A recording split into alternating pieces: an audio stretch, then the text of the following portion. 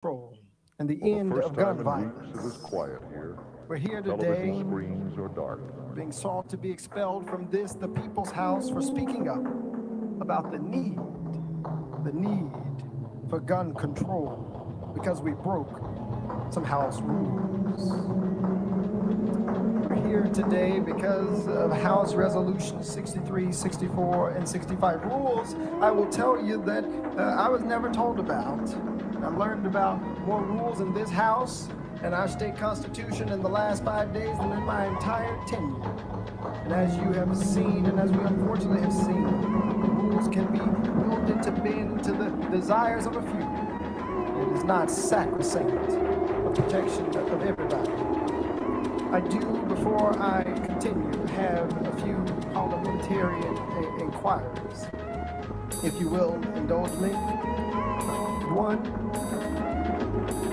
when is it that evidence can be presented into the record?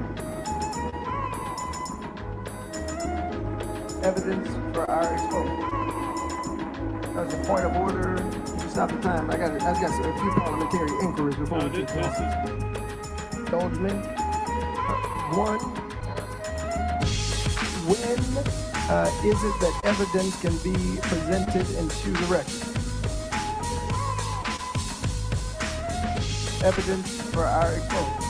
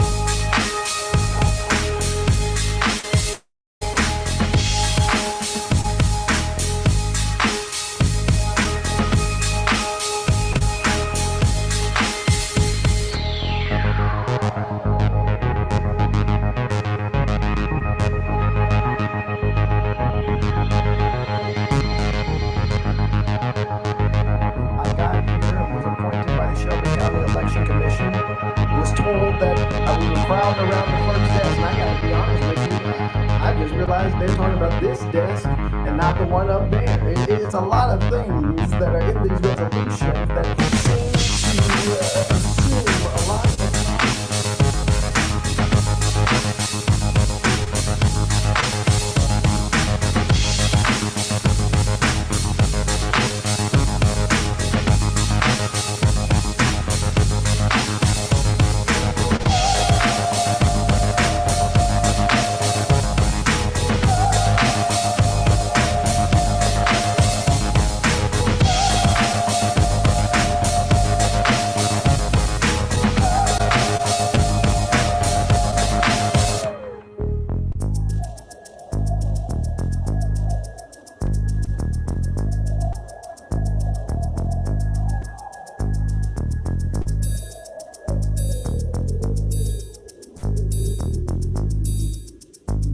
First time in weeks it is quiet here.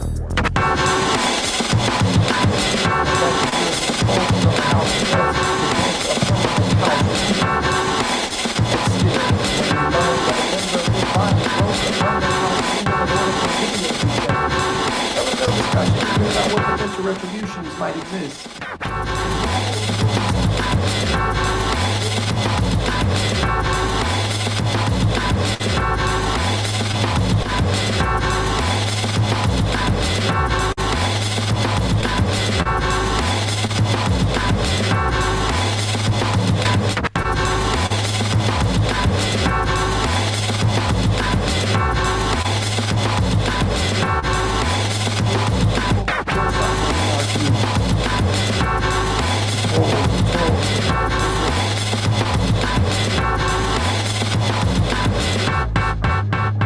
Until approximately 11:42, and my fiance, she's a and I have to tell you, if you go back, and this is one of the questions that I have, and we can start working.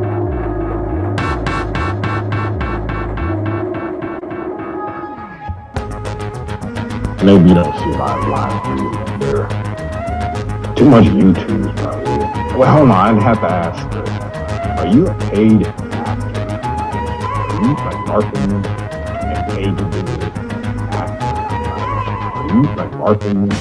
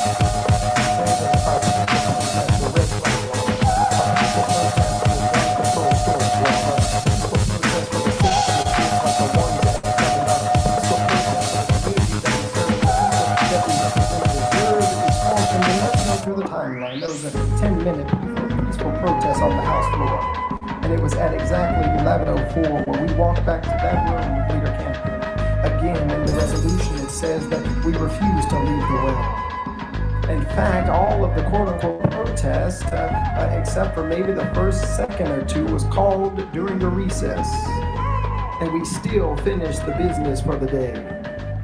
You keep going, and they say that we shouted and led chants with citizens. They said that we refused to leave the well. We had signs displaying political messages, and none of us believed that we were doing anything to deserve expulsion from this house. Speaking up on behalf of the last, the lost, the least, those who've been left out, those who've been ignored, those who've been silenced, but who refuse to be silent any longer, does not deserve expulsion from this house. The mic was cut off. We did use a mini bullhorn to listen and to project to the people in our community who were asking for change. The reality is, we were told this happened in the open presence of witnesses, but the gallery was cleared.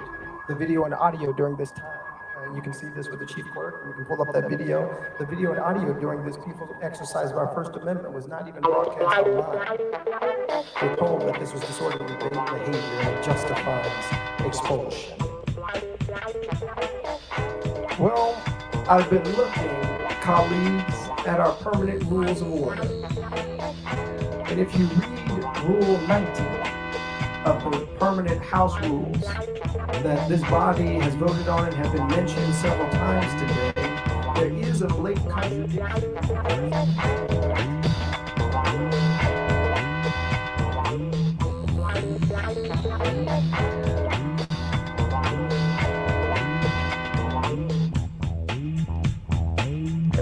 Of rules by members, and it reads this, and I'll read it into the record. Any member who, in speaking or otherwise, transgresses the rules of the House, the Speaker shall, or any other member may, call such transgressing member to order.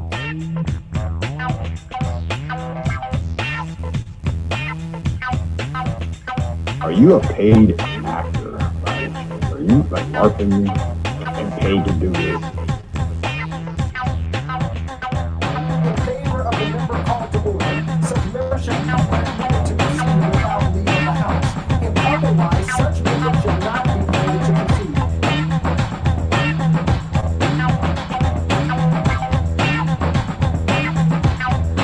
Are you a paid actor? Are you like marketing? And are you a paid actor? Are you like marketing and paid to do it? Liable to the censure of the House, not expulsion. Peace. Those are permanent house rules. Those are what I've been told. It's not the fact that we walked up to the well. It was what we came up here talking about. That's what's at issue here. We're told that we have hurt the integrity and dignity of the House. The House that our people elect into. We received letters from Evan and Johanna and Annabelle, Lucy, Heron, Nuceiba, Lily, Makata, June, Jenya. We've had folks like the Robinson family, the Fitzgeralds and others who come and reached out to us and said, thank you for standing up for right. Thank you for speaking up for such a time as this. And the reality is each of us have a responsibility to do so, to speak up for such a time as this. There is something I take issue with in paragraph 9 of our resolution. It says that it's deemed in the best interest of the people of the state of Tennessee and the body for Representative Pearson to relinquish his seat as a member of the House of Representatives. I want to be clear. We are not relinquishing our seat. With this vote, you are taking it. You are disenfranchising the people of District 86. You are disenfranchising tens of thousands of people in our state. We are not giving anything away. Few of my colleagues talked about the Tennessee State Constitution in Article 2. I invite each of you to go to Article 1, Section 2 of the Tennessee State Constitution. And it reads this way: that government being instituted for the common benefit, the doctrine of non-resistance against arbitrary power and oppression is absurd, slavish, and destructive of the good and happiness of mankind. That's what the forebearers of the state of Tennessee wrote. That's the Constitution you're talking about. Where they said that to have non-resistance against arbitrary power, against house rules, not criminal acts, is oppression, is absurd, leads to the destruction of the good and happiness of mankind. We've heard from thousands of people asking that we do something about gun violence. We must answer them, whether it be in Memphis or Millington, where there's conversations with folks like Mama Easter Knox or Sarah Gladney, or thousands of people in this chamber, outside this chamber, up top, who are saying we've got to do something. We've got to do something. It is those who are demanding and should be telling us what's in the best interest of our people. And what is in the best interest of our people, from what we have heard, is the end of gun violence. What's in the best interest of our communities and of our people are folks who are willing to pass just legislation. It's folks like those grandmothers who couldn't make it today but are watching today, who want to be ensured that they will be safe and our communities will be safe. It's Jermaine, my intern, who shadowed here at this Capitol, who said, I want to make sure that going to school isn't going to lead to my death. Our silence about gun violence is the antithesis of what is in the best interest of the people of the state of Tennessee. This week especially, Holy Week, we remember also Dr. King and the forebearers of the civil rights movement who taught us about civil disobedience as a way to get action. Dr. King taught us that sometimes there's a consciousness above rule, above what you might say is law, and that the true forms of protest is nonviolent disobedience. For less than a few minutes, we and you are seeking to expel District 86's representation from this house in a country that was built on a protest. In a country that was built on a protest. You who celebrate July 4th, 1776, pop fireworks and eat hot dogs. You say to protest is wrong because you spoke out of turn, because you spoke up for people who are marginalized. You spoke up for children who won't ever be able to speak again. You spoke up for parents who don't want to live in fear. You spoke up for Larry Thorne, who was murdered by gun violence. You spoke up for people that we don't want to care about. In a country built on people who speak out of turn, who spoke out of turn, who fought out of turn to build a nation. I come from a long line of people who have resisted. I come from a long line of people who have fought injustice. I come from a long line of people who know what it means to face adversity in difficult days, who knows what it means to have words that mean something, that doesn't call peaceful protesters insurrectionists, doesn't call people who advocate for the end of gun violence the folks who would actually kill law enforcement officers, talking about children and teens who are being persecuted by the words that we speak. And I must say to you, as I wrap up this portion, that we all have a responsibility. We all have an obligation to do what is just, to do what is right, and to do what is fair. And what I can promise to those of you who have cried today, those of you who mourn the seeming end and assault on our democracy, I can say to folks who are worried about whether or not, as one sign said, am I next? What I can say to you is that the movement for justice can never die, because the heart for justice can never be killed, because it lives and it beats in each and every one of us. It cannot die because we will not let it die. I'll tell you that folks have tried to kill it. They tried to put it on a tree called Calvary. They tried to kill hope and love, but resurrection is always guaranteed after persecution.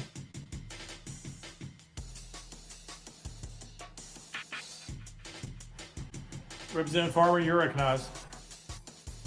Yeah, thank you, Mr. Speaker. Representative Pearson. Representative Pearson. Right here. Do you know why you're standing in the well today? Representative Pearson. Yes, hold on one second.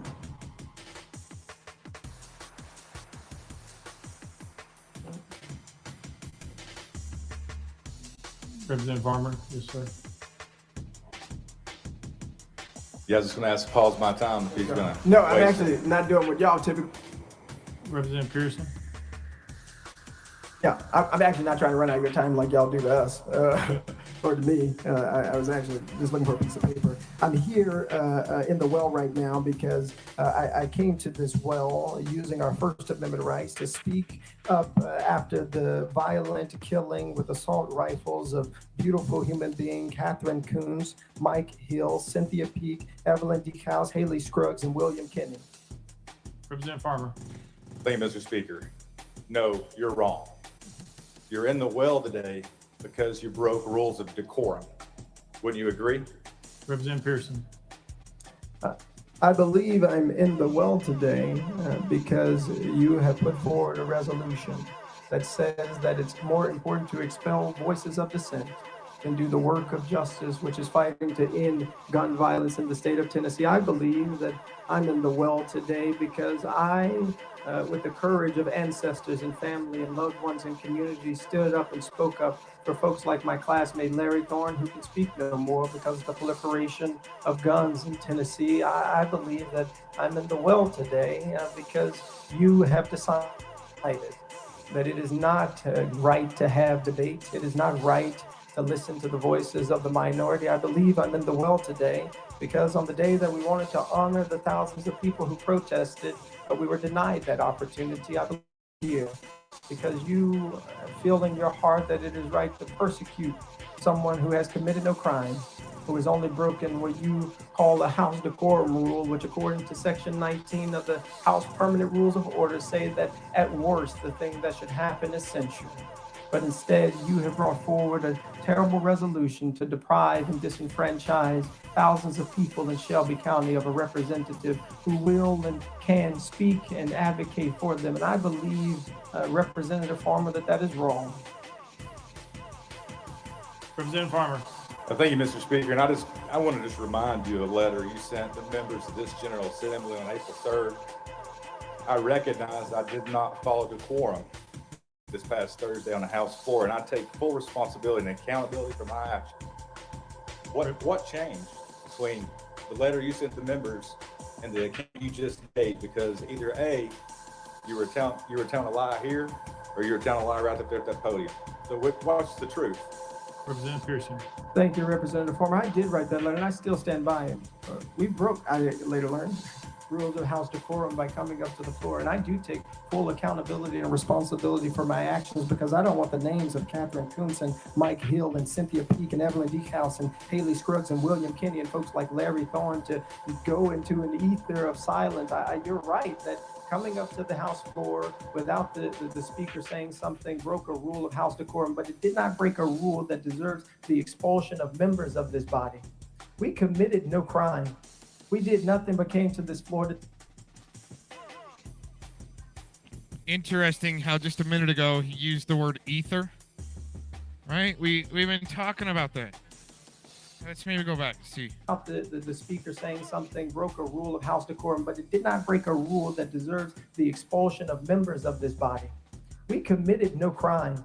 We did nothing but came to this floor to say we need to listen to the constituents who are asking for us to end gun violence. We need to listen to the constituents who are asking for us as they chanted to do something. And that is not a crime.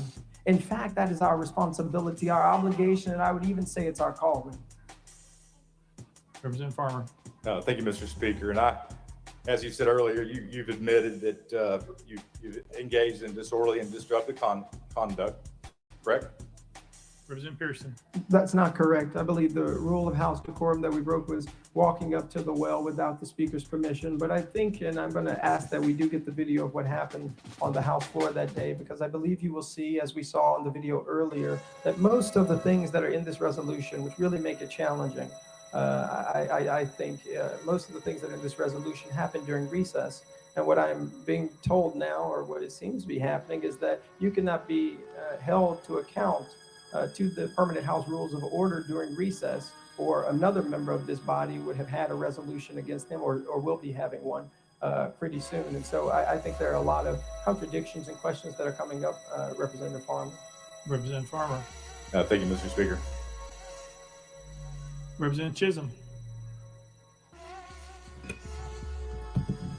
Thank you, Mr. Speaker. Representative Pearson, what date were you officially sworn in?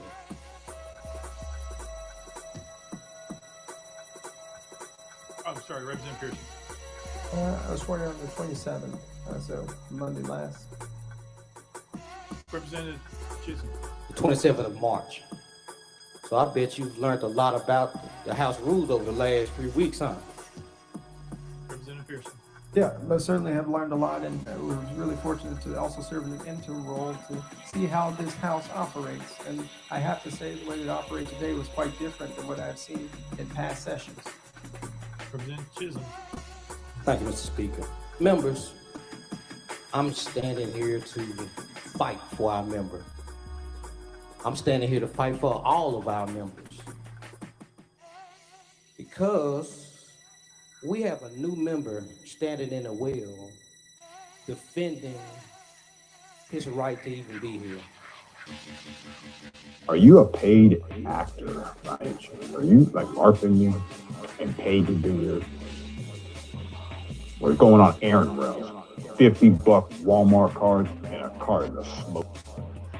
A member who has proven himself to be hardworking, articulate, eloquent, and although this member moves a little bit different, Go to the dentist, you stupid fuck. matter of fact, I even go over as far to say he moves different than I do. But this is a member that deserves to be a part of this body. This is a member that I've seen with my own eyes work so hard for his community.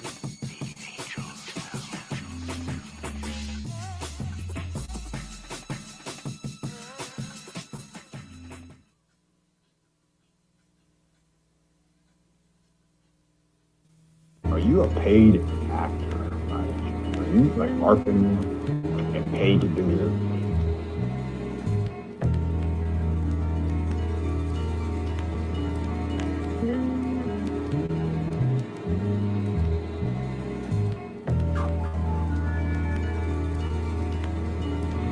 You guys follow me? And it's not, I mean, it's not the only place that things like that happen. You know, like,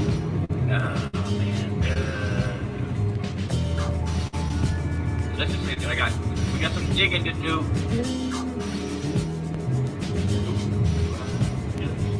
You guys understand? Because law enforcement knows all about that. You think they can get through a career without facing these kind of criminal gutter sluts and amateur thugs?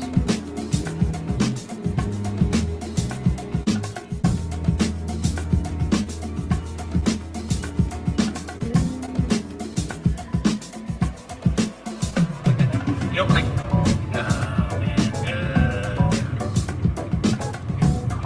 let's just say that we got some.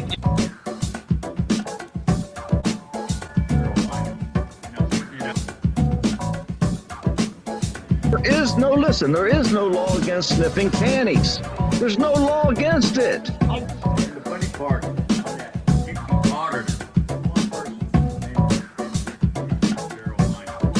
putting it out there. This paper, anyone in this nation will defend this man to death.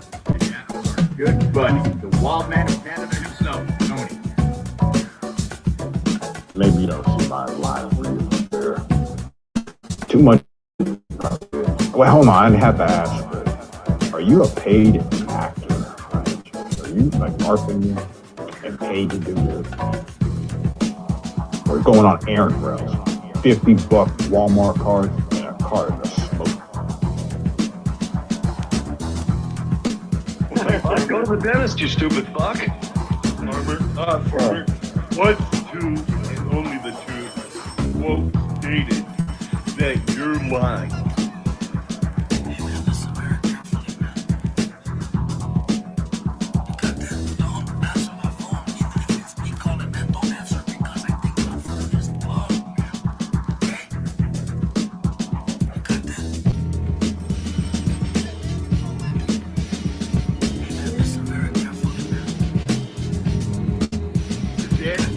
About that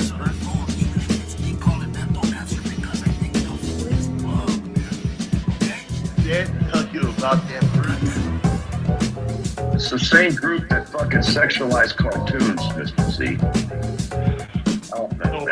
Hey, you know, if they want to sexualize like cartoons and whack off to them, I guess that's their choice. Hey, check this out. How long did they leave that fucking fake suicide video up last night? That fucking video was up for fucking hours. But we put up a video of one fucking thing and they take us down within minutes. But they left that fake suicide video up there, which we all have a copy of. If anybody doesn't have it, I'll at least send it to you. I have it. Hey, seriously, doesn't look like it. What's that? The name does not fit.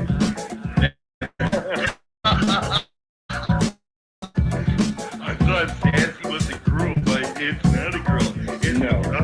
It's a big guy. Does that tell you about that person? It's all about the user PDF. Would you please just calm down and just watch the show and shut your mouth for now? Thank you. Mouse, you gotta do it for the children. You gotta save it for the kids. Mouse, you gotta do it for the children. You gotta save it for the kids. And we all know farmers are fed, right? Immediately called farmer, who's upset, and commander's going, and commander's the bailiff. That's what I was gonna ask is Commander the bailiff. You get to make amends now, Mouse, for what you've done. You get to take somebody who's putting pornography on the internet. Mouse, shut up and let me fucking talk, would you? Goddamn, you don't never shut the fuck up.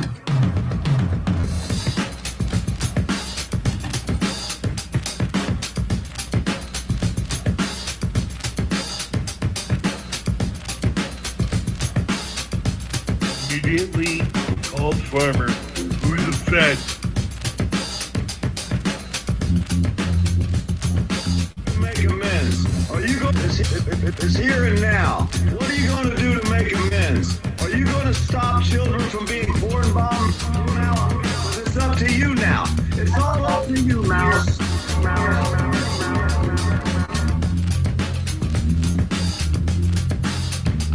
Immediately call Farmer. Who's the best? Get the fucking talkers. This is your fucking panel again.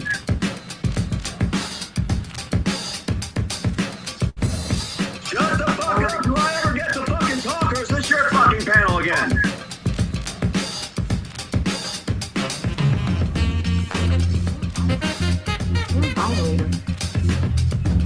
Oh, nuts.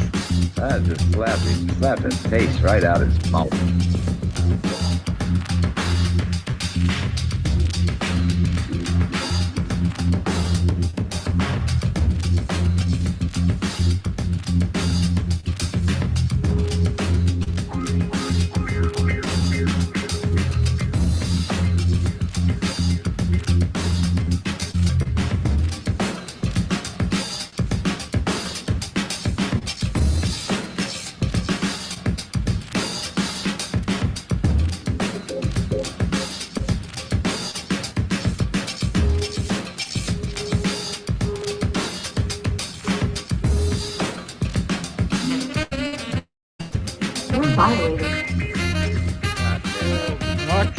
I just slap his face right out his mouth.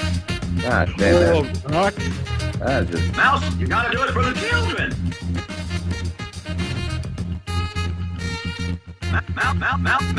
Mouse, you gotta do it for the children.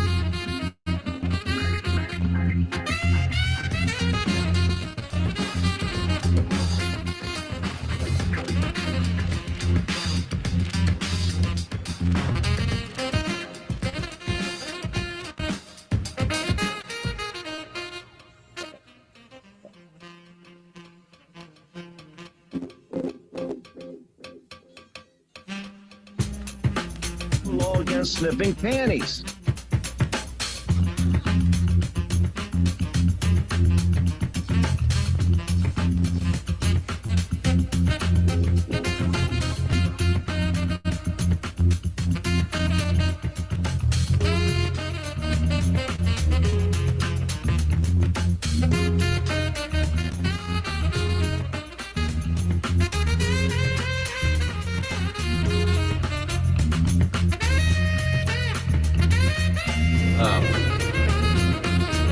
I've done it, and I don't, I'm not proud of it, you know,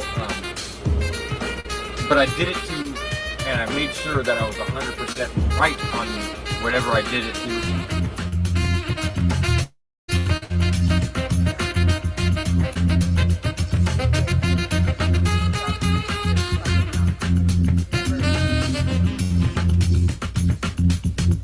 No way, man. It's like this to me is like your privilege is expired, whatever it is you thought you had, you know, it's just it's over. Fellow cannot stop. Till this day, he cannot obsess it over Aaron Cox. Well, he believes that this is a disabled mother with a disabled minor child. He's a sick freak.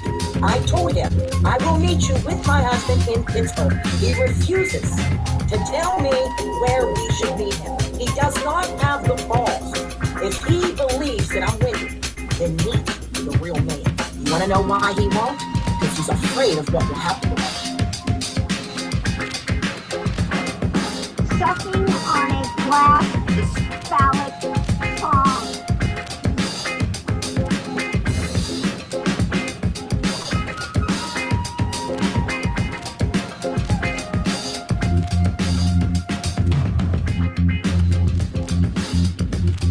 Never served me with papers. You tried. And you recorded that call too. And when the officer asked you, well, what have you been doing to her? I haven't tried to serve you papers. Ever. Ever. So you are done. You are the shit. And I'm not talking about myself. And I will always be a demon slayer.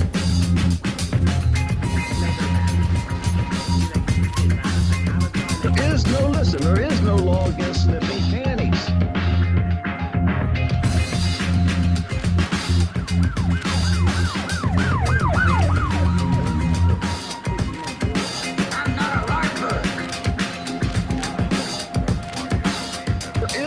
There is no law against sniffing panties. Shut up. There's no law against it. Your privilege is expired, whatever it is. No. It's just, it's over. Fellow cannot stop. Till this day, he cannot obsessing over There is no Aaron listen, Cox, there is- who he believes that this is a disabled mother with a disabled minor child. But then they don't He's a like- sick freak. I told They you. don't like it. I They will don't meet like the you with my pushback. husband in Then all of a Pittsburgh. sudden they're victims and they're crying and whining and piss babying. Look at that Aaron sissy. I remember calling that sissy out with other Marines on the line. Mike saw it, and everybody saw it that day. Now look, we let it go, and then you see this little pencil neck chump, this little incel looking fag. You seen him run off at the mouth. I went into his live show a couple of times and said, hey, throw the hangout out. Let's do it live right now on your show right now, right here. And you saw him knock at the knees and run. This is what these sissies do. Look, they do what you watched me, you, others go through online. They do that in real life. You just saw it last week. How come last year it was all this burning and beating people down and pushing cops and running over girls and smacking old people and all of this? And then when America showed up, able-bodied young men and women, full-grown, 30s and up, saying, what's popping? You saw tumbleweeds in D.C. Tumbleweeds in D.C. Cops telling the rest of America, hey, back up, just let them get in the train and leave, it's over. That's what you saw. What did you see all online every time you see us throwing out hangout links? Hey, get on. Say something. Throw a link out. Are you live? You can do it live, off air, whatever you want. Want to meet up personally? You know anybody in New York area? You ain't got to come to here. Levinson, Jamaica. What's popping? And when you hear these type of things, you see them run, knock at the knees and run. So back, okay, so let's just talk about Aaron. So what, because he's like all showing his certificates and everything else, that he was in National Guard. Explain to me, please, Julius. Well, see, now the story changes again, because what first happened is he was threatening that character. He effectively entrapped her, people got the recording. He effectively tried to entrap her by saying, I'm recording you and you got a court case going on. That's called entrapment. And then he said he was in the Coast Guard. First, I think he mumbled Army, and then he realized that me and a few other people on the line were vets for real, the combat type. Then he figured he could save himself by choosing a branch that nobody really knows about, including those of us who serve. He said, I was in the Coast Guard. I was in the Coast Guard, yeah. So then we start questioning him about what his rank was, what he did in the Coast Guard, and he was in the Matrix. He was fumbling all over himself. I was pissed, Eric's laughing, other people are laughing. I think Kim was on the line laughing, and that's what happened. He got called out, busted out, and then Mike came on and I explained the whole situation. We all did. I got the impression from Mike that it wasn't news to Mike. He already knew. Mike just sat back and acted quiet, like he just didn't even fucking know. And then they started carrying on conversation like as if nothing happened. The Patriots heard from combat veterans that there was a snake in the grass, and it wasn't even the slightest, they didn't even bat an eye. Now that's great. I expect nothing less from these type of systems. But months later, when you see me, you, and others go through it, you've seen us very quickly say, hey, so when's showtime? You want us to jump on now? You throwing out a link now or tomorrow? When you want to do this? Let me know. He said nothing. He tried to make a video or some type of sissy shit. He went live. Me and others went into the live stream while he was live. We showed you. And says, hey, throw the link out. Sissy was popping. We can have a discussion right now. If I'm wrong, you get a full-throated apology right here, right now. But you know what you said and did. Please don't make me pull an Omarosa and we start pulling tapes, cocksucker. But he knows what he did and what he said. Becky knows. Kim knows. The other military members on the line know. Mike knows. So there you have it. Now you tell me he was in the National Guard. Before it was the Coast Guard. By the time he gets finished, he's gonna be Delta Force. By the time he gets finished, it's gonna be him who kicked in the door and shot Bin Laden. Get the fuck out of here, you pencil neck. Well, what's going on there? Right. Let's do a little. My issue with him is we go way back. A little bit of And, fun. Let's have a little fun one here, thing Kate. is he did a podcast. That's a stereotypical insult, literally. You can find this article by searching the gov.us courts, or put in the case number there to search this document. It's too hard for me to drop the link to a PDF. I don't know how to do that. Have you felt recently that the trolling that might be going on in some of the, let's just say, subversion or videos out there, do you have the feeling that might be kind of evil? Some of the evil trolling and some of the crappiness out there in the interwebs. There was 3 or 4, and you can go right back and click back here, and you can hear it. Now Cosette's changing her little story, now that Eric's on the panel, and now she's having her say with me. And I've defended many people when I know the truth. When it comes to this subject, and I know the truth, I'll fucking speak that shit. Normally I don't involve my... But this person just threatened my friend for helping me out.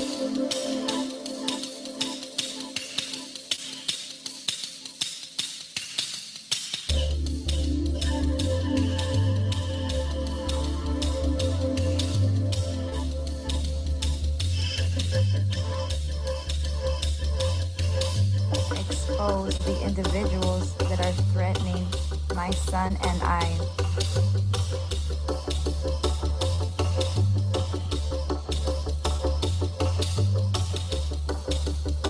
These people act like they were joking about food, but these are code words that pedophiles use. And now they're threatening my friend for just showing a recording of that.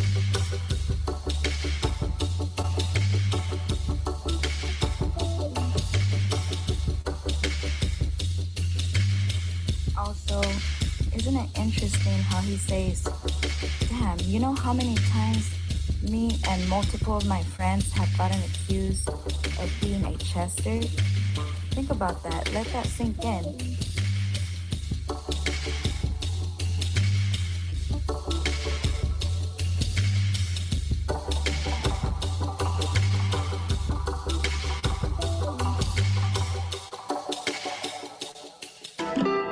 Well, let's go over this case, and right at the end here, we'll show you something that might pertain to that. The names well, the names do kind of matter in this case, okay? And here's the thing about all that, is that there's some tactic in here people might actually recognize that's being used on people. Okay, I'm not going to go through that. You might be able to pause if you're really interested in some of this. Okay, accusations of this crazy stuff there.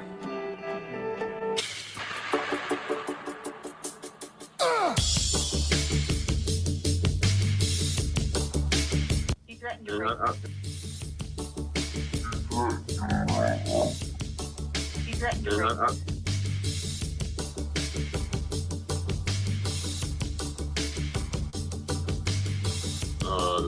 The recording got streamed.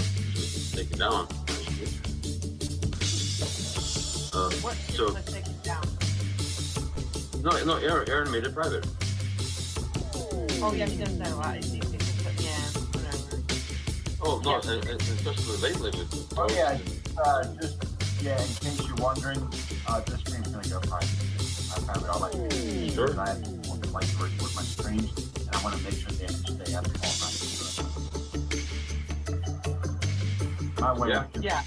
It's my way of basically playing a psychological operation on them. Okay. He threatened to rape. Do you, any other regular person, friends that have gotten accused of such thing? Multiple friends?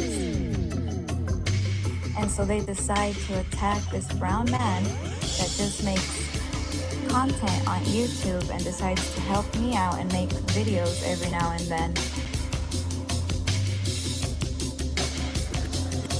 Remember, this is the same guy that goes like, oh, he's allowed to call me cucks now. Like I work for him. You know what I mean? He's allowed to, he always says that. He's allowed to call me cucks now? Like I work for him. Nah, come on, man. I call you cucks any day. I don't work for you. We don't do things together. We're not except for my partners in face. crime. We don't take pics together. We don't make films together. And No, we definitely definitely don't use the ABC code together. No, you And use it's the full time. It's ABC code. You The whole just went by the ABC code, dude. What the heck, man? We don't do that together. You might do that with other buddies. But me and you, nah. Don't try to link me in with your stuff. You thought I was talking madness. I mean, he come up here right now and face the truth about what he He's trying to link me in with Denise or something. Like we work together. said right now. Yeah, man. Oh, it's bullshit. You guys are talking nonsense. You guys are crazy. They're crazy. Well, I'm not. Not at all. He's the crazy one that had to rage quit before I even say anything. Yeah, I didn't say a definitely word. rage quit. I rage quit, but I'm done with amateurs, man. I've been doing it for too long, dude. I've been doing free demos for a really long time. I remember asking so fast. I remember saying that before. What just happened? Yeah, I'm on that again. What just happened now? All right. I'm gonna be getting into it here in a second. Just need to kind of get to the right area here. Okay, we're not gonna need to really go through that. You can pause right there though if you need to. If you want to.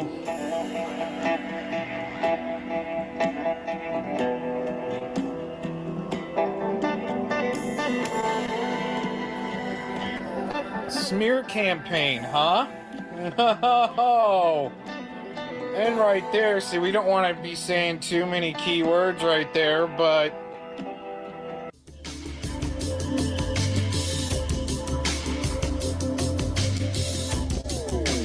was ran by Fitzgibbon along with his co-conspirators, Chavez and Schoenberger, which have actually split up and sued each other and so forth. Well, I don't know if they sued each other, but they've definitely taken each other to the court. And now they're threatening him because they are the ones that are threatening my son and I.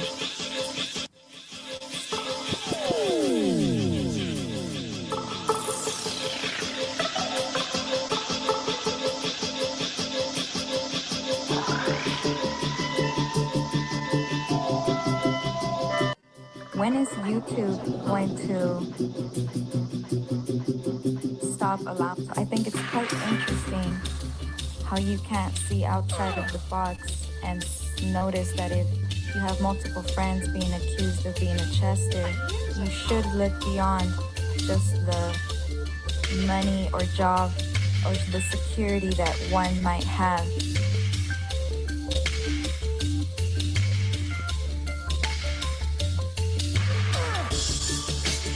In order to speak the truth like you so happen to be saying in this video. And these people have been targeting families.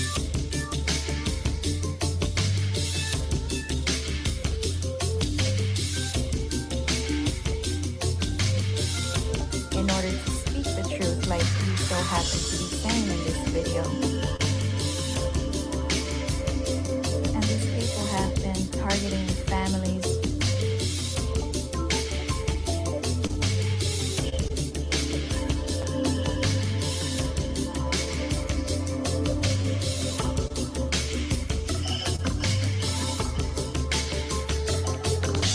Here's a strategy, if you really want to know about why some of the trolling is going on, and it might seem evil. And this is how counterinsurgencies happen, where somebody might need to be blasted and they can hire somebody like Shadowbox. Doesn't matter, you know, what the truth really is, I think, there. Although, see, if they were exposing truth, they wouldn't be in court. Okay, that's my opinion. And what else do we have here?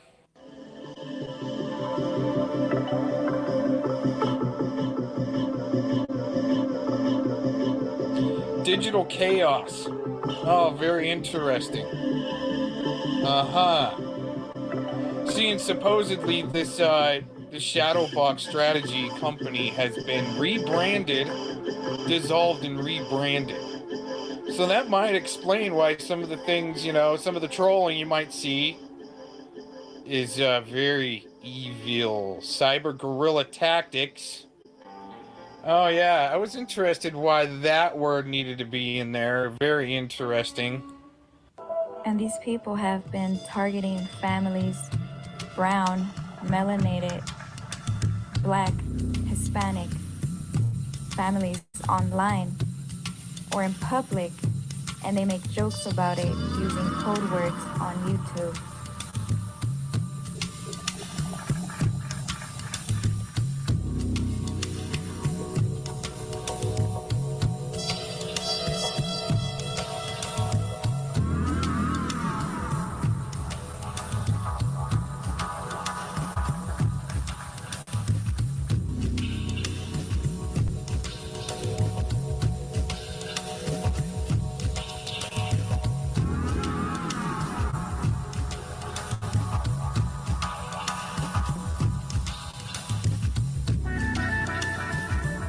What's the thing about the ice cream? He loves ice cream. Tell me about that. Ice cream is big. Pasta with red sauce. You can go deep on that.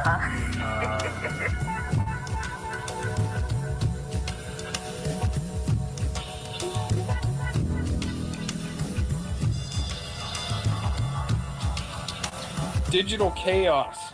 Oh, very interesting. Seeing supposedly this Shadowbox strategy company has been rebranded, dissolved and rebranded.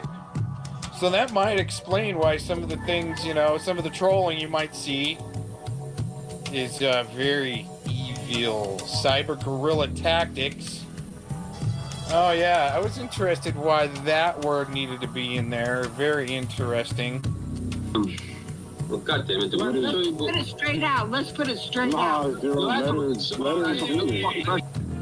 it's a build-up. It's a build-up. Oh, what we do. Designs. Oh, get him, Ben, time traveler. Designs crisis management, counterinsurgencies to debunk and hit back at malicious and defamatory online and media attacks to our clients. Or they'll range a slander campaign, kind of go on the other way. Somebody that may have pissed off a, you know, a politician like Harry Reid or, you know, something like that. Very interesting, huh? Chase phantoms. Want people to chase phantoms, rendering them exhausted and perplexed. But she was saying she didn't know me and that I seemed nice and all back here she's fine with me. And I'm telling her you can't associate me with everyone. Otherwise it's hypocritical of you because you're up on a panel with people that are calling me out and have targeted me and actually came to my home. And I'm not saying that's like me saying, okay, now you're with all of them, and I'm not doing that to you, yet you're doing that to me. Mr. Fitzgibbon befriended a woman by the name of Beth to assist with furthering the mission of Shadowbox. However, Shadowbox was only ever able to recruit 2 clients, and eventually the company was dissolved. Notwithstanding, Fitzgibbon convinced Beth that Raddick was a mole for the government and that Raddick had falsely accused Fitzgibbon of rape and recruited her to assist him in his efforts to threaten, harass, and retaliate. Oh, wow, yeah. Through social media. Fitzgibbon directed Beth to tweet phrases such as TikTok. Oh, I've had that before. I've seen that before, the TikTok stuff. Yup. I've had threats that have been sent to me through comments that I haven't even published with stuff like that. From sock accounts. Bots. Droids. Some of these people, I mean, might be bot or droid, you don't know, in your chat room. And I'm wondering if what you said, Eric, that she might really be in need of, medical help. Eric's got her convinced now. Anything bad about her. The game worked at all. for Eric. I really feel He's still in the lark. And He's still in the LARP, baby. So I know that what she Think this is funny? It came off to me as real fear, but she had No. to stop. To this Aaron, person on the right other here. hand, I don't get him at all. I mean, It's the other way I don't around. You got it understand wrong. what he's all about, and you've known him for 4 years, and he always refers back to the Bundys. You're taking pics now. Doing the work for Right. his adversary. And then he's like putting the Christmas channels, right? And I was like, wow. Don't worry, Aaron. I will let Spirit Force know what he's been up to. There are consequences, Aaron, for your actions. I can't see him either, so if I can't see him, then I'm not really worried about it. And the thing is Zero records everything, so I'll see it eventually. I mean, it's like, I have 151 chat messages saved in a Excel spreadsheet. I can pull that shit out. Yep, I'll just view it on the rewind. It's in the HTML format. Yeah. Exactly at the time when it just comes in. Retract all you want, delete all you want. You can do the upload. Cool. Because I didn't even know you. Like, yeah. Right there.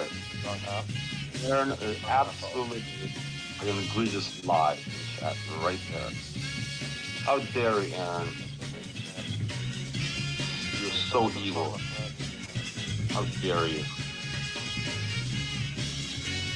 Unbelievable. Yeah.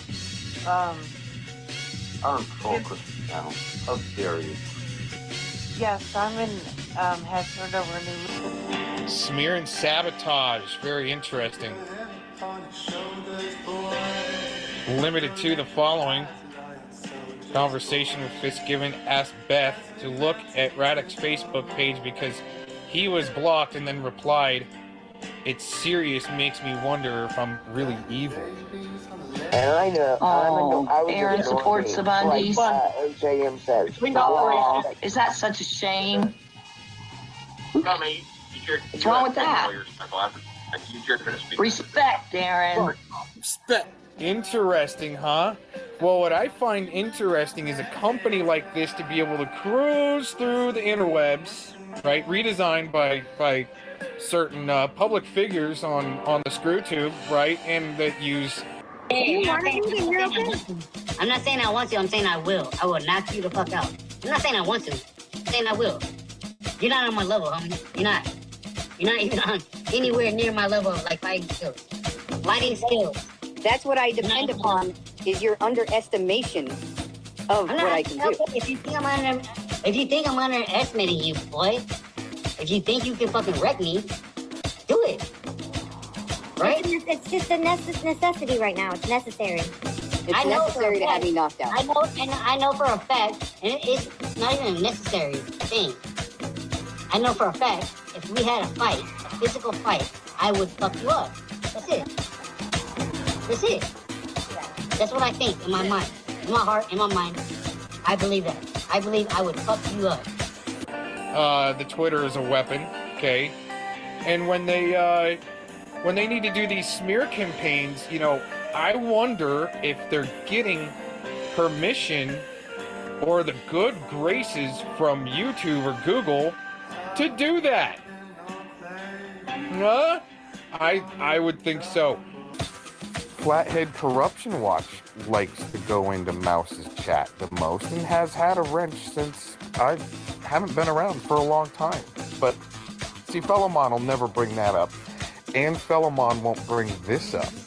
I mean, we should keep things current here, and so I did point out that the Dick and Roscoe show that's wrenched in Zero's chat, this was taken February 27th, 2021, where no one really wants to address that the Dick and Roscoe show. And see, we even forgot to add one more here. Oh, no, that's right there, okay?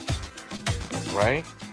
No one really wants to address that concern of the Dick and Roscoe show, which is Beware Mouse, wrenched in Zero's chat, and actually Fellowmon has participated in that chat also that very same day of February 27th, 2021.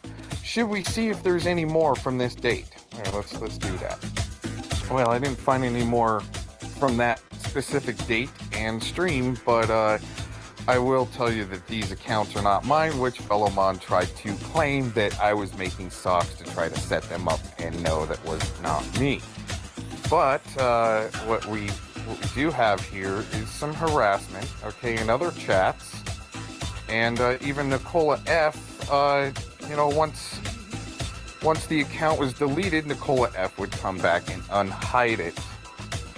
And, I don't care. People can make all the socks they want, and even right there if they want to do stuff like that. But when you get it wrong, and you keep going forward with this narrative, there are going to be stiff penalties to pay. And especially without proof and evidence, or what they would call receipts. They just like to harass, period. And it's not good. Yeah, it's not good. More harassment there by Fellowmon, and having to be hidden. What we got here? We got some more. Oh yeah, he actually said he's coming for tag, huh? I wonder what that means.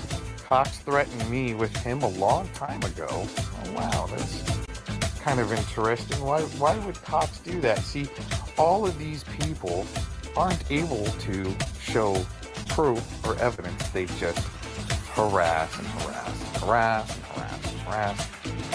Yeah. We're going to have some more fun with this, it looks like, because people aren't able to show the proof and stop.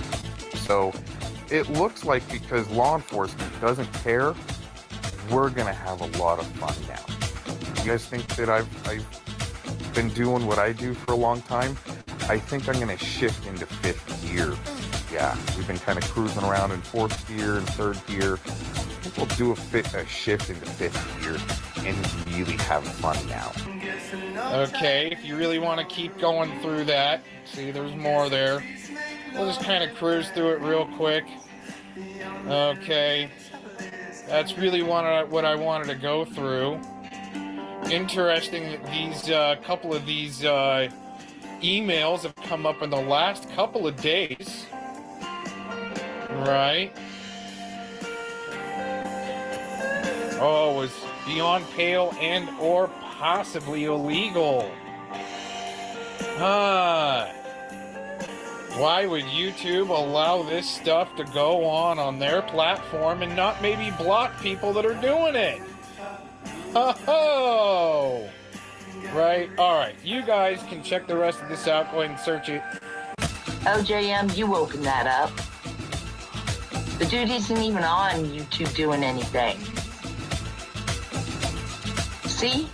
Didn't matter that I was off a year. The soap opera was going on when I was done with court. Still. And now I guess she's found some more people to tell half-truths to that will spread it. Eric. Fucking idiots. And I called that shit out on live stream. I called that shit out. And that's why Conan got triggered on me.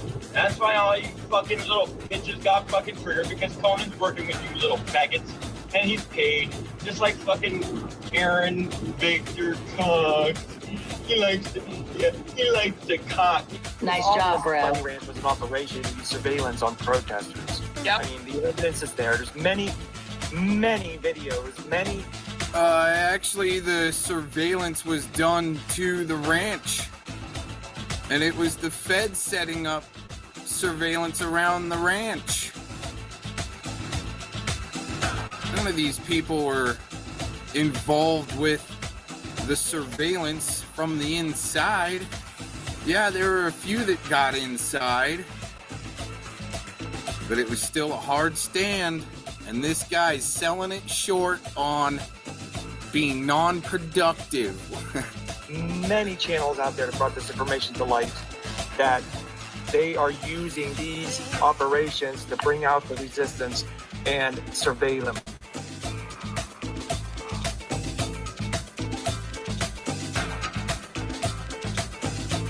Yeah. The Bundy Ranch was no different. It was badly done. There's so many people. He's saying that everyone that went was a shill. Yeah, there was a good amount of them, but they were spotted. People that came out and called this out, you know, so.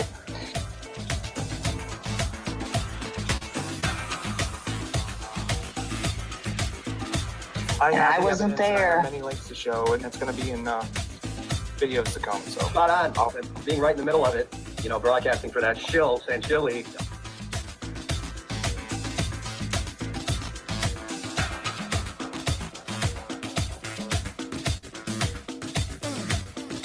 Yeah, Pete Sanchili and how many of them? Yeah, I'm just What's up with that? 1 minute, your friend. Look at that on the board there. They thought that my pet dog was dead, or they're saying he is gonna be dead in their code. And Uncle Chop Shop either knows, or he's just another one of these smart, brilliant ones on the panel. Ooh. 1 minute, you're not, Eric. What's up with that with you and Pete Sanchili? A shill is a shill, and what are you saying, huh? That you knew you were working for a shill? Expected a big payout. And yes, he was working for him. Whether he was getting paid or not, he thought he was going to get paid. Yeah. Wait a minute. I make a comment here that I'm wrong, because it's J-Man, not OG. Stop running Well, your they're all the mouth. same, probably the same person. Just a question. I mean, you said I denounced Aaron as a friend, and now I'm talking to him. What's up with that? Huh? That's exactly what it was. Yeah. Oh, Santilli is dirty. He's dirty. That came out so long ago. Yeah, I mean, that was an obvious. Oh, yeah, and just to let you know, this guy here, OJM, has threatened to kill Aaron's dog. I think that was J-Man that did that. That's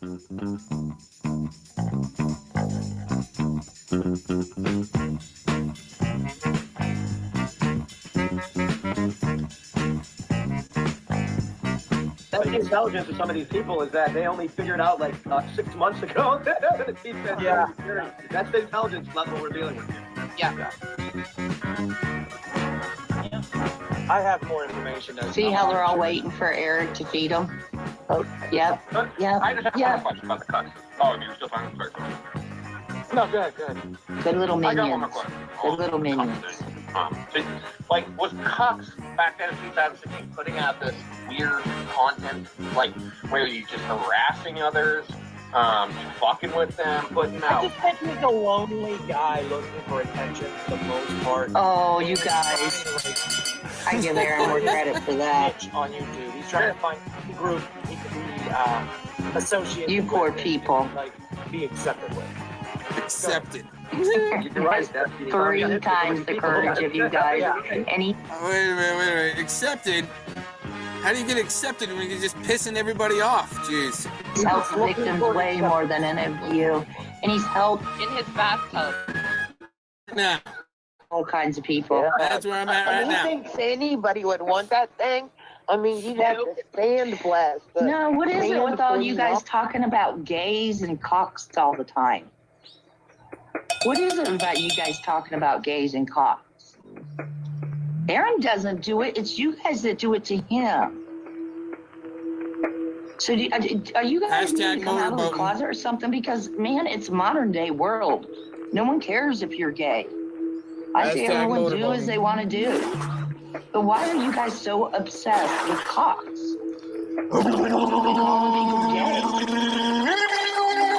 Off of it, right?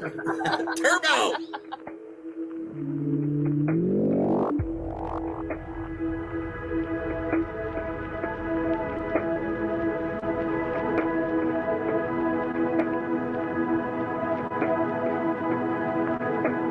back. Yes, I was talking about Aaron Cox, the Coast Guard veteran, admitting in a video live stream yesterday that he and the gang that I've referred to as the trailer park, the cop stalkers, the port terrorists,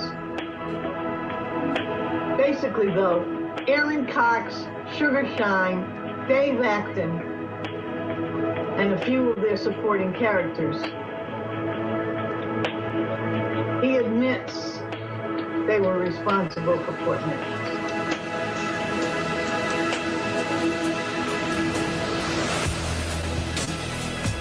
Yeah, he's still running around loose. What's Shadowbox got to do with this? I started to say, I titled the video FBI Shadowbox. Yeah, that was Nicola, isn't it, bitch? Like tries to, tries to perpetuate, these channels that talk about the Annunauki and space friends from the planet. And left the planet.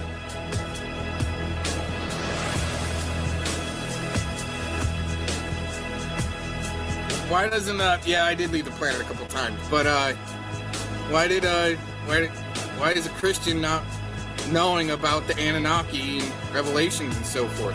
I mean, if we're going through the Battle of Babylon right now, I mean, it might be an important thing to know, Mr. Christian. Yeah, he claims he left the planet. He has friends on the planet. I wish he would leave the planet and stay.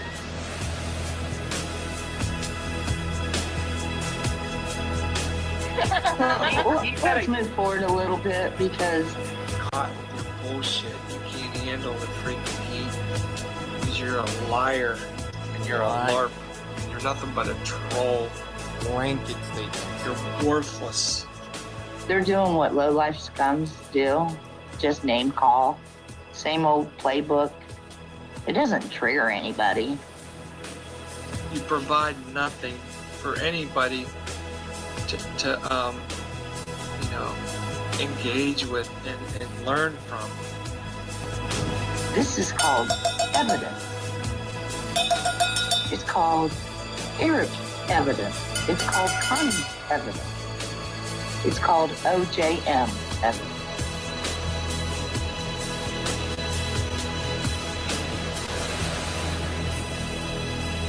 black Hemi, like a black Hemi, and just blasting all over his house, and it's like a big black cloud. Sob story he gave about. No, I deleted the evidence. Freaked me out. Dum-dums. His live stream you blowtorching that thing into Just stalking. I didn't put that video back up because it's embarrassing. That's why. When I got it. Wait. It is embarrassing for You him. just said I won't put that video back up because it's embarrassing. That's why. It is embarrassing to him. Wow. Mr. Boxer. You're going to get boxed. Eric, that's not the case. So we'll let you think that for now. That's right. It's just your lies. Blanket statements. Yeah, and you're teaching people how to wear freaking tinfoil hats and oh yeah, Eisenhower's aliens. We'll go back here in a minute and show you. Oh, gosh, it goes on. All of these liars, boy. All of these liars, right? And he's sitting here with the most fantasy. He's disrupting my show when he started talking about me first, and then I was just listening. So I piped in.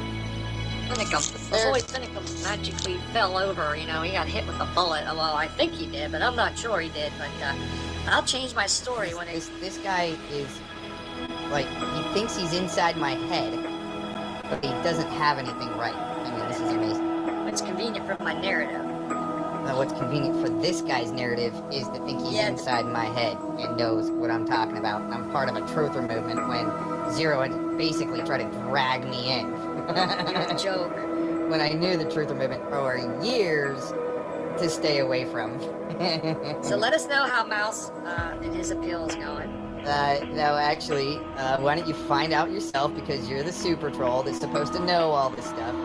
Friends with Flathead Corruption Watch that helped dox the miners you know, the miner's confession that was written by an investigator, signed by an investigator.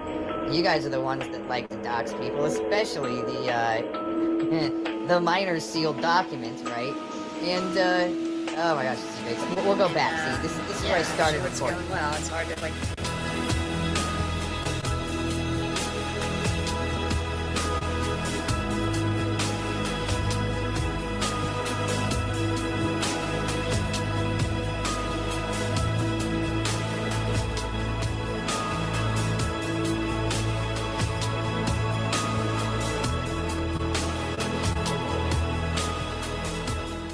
Poor guy can't get it up, right? I think you're pretty much cooked, dude. I think these guys are the ones that need to talk about people's broken dicks when I repeated what other people said once. For some reason, this guy likes to talk about broken dicks. Stop! I'm sending Pale Horse's IP address to the FBI right now. Not her, whoever you are, you're being traced.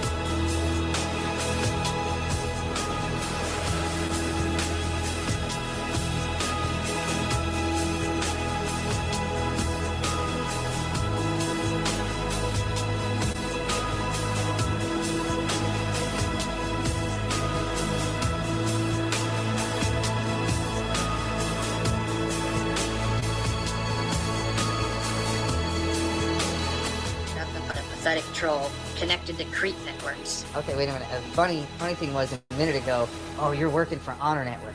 Oh, now you're friends with somebody that for Honor Network, and you can't do shit with it. Yeah, your buddy CMN, he's pretty pregnant, dude. I think, you know. You're really watching. Why? You jealous you're not the father or something? I think the baby's due soon. You gonna name it Rex Jr. or? This guy thinks he's oh, I don't know.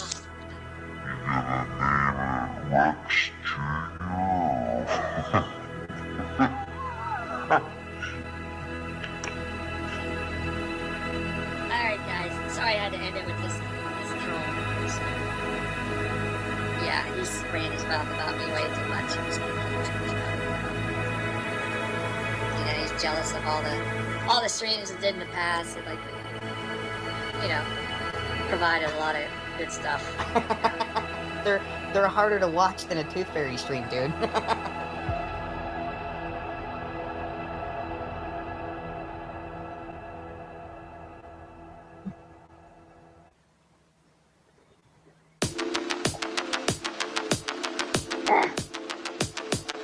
Veltman, just go away. Go make another sock. YouTube's dying and he's still trying to prove himself. And now he's working with the Honor Network.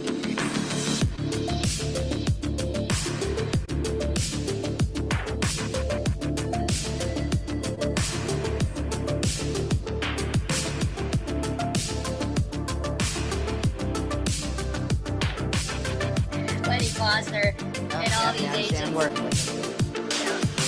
He was working with the Bundys. It's a big joke. Wow, look at all that stuff happening there. Gosh. Just put it to private. The list goes on. Alright, hey, thanks TGW for stopping by.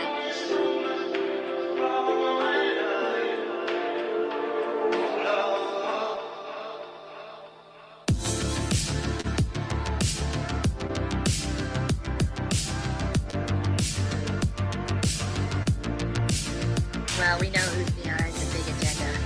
British, and it's Israel. Whoa. Yeah, so. Whoa. Have a good day. Thank you for figuring that out. He puts it to private immediately. Oh, you didn't want me to catch all that. He'll see me go back.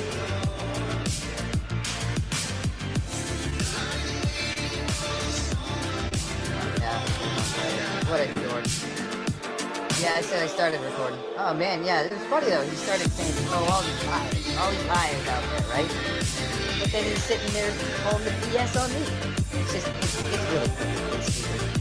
All he's gonna do is run this stupid little agenda, and spew rhetoric bullshit, and then cut tail and run real quick. That's the way it works, especially for Silicon Valley shows like Sullivan. Peace out.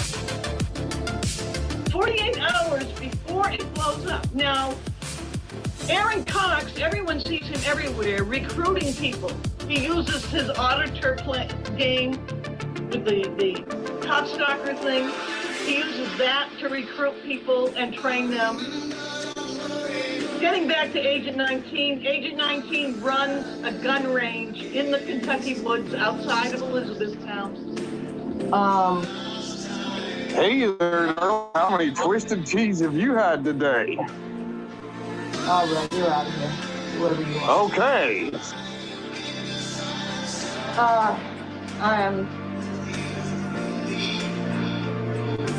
is not a game. This is not a joke. This is not comedy. I don't know what this guy OJM wants. Hi, Denise. Hi, I got more info on Cox if you really want it. No, I'm not. I don't need it. He's a fisherman. He fishes for trout. Okay, we're done. How do I get rid of this? Have some more twisted.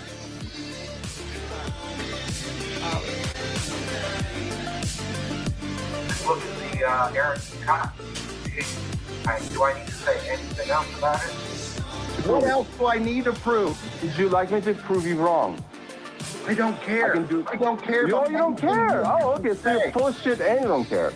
But guess what? We will prove you wrong. You, a person who tried to be friends 3 years ago. You are, motherfucker. Doing this stuff with Malibu Sky, Sugar Shine, Prepper Kitty, and a bunch of other motherfuckers, and you ignored everything I said. You're a two-faced, lying, backstabbing piece of crap, Lauren. Get the fuck out of here. That's what you guys are. That's what you guys are. Zero. Quit for you, buddy. Please. I have the proof. No, Zero, you're not interested. You're not interested. You have the proof about Denise Mateo, Betty Washam, Titus. I don't even know this Betty Washam, dude. Why are you leaving these people? He's always running to them women too. And just can I just say, What? Zero, you know, Lee and I have sort of had each other's back, but I've never called in any of those people that could have torn you guys to pieces if they wanted to.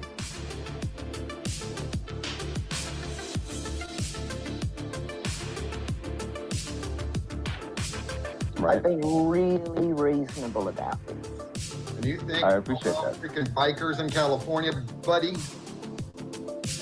And the two blokes that live in Australia don't know how lucky they are that I've held back the people on my end from not going and knocking on their front door. Right. Like, I'm a sweet, mild-mannered little old lady until I get pissed off, and then I'm really not. And had I not had a legal way, I had to call people off. I had to call people off.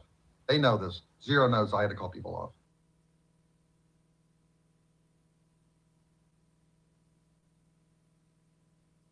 Caught with your bullshit. You can't handle the freaking heat because you're a liar and you're a LARP and you're nothing but a troll. Blanket statements. You're worthless.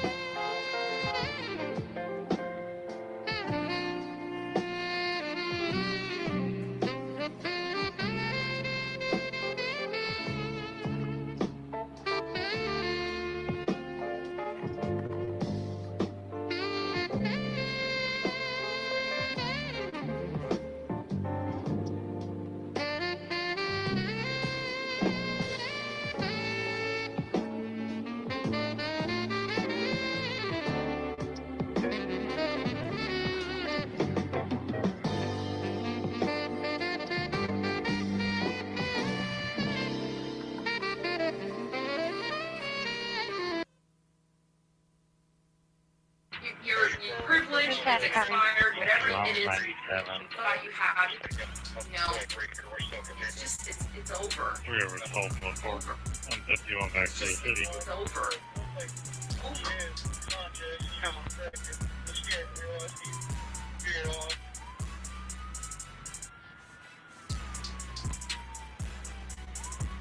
62, we're attempting to locate them now. Of course. I just passed the junior sitting in the parking lot. Not sure who that was. Over to the back side of the plaza. It's just, it's over. 63, whatever you need, just pass. Get out and do the track. It's over. 5362, they're going to be going westbound, not eastbound.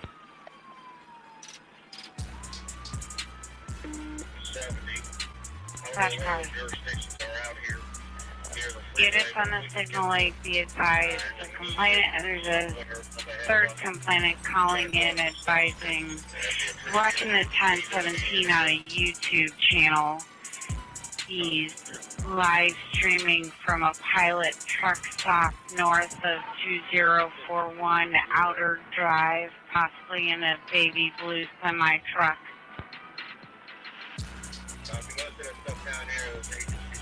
In their way. It's just, it's over. Over. It's just, it's over. I'm watching this live. Everybody's trying to switch over our channel.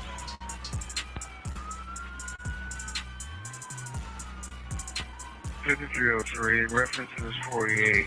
According to this individual's YouTube channel, he's on the highway listening to a police scanner. 5360 to 5362. Units, don't put any more information in reference to this over the radio. Go to 5360. I was going to suggest you move off an off channel. Your privilege is expired, whatever it is you thought you had, you know, it's just, it's over. It's over. It's just, it's over. Yes, J-Man, I am a drama hog.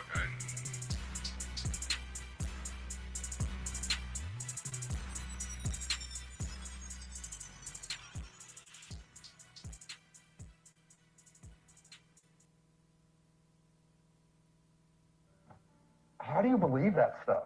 How do you get to the point in your life? I hate talking about Hampstead. No one knows about Hampstead. No one knows about Hampstead.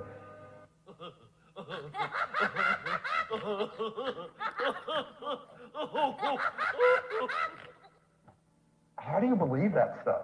How do you get to the point in your life where you're stuck in this thing called the prison? If he ever comes at me crooked again, I'll come right back at him just like he comes at me. I'm sick and tired of people asking me if I'm in the Illuminati or the Illuminatus or the Bavarians or the OTO or any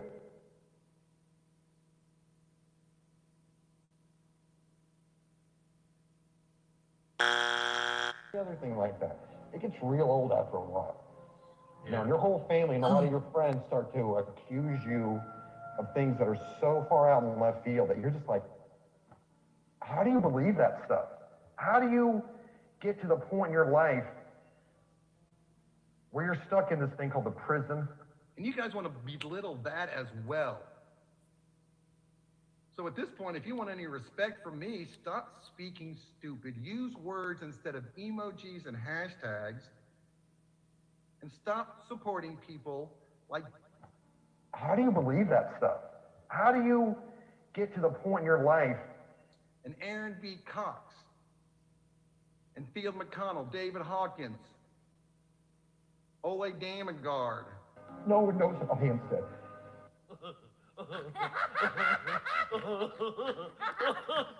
I can list a lot of names right now, but I don't like disrespecting other people that much. And maybe Jason does do some interesting interviews with Bishop Larry Gators. I don't agree with everything that those people say, though. So if you all want to come at me crooked because I'm just another person out here trying to get to the bottom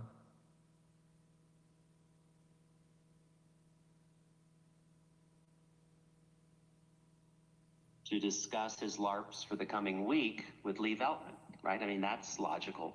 That does seem logical. Him and Lee Veltman have a character show. like him. Yeah, right. That's character for a couple of butt buddies, right? Yeah, a couple of butt buddy LARPers. Yeah, You know, they it's a definitely, pattern. they definitely seem to, you know, like run around together. I don't know how he got hooked up with that Lee Veltman, but shit happens. He Shit raped happens. the internet? Yeah, he's an internet rapist. Of this movement that has become known as QAnon. Yes, I know Pamphlet and Baruch the Scribe and Microchip and In the Matrix and Shady Grove. How do you believe that stuff? How do you get to the point in your life? I know about all that stuff. I know about Tiffany Fitzhenry. I know about it. I've been following this stuff a very long time. How do you believe that stuff? How do you believe that stuff? How do you believe that stuff? How do you get to the point in your life? The other thing like that. It gets real old after a while. What else do I need to prove? Would you like me to prove you wrong? I don't care. I don't care. You don't care? Oh, okay. So say. you're full of shit and you don't care.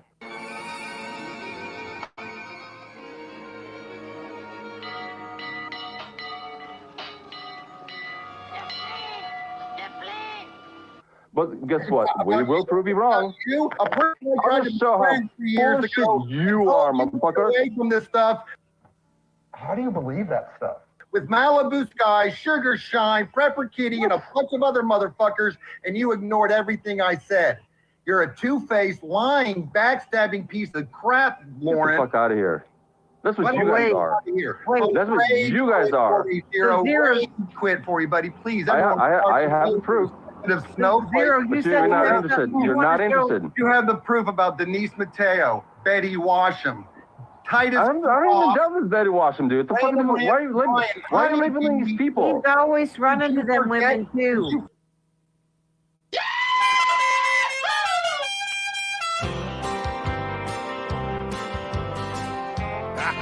Listen up, just a good old boy, never meaning no harm. Beats all you never saw, been in trouble with the law since the day they was born.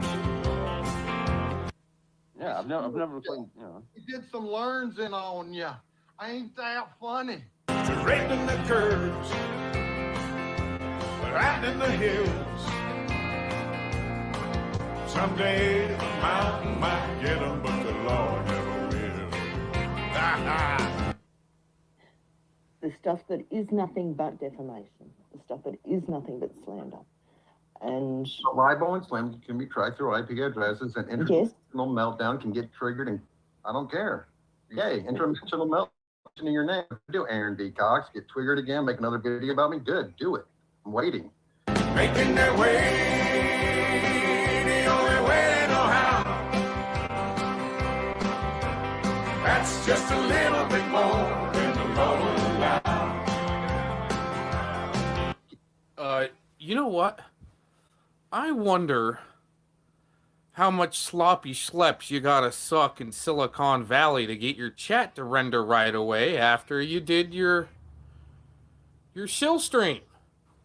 Because most people that are using the StreamYards and so forth in streaming, it takes about 12 to 24 hours for their chat to render.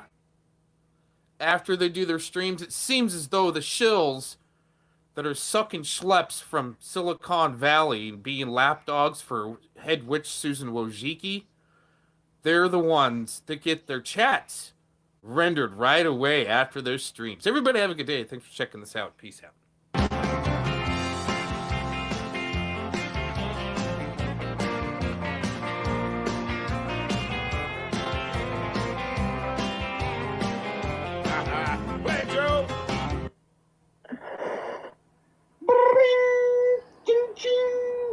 Twiggered. Yeah, it all.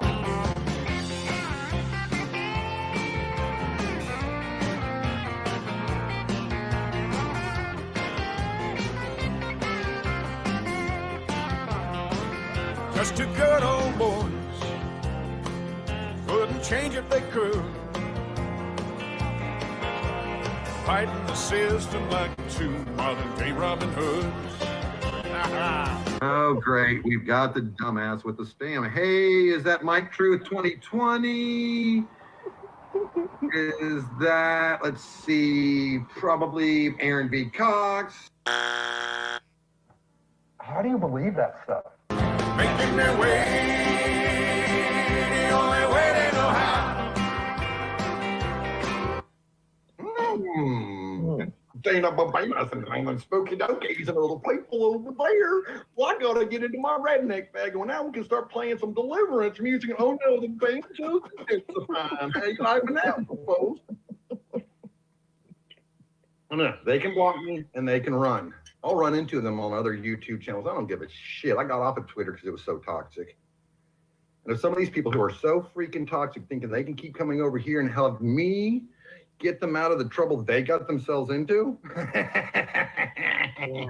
never gonna happen. If he ever comes at me crooked again, I'll come right back at him just like he comes at me.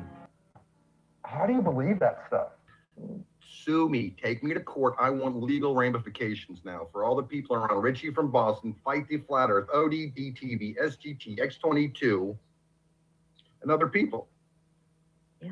That's just a little bit more than the law will allow. I'm a good old boy. You know my mama loves me. We're back. Yes, I was talking about Aaron Cox, the Coast Guard veteran. But you don't understand. They keep showing my hands and not my face on TV. Admitting in a video live stream yesterday. How do you believe that stuff? We love you, Waylon.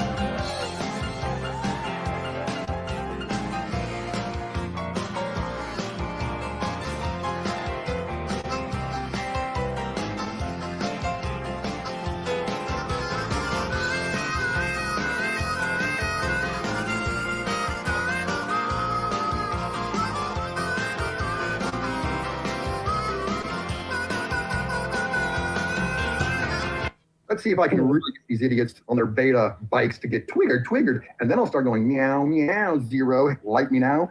Told you all this stuff with Cassette 3 years ago with NeoQ Tommy, stuff I wasn't going to let go. And I'm going to make sure I know exactly who's talking to who on that stuff with NeoQ Tommy in Baton Rouge, Louisiana, with Aaron Cox and Sugar Shine and all that stuff connecting back to a bunch of other names now that I don't have to say.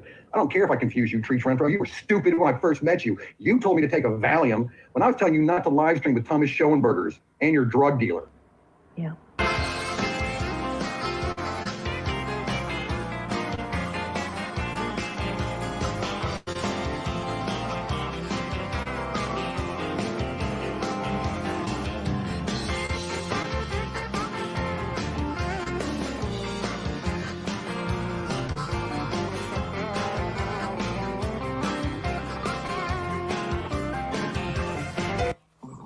So I didn't want to be like that. I wanted to try to grow up, I guess. You know, it sucks that I'm at 49 trying to grow up, but, you know, some of us are late bloomers.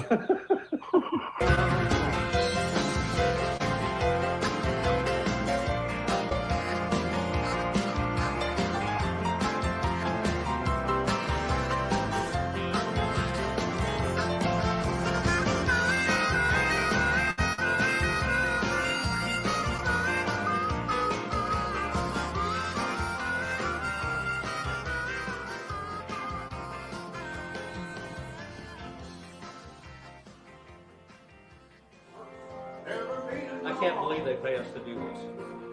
I can't believe I got a hat. You got a hat.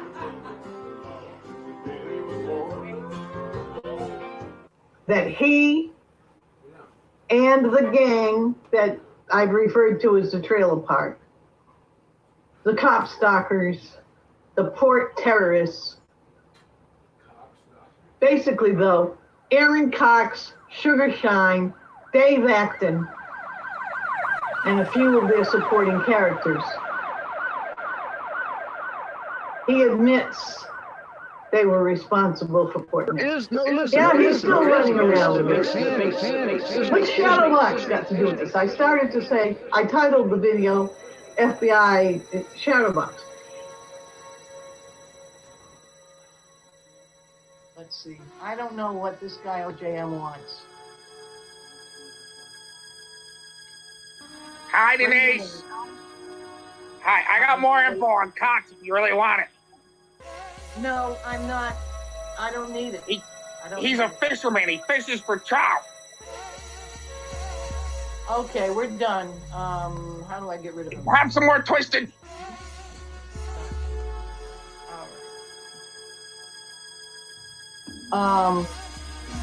Hey there, darling. How many twisted teas have you had today? All right, you're out of here. Whatever you want. Okay.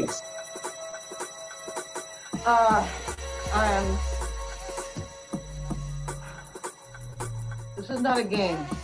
This is not a joke. This is not comedy.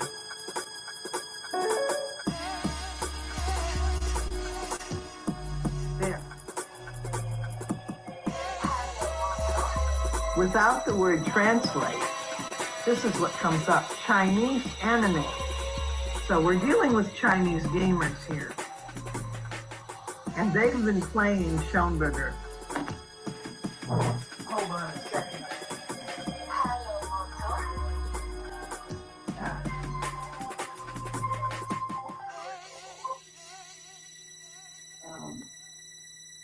Well, somebody called. Hold on a second. I don't know who that was.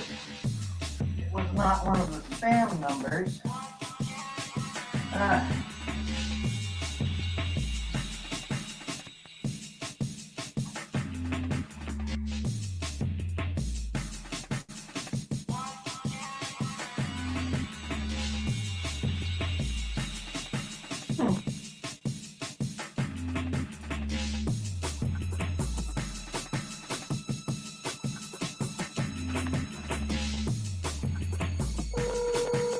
Oh, that's who it is. Okay.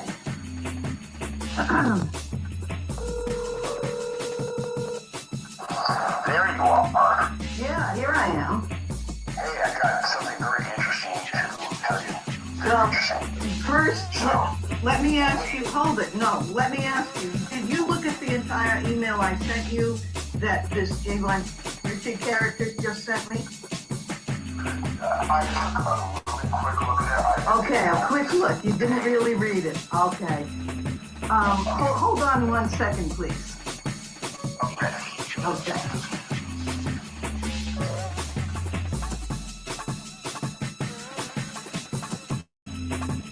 So again, I want you to know I am a sound mind and body. And again, I am not capable of murdering anybody or hurting anyone. I never called anyone pedophile, although I'm one, and now there's a target on my back. And you don't want to come forward with it. I ain't got no goddamn explaining to do, Aaron. Get the fuck out of here. Fuck you. Email me, we'll talk. But you ain't gonna come in here and fuck my shit up. So. I just wish. I just want to say real quick, too, it's, and this is not a shot at Nick, so don't think it is. It's against my better judgment being here today. I really left Aaron and everybody, else, like, way behind a long time ago. So I think that Aaron goes after Angela and Nick to try to get clout from me, to try to get me to respond to him, and I think I'm giving him exactly what he wants today. And it's against my better judgment doing that. But I'm going to do this one time for Nick, and then I'll never, probably ever talk about that fucking scumbag piece of shit again. And Edward, I agree with you 100%. I'm doing this tonight, and I'm done. I've already unsubbed from all of this shit. Alright, well, we've heard that before. I've unsubbed. This is the last time. But here's the thing, is Edward needed to go to PDF for his clout with his bullshit story. Then, after his clout, he goes after Colorado Pred Patrol, right? Saying he's gonna get him arrested and all that other shit, right? Then kind of goes dark on his channel here after a little while, after he pretty much reads out the disgusting, gory details of the victim of News Now Houston. That's clout, right, Edward? And so I don't need clout from, I mean, he can call me scumbag, whatever, but I'm not the scumbag that needed to read out the gory detailed charges to his little peon group trying to bust into the predator catchers and call the cops on him. That's what Edward did. He claimed he's gonna call the cops and have Colorado Ped Patrol arrest him. Is that some clout chasing shit? And especially when Edward needed to bust into the trucker community, right? What was he doing there? Was he gonna call the cops on those guys? Right? Even Tooth Fairy said that the truckers are being infiltrated. I just didn't know they were gonna send Edward. There you go. And this locksmith guy, another good simp you guys got working for you. That's what they need, is these new simps to peddle their bullshit story to help them out. They need help. Real bad. See what I'm saying? Ever since I visited Colorado City, I've been meaning to put together a short video series about FLDS communities. And here we are in Marion at the gateway to the Uinta mountain range, not too far from Salt Lake City, and we're here to see the grave of John Singer. The whole community is an FLDS, but Singer himself was a subshoot of the LDS Church. And on his grave it says, "Died a martyr for truth and constitutional freedom." He was killed in 1979 over a dispute about homeschooling his children. What had happened was he was a child of German immigrant parents. In fact, the town of Marion was often called Little Denmark. And in World War II, the Nazis recalled all German or Germanic citizens to go and join the Nazi cause. And his father joined the SS and forbade his mother from practicing her LDS religion. But when the war was over, they returned after the mother and father got a divorce, and he became fiercely independent. He always hated his time in Nazi Germany. He was still a racist and believed in segregation, but did not like how he was raised. And he hated heavy-handed his father, and he started his own farm up here in Marion. And he demanded to homeschool his kids because there were pictures of black and white children next to each other in the textbooks. And yeah, he was a racist, but it's kind of, they viewed it as their constitutional right to be able to teach their children what they wanted. And this is a church that plays a crucial role later in the story, but they did not believe in the regular LDS church. They were excommunicated very soon after they started talking about these ideals, and he started believing in plural marriage. And there was a custody battle, because he took 2 wives, and his second wife had doubled the size of the family, although she was still legally married to her ex-husband. So now you had the local community coming in and trying to serve him warrants and arrest him over failure to educate his kids. He refused to show the police that he was educating the kids of this, her wife's true legal husband in the legal sense. And so these reporters would come up, but what he wouldn't know is that they were not, in fact, reporters. They were cops in disguise. They would try to hassle him, wrestle him to the ground and take his kids from him. And he would pull a pistol on them or overpower them, and he instantly became a folk hero because they didn't identify themselves as cops. They weren't dressed as cops. They didn't have badges, and they didn't have a warrant. So they acted completely outside of their legal means. And in 1979, the same thing happened. Because he was a folk hero, he was visited by many different journalists, and this guy identified himself as a journalist. But when he pulled a shotgun on him, Singer went to go pull a pistol, and he was shot in the chest and killed. And he was buried under the flag of Assorted, the Mormon theocracy under Brigham Young. And 9 years after his death, his son, who was away at the time of his murder, and his wife teamed up to bomb the church, whose pictures I've already shown, thinking that it would resurrect John Singer. And they were taken into custody, but it's really important to know they lost their mind. This is not something that John Singer would have believed in taking the first move. He always believed in acting after he had already been acted against. And I think it's interesting to look around this community and see all of these thin blue line flags. Because what started as a fiercely independent, outside of the boundaries of the police community of providing their own protection, quickly become identifying with the thin blue line, identifying with the police, ironically flying the come and take it or don't tread on me flag right next to the flag of the people who will come and take it and the people who will tread on you. And it had a very large police presence. Here is the sheriff of Summit County. And it was the sheriff working in tandem with the state troopers that kind of screwed over John Singer. Just because somebody mentions this word law, that everybody has to bow to it. I do not believe that way at all. We would not make the first move, but I would not let anybody come into my home and take my children away from me without putting up some type of a fight. And for John Singer, the problem started. His first wife, Vicky, pulled all of their children out of public schools in the late 1970s because the textbook showed pictures of black and white people together. John and I believe that there should be segregation in the races. They're integrating the books. You just objected to the textbook. On one occasion, heavy-handed cops posing as reporters tried to tackle Singer and take him in, but the raw-boned farmer fought back and got away. And suddenly, John Singer was a folk hero.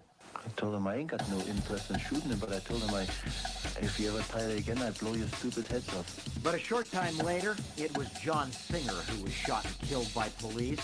They say he pulled a gun on them as they tried to arrest him out by his mailbox one morning. A shooting that silenced Singer, but only made the cries of his family and his supporters louder. This woman is John Singer's sister. Are you happy? I didn't do that. No, but you were part of it. Armored vehicles then rolled into the Singers' compound to end the standoff.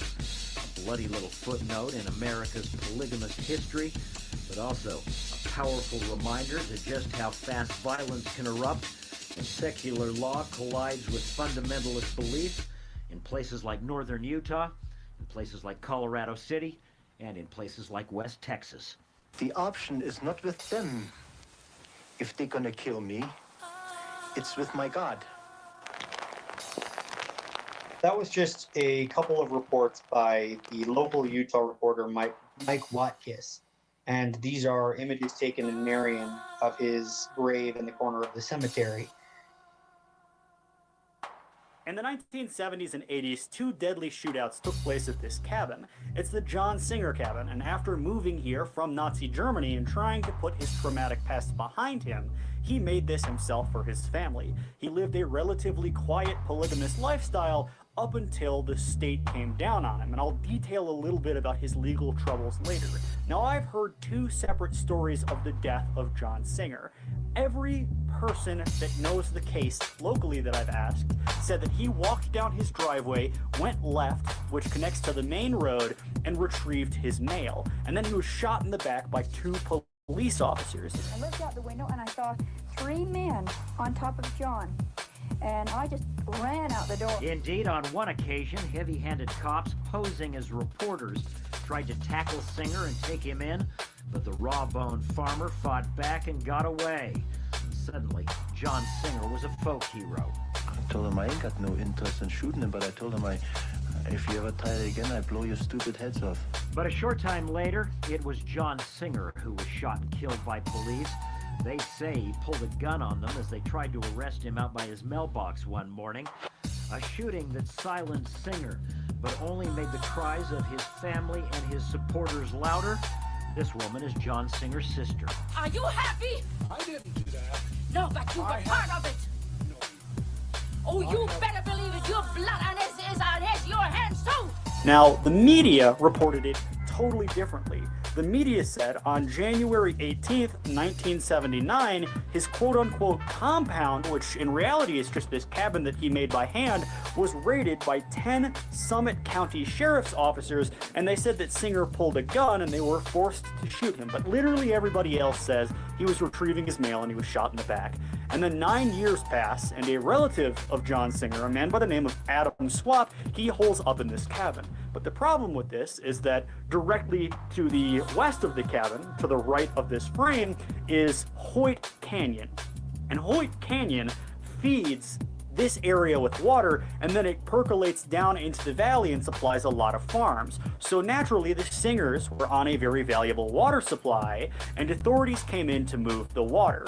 Well, this kind of cut them off and destroyed a lot of their production value, and it really lowered the value of their land, and the only real authority in direct location to them was the LDS Church just a quarter-mile down the road, and the LDS Church had been defaming them for years. They made these people look like horrible, bad influences on the community, and they just believed that the LDS Church was somehow responsible. When you look at what was going on at the time, to me it all came down to water rights. And if someone's messing with your water rights, someone's going to get killed. Now again, the media was supposed to take the orthodox mainstream lie that Adam Swap and Singer's grieving wife believed that this act would resurrect John Singer. A couple of years later, John Singer's son-in-law, a young man named Adam Swap, who had married two of John Singer's daughters, then tried to avenge John's death by blowing up a nearby Mormon church. Adam Swap reportedly believed would lead to John Singer's second coming. Now, of course, they didn't. It was over water rights. But anyway, Adam Swap walks down, plants a staff into the ground in front of the LDS Church at 3 a.m. in the morning on January 16th. And then he walks into the church, he plants a box of dynamite, and it blows up the church, causing millions of dollars of damage. Then he walks back up to his cabin and basically just holes up there. He knows that authorities are going to come there, and because it's January, it's snowing, they can see the footprints going from the church to his cabin. Everybody knows who did it. So on 25 January, they bring out Ogden Kraut, who is a very well-known independent fundamentalist in the Mormon community, and his son kind of picked up the torch and kept it running. He still studies Mormon fundamentalists, and he records their histories. And they brought him up, and Ogden Kraut came back to the authorities and said, essentially, there's no talking with these people. They're not going to surrender peacefully, and in reality, they just want you to leave. They just want to be left alone. Well, authorities figure that that's not going to do, so on January 28th, the final confrontation begins. And this sounds like a Looney Tunes skit. Basically, the police here try to booby trap a loudspeaker that's in their front yard under cover of darkness. And in the morning, Adam Swap sees this loudspeaker with a bunch of wires hanging off it, and he just shoots at it. But the goal of this was to, once the loudspeaker is activated, a strobe light would go off, which they believed would incapacitate Adam Swap. So when this happened, Adam Swap, he shoots at the loudspeaker, and the guy, the Department of Corrections officer, who is supposed to sick the dogs on him, all he sees from the tree line is the loudspeaker is going off, the strobe lights are going off, so he unleashes the dogs. And then John Timothy Singer, John Singer's biological son, shoots one of the officers. And Lieutenant Fred House is mortally wounded. He dies on scene, and a wild shootout ensues in which Adam Swap is injured. Now, several other officers are injured as well, and then they bring in two MRAPs to go essentially do a Waco, although they don't totally demolish the cabin, and they take heavy fire, and the Singers and the Swaps surrender. Now, what's important to notice here is that the fatal shot was fired by John Singer's biological son, who was at the time confined to a wheelchair, but because authorities blamed Adam Swap, he's the one who did decades in jail. He was released recently, and he has sort of disavowed the incident, but apparently the Singer and Swap families still have descendants living here. And here's the general overview of the town of Marion. As you follow this area down, that's Hoyt's Canyon, and Hoyt was an early settler with the LDS Church in the region, and it feeds water right down to where the John Singer cabin is today. There's actually a lake right here, a little pond that would feed their community. They had basically a community of their own family. It was the authorities called it a compound, but it was just a little family area, and that lake dried up after water rights were removed. This is another cabin that the Singers holed up in during the standoff of January 1988. And down here, at the end of the road, which connects to the main street, is where John Singer, according to everybody who actually took part in this case, was shot in the back by police officers. Now, they claimed that it was a self-defense situation and that they raided his house and he aimed at them, so they shot him, but in reality he was shot in the back while he tried to get his mail.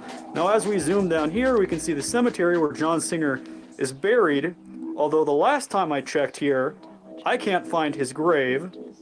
And just down here is the LDS Church which Adam Swap on January 16th, 1988 walked to 3 a.m. and he planted a bomb which blew up the interior. Didn't do much damage to the exterior. Then he walked back up and the standoff began. And it would end in this cabin right here. You see, people always have the wrong idea just because somebody mentions this word law that everybody has to bow to it. I do not believe that way at all. Right or wrong, John Singer was the kind of man whose will could not be broken. A fundamentalist and a polygamist with 2 wives. John Singer lived in the mountains of northern Utah, where he and his large family triggered an avalanche of violence and bloodshed nearly 3 decades ago. A sad saga that left John Singer and a Utah police officer dead.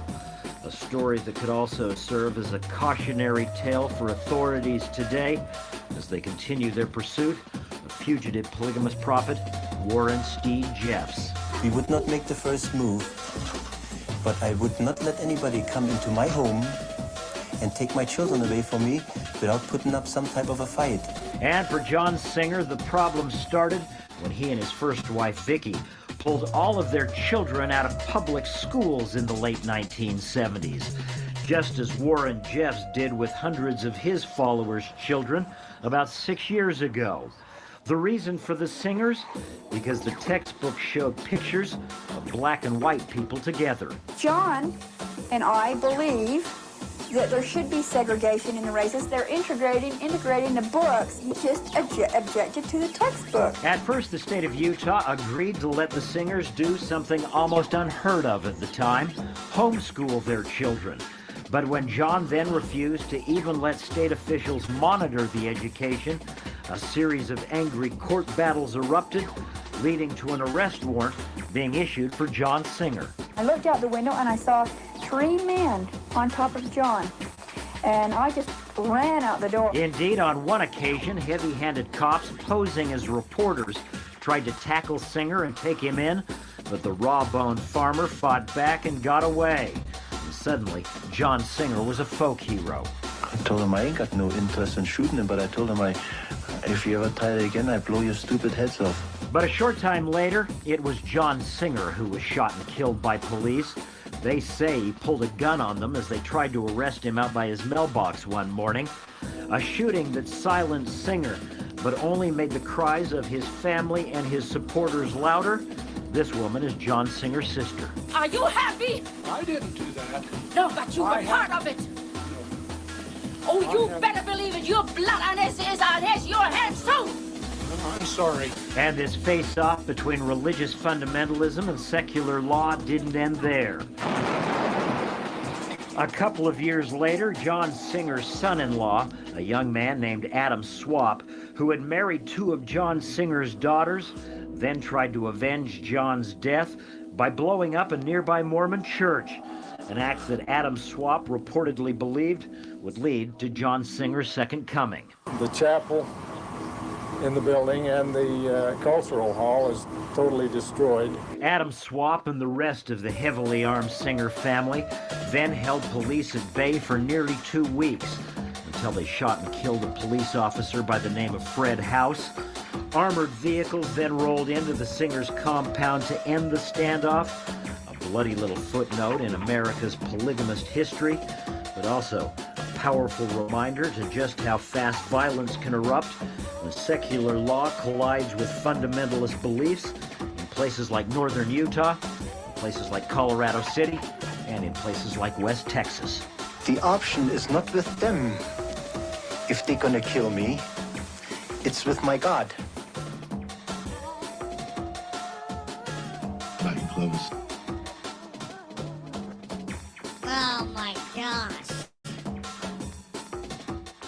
We just had to do a public service announcement that we received word, a statement from Mr. Cox that he had nothing to do with the Marion, Utah incident, okay, and blowing anything else up besides a porcelain throne, okay, after a great episode his favorite dish, the chili Colorado, the beef, red beef. I'm telling you, right? I mean, this guy can blow up a porcelain throne, man, so well. We had a plumber here this morning. That's no shit. Just between you and I, Toast, she scares me. Well, you can ask Clovis here. I get scary. I mean, this is some serious shit. This, all joking aside. How serious it is. It's some We are serious shit. You know, I was wondering why these people were attacking us for exposing the child porn ring for AXJ. Now I know. Now I know why. Because they're part of it. They're a part of what? What in the what? What? Of course they don't want us exposing it. Because we'd be exposing them. We'd be shutting down their pipeline. Their pipeline to the filth. The pipeline to the children whose pictures they were using.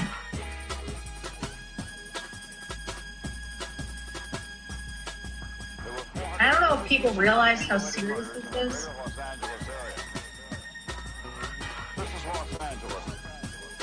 It's real serious. That's why we're having it up. That's why we're broadcasting it tonight.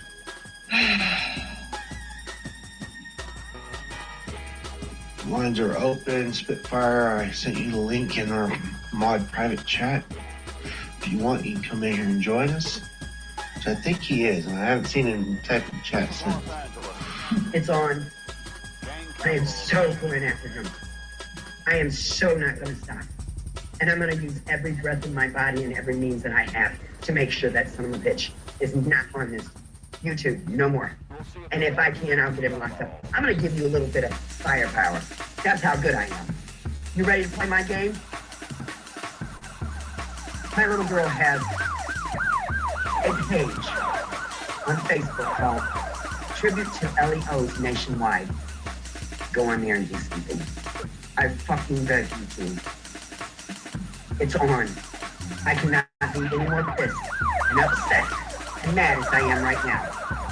Mr. Fire, I bet you didn't know you had something like this on your side. It's on. And I'm not gonna stop. I'm gonna stay awake at night, wondering what I can do to get you to stop. I am your worst nightmare. And believe me, when I wake up in the mornings, I scare the shitting hell out of myself. So, buddy, believe me, I'm coming at you. Let's play ball. My court. My rules. I'm gonna win. You done screwed up. Too much now. Oh, did you not tell me in that message? In your little comments there on your page, on your video? Just slapped the face right out of him. You're violating. Watch me. You have answered nothing yet. I am pissed off. And I can't even calm myself down right now. So you can imagine the things I'm going to do. Tomorrow I make calls. Tomorrow I make plans. I'm taking you on. I'm calling you out in front of the whole world. You are my bitch. Let's play. What, Toast?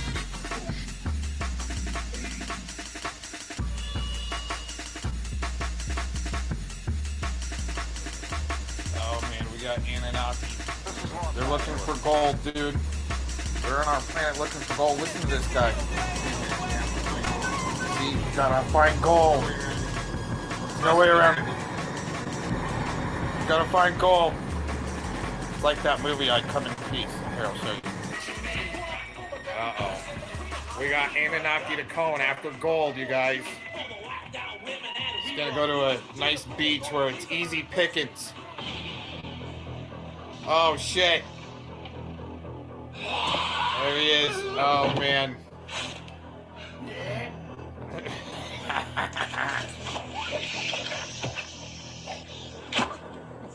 Yep, that's what they did to the septic system today. Oh man, they put the snake down in it. It was all plugged up. That's some pretty high-tech metal detecting.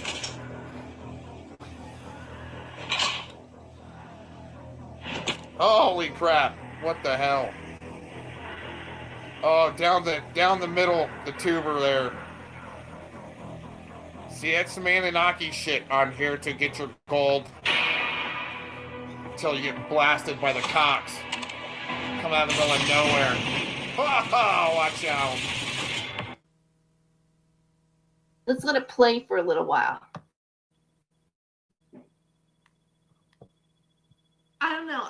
I think that's important, like, because our words are important. Because, like, even, I'm going to get biblical, but if you go to the Bible, like, God is the word, and the word is God.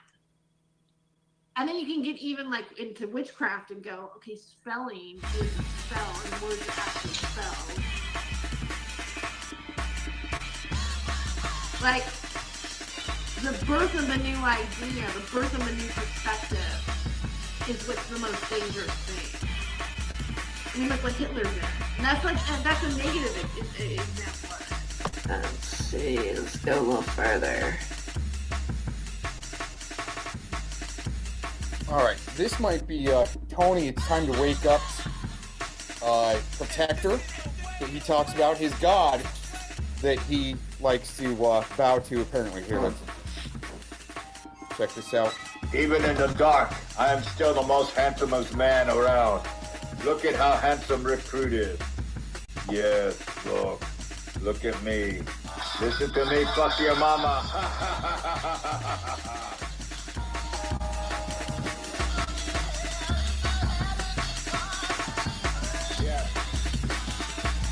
Recruit is a habit that's hard to break while I'm fucking your mom in the ass for I think I'm your daddy. Gang, Lovelace. I think, yes. That's who Tony's god is that he's been praying to lately. Alright, thanks for checking us out. Peace out. Have a good day. I think you're going off the rails. I'm going to leave it. Let me just say, if anyone is really that interested in the truth, I'm here, Kevin. Go and check my channel out. It's all on there. And, well, it's not all on there, but I will continue. I will continue to get the word out, and I will continue to defend people like Thursay when they are coming under attack by this woman who is using cancer and stuff like that to go after someone because they are surely just jealous of them. And they're a narcopath, and they've been doing it for 10 years. When I see them attack someone like Thursay with Jules is an amazing woman. And what she does is amazing. And I will defend women like that when they're victimized by pieces of shit. Yes, please. Thank you very much, Carly. Yes, please. Oh, Jesus. So before we wrap up, just want to thank the members of the chat for the people who are outside watching. And you know what? Mr. Cox doesn't even have that type of an impression on a panel when I leave. Like, they just usually just keep talking trash, you know, when I leave a panel, but this right here, I mean, the continued laughing is you know, if really crucial. Me, do they really want to enter to this enter a unit? We'll be having mandatory YouTube Stasi police training later on primary colors. Mandatory. You might want to join in on that. Thank you. Everybody enjoy the rest of your day. Think about Who's it. doing this? Who is? I don't really care about porn. You know, porn started back in the caveman days when they used to draw locations. There's even worse people. There's even worse people like Aaron B. Cox. They don't get off on porn. They get off on triggering people online and making them and making them get mad at them online. That's what really gets them off, and that's a whole different level.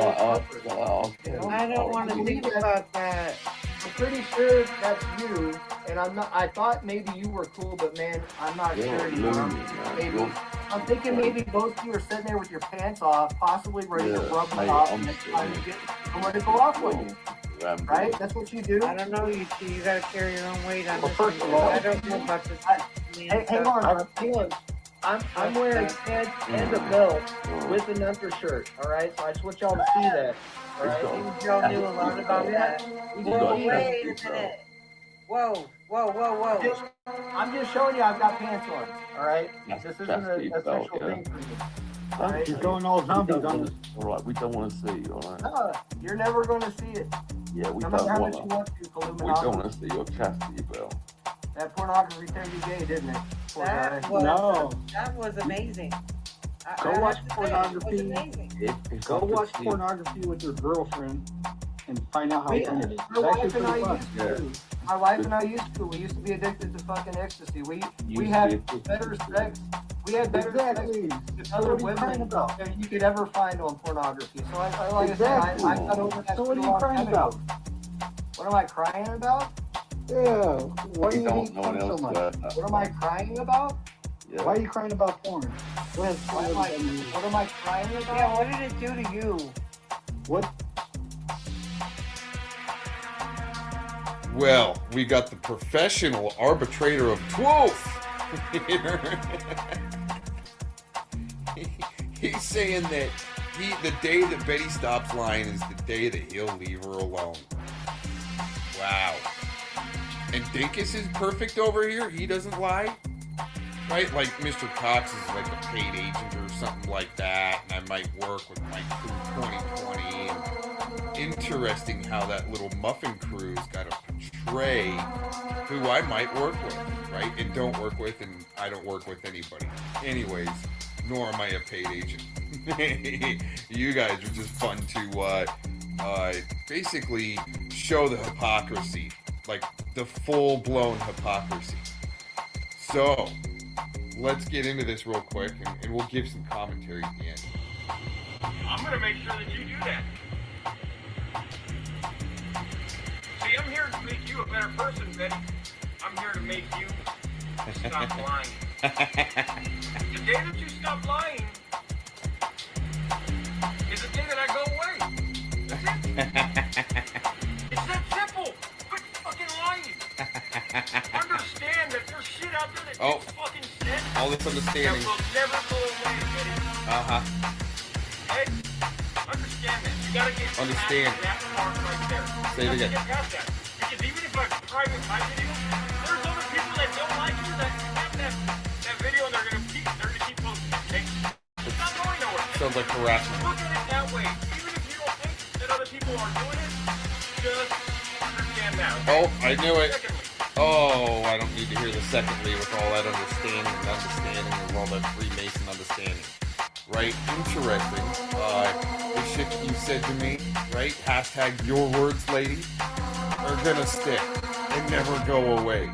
Like him saying and thanking his employer YouTube for letting him, run on the YouTube streets and do whatever he wants and get away with what he's getting away with. Interesting that'll never go away, right? Interesting that he's got to say that I'm a paid agent, that I work for people, and a lot of other stuff too. Your words, lady, I'll never be going away as long as this scumbag shill is always lying, especially about me. All right, thanks for checking this out.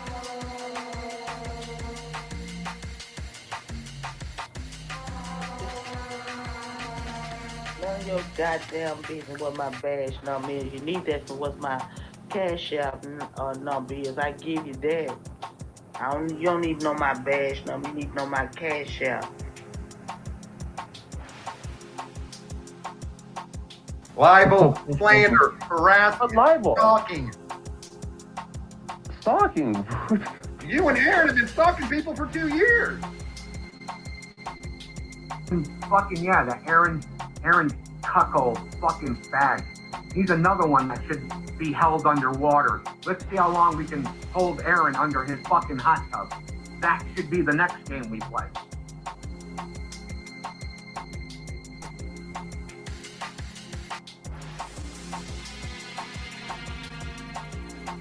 Well, that was a pretty good introduction there. Great segue by Mr. Flathead Corruption Watch. Been popping up lately Anyways, how's everybody doing out there? Woo!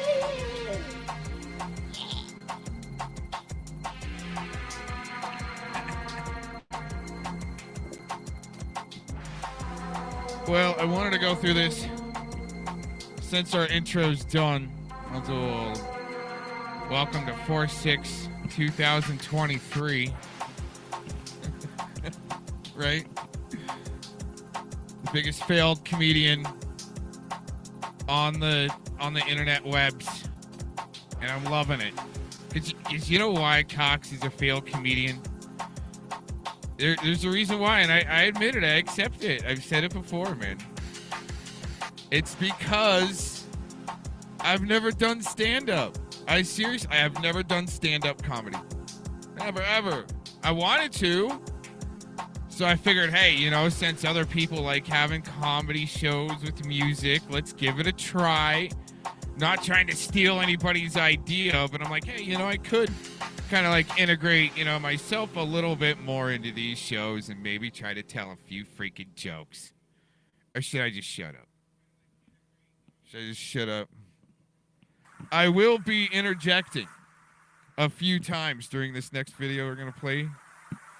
But I think we need to go back, and certain people that have been hanging around, I do believe, need to go ahead and identify themselves, please, if you could. None of your goddamn business what my badge number is. You need that for what my cash app number is. I give you that. You don't need to know my badge number. You need to know my cash app. That's awesome. We've got a lot more videos like that coming up here in a little while. And I actually went a little farther in our show than I wanted to because I'm going to get back to this particular stream that was released earlier. Also under fair use. Amazing how we can give our opinions, and especially something that I didn't know, and we've played this particular woman on the stream before. Not that anyone is trying to go, hey, you know, we're all working together. No. What I'm going to hear throughout this video, and I'll give, like I said, a little bit of commentary. I'm telling you, like, she's got more of a resume and some credentials than I thought. So good on her, you know, and I know people do not like this woman, but that is part of comedy. You're not supposed to like the comedian, right? But hey, I'm not freaking People magazine either. She is, apparently, right? Oh, man, there you go. Oh, and seriously, you see, you say something like that, and then you're Christian, all of a sudden you got some little scumbag like Dinkus that's showing up in your chat. That's a no bullshit. This guy right here. Oh no, wait a minute. This is his counterpart deflection. 5 seconds of any sexual activity going on, and prides themselves on this, and then hanging out in people's chests where they're cool with molestation of teenagers, statutory rape of teenagers, over-sexualized compliments that these adults do. We have people that, you know, I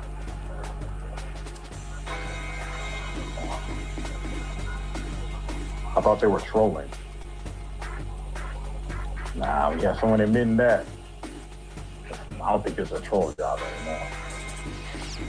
The best thing for you guys to do is just stay away from my channel. And if I throw a shot at you, just accept it. All right, eat it. So none of you can come in and defend yourselves on this disgusting woman who watches massive amounts of child pornography.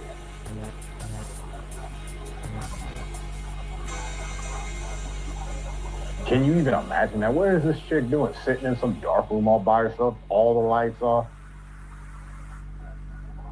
Wow. And no one questions her about this. If I ever saw this person in a chat room or something like that, I probably would question them about it.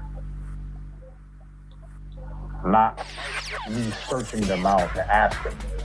I don't give a fuck. You have to live with your nasty ass self. I don't. And searching child pornography does not sound like the right-hand path that God will want you to take. You know what I'm saying? But if you're a witch understand that fully. And you choose to be a misfit in this society, in this world. You choose to be a misfit over the spirit, which is total blasphemy. You know things like that are totally out of line. And yet you sit there, you watch massive amounts of hours of child pornography. Really?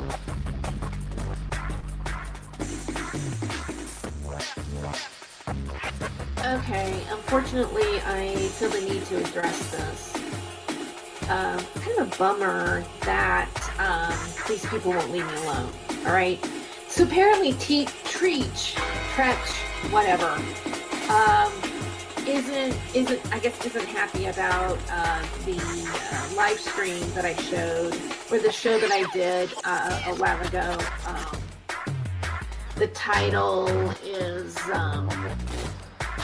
it has to do with psychological warfare because physical wounds heal. And I pointed out that they were LARPers, screenwriters, scriptwriters, and psychological warfare because physical wounds heal.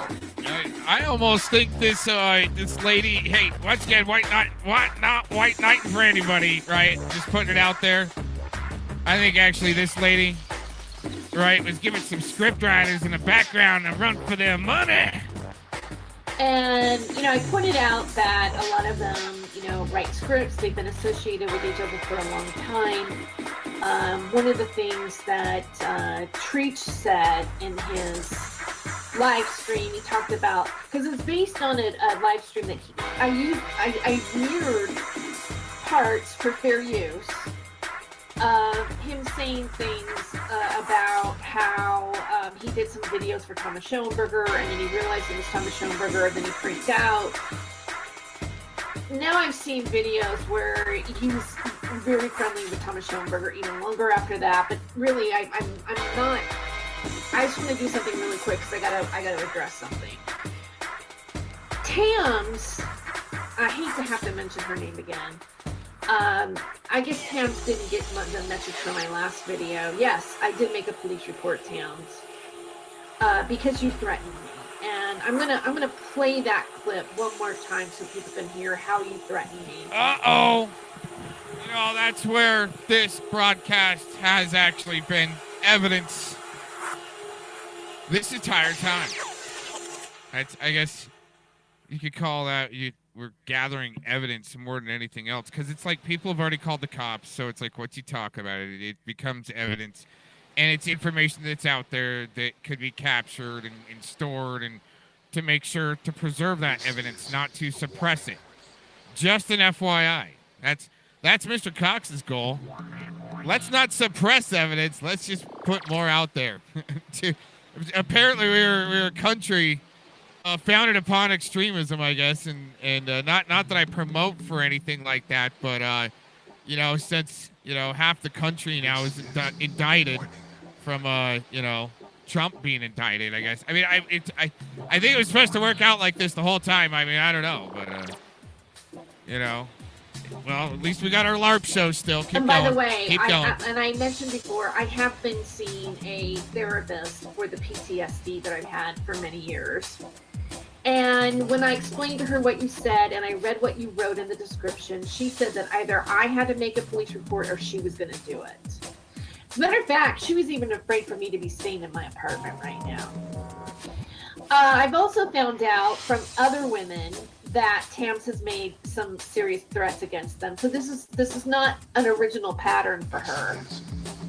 And and I did point out that Tretch and Tams were in my live stream on the this St. Patrick's Day live stream. We were all friendly then, right? I thought Tretch was being nice. I never really knew and met him, but he's accusing me of harassing him simply for making comments. I'm going to show the comments. I'm going to show what he said, and I'm going to show my comment. And that's not harassment. When somebody is making a comment in reply, look, Tretch, you have already done videos of people saying really, not nice things about me. Calling me a fluffer. Now Tams is calling me a grinding fluffer. Tams is going on and on. The police officer, by the way, Towns, asked me to ask you to stop. All right? And then I said I would stop. But he also said that if you continue to do what you're doing and you continue to insult me, to turn it over to him and to continue the report. You're acting like the person that's unhinged here. You're the one who's making these weird threats. And Tretch, you have you're not being harassed by me. I have every right to reply to your harassment or your videos that are insulting about me. So, no, just because I made a comment defending myself, saying my side of the story, doesn't make me a harasser. So stop calling me something like that, because that is not true. And by the way, Treach, you don't really have a whole lot of credibility with a lot of people, you know, in terms of like that are investigating things. Maybe you think that you've got it all going on, but I'm not seeing it. And if you're associating yourself and defending somebody who is actually ranting and raving on their channel, making threats, in the like Tams is, then one has to question why. Is that rational? Like, where does your alignment lie? So I'm gonna go ahead and I'm gonna do the fair use banner, because I'm only doing this to educate the public and to make a point here. I'm tired of this. I want you guys to leave me alone. All right? Just leave me alone. Okay? So here's his video, Fool for Stockings. And the graphic on it is from American Psycho. The kind of sort of a disturbing saying, if you ask me, but whatever. So here he is, and he's going to say something about me here. I don't know who this person is really, but he spent like most of this video ranting and raving about Clovis, and you know, talking about what a victim he is. So here we go. It's fucking victimhood, right? Who's the alpha victim? Double, reverse, triple victimhood. Everybody waiting for everybody else to stop talking. So they can It's talk like about that Terry Joyce chick. I go click on her stream just because I think Tacos was ranting about her. And Terry Joyce is fucking playing my streams and shit and commenting about me and shit. Because you tell people And I'm to, like, who the fuck is dumbass. this girl? Like, I've never even met this woman. I said what's up in the chat, you know? And it was like, hey, thanks for the recognition and shit. Oh, you're my...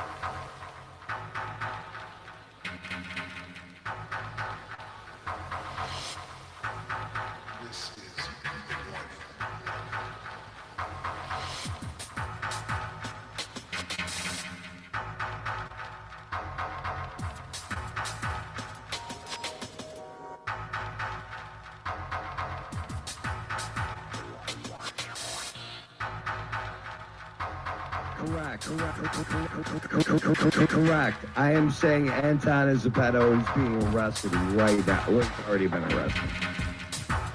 And his friends are being arrested. A pedophile network. Correct. That's what I'm saying.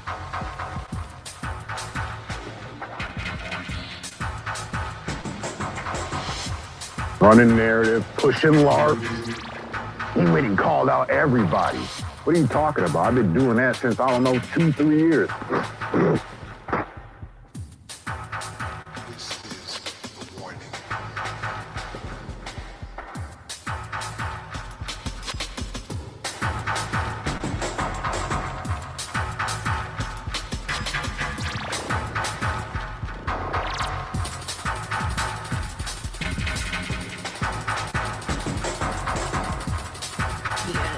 So here we go. It's fucking victimhood, right?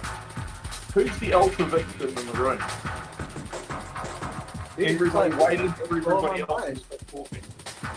It's like that Terry Joyce chick. I go click on her stream just because I think Tacos was ranting about her. And Terry Joyce is fucking playing my streams and shit and commenting about me and shit. And I'm like, who the fuck is this girl? Like, I've never even met this woman. I said what's up in the chat, you know? And was like, hey, thanks for the recognition and shit. Oh, you're my enemy. Like, god damn it, dude. I don't even know who you are. What are you talking about? Like,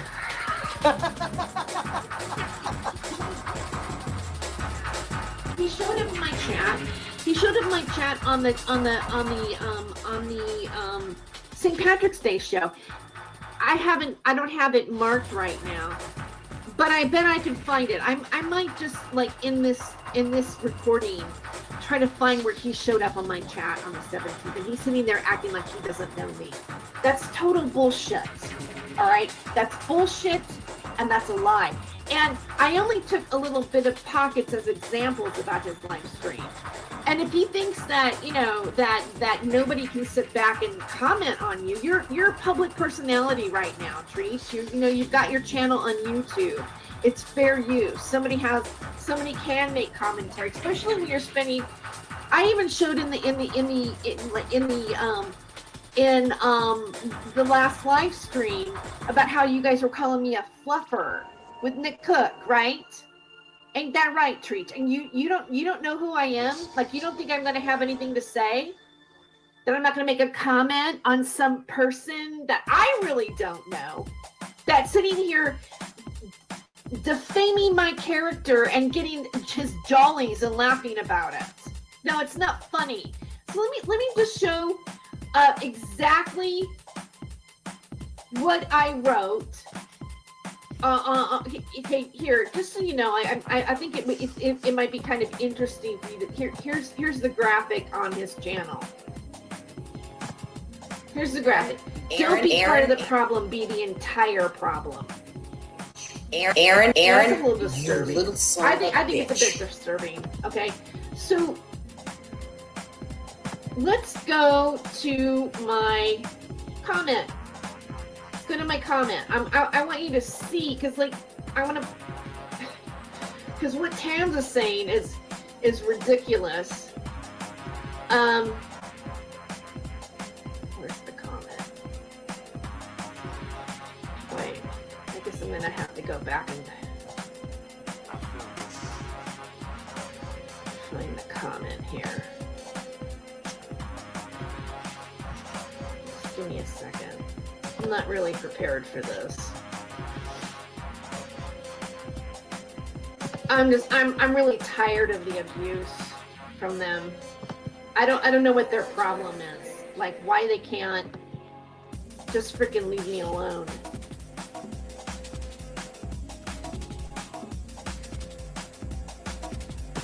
I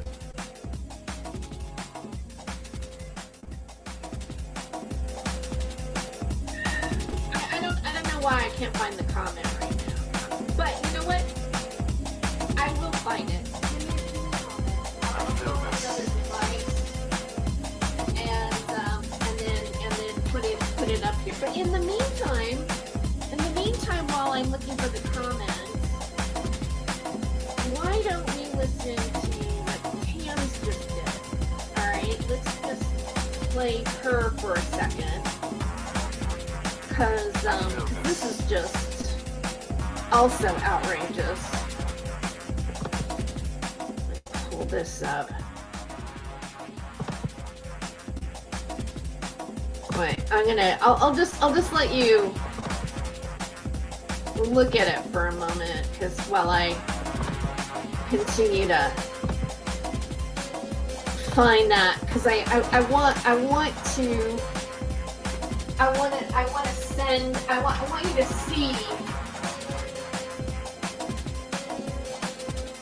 exactly what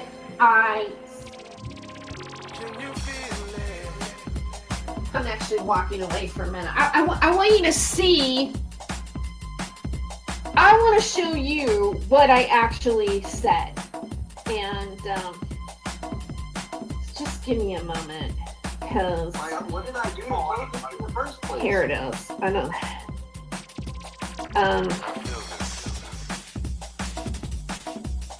Wait.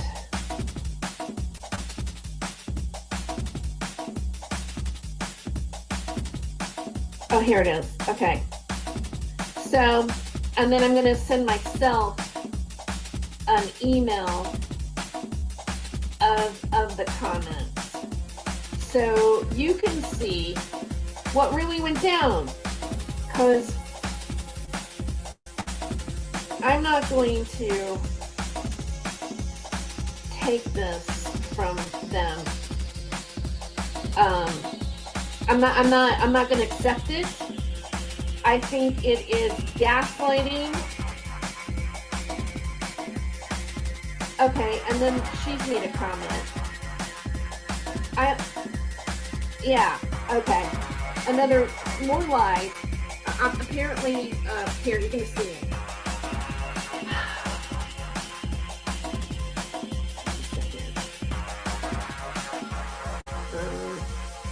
Okay, so I'm gonna send this to myself here. And,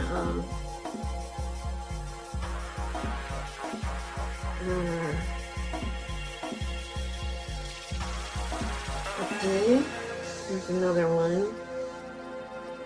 Okay, and then this one. All right, so hold on. I'm sending it to myself.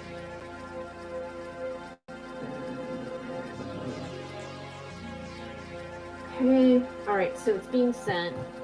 And then I'm gonna grab the other, I'm gonna grab the graphics here. Okay.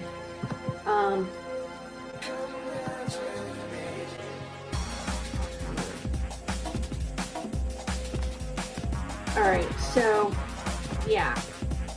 So I'm gonna show you exactly what I said on this channel after you know, this last video played, and I said, see that all right?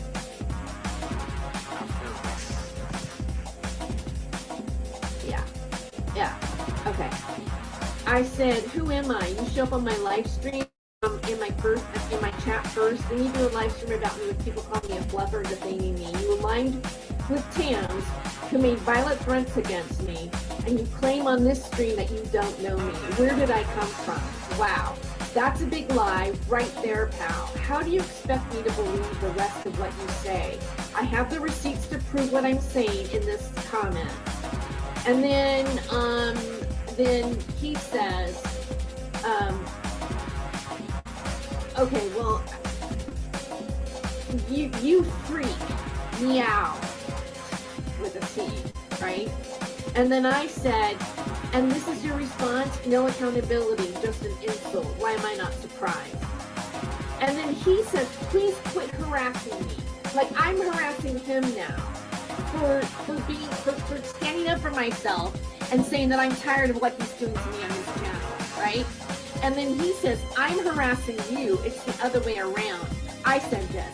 You were backing a woman that I made a police report. You came into my chat. I cut that part off.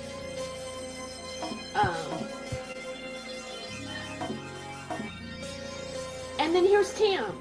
She's another keto head case. She made a police report on me. What a loser. RFL.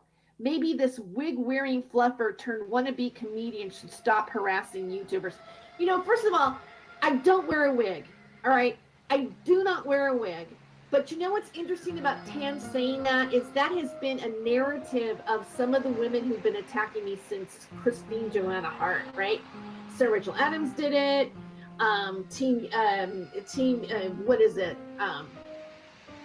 Team Rose does it. Now Tams is doing it. You know what? This is my hair. I'm sorry, maybe you're jealous that maybe you don't have hair like me. Maybe that's what the problem is. Maybe it's too good to be true. But it's actually my hair. All right? So, and that's an insult. That's an insult to my character. I mean, that's an insult about my appearance. And you know what, Tams?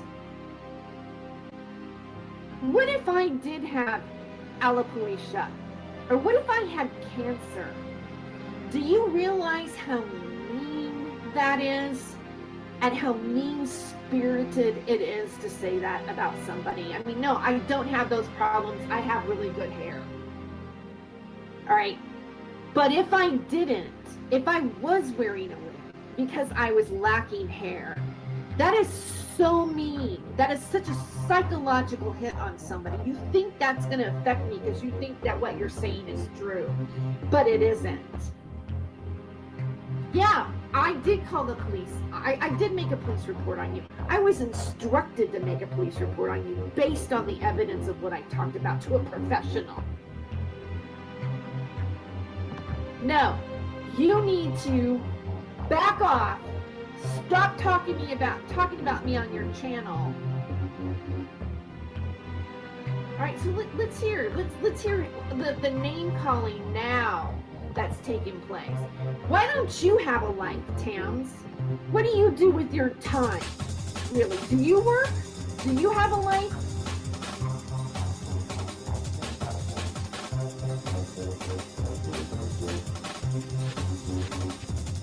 Total lie right here.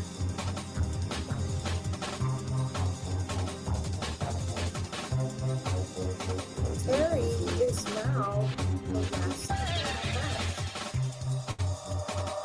comments. He said, stay away from me, freak. That freak ain't ever gonna stay away from us. She's I need a violent threat against her. You did, and I'm gonna play it again so people can hear it. One of these head cases. Fuck with YouTubers. And then we fire back, they gotta go and they gotta pay the police. Wow. And that's exactly, go read what I call. This is all you are. You're a fuck return, wannabe comedian. No, you know what, Tams? I'm not a wannabe comedian, all right? I worked for 25 years on the road, and I'm not retired. And I was a finalist on Less Comic Standing out of thousands of comedians. And I did 2 seasons. I've been on I've been on NBC. I've been on Comedy Central. I've been on VH1. I've been on the E! Channel. I've had my picture in People magazine. I've been in the Inquirer. I've been on numerous radio shows. No, I'm not a failed comedian. All right? No, I'm not a failure. How fucking dare you? How fucking dare you? She's an e-bagger. I'm not an e-bagger. I work for a living. I go to college. She needs to shut her fucking mouth is what she needs to do. No, you need to shut your mouth. This is evidence. You continue to harass me. You don't stop. You're not gonna know that she's crazy. Who sounds crazy? Just who sounds crazy? Did you ever look in the mirror and listen to yourself? Or you have absolutely no self-awareness? Look at her channel. Look what she does to YouTube. And she's also a wannabe FBI agent. Terry. Thinking you're a fucking badass. How old is she, 90?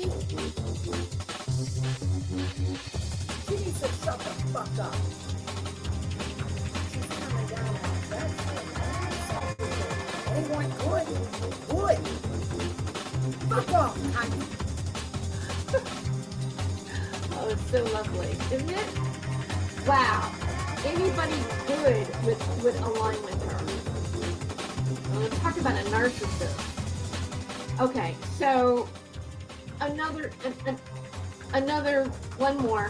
one more thing, just before I go, I'm not gonna let you guys run me down in the ground and call me a harasser. When you when you call me the C word and you swear and you make insulting remarks about my appearance. No, I'm not gonna do. What did I do to you guys? Is what the question is. Like, what's your problem? Oh, because I talked about the RDS emails that you gave money to Thomas Schoenberger, right? I mean, well, maybe you didn't give him money, but you got somebody else to give him money. And then you sit on your channel and you defend him rather than saying, oh, you know what? I thought he needed it at the time, blah, blah, blah, blah, blah, being honest. You decide you see that I'm part of the Temple of Set and that I'm having orgies and all this kind of stuff, right? That almost sounds like you went back and you wrote a script with Thomas, because something like that just sounds like him. Sounds like something that he would say. Can't prove it, but it smacks of it, right? Can't even be in an original script. You have to go to some sort of like bizarre Satanist stuff. Okay, so I'm gonna go to my channel.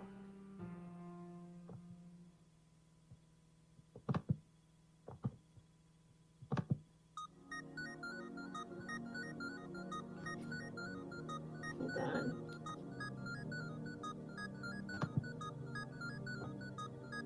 I'm gonna pull up the video where Tams threatens me. All right. So horrible. It's just really, it's really horrible.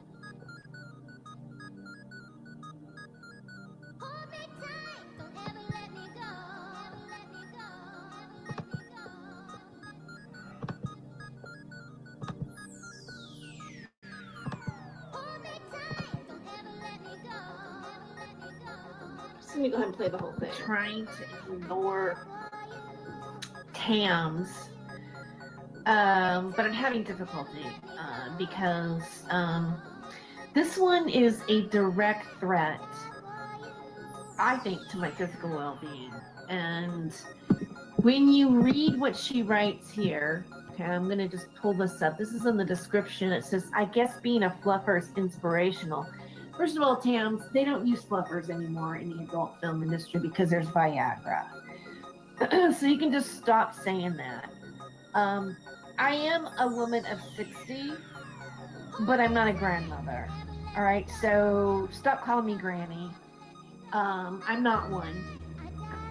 But, you know, she wants to provoke me. You know, she is trying to get my YouTube channel shut down by doing a video asking people to nuke my channel. And but I'm digressing here. Okay, so here's the point. I guess being a fluffer is inspirational. LOL. I often wonder how many times she's been knocked out. Probably not enough. I took my video down in case she strikes it, but the geriatric loon mirrored it on her stalker channel in a matter of minutes. Now, actually, my instinct is that you took it down because you know that you were screaming and yelling and it made you look bad. I'm not going to strike your channel for that, okay? But when you are harassing me, calling me names, accusing me of being in the Temple of Set, coercing people to report my channel to be taken down, those are violations to YouTube's guidelines. And, you know, to threaten me like this, watch what's going to happen here. I'm going to play it.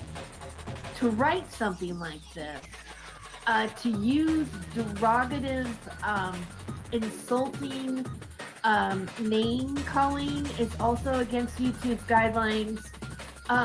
Calling people, you know, making comments on their intelligence, and all of it is crossing the line. It's okay to have a debate or to argue a point, but when you go into this kind of direct threats, then things need to be attention needs to be given to it. I don't know if you guys know this, but there was a podcaster in Washington that was stalked recently, and her husband were just shot and killed. So this is some very serious threats, and even this, and I'm capturing this because obviously Tams likes to shut her stuff down, or when she gets exposed, I think, according to my assessment, all right, it appears that she takes it off. And so here we go. I'm going to read it again. I guess being a fluffer is inspirational. LOL. I often wonder how many times she's been knocked out. Probably not enough. I took my video down in case she strikes it, but the geriatric loon, another insult, mirrored it on her stalker channel in a matter of minutes. She loves to stalk and record her prey. I'm praying her ex will take her away in the spaceship and never returns to Earth. I want to tell Jessie that she made me her target as you did. When you left a comment telling her I'm now her target, you know that's not true. Well, we don't know that's not true, Tams, because you have done what, like 5-6 videos now in less than 24 hours. Like, this is 14 hours ago. I think maybe you did this last night. So I'm gonna play. Oh wow, there's a big thud that happened in here. All right, I'm gonna play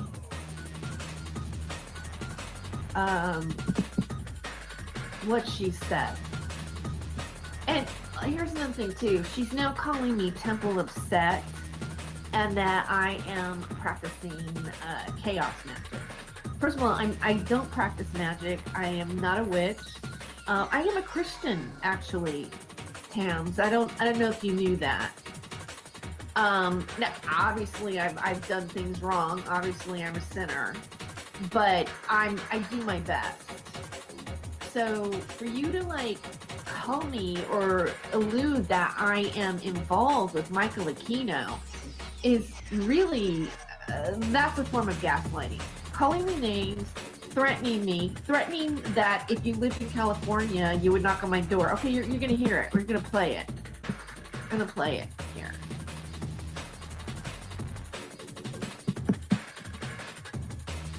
You know what? She's lucky she's in California. Because where I'm at right now, I would go like this. She would say, who's there? I would say, it's the fucking police, motherfucker. Open the fuck up. Except I would knock and do something different. I wouldn't let her know. That's what needs to be done. Because YouTube isn't doing anything to put a stop to this. Or to put Okay. Well, that is because that's what needs to be done. Wow, that is just really disturbing. And to be honest with you, it's okay. Actually, I'm going to stop that one there. I did find where Treach came into my chat on the 17th of March. So, you know, like if he's going to sit back and tell people how he doesn't know me, I'm going to show right now that he does. I'm going to prove to you guys that he full on knows me. All right. And so let me go to the library here. I'm going to pull up. I want to show you. Here's the video. And I'm going to add the chat to it. I want the chat replay. Where's the chat? No, I don't want to hide the chat. Live chat replay, all messages available. Yeah, I want it. So let's see what happens here. Wait, here it is. All right. I see it. Okay, so I'm gonna show you the chat. I'm gonna show you guys that they were both in my chat that night. All right. Aaron, you little son of a bitch. If you go over to here, there's Treach Treach? Right here. Right freaking here. Here's Treach. Dulcinaro, cheers. Can you see that? Over here? Right?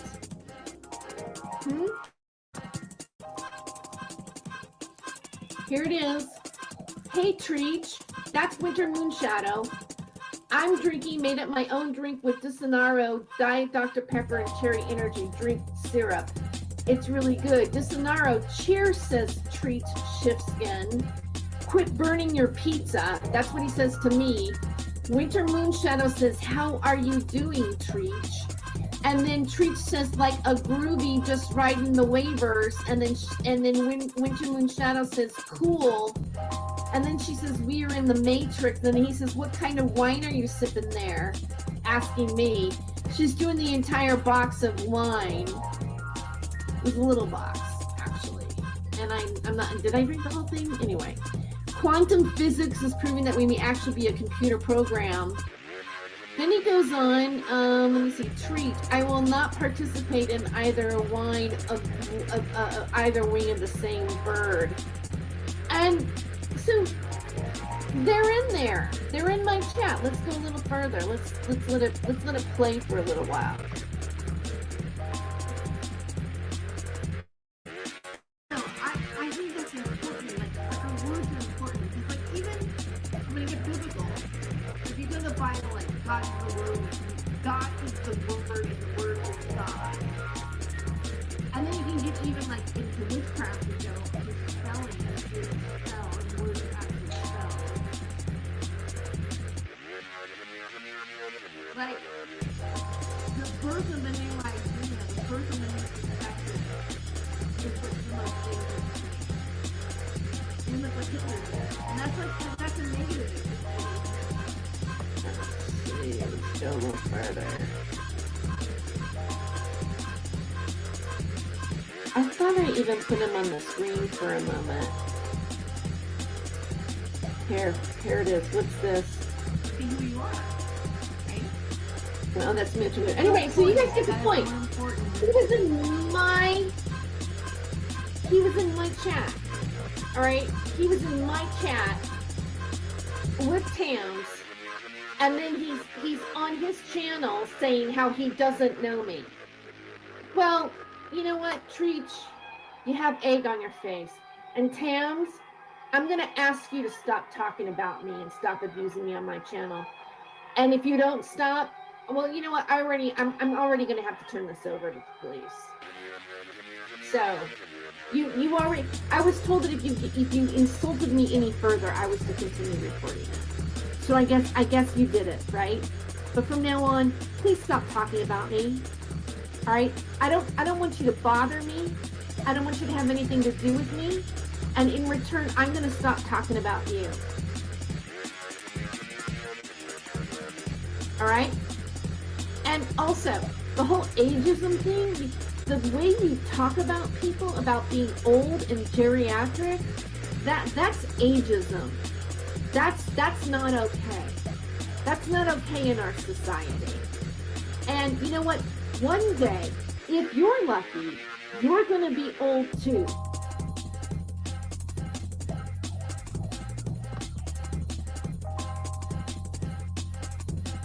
All right, this might be Tony. It's time to wake up. Protector. He talks about his god that he likes to bow to. Apparently, here. Let's check this out. Even in the dark, I am still the most handsomest man around. Look at how handsome Recruit is. Yes, look at me. Listen to me, fuck your mama.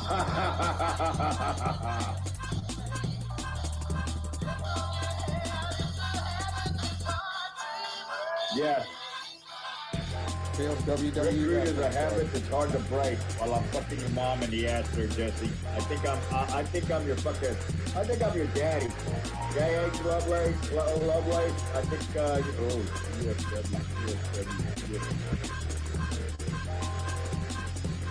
That's who Tony's god is. He's been praying to lately. All right, thanks for checking us out. Peace out. Have a good day. Bobbles, I think you're going off the rails. I'm going to leave it. Everyone is really interested in the truth.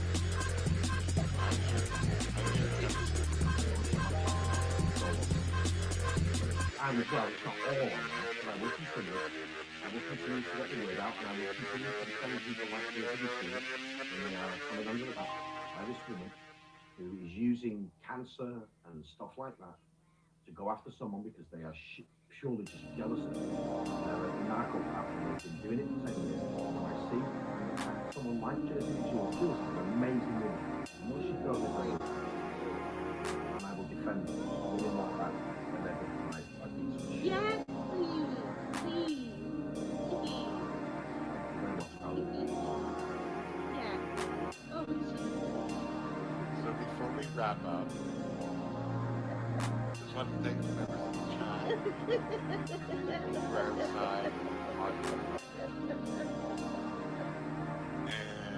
You know, Mr. Cox doesn't even have that type of an impression on a panel when I leave.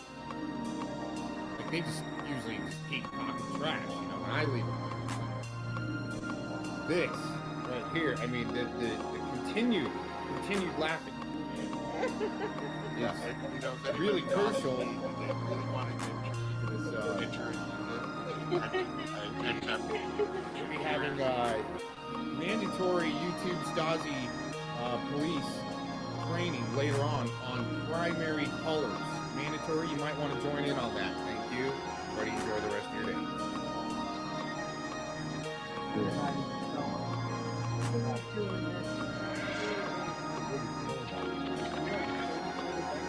The definition of music, the art of combining tones to a composition, having structure and continuity, vocal or instrumental sounds, having rhythm, melody, and harmony, and harmony, and harmony, and harmony, and harmony, and harmony.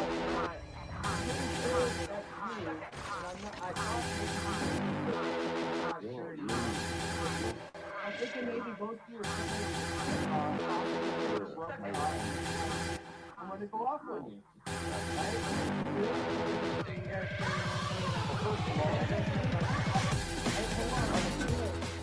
I'm wearing Ted and the belt with an undershirt, alright? I just y'all see that, alright? Y'all knew about that. Whoa, wait a minute. Whoa. I'm just showing you I've got pants on, alright? You're going all numbers on You're never going to see it. That's one officer you did, didn't it? No. That was amazing. Go watch pornography. Go watch pornography with your girlfriend and find out how funny it is. That shit's not fun. My wife and I used to do this in fucking ecstasy. We had other women that you could ever find on pornography. So I thought it was What are you crying about? What am I crying about? Yeah. What are you crying about? What am I crying about? Why are you crying about porn? What am I crying about? How did it do to you? What? Well, we got the professional arbitrator of truth here. He's saying that the day that Betty stops lying is the day that he'll leave her alone. Wow. And Dinkus is perfect over here. He doesn't lie. Right? Like Mr. Cox is like a paid agent or something like that. And I might work in like 2020 and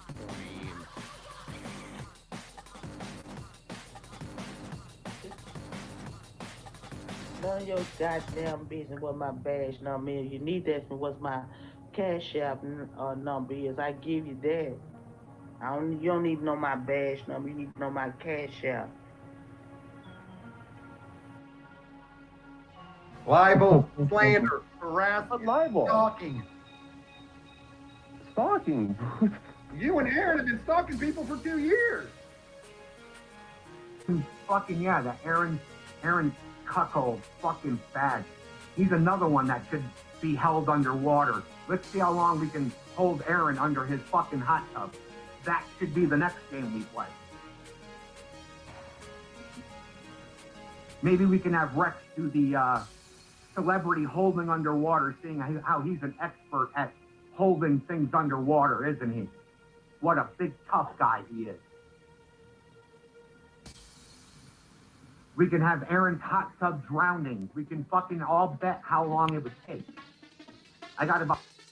So this is the, just real quick.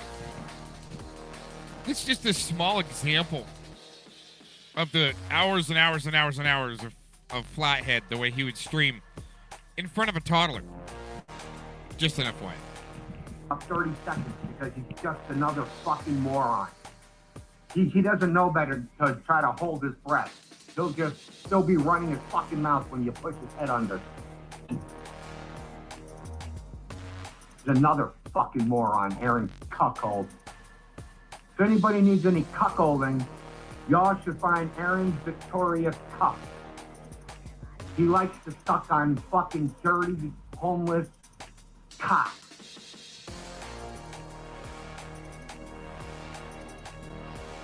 Well, what's interesting here is I just clicked on the link and went in the back room there for about 5 minutes and sat there. I was gonna ask him if he showed his audience here yet how much money he gave the rodent after I left and after Flat Inflated Head knew about the charges. See? So, but this isn't going to be proven. Because if that gets proven, then it'll prove Inflated Head still stuck around and gave the rodent a lot of money after I left and after Inflated Head knew about the charges. See, so all this going off, right? And I go in the back. We'll have the picture, the thumbnail, me in the back room sitting there. Everybody have a good day. Thanks for checking this out. Who are any of these fucktards? Some of these fucktards have been arrested. That's all I can tell you. Some of them have been taken off the board. Aaron B. Dots is next. I can tell you that. Eric, you I'm wait. gonna light a count. The person after him, which is coming, it's coming, Jamie. Jamie and I have already talked about it. You won't believe who's next.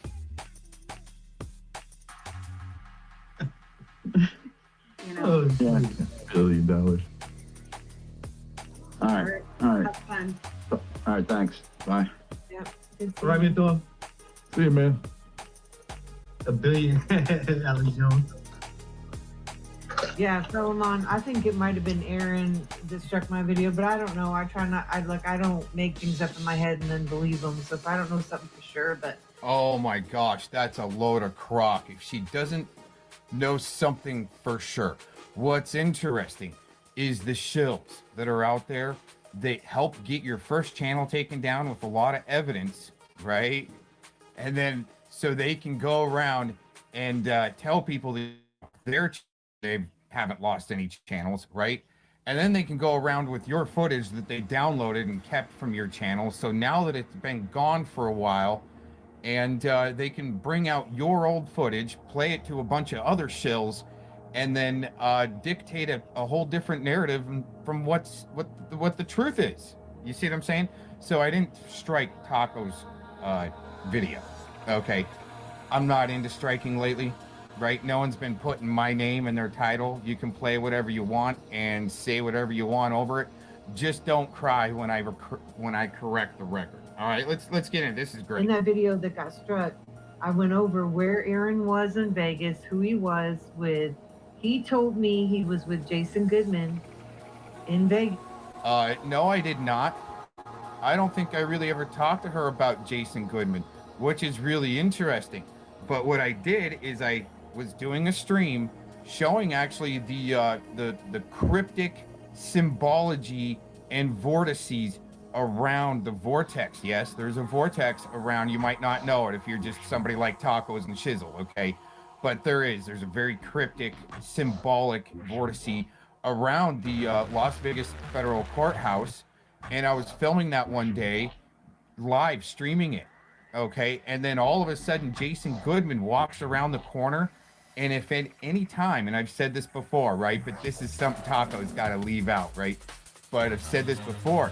If I could ever confirm that I've seen a shill walk around a corner in real life, it was then because I jumped out of my skin.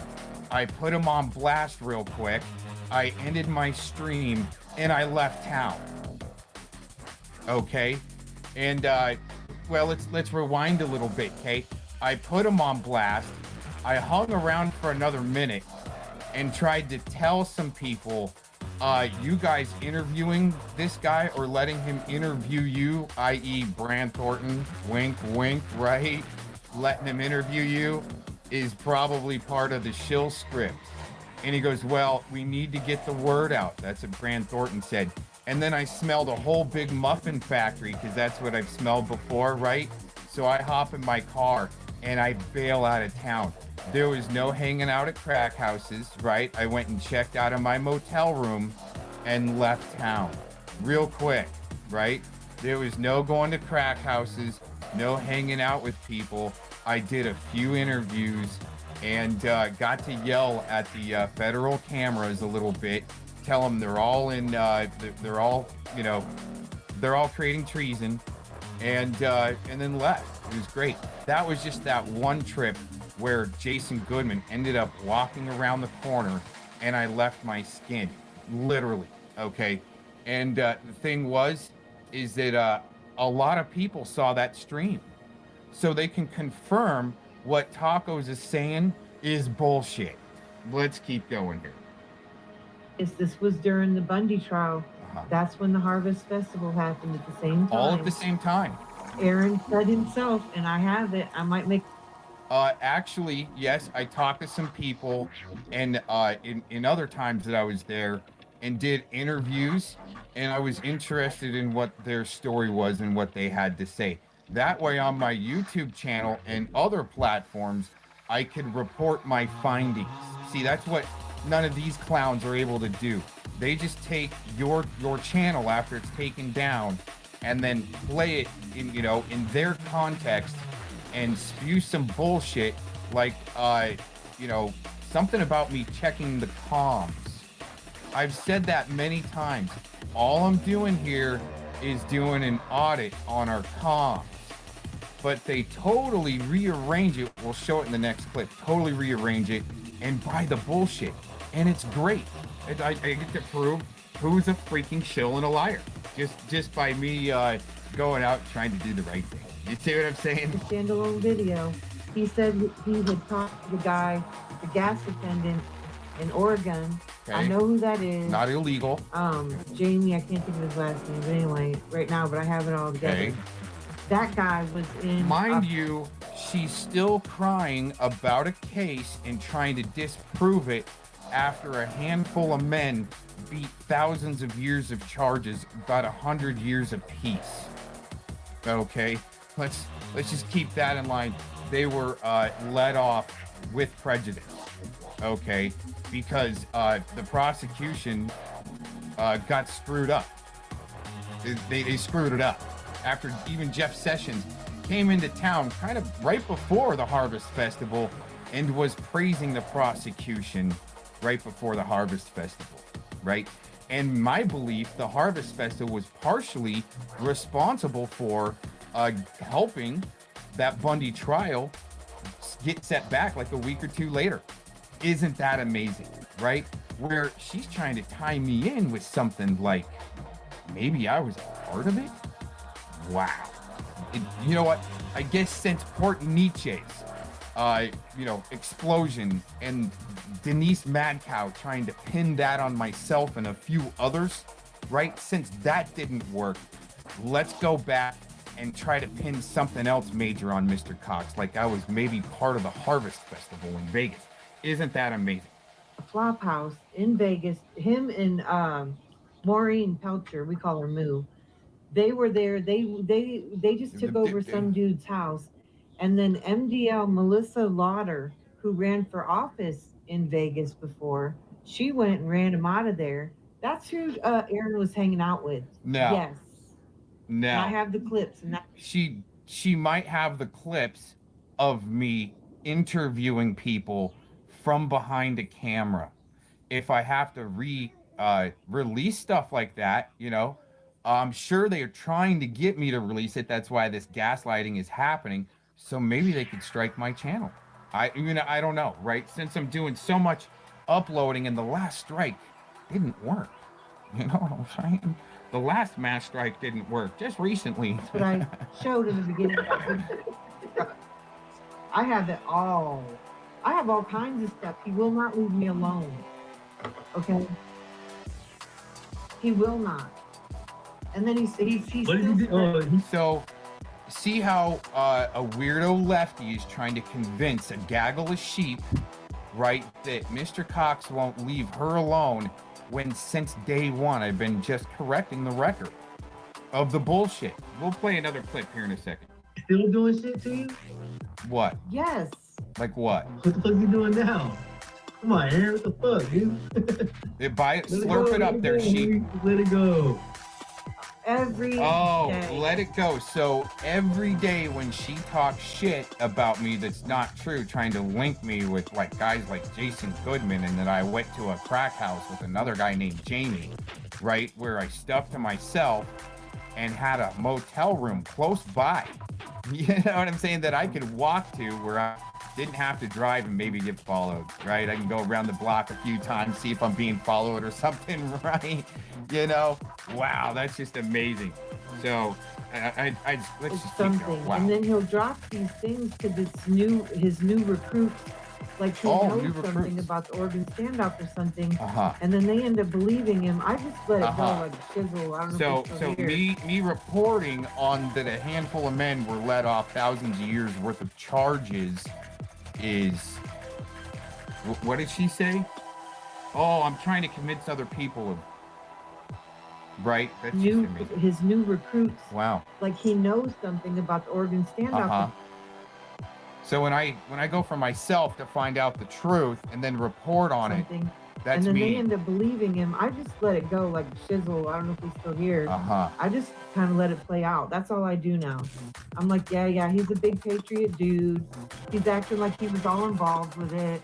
He's just a total liar. No, see, I've never pretended I've been involved with anything. What the interest was is a piece of journalism to try to get down to the bottom of things, and then all of a sudden everyone was exonerated except for maybe a couple of the shills that were talked into taking plea deals to help set court case precedents against the other guys that were let off, exonerated. Isn't that interesting? That's just the truth and facts right there. No bias against anything, like me saying, oh, thank God they got off, right? I really don't know. But what's interesting is, since they were let off, will there be any justice for Lavoy Finicum getting shot in the back? Let's just put it that way. Yeah, but that dude he was fucking out there involved with it in was a fucking sex offender, right? Like a pedophile? What? Or something? Or something. Oh, there's all kinds of them. And then he said he met up with Jason. The guy that I sent a bag of dog food to. I'm talking about that one dude with the missing teeth. Right, so the guy that I sent the bag of dog food to, so Eric Spitfire and James Dean, these other shills, can try to use it as their little weapon, and they still don't even have the story right. See how I get to point out hypocrisy and liars and shills and tweakers and fuckheads like Beta Bun Bitch Treach too. You know what I'm saying? Wow, this is Jamie, great. I don't know if he has that. I'll have to look, because I would know right off the top if I knew for sure, but no, but he has I thought Aaron was hanging out with that dude. Yeah, see, they need to associate people hanging out together, but they can't really even define that. Like what really happened there. They just hear what their handlers tell them to push. You see what I'm saying? Good little state actors. Guy. Yeah, the Muffin Crew. Mouse is another guy. That's already, he fucked up there already. But I'm just saying, on top of that. There's several that he's out there with that several. Dude, Jamie, right? Yeah, well, he says he met up with Jamie, and Aaron told me. That's what I'm saying. And isn't Jamie a convicted fucking sex offender? I'll have to look. I don't know. That would be really convenient for his narrative, which I wouldn't have known by giving the guy an interview on the street at a protest. You wouldn't have known that. All I saw is him on footage during the standoff. He was on a little bit of footage So we knew who he was once he showed up to Vegas.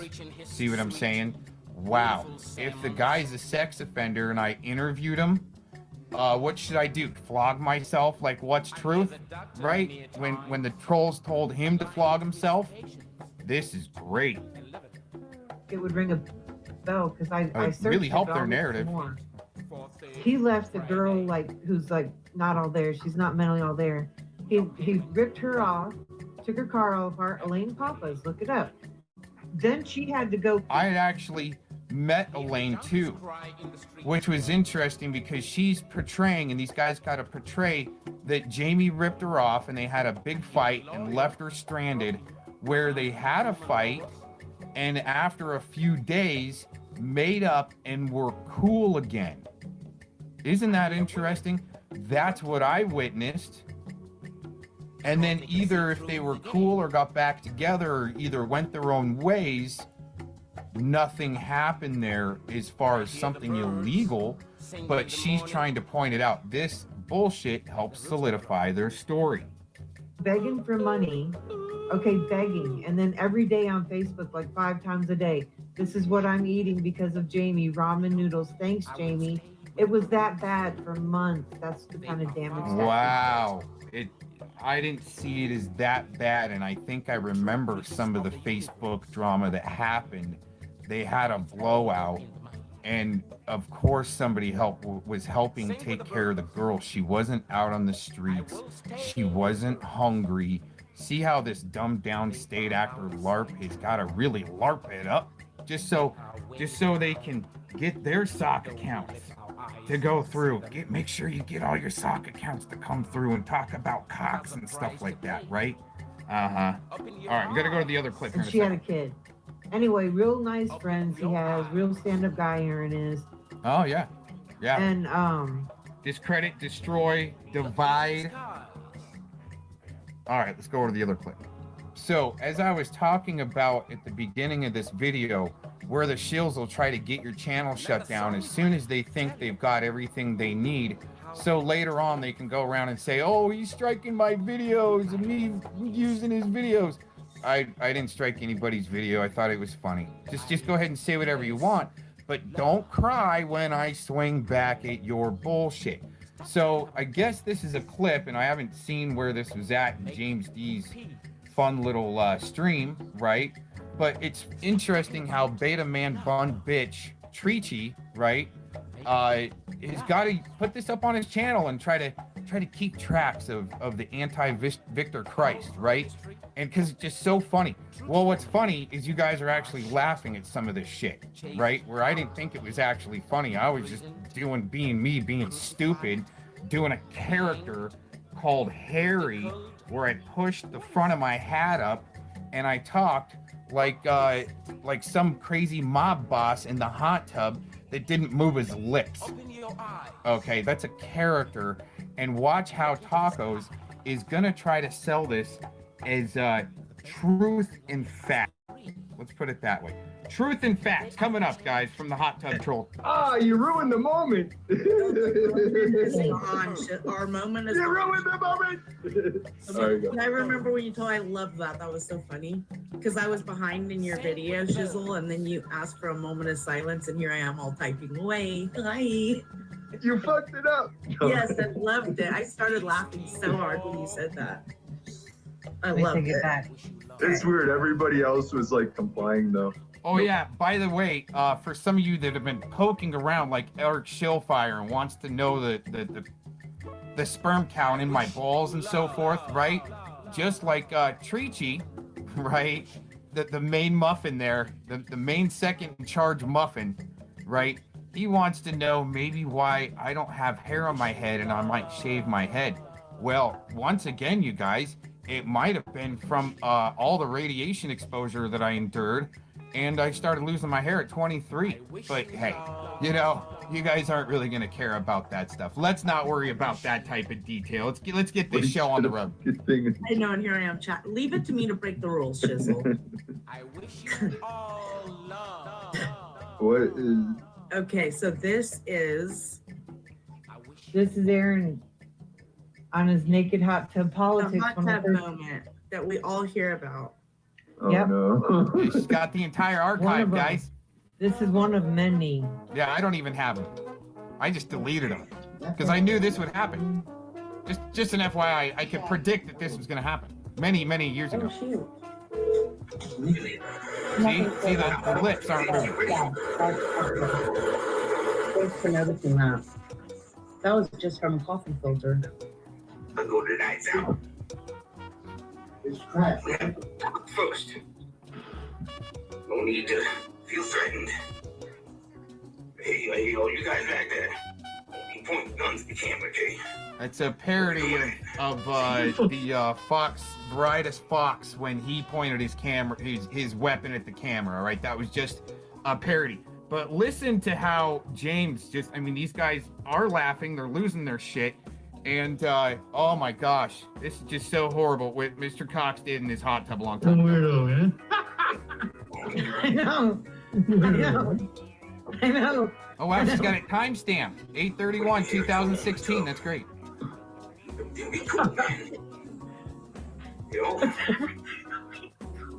Did he really do his voice like that, or did you guys make it do that? No. No, he would talk like that.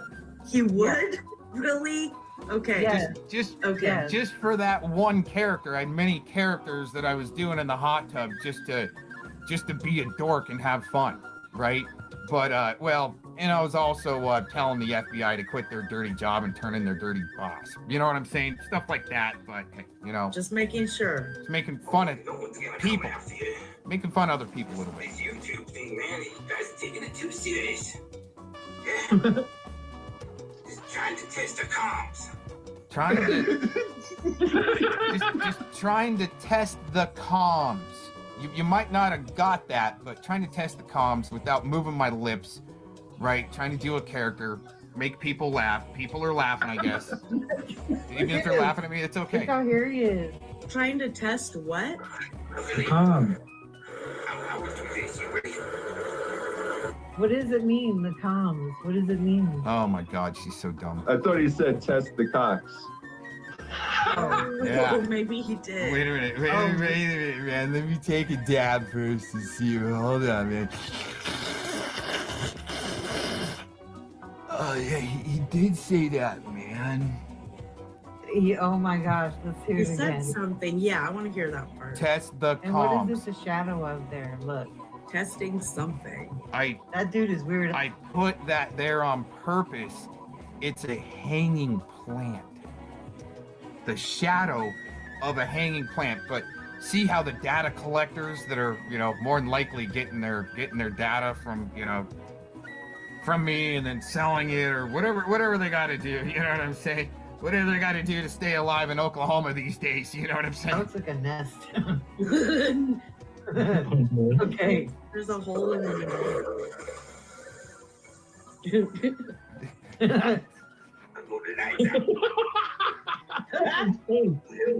First, no need to feel threatened. Hey, all you guys back. Look. He All you guys back there. Right. The nanobot. The nanobot. Right. Yeah. That's He behind him. knows that. Yeah, he knows that's the file. He's been trying to say he was wearing a prosthetic nose. Prosthetic nose. Why would Yeah, you that's wear his a nose. prosthetic nose? That's his nose. Yeah, I know. He's been trying to get everybody ready to make it All look right, like all right. he's You really... gotta LARP it up sometimes. You don't really know. I was saying you guys might not know if I'm really wearing a prosthetic nose like the guy from Digital Underground. You know what I'm saying? He's covered here, and that's not his nose. He knows this is coming, and he knows what he did to me. I've been nice all these motherfucking years. The nose knows. Yep, dude, I got them all, man. Okay. What we doing that? See? And look at that hairy body. She's really checking me out. She's really checking me out, huh? No wonder she wanted me to move into her back little, man trap. His ass. Harry trolling the tub. Yeah, he's so hairy, he clogged his own drain. No way. That was a LARP. That was a LARP. What I did is I think she was trying to say, or somebody was trying to say, that the hairy beast is gonna clog his own filter or tub or something like that. So what I did is I made a LARP video where I cleaned out the filter, and I showed it real quick, being, you know, just kind of the corner of the filter, and then took it off camera and sprayed it, and I was throwing old dog hair that I collected for a while, and dirt and trash and a wallet and some chick's underwear, and it was a LARP video. It came out of the filter. But listen to how she sells it and goes with it. This is perfect, see? He did.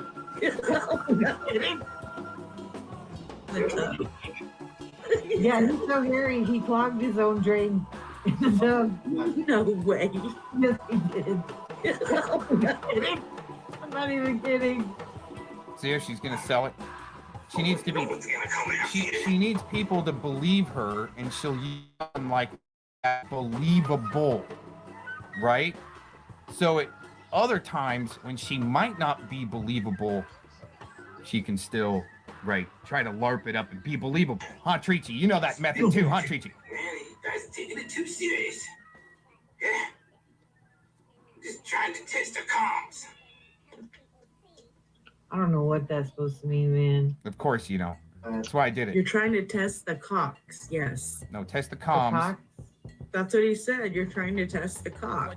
Sounds like you guys are trying to gaslight. To me, that's what it sounds like. You guys are trying to gaslight or something. Y'all are taking it too seriously.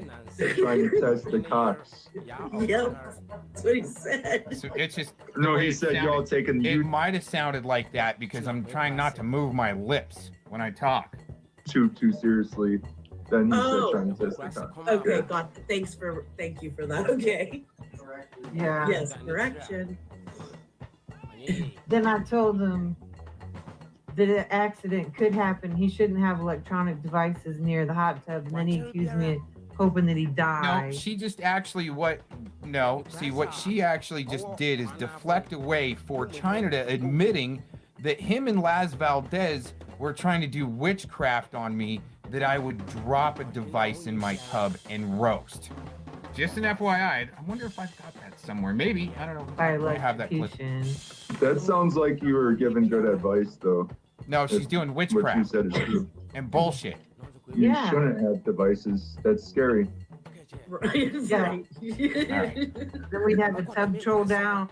Right. That's funny. Haha. Tub troll down. One of her famous lines that she's used, right, for a long time. And on all the newbies too. She's got to bring it out to all the newbies. I'll tell you this, after the witchcraft happened, I was a professional hot tubber and for years didn't have any devices actually fall in the tub. But actually it was interesting, right after China admitted that he was doing, you know, him and Laz were trying to do witchcraft on me, that I would roast in my tub and drop my device. I actually dropped one in the tub, right? An actually pretty expensive device, but I was able to grab it real quick. You rip the battery out, and that's why maybe you can't, rip the batteries out of new phones anymore. Rip the battery out, let it sit in the sun for a couple hours, and it fired right back. No problems. I think it was maybe even plugged in, man, but grab it real quick, dude, outside the tub. Didn't get shocked. Pulled the battery out, right back going, man. One strike on my professional hot tub.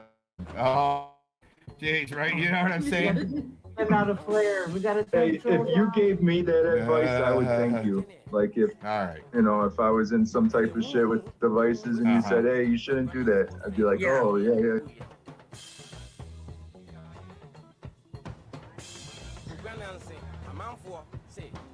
All these girls on here all the time. It makes me fucking funny. It's fun. Damn. Why always gotta be so fucking funny? It's like, okay, I'm gonna fap. Oh, why do you want me to fap so much? Jesus Christ.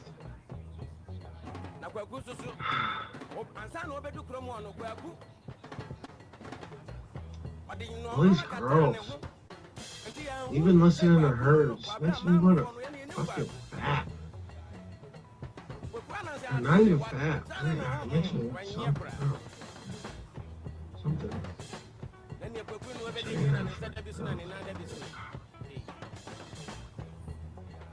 Makes me want some fucking pussy. I don't even think I want this.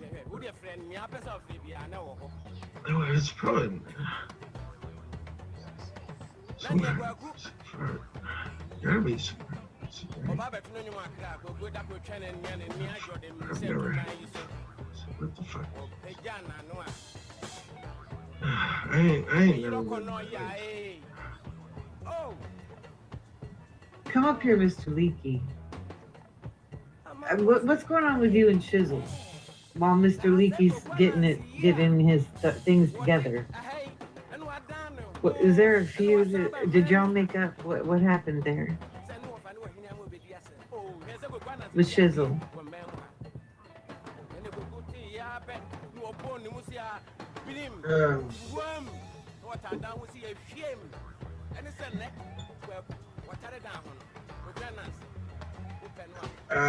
Well, you know, I don't know if you've ever heard what I said, but that's what I said, and I will stick by what I say. Yeah.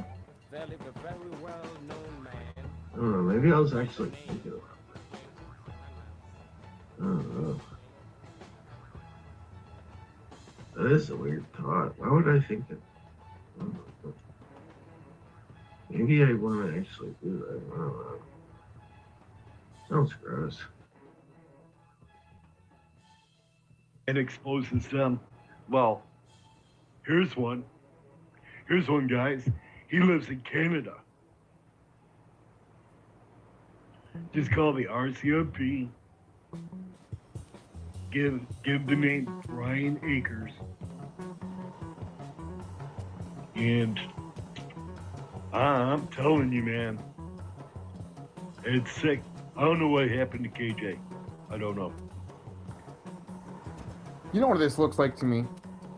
With this guy right here always having to bring me up. Well, isn't his friend Teresa R. the one that dated the NNH guy that's got some real serious charges? I bet you they're doing damage control for that now, aren't you? Bring up everybody else and whoever you can so they don't bring up Teresa. Or if they bring up Teresa, you just keep them on blast, huh? Other North Sac. Oh, I think Northsec got busted out on some stuff. They're really trying to hide. Oh, yeah, it's true. It's true. But I do know what's going to happen. Right? Oh, yeah, it's true. Just like what Citizen P is saying here, as far as Asmar and What's Truth being gay lovers, right? Okay. I do know what's going to happen to that. And maybe part 2 will be my recording of the phone call and what they said. Right? Ooh. And maybe there'll be somebody filming when CPS, your version of the CPS people, show up at your house. Maybe, just maybe. This is what would be in like some slasher movie. This guy's voice, as far as wanting to see children taken from the home and trafficked through CPS, which is one of the biggest child trafficking rings in the, well, on this continent anyways. Interesting enough that this guy just sounds like he wants children trafficked. Oh, by the way, did I mention that this guy White Knights for Teresa R. that was with the NH guy? Boyfriend, girlfriend, apparently, or whatever. Right? That's got real serious charges. Right? And I won't bring up any more about Teresa R. on her health. Let's just put it that way. Looks like you guys stick around. The biggest sickos. Just saying. Let's keep going. There'll be somebody on the corner with a camera filming what's going on. Maybe, just maybe, we might have ears to hear what's going on. That's what the biggest gang stalkers seem to be like. Is I've said this before. Where like I don't want to say the name, but like the cell phone carrier, a major cell phone carrier, starts with a V, right? From what I found, is that they're starting their own elitist type servers, private servers, where they're streaming, where they want to have people on the ground, and you got your middlemen facilitators right here, like Citizen P, all right, that are maybe part of that elitist network that want to see children trafficked. Then they can have these private servers on the V, okay, on the V network, right? They've got their own private streaming for elitists, where they can watch somebody get gang stalked. That's what I found. Doesn't that sound like that? Let's listen to that again, because he says he wants to see it filmed and have a neighbor also do audio or something like that. See how they contact people around you? To what? To film you so they can sit back and watch children being taken from the home and trafficked, in my opinion. Happens statistically more times than not, apparently. Right? You see that colorful language there? Maybe, just maybe, we might have ears to hear what's going on. I told you. I warned you. Pedophile. I'm going to start calling you Rex Fredrickson. Oh, there's he. That's exact. See how these guys like to. Even Rex. See how this guy likes to promote that name. I don't want it on my channel. I don't want the guy associated with me because it's all gross. You guys, for some reason, use that name as a weapon. It's in your mouth. They like that name. They promote that name because they need people to go look that name up. It's a honey trap. So people go there, and if you type in his chat, or now even if you watch, apparently they know who's watching, you're getting doxxed all the way down. So they can go, oh, look, this guy in this state, in this town, that must be so-and-so. Oh, he's watching the rodent. He's part of them. See, it's really weird, especially going back to North Sac, right? Goes back to North Sac and these guys with Falling Mom. This guy's good friends with Flathead. But they were all cool with Flathead giving the most and being there the longest with the rodent. Isn't that incredible? Let's keep going on this. Fredrickson didn't never this on the internet, did he? How do you know? And I would never stick up for rap, ever. I don't know which is the worst. You, your gay lover Asmar, who supports you, sends you money. Hey, Shizzle, it looks like you've been wanting to hang out with PDF and some weirdos lately. That's something you should have Citizen P prove. Just saying. Promote your business so that people are fooled into buying merchandise and supporting a pedophile. Wow. Now, how would you like this guy to be around your children and do something to your child? He was at the park down at the church live streaming not too long ago with his children. And it was children dancing. And I thought it was a little weird, right? Oh, but Citizen P isn't going to put on blast the transvestite show that's grooming children in Idaho. That's okay, right, Citizen P? Okay, you know what I'm saying? No, I know it's not weird for him because he likes to look at little children. He likes to look at little boys and girls. He likes to look at child pornography. He is a creep, a disgusting creep. And I'd like to have everybody's support in getting rid of this guy.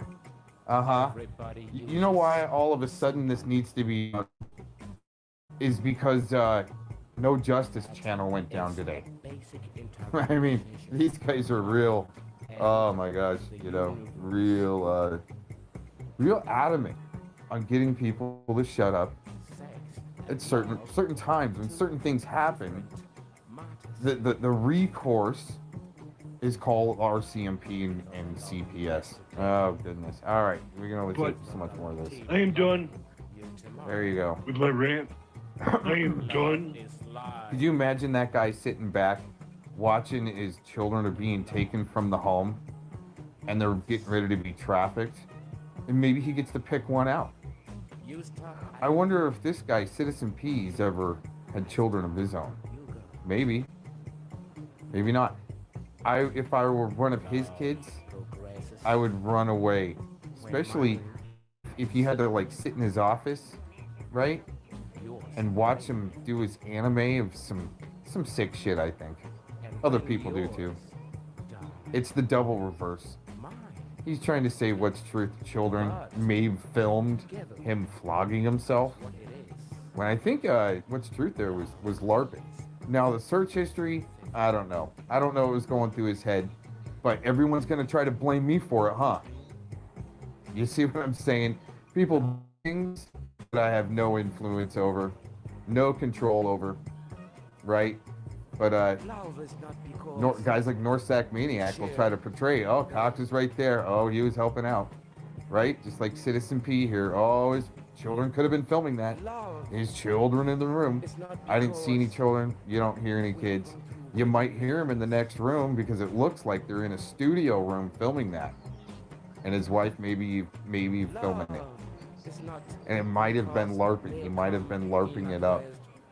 Because that's what these PDF Force needs. The PDF Force said it himself in this video, right? They need you to kiss the ring. Hun Norsac, Hun Dinkus, come kiss the ring. Bow down, huh, OGM and fellow men. You gotta come bow down to us. Why do people need to bow down to you and try to kiss your ring? You want them to kiss your ring? Isn't that some interesting stuff? He'll do a part 2. Maybe I'll do a part 2. All right, ready, break.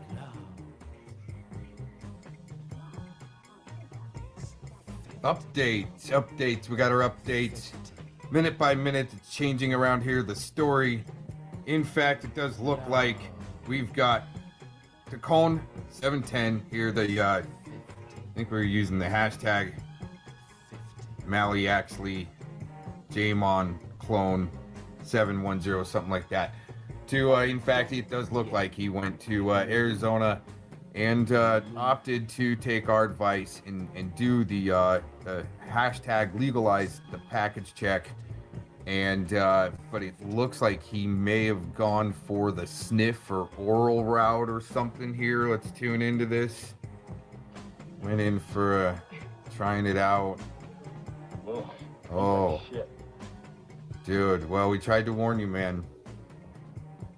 Many of us out there. That's why she did the noodle legs video, trying to get you in, and you fell for it. Oh man, seeing she's in the background, pant like a dog, loving it. I can't.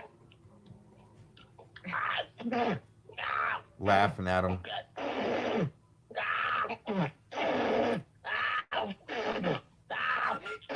He just made me spray. See how these women love the pain. Other men, they put them through. It's real cheap, $20. Oh my God. I would have given him $40 to do that package check. He's cheap, man. Ow! Ow! I got the blinkers on. I can. Ow! Ow!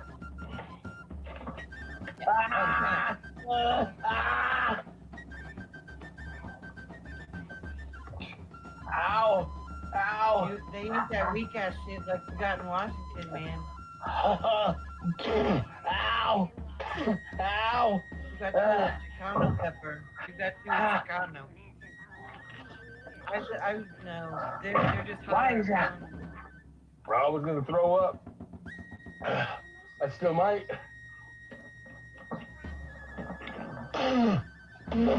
Ow! It's in my gut, it's in my teeth. Ow!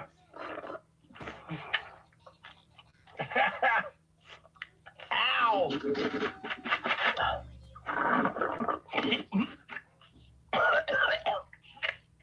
Oh my God.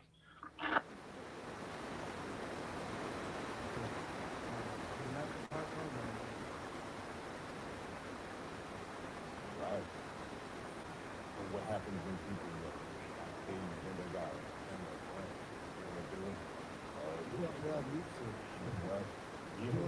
on YouTube, we're doing a lot of non-human activity.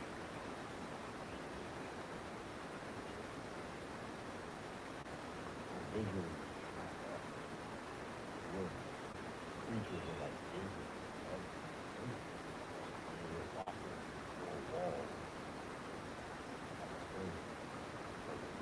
Even if you can expand to the outside with the World Wide Web, you're still confined. You got to get out something. You got you and that now. I'm just speaking. I'm not going to think you are. I'm just trying to have a conversation. I'm a lot of fun.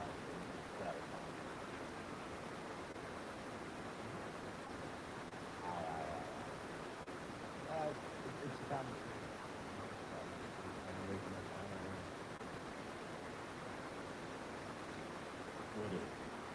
Yeah, you guys caught me. I was on break. What is this guy trying to say? As Vinny Eastwood said, I'll be on with him on the 15th, by the way, folks, if you want to come over at 10 p.m. Eastern Standard Time. You on with who? Vinny Eastwood. Oh, okay. Who's been banned from YouTube, much like Max Egan and, well, AJ, whatever your opinions are on him, mine are mixed. And David Icke. These are people who are not able to ever even come on YouTube again. They've been banned. What if getting strikes? These people are not even what allowed if they're to pushing so much disinformation that's why they got pushing so much disinformation that YouTube banned them. What if? Is that what Facebook does? Shut down Facebook fact checkers because they're putting out this, and whose opinion is it that it's disinformation or not? Shouldn't it just be free information flow as long as you're not harming it? Evan, I will But jump off of you. Thanks for the conversation. Well, you have nothing to add to Awesome. this. So. All right, for sure. Not having you up and chatting. Enjoy your 5th booster. What I do with my shows, am I doing that now? No, not now. Yeah. Most people want to come up and talk about that same shit. Because you're on with somebody who's talking about. Well, I was on with Dynamics as well. We talked about that and it went one ear and out the other. It was bomb. There's a lot of fucktards that run in and out of here. So, yeah, they want to bring it up, so I'm not above talking about it. I will talk about it. It's experience that still hinders me to take. Fucking gets views. Well, I don't keep those streams up. So the view count, no one's gonna see it, and plus it stops when I take the videos down. So it's not really about me. Right.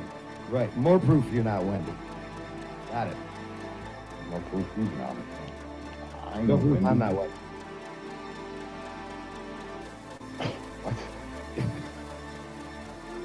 What about when you do your little Wendy stream on your Premiere bullshit? Is that, just fighting the new How world often do I order?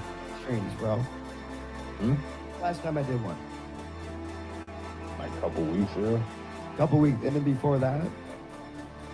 A little while. But then again, I About was 6 months. But who's counting? But rarely does that happen. Okay. What about the land? What about the Land Before Time? The Land Before Time. What's that?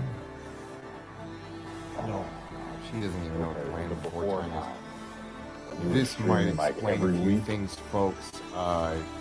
While Saturday morning cartoons were happening for Eric Spitfire when he was a kid, he was probably locked up in the basement, a small room where Mom would just slide a pancake up under the door for him. Must have kept him in a little room like a piece of veal. That's why he's so dumb today. Let's keep going. This lady? That might be Really? why his growth got stunted also, especially in his puber. True. Yeah. I was watching it. I was kind of entertained by it. I was so entertained. It's funny, dumb shit.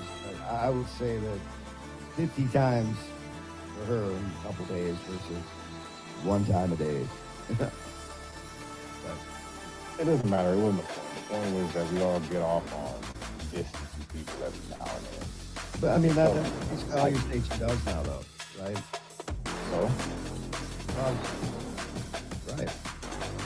Are you dissing on people that are getting vaccines? No, not like Bill Hicks and child molesters and child traffickers? Yes, you are. You're dissing on them. You are actually like freaking accepting and being honest and open about what I'm here for. I'm here for everything. How are you doing now? What's wrong with that? It's what you do.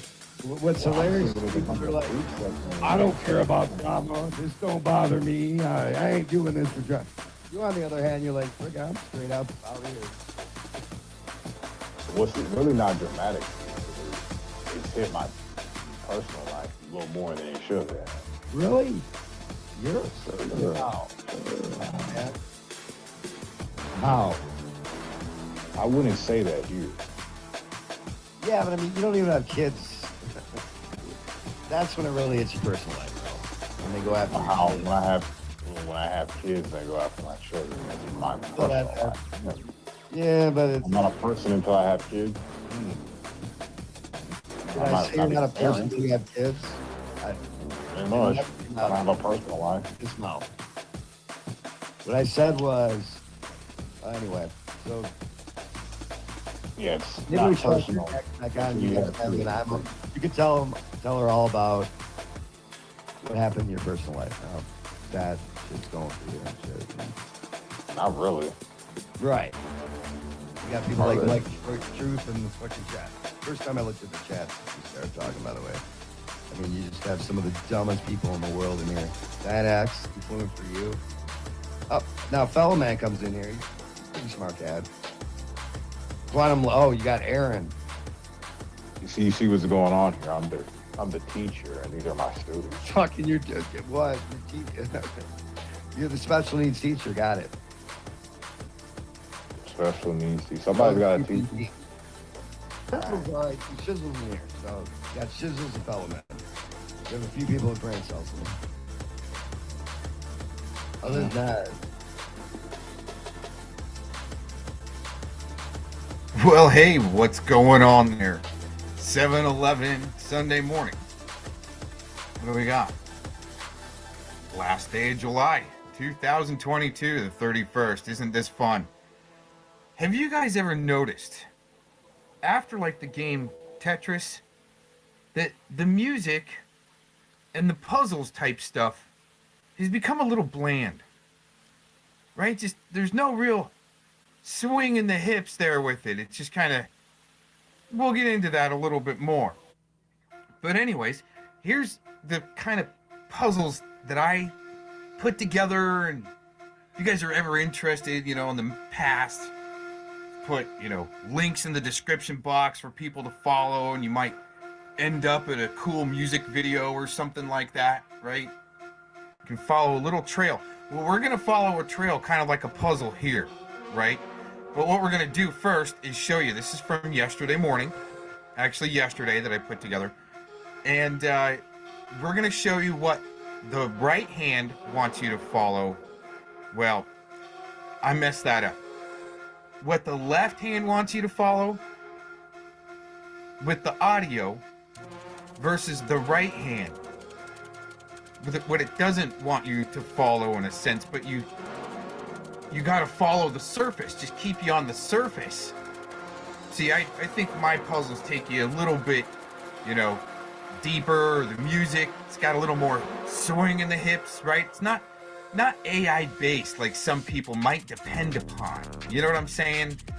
The kind of the wafery, keys and chords, and it's, sometimes the mistakes in music too can be fun, or the originality, even if it's not very good, the free flow of things. Some people have a hard time. They either have to do cover tunes, and the people that don't have much creativity pretty much have to do cover tunes, or if they think they're doing something original, it's just kind of a variation of a karaoke song they've been practicing or something like that, right? Real dual, triple fold here with the Muffin Crew we're going to be going over here in this video. Thanks for checking out this video yesterday. Let's go through this beginning again, and then we'll go in a little bit different of a direction, but what pertains in this video to, let's say, the court case record that was shown. All right, so we're going to start off. Okay, here's the left hand with the audio. They don't like the pushback. Right. Now all of a sudden they're victims and they're crying and whining and piss baby. Look at that Aaron sissy. Oh, that Aaron sissy. Right? Oh my gosh, I guarantee that guy would flood his Depends on the way out of an airplane with the chute on. Just an FYI, just like that other character, he actually loves the planes, but too scared to fly. Alright. Holy crap, man. Try a 6-hour flight in a HC-130 bouncing and rustling around. That'll kind of wear you out. Anyways, what was at the beginning there? Said, follow the lemon-flavored rabbit. Right there. With Mr. John Lemons. That's on a North Sac Maniac video from a long time ago. Maybe 2 years, something like that. I don't know how long ago. But it's been happening for a long time, where this guy ends up where Mr. Cox is maybe getting slapped around a little bit and destroyed to get off the internet. Just leave the internet, Cox. You've been busted with your disinformation, agent bullshit videos. Mr. North Sac Maniac, that's where this screenshot is from. It's from the North Sac Maniac video that recently another video made it into the Fellowmon channel for a slap video on Mr. Cox trying to frame it with sickos again. All these sickos, right? Looks like you guys are the ones that are issued sickos to, get everybody wrenched in their chat and then sit back and go, oh, yep, it was wrenched in there. That's what sickos do, to entrap people and bring people in. And that's what we found, right? Okay. What we're going to do is we're going to take another little look closer at the screenshot and see what's going on here. We're going to go to kind of the second segment of this video here. Well, we're starting a little farther back than I thought, right? Oh, 99,000 calls to the suicide hotline last week that Arizona started. 99,000 of them were from FM's video that he did on Cox. No, not really, but that's a pretty sick way to look at things, especially if you might be part of a cult that believes in death by 1,000 cuts. Huh there, Cridley, right? Oh, see how it just kind of twisted, and it's got to be at the right time, right? When in a different, maybe new location, like the Authority Check channel, when Cridley was wrenched and, was allowed to kind of just, keep going on Mr. Cox, even though they knew the truth, which is fine, right? Which is fine. At least I'm afforded, not that I paid for anything or pay anyone, right? Afforded to swing back, all right? So we'll show you a little bit more about this death by 1,000 cuts, right? Where Mr. GD, I've got audio of him, Mr. GD calling my phone, leaving a voicemail. Recently, somebody put out now that they've got all of my phone numbers, which is fun, right? Lots of calls coming in from different areas and locations. No one's seeming to leave a voicemail or maybe just text say, hey, Cox, can you just give us a call? No, it's just harassment and constant harassment, right? Especially from little cucktards like GD that were part of that.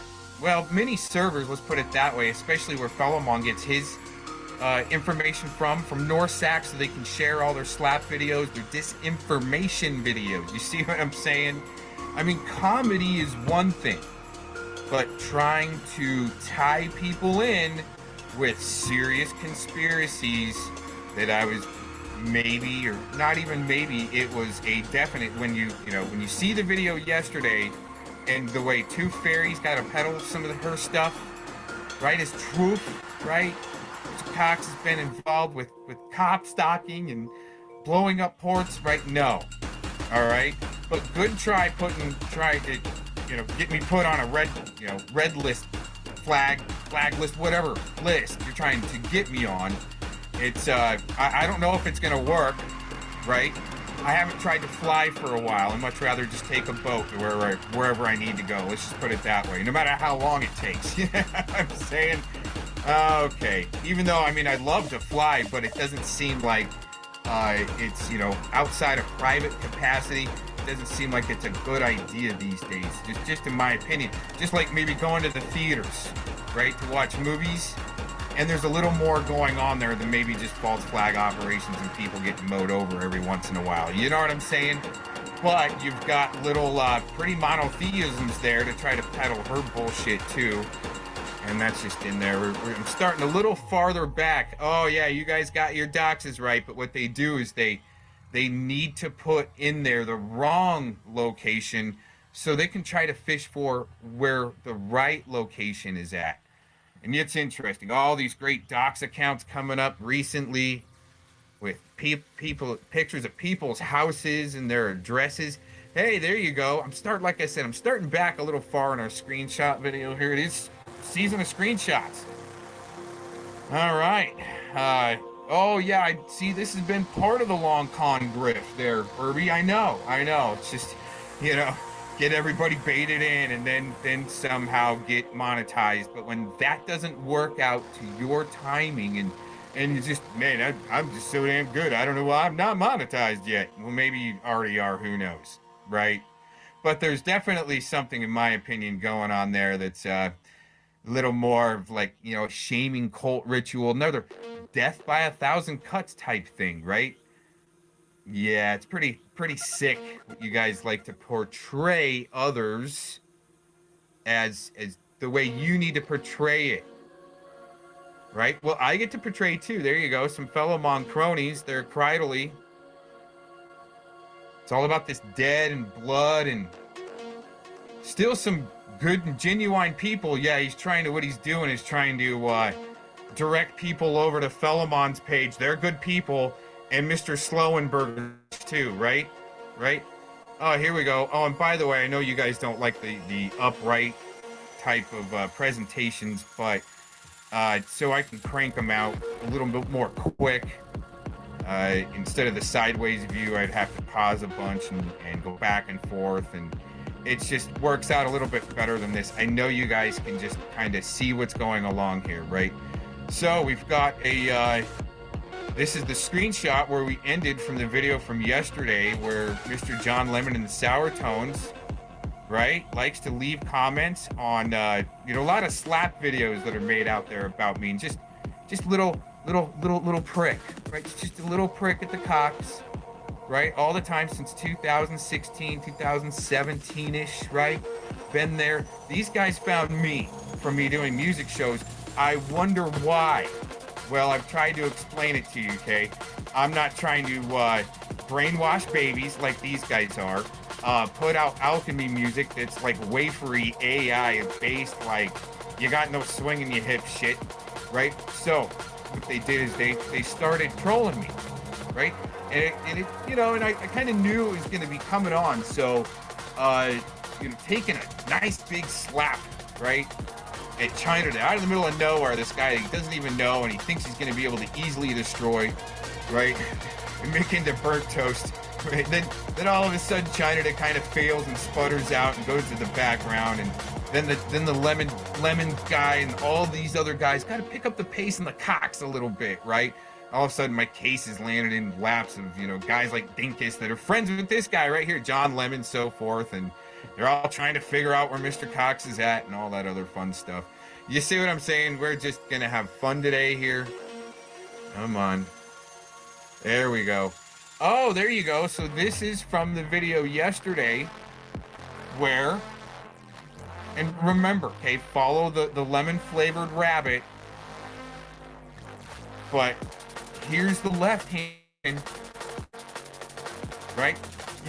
You're not supposed to follow, but you're supposed to follow. It's really weird, but once you follow, you get brainwashed by like Pavana Davis with the music and so forth. We're going to be getting into it further. So this exposed BS, isn't that Fellowmon there? I think it is, okay? I think other people say, yep, that's Fellowmon.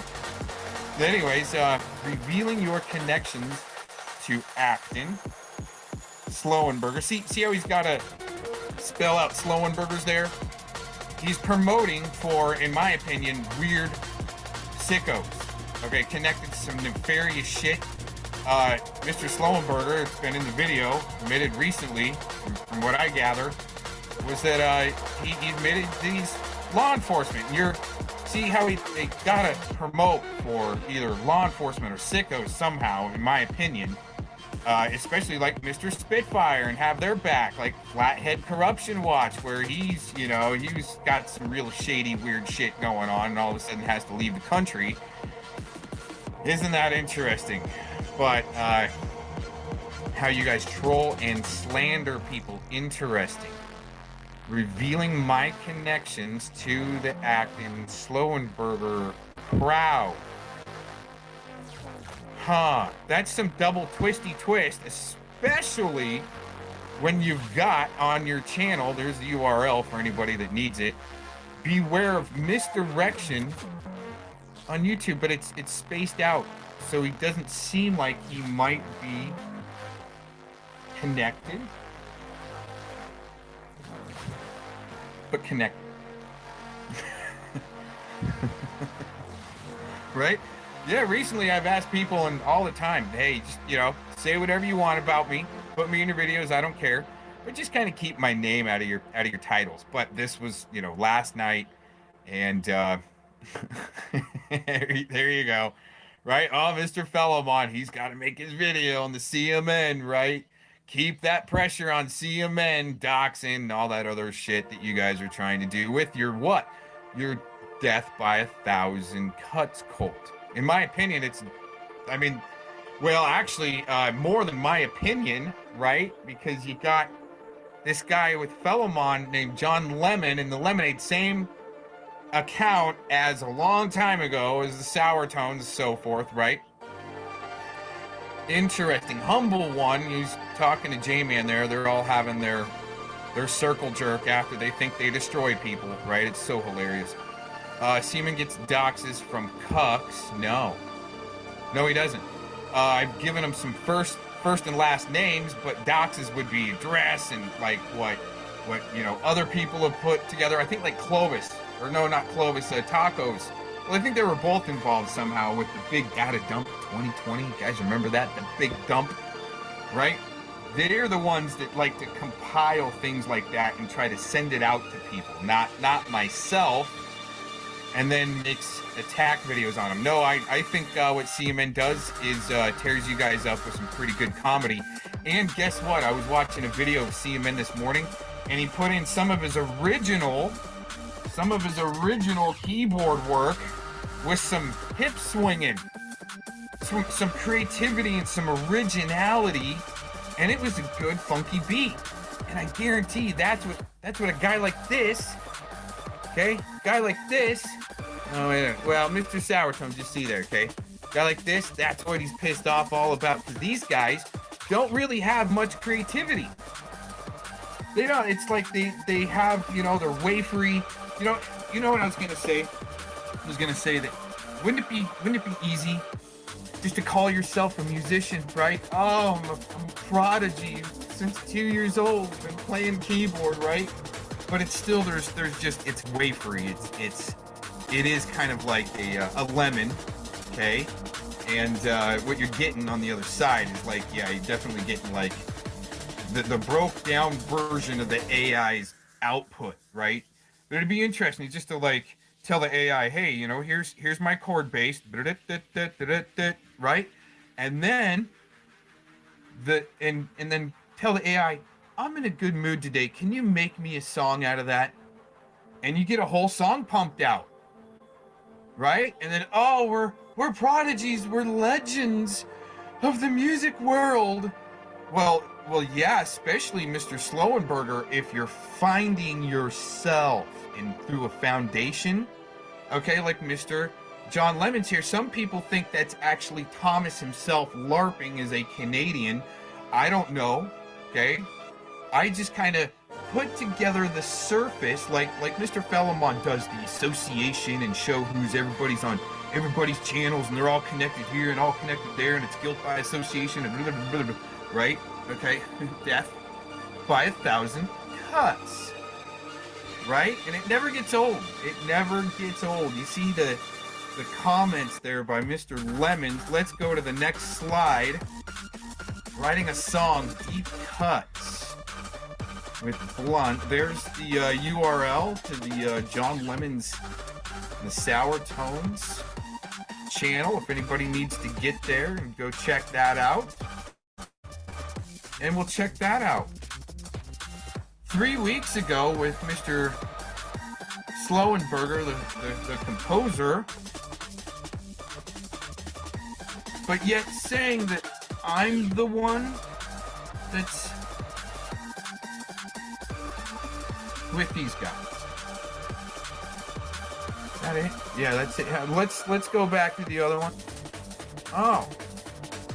So that's Fellamon or somebody from one of the Fellamon cronies that has to spread around on these associations and these weird associations and try to associate Cox with that guy and then try to associate Cox with that guy, and that's why some of the sickos are there. So you just like the rodent guy, you go into his chat, everyone gets a wrench, right? Everyone. Doesn't matter if you plunge the whole chat, right? Anybody that's new, sock accounts or whatever, right? Start blocking people. It didn't matter as long as you were given a wrench in the rodents chat. That way, guys like Norsac Maniac and Fellamon, when they're sitting back watching, they can associate people in. Oh, you had a wrench in that guy's chat. See? But they come into my chat and try to associate me with, in my opinion, an occultist that's a sicko, in my opinion. And this is bad, especially with the court case record shown yesterday, and you're still going on your satanic LARP there, Mr. Fellowmon, as a upstanding Christian. That's what you guys do, is hide behind some type of Christianity and the belief of God, but when it really comes down to, like, let's say, knowing Jesus and knowing the walk past, once again, Fellamon, the Ephesians 5, the death by 1,000 cuts type slanderous crap that you guys got to keep on doing with the doxing accounts and so forth, it doesn't look good for you once again. And guess what Mr. Cox gets to do? I get to go fishing, and you guys can sit there and slap at each other and stab each other and meet up and try to come find me. Well, I'm not that hard to find no matter where I go, and that's the same with all of us in this country, or the prison planet, if you want to call it that now. Okay, so anyways, not that hard to find, guys. Everyone, thanks for checking this out. Peace out. Much love. Prayers and blessings. Have a great rest of your weekend.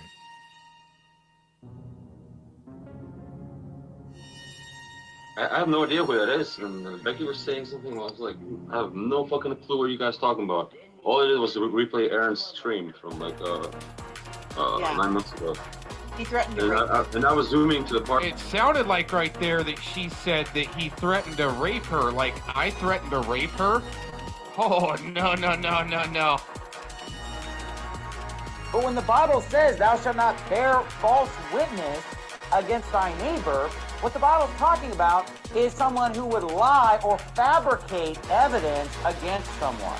So they would go into court, for example, take the stand, swear to tell the truth, and then say, yes, I saw him get in his car at this time, and it never happened. Or, yes, he was there at the scene of this crime, and they didn't really see anything. Wouldn't that be a false witness? That would be bearing false witness against her, lying about someone in order to get them convicted of a crime. She's in with Clovis. She's been in with Clovis. She's used Clovis. Clovis has used her. No, it's Brenda. Brenda Becker. Okay. She's behind a lot of shit. A lot. I mean, down to saying she's gonna wants to clip my lady parts. Wants to clip your lady parts? Without. So she said exactly what little part she wanted. Yeah. Yeah. I don't know about that. I didn't hear anything about that, but maybe it's those dingleberries you got hanging there that make you seem like you're kind of hemorrhoidal and vaginous.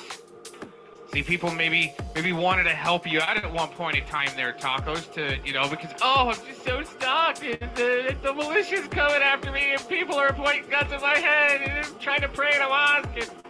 Give me a break.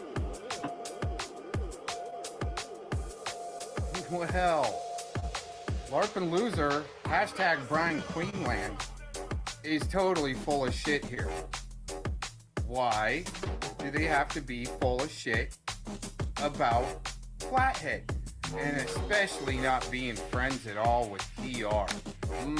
He's always skirting away from people he was just maybe supporting, right? Real hard. Interesting how Brian Queenland fantasy skirts around, especially with this. Yeah, you know what? Flathead fully admits he supported Mouse until he saw the records himself. He is the type of person that will not just believe what people say. He wants tangible proof. So yes, he did support Mouse. Yes, he did give Mouse money. He did help him a lot. The moment that he saw Mouse's record, because I remember it myself, the moment he saw Mouse's record for himself in his hand, he cut all assistance to Mouse. He completely wrote Mouse off. Disavowed him, told him he would do everything he can to burn him. A lot of... Okay, so let's roll through this scenario here, and then I'll pause and play a clip. It was about the winter, okay, right around the new year, if I remember correctly, when Desert Sentinel read the charges around 2019 during the winter. Flathead admits in his own words that he gave the rodent thousands of dollars in 2019 and 2020. I was out of there towards the end of 2019, maybe part of the beginning part of 2020. Then started trolling him a little bit, and then cut away from the whole thing for a while. Let's go to our other clip here. Oh yes, 2019, 2020, 2 years, and it is thousands of dollars. You're looking at it. I donated all that for it. Here's April. Now he's going to show you the PayPal I gave him for 2020. Now start calculating the money here. The video I've been playing the last 10 minutes with from 2019. Now with his own lips, he's going to tell you how much more money he scammed from me. Let's listen to Rex. You're sharing information that's damning to them. You wait till you see what I do to Aaron Cox. That poor guy has no idea what's coming. He is absolutely dead in the water and has no idea that he's even dead yet.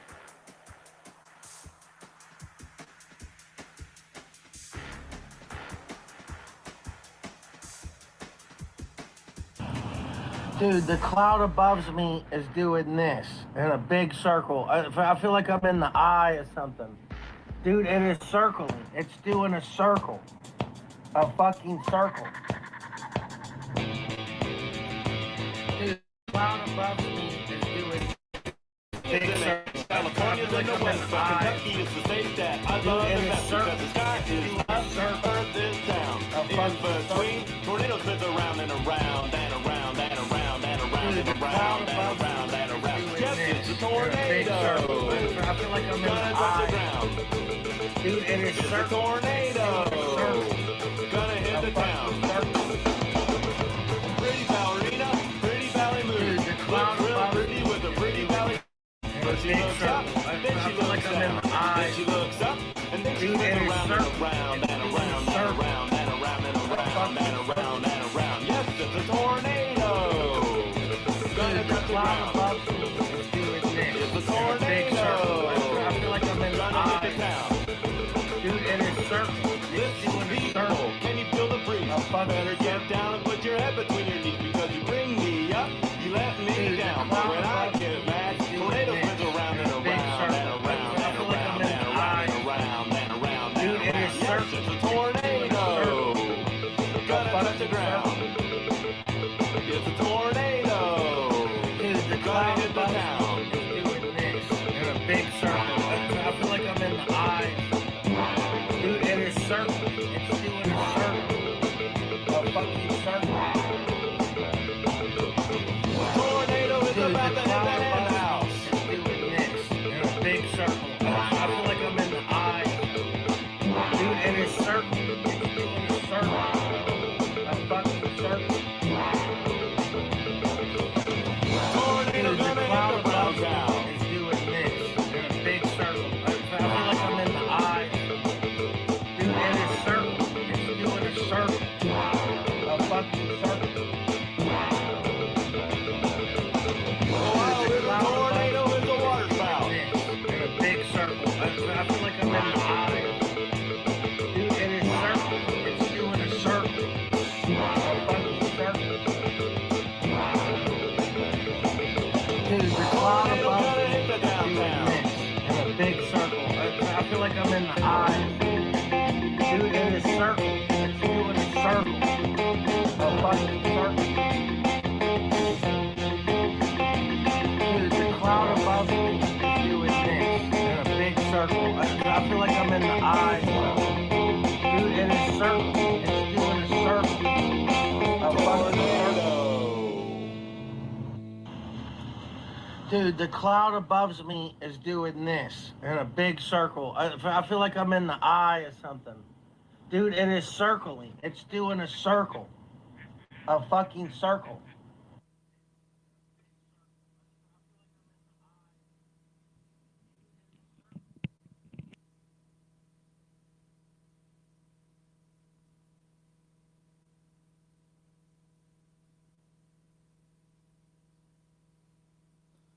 Well, spurging little fellow Mon, helping perpetuate the satanic humiliation ritual, the Mr. Great Christian that he is on a Sunday night.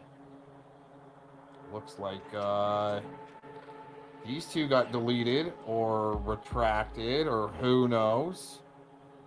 This one's stuck. Oh, these guys owned you better than I did. Well, I mean, Fellowmon, if you're cool with satanic humiliation rituals, which didn't stick, you guys can say as much as you need to that it did, but the repercussions, let's just put it that way, you'll all be feeling pretty soon. And that's just on the spiritual sense for what you guys did. Okay, especially Fellowmon, the Great Christian. Yeah, you might need to go to church, talk to your pastor or something. Okay, Fellowmon? Especially Sunday night, if you already hit the sauce. Is that why you're getting froggy? Is that what you do, Fellowmon? You hit the sauce, right? Maybe you did go to church today and you feel bad about really your life not changing even after going to church. There might be a reason for that, Fellowmon. So what you can do, once again, is stop with your BS projection, okay? And no one owned shit last night. Okay, let them try to keep coming at me like they said they were, right? Oh, they own me, right? Oh, Mr. Whoever from Turtle Boys is gonna take care of me, right? Oh, okay. Sure.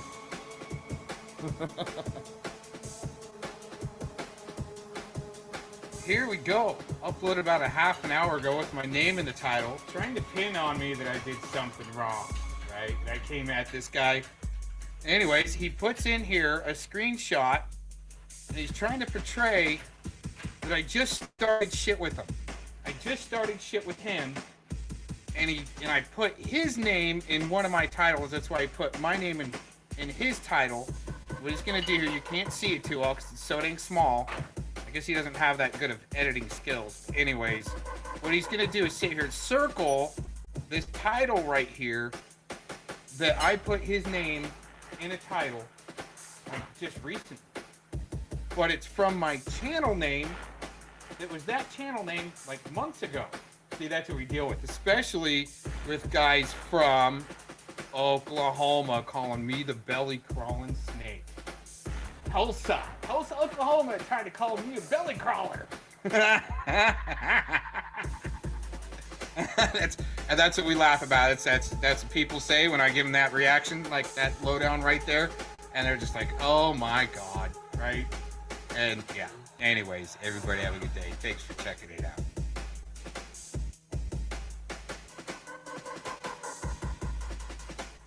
See, you really don't realize. Brenda does, and she gets a kick out of it because she wants to destroy Clovis. She always did. She always did. She's got the weakest minds believing her lies. Whoa. Okay, let's talk about this for a second.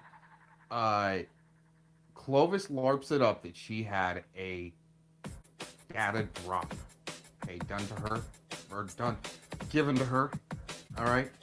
And I wanted to verify if I might have gotten the same data drop by sending her a sample picture of a particular individual, okay, from a YouTube influencer, celebrity, self-proclaimed, okay, and all public information, right? And I wanted to verify if we got the same data drop and if the documents were of the same outline or layout, okay, PDF form, whatever, right? And see if we may have gotten the same data drop. So I send her a sample of this individual on celebrity/influencer, self-proclaimed, and she freaks out and says, "Oh my God, Aaron, why did you just send me a docs of my daughter's future?" Okay. Then she had VP. VP, always protect her. VP, why are you always protecting the action, VP? Does he pay you? Are you on a payroll? He's a fucking idiot. He's worse than fucking. Yeah. I can get rid of Lamia anyway. I know. That's what he actually does. Is there anything you could have done? You fucking shit, buddy. Yeah.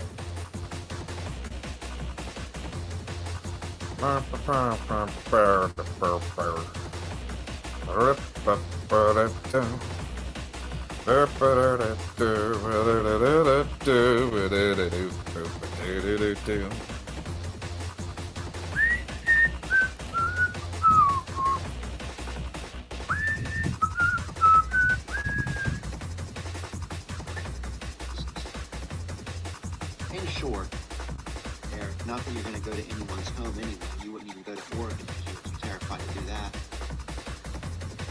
But you need to stop even entertaining this idea. Because it's going to end bad. Very bad. If you ever even attempt something like that. That's just a word of advice. Friendly advice. I'm not telling you this is an enemy. About himself. I had a son, and that got me to the thing. But I'm telling you right now, I know what Tom's was saying. Sometimes just because, and this is what Ronnie's got to figure out too. And I'll tell him this, I have no plans for telling him. That's what I said about the AHJ baby.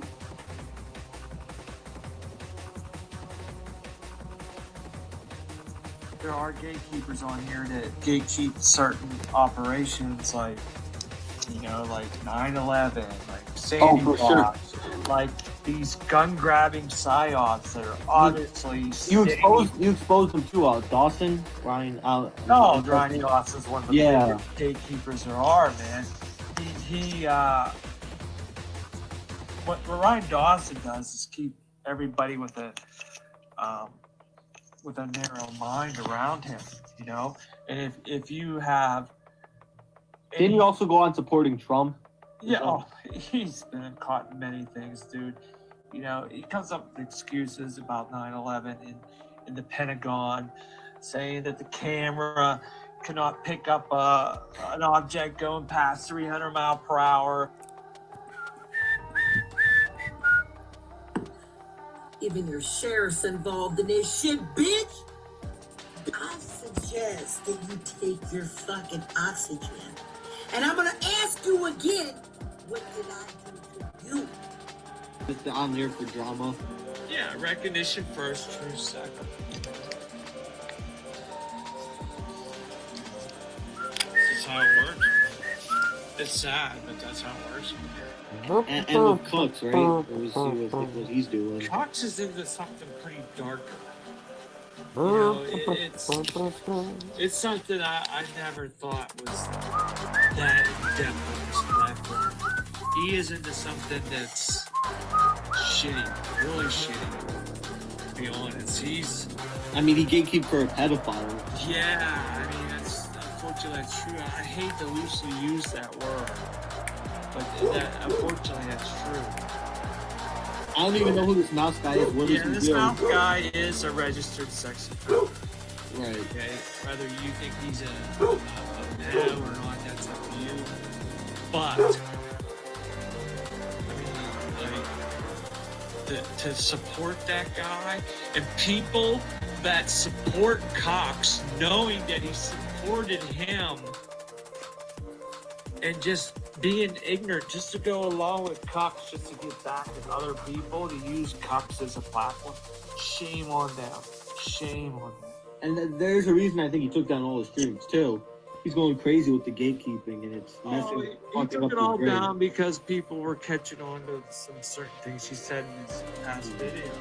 That explains it. That's why he's acting. That's why he's been acting all strange with that main channel. Especially with the Bundy Ranch stuff, dude. Like, there's a lot of these offenders involved with the Bundy Ranch cover. You know what I mean? That thing was a complete operation. There was feds all through that, you know. So I don't like to loosely use these terms and have them around me, you know, unless I'm sure if somebody's that or not. Right.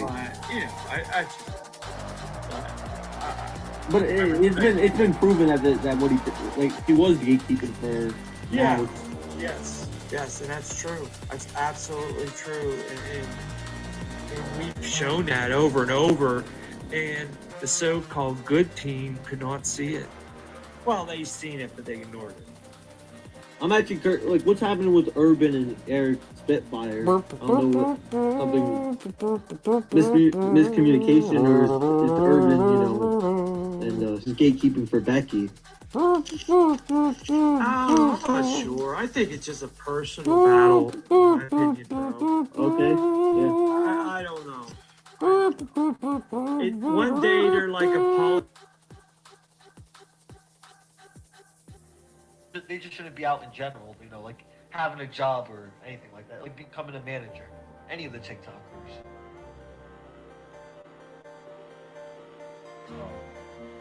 They're in the lower position. Well, you want to join, or you want to group up rebel armies, and you want to control people.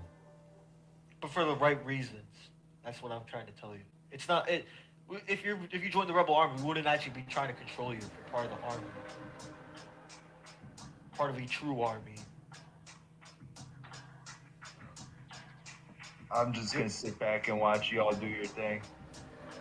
That's I fine. ain't joining your army, and if I have to, I'll defend myself. Now, if your TikTok nieces were adults, you know, there would have to be a little bit of a punishment there. But I'm assuming they're kids, right? They were adults.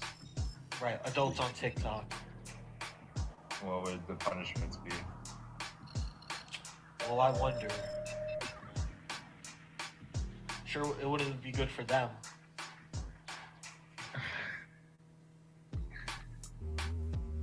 Well, I leave people alone, Mike. You know, figure out a good time or whatever to do our show there. Aaron So- is nothing more than a troll. He connects dots as well as a blind man reading a map.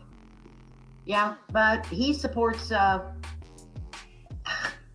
he supports going after any individual that he can, and I don't. I don't think people ought to be brought to their knees on YouTube. I really don't. You want to do a video back and forth, do a video back and forth. But really, you want to go into somebody's life like that? Wow, not for me. Yeah, I don't know. I missed it apparently. Like I said, I've unsubbed from so many people. And I just happened to look today and was like, well, what do you know? So, because I knew it was going to happen when I put my video out today. I knew that was his way of not liking that something was brought up about him, you know. But no matter what excuse he gives, the way he's talked to people sexually on YouTube, there's never an excuse that's gonna, you know, there isn't. There's no excuse for some of the things that he has said and done. And his ass thinks he's completely innocent about it. He thinks it's just perfectly fine. It's just normal. Sort of a theory that this is all widely known information and everybody knows this already. And I just have some kind of a grudge against the station owner, the owner of the station over there. And he seems to feel that when I report on Weisenberg being a convicted sex offender, and now he's about to be convicted for a child rapist, that I'm making a personal attack on him. Okay? And what we found out with is that because there was another fan over there of the station who began criticizing the fact that this character, Scott David Peters, was arrested for child pornography. Then she brought up Weisenberg. And she was told by one of the management over there, out of the blue, if you have anything to do with Ed Opperman, or if anybody at this station has anything to do with Ed Opperman, you're banned from the station. Now, very interesting to me, okay? Because I was sent a message written by the owner of that station, claiming that all this was common knowledge. Everything about this can be found on the internet using Google, all this information. Well, I would just challenge anybody out there, if that's true, okay? Google this right now and see if you could find out anything about the name John Vincent Bradford. Okay, you'll find the name Jonathan Bradford, but you won't find Jonathan Vincent Bradford. That's nowhere to be found by any Google search. You won't find a copy of the complaint that I have. You won't find anything about these new 8-count indictment and this trial that's coming up. There's no news stories about this. I'm the only one reporting on this. There's nothing about him recanting his guilty plea and appealing his guilty plea. That's not been reported anywhere. That's a whole nother story. So even down in Virginia, this should have been a big story down there. But no one's reporting on this there either, which makes me wonder what's going on. But when you hear people tell you, hey, this is old news, and this has all been reported on, and Ed Opperman, he finds that by using Google, well, I challenge anybody out there to try and use Google and find any of the information I've reported to you tonight. And if you can find it, then you can call me a liar, okay? But if you can't find it, then the person claiming you can find it is a liar, okay? That there would be two Jonathan Bradfords, one living in Texas and one living in Virginia, using the same social security number, same date of birth, and activity in two locations. You find this simply, very quickly, you know, you find this. And it's a blatant indication that there's something going on. So either it was a lie when they tell me they do these checks on people, or they checked it and they knew this guy was in 2 locations and using fake ID. It makes you wonder about that. Is that there was another character over that station, a guy named Scott David Peters from Winnipeg, Canada. And he also hosted a roundtable. And he would hang out in the chat room as well with the name Truthful. So it really seems unusual to me that if you got 10 people in a chat room and 2 of them now, today, are convicted child pornographers hanging out in the same chat room, that's like 20% of that chat room is involved in this crime, this type of activity. And to me, again, that seems to be a very unusual coincidence. Okay, Trevor Aronson, he's the author of the book The Terror Factory, and that's the story about how he's traced all these cases about how the FBI creates these terrorist events, like they plug people into them, they con them and they entrap them into doing these terrorist projects where there's a fake bomb, and they supply them the fake bomb, and then there's fake guns, a fake machine gun, and they're wiretapping everybody along the way, and then they swoop in and make an arrest of everybody with their own provocateur that they had into this group to begin with. So whenever you see, basically the theory behind this book is that all these cases you hear about the FBI busting this terrorist group are all basically being staged by the FBI, by provocateurs that they put out there and lure in to make them set them up, to make it look like they had this big terrorist plot going on. Now, he was... Hey, what's going on there? What is it? January 6th. Wow. Important date going on here. But what we're going to do is, well, I think it all kind of has... There's some tie-in here. There's some definite tie-in of January 6th being an important date while we're doing this video, okay? This was recently... Let's see if I can pull up a date on this. Wednesday, January 5th. That was taken yesterday, but it was still, this was a stream from a few days ago, 5-6 days ago now. Anyways, fellow Mon, they're wrenched, right? Saying BM Buddy, no, claims you sent thousands of dollars to Rodent while knowing about his guilty plea. Cox, here's the persuasion. Cox lies a lot. You can't even separate the a lot. Chances are this is not true. Well, I mean, I've been producing the videos out. There's another channel where it shows Mr. Flathead with his own voice that he gave the sex offender a lot of money between 2019 and 2020. It was Desert Sentinel that busted out the read the confessions on his live stream sometime in the beginning of 2019. And it was Flathead, Inflated Head, that kept on giving him money after, right? Even I was gone. Now, here's why I can say that, okay? Is I've said this before, right? I started figuring out what was going on, and holy shit, here we go, right? Caught right in the middle of some stupid shit. Really bad stuff. Anyways, Inflated Head, for some reason, needed to shut me up, right? But he was the main contributor to the sex offender, and I got my wrench taken because we didn't want to keep on upsetting the main contributor, which was Inflated Head, and that's when I knew there was something real serious going on here. So what does Mr. Cox do is, let's just see how this all plays out, okay, and add in a little configuration from there. Anyways, I'm a pretty busy guy. here's the thing is I just had to pause. I had to do something else. Here's the thing.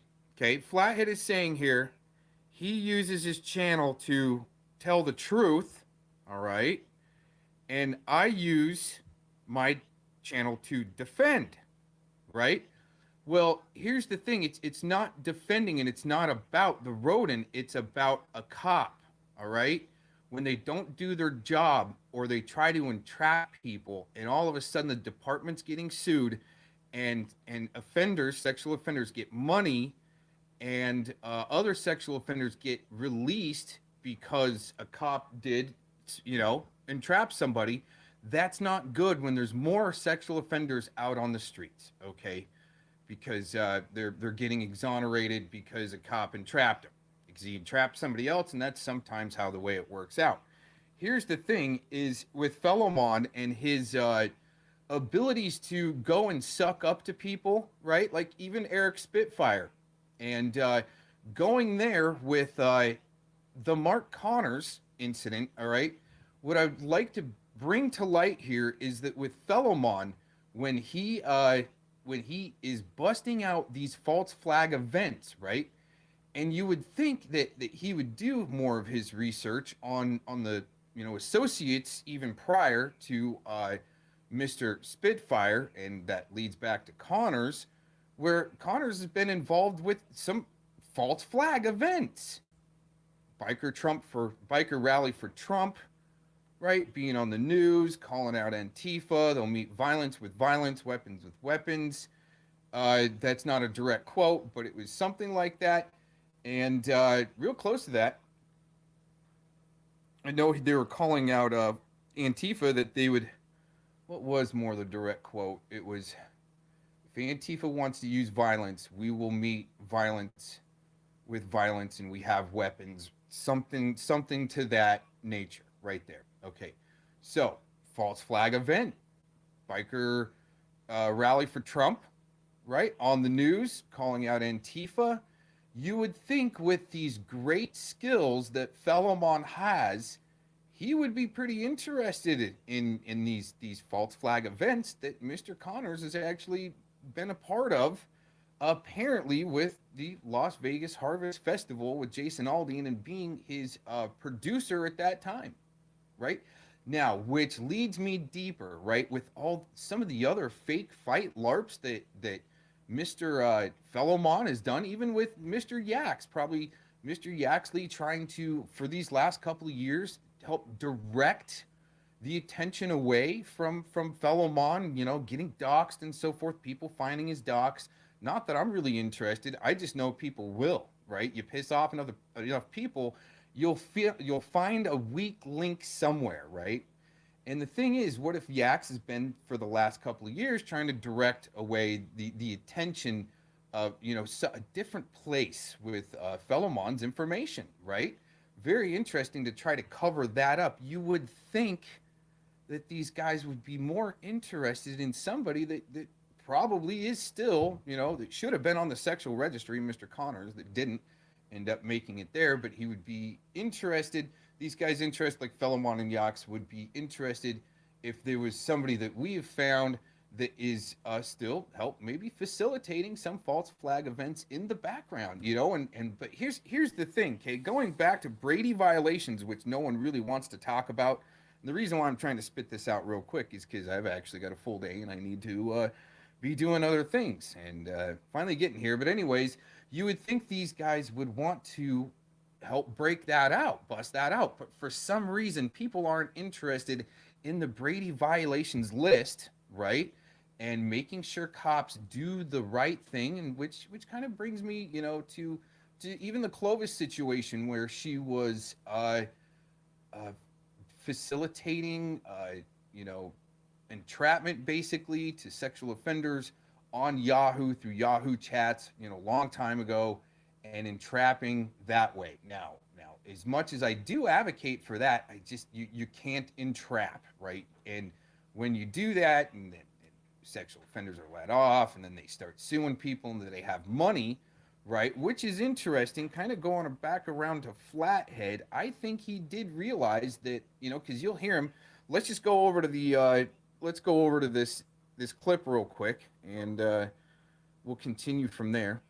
So it seems as though more that Flathead is more interested in actually suing, right? Suing after he knew that the rodent was going to win a case. And it seems as though that legal battle is going. Here's the thing. I want nothing to do with it because I'm not interested in trying to get a pedo's money. That's dirty money. It's disgusting. And that's why I didn't even monetize, right? My opinions on Silicon Valley, I think they're part of human trafficking, and they have had cases even tied with Al-Qaeda and ISIS, where they've allowed them to monetize and collect donations through their super chats. Isn't that interesting? In the Ninth Circuit Court, there's a case from last year. Anyways, wanting to sue actually and get money out of pedos that have already, they're going to win a case and get money. See, that's real fishy. It's all kind of fishy, and especially to create laws. Yes, 2019 and 2020 makes 2 years, and it is thousands of dollars, and you're looking at it. Right? So he's going after the argument that he was scammed from the rodent, right? Which in a donation process like that, well, there must have been more ties there as far as being a contributor and wanting to help the rodent actually succeed in his ventures. And you guys are obviously the ones, Flathead, Inflated Head, Fellowmon, you guys are the ones actually promoting the most and playing his videos on your channel and showing the call letters and so forth.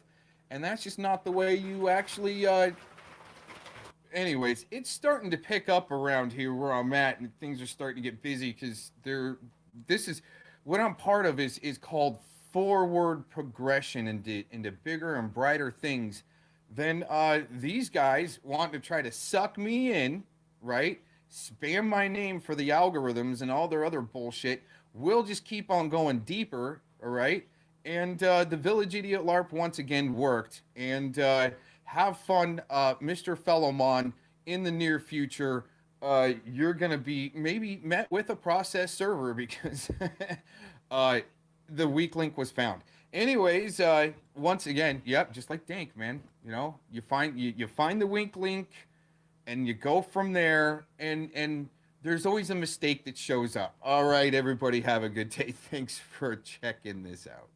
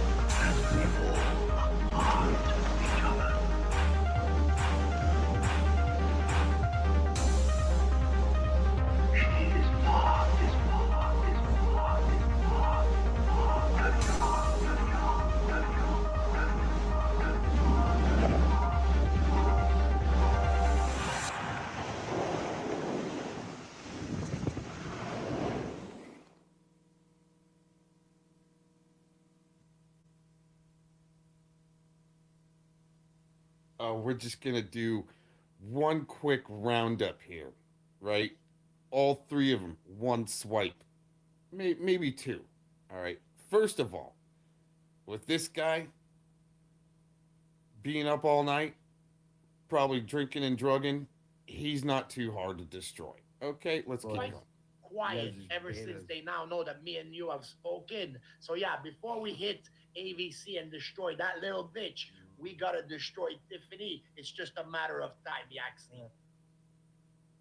I didn't get the memo on this. Yaxley and Tony destroyed AVC? Oh my gosh, look at this. Look at this triggered bitch. Come on my StreamYard. I'm dropping it every 4 minutes like a triggered bitch. Now, Yaxley and Tony destroyed AVC? I didn't get the memo. And Yax, you know, I made a video for you a while back. I was going to upload, and I was really laying it out. Really good, Yax. And, you know, I decided, this fucking piece of shit really isn't worth, you know, my time. So I deleted the video. I should have just uploaded it, okay?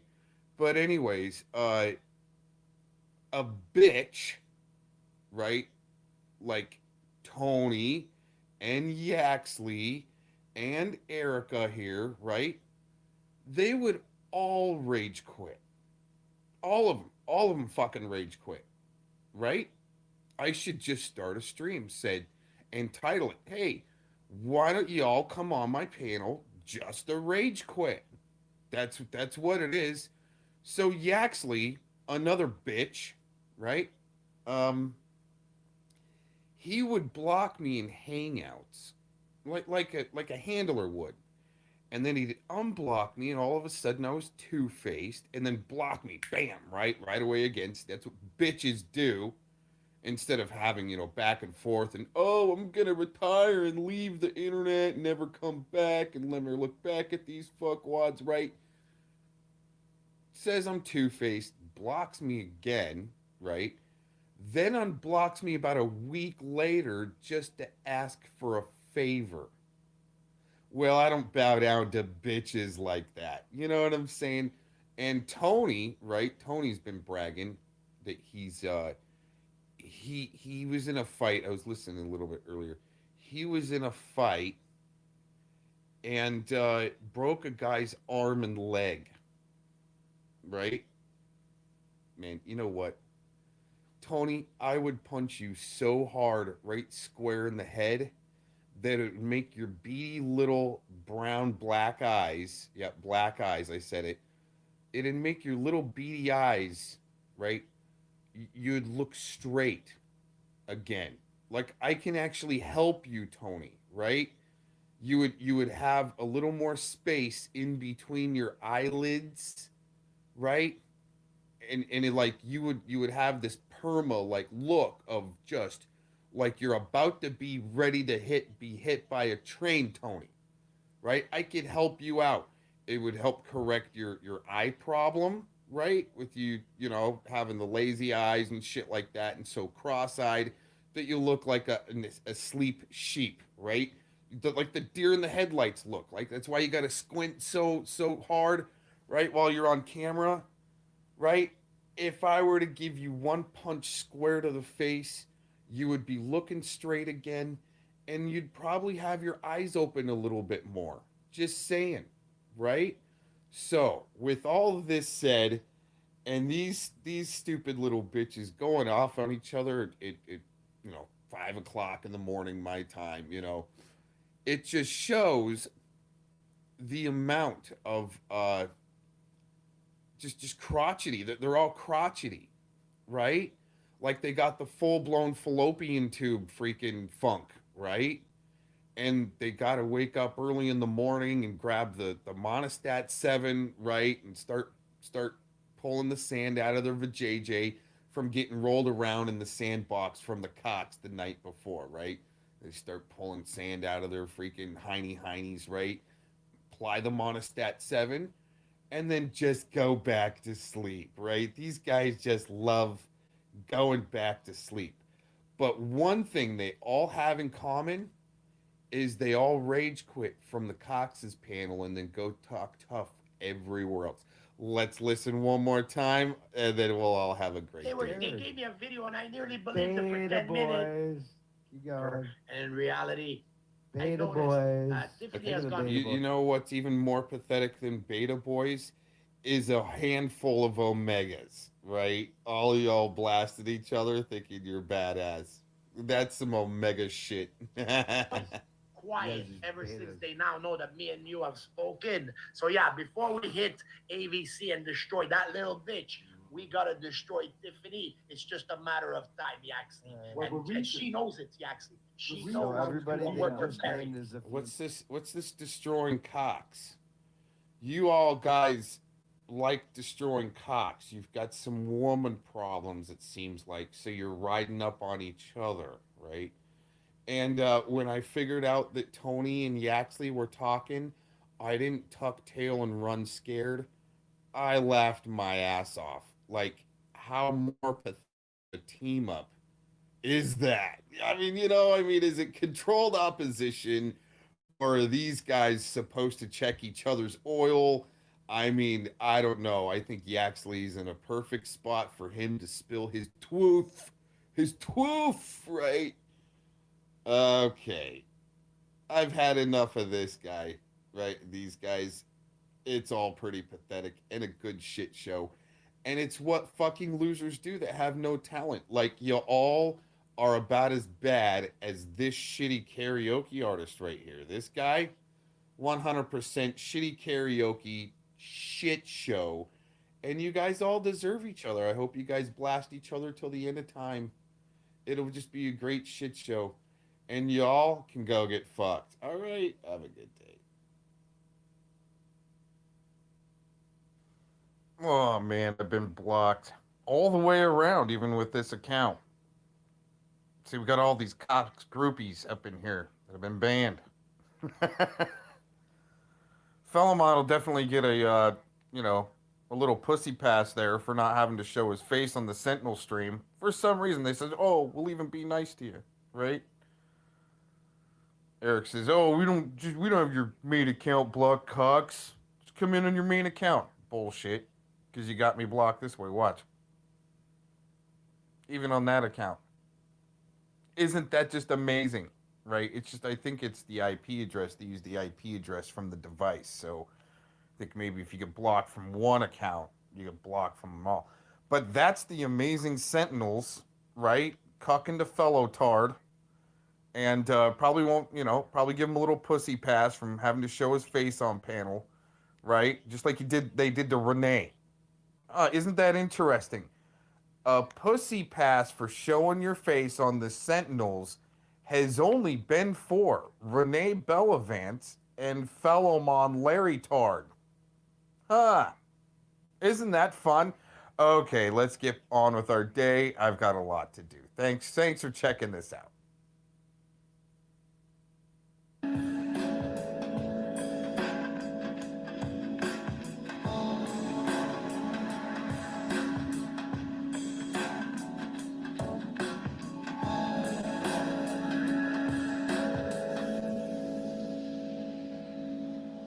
Posted on December 20th, 2021, I recently posted Kate Hoffman's announcement that YouTube had taken down Denise Maddow's YouTube channel for her anti-Semitic remarks.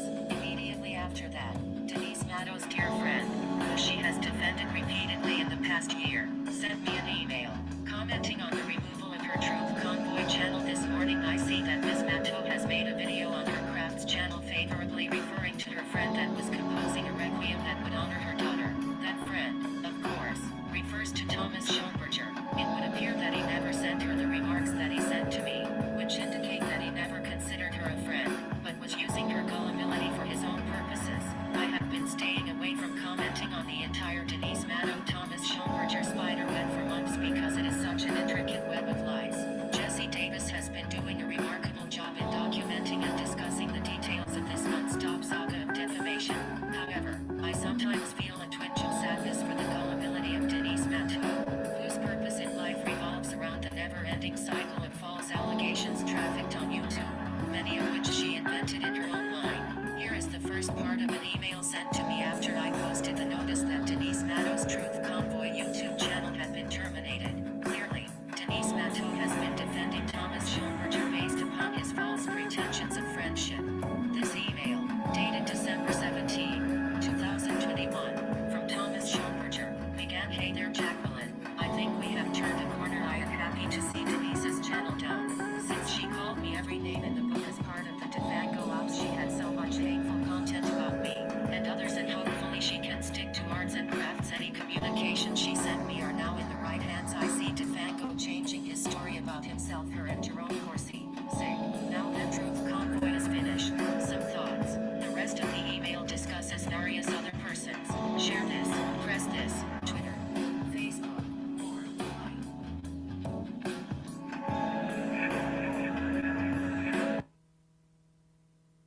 Dominique, the reason we are in Alvin tonight is that one of the two women connected to this case is right now sitting in the Alvin City Jail. This is 3 members of law enforcement we're talking about tonight, and some incredible allegations. Before Harris County Precinct 1, Deputy Constable Robert Johnson committed suicide this week, he unraveled an incredibly disturbing tale. A dying declaration implicating at least 2 other law enforcement colleagues, females, who to varying degrees participated in the drugging and sexual assault of minors. This has been a tragic week for us. I pray for these victims. Outgoing Precinct 1 Deputy Constable Chonda Williams is 43 and freshly charged with sexual assault of a child.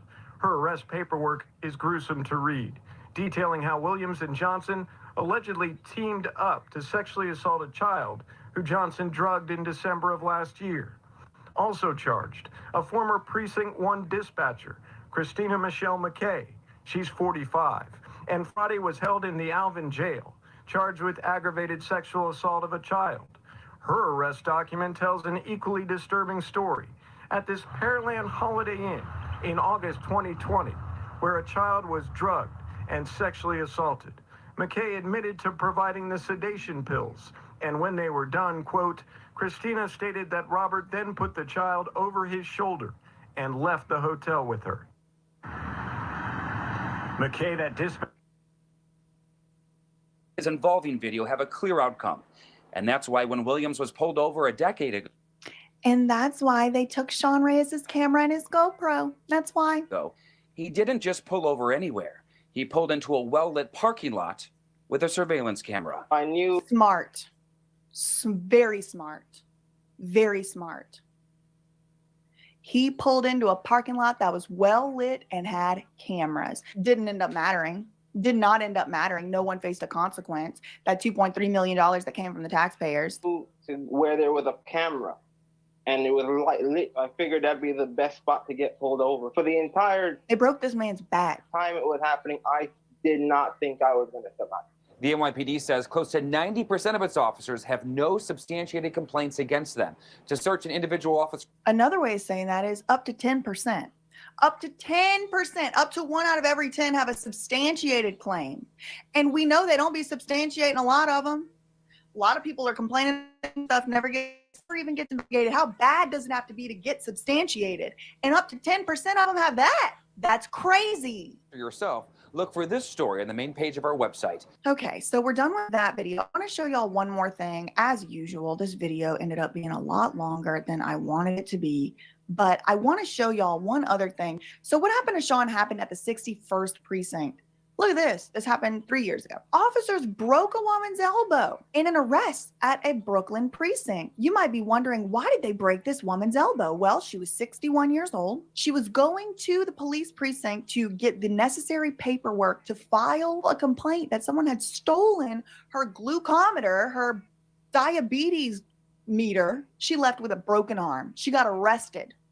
Why? Why? What was she doing in there that made her get arrested? Take one guess. I'm gonna give y'all a couple seconds to think. If your guess was filming the police, you're correct.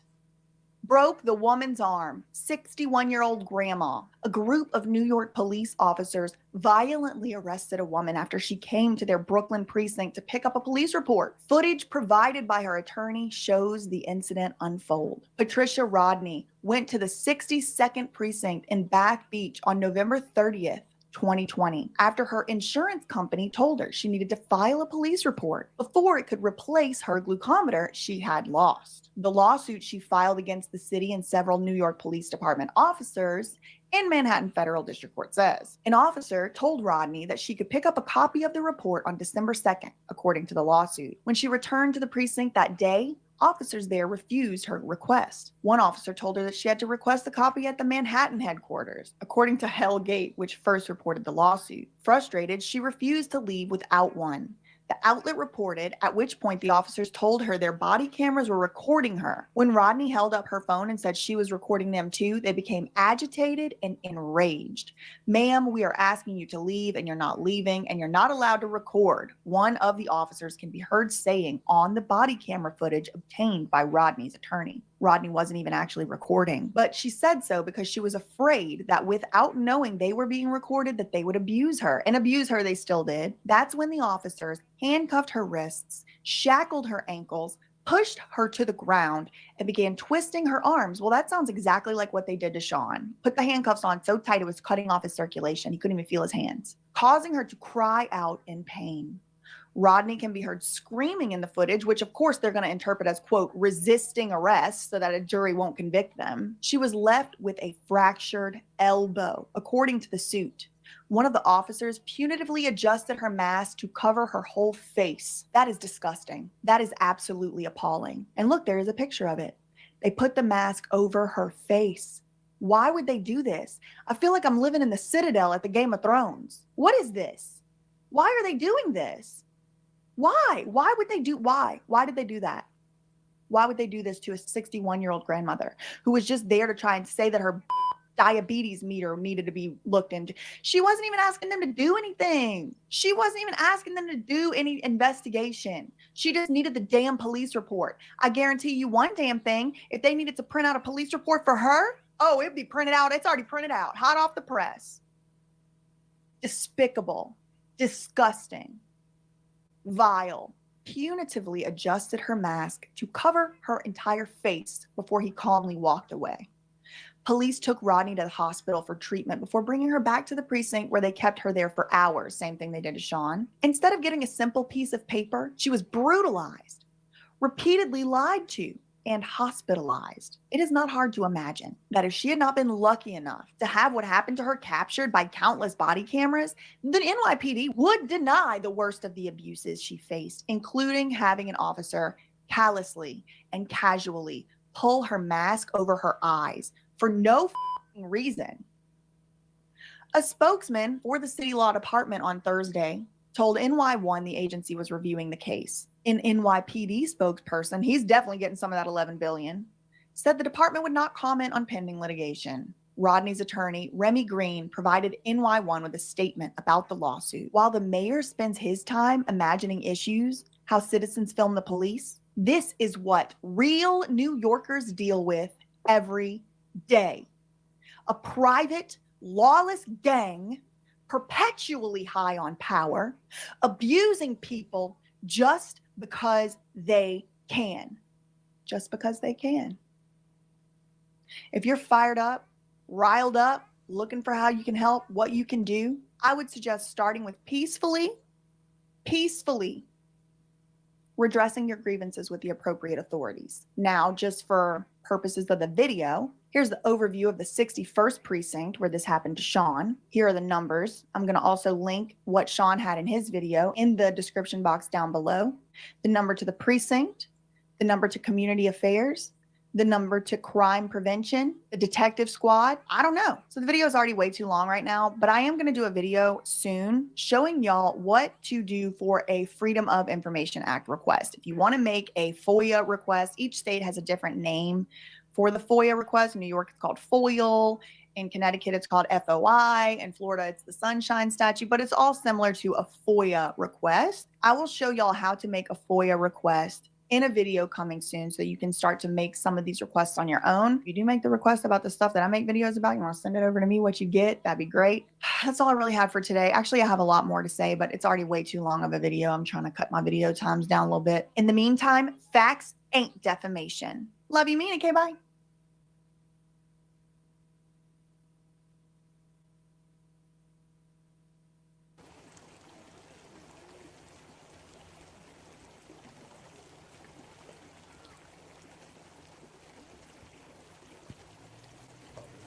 Liking what I got.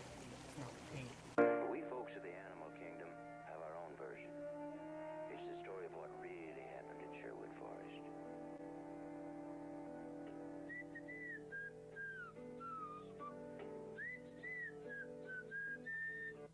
Oh boy, get that guy. You got one job in there. Come on, you gotta get that root out of here. Come on, there you go. That's what we need. Come on, need that root out of it. Oh boy. No, we don't need to fight over it now, geez. Yeah, get it.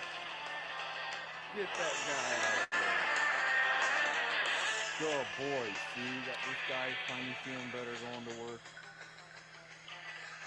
And this guy over here is, well, he's a lead guy. He doesn't have to work. Jack's getting 2 gold stars for today. Come on. Hey, no, that doesn't, you need to put that back. Hey, sir, no.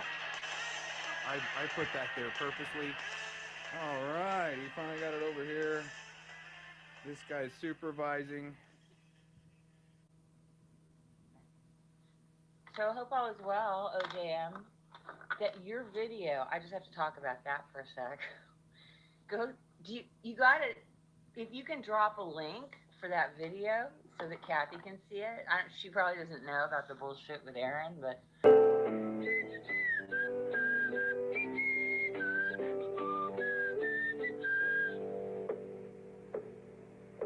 Look, I don't normally condone or laugh at these types of videos, but because he has been such a me, I thought it was funny as fuck. That when you put his face on the different animals, and then I kept on in the like putting the timestamp for every single thing that you did that made me just fucking die laughing.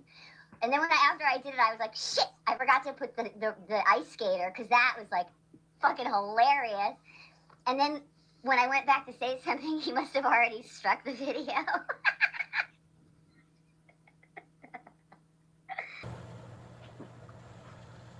Well, he don't got much time. 'Cause I'm about to seriously get off of here and handle my bit.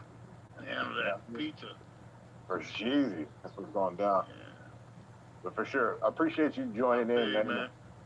Or whatever All right, it was. All right, man. Take care. All right, later. We're back.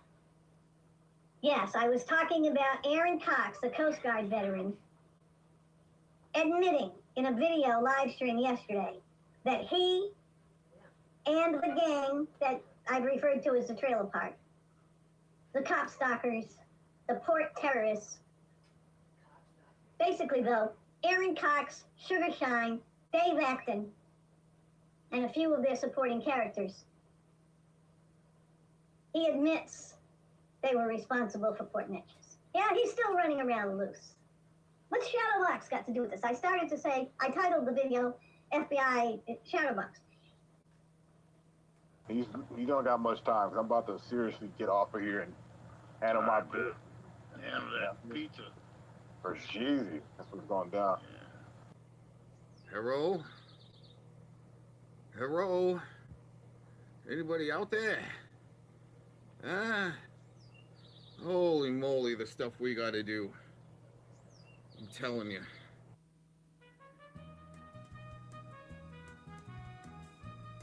Definitely gave her a thumbs down. And she just wants to address one question I was asked by this freak. I'm the freak. She's concerning herself was checking my shit, my fucking content, and giving her critique, and she wants to address shit. Listen, I don't have to answer to you is your problem. How anybody doesn't think you look fucking nuts what you're doing, and you got fucking 81 views? Well, fucking good for you. Slander is when you say someone did something they didn't do, which I didn't. When I said to him, well, was it him that struck it? And he said, no. I go, oh, okay. No one was. And then when I went back to say something, he must have already struck the video.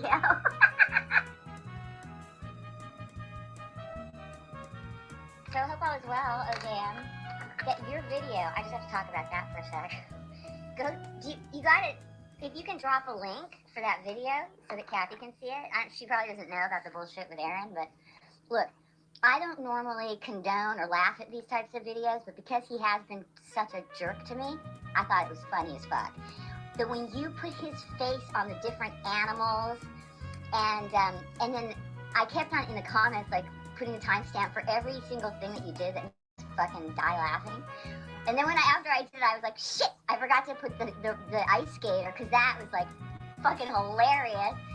And then when I went back to say something, he must have already struck the video.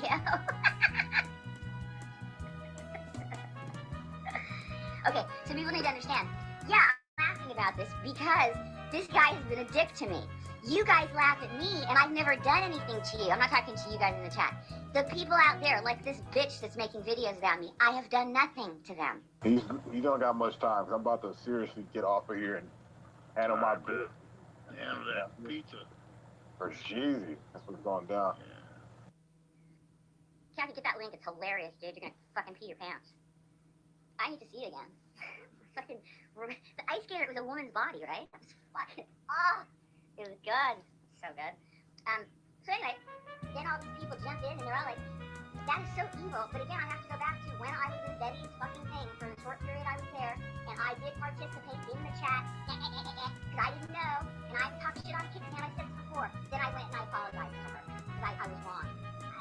Come forward, people, and let me know how many people said they were wrong. Even when that truth happened, she never said she was wrong, and she never addressed every fucking thing she did. All she said was, now that video is gone, I should have said this for a long time. I've been meaning to say this for a long time. I've been meaning to say this for a long time. I don't know if she said she didn't have the GoFundMes or whatever she said, but she didn't address that she called me a scammer, that she called me a fraud, that she said that I got $250 out of the fucking, sub. Bullshit. There's not one penny. I never asked for anything. She allowed me to put my link up because that was what I was doing to try and generate income when I was sick. I couldn't get a job. Slander is when you say someone did something they didn't do, which I didn't. When I said to him, well, was it him that struck it? And he said, no. I go, oh, okay. No one was. And then when I went back to say something, he must have already struck the video. But you tried to help me, but then you turned on me. Why? You've never explained it, and now you're taking this slant. You are being ridiculous because I'm just doing what you told me to do months ago, Aaron. Just play music. I'm rarely talking about anyone. If they don't talk about me, generally I don't have anything to say. But now you are on this bandwagon because someone, OJM, and I am promoting OJM's video right now. OJM number 6, but it's not on this platform because somebody struck it down, and it was not Aaron Cox. Aaron Cox did not strike this video, okay?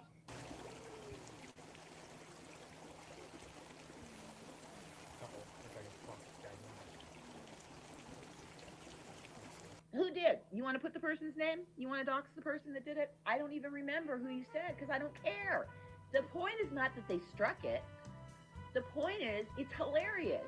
You ice skated. This is what emotional terrorists do. When you try to rebut, all of a sudden you're bullying. Look, I don't normally condone or laugh at these types of videos, but because he has been such a jerk to me, I thought it was funny as fuck. That when you put his face on the different animals, and then I kept on in the comments like putting a timestamp for every single thing that you did that made me just fucking die laughing. And then after I did it, I was like, shit, I forgot to put the ice skater, because that was like fucking hilarious. And then when I went back to say something, he must have already struck the video. You don't got much time, 'cause I'm about to seriously get off of here and handle my business. Handle that pizza. For Jeezy, that's what's going down. She is, and Kathy's witness, he is bullying me, and you are a witness to this now, okay? So please block him, but report him and screenshot. Here, I'm gonna screenshot real quick, hold on. Okay, I have Aaron Cox. Bullshit. This is why we told Malibu, you might want to take a break and maybe just do music shows. Don't associate with anybody. She didn't like our advice, and all of a sudden we're the bad guys, and then this happens. And it's very suspect. Like this guy. Now, I have been told by many, many people, no, call attention to this, Aaron, because you're so, what's wrong with you? I mean, you didn't appear to be so stupid before. I'm getting calls on the reg, like almost every day for a few days now, or people telling me that you were sent in to get me to silence me. Shall we put light on that, Aaron? Would you like that? See, I was Switzer. Yeah, we should put light on it because that's why we told you to stop. Take a break. You're gonna keep on getting gaslit, and if you want our help, you might want to take a break because people are gonna try to gaslight you. And look what happened.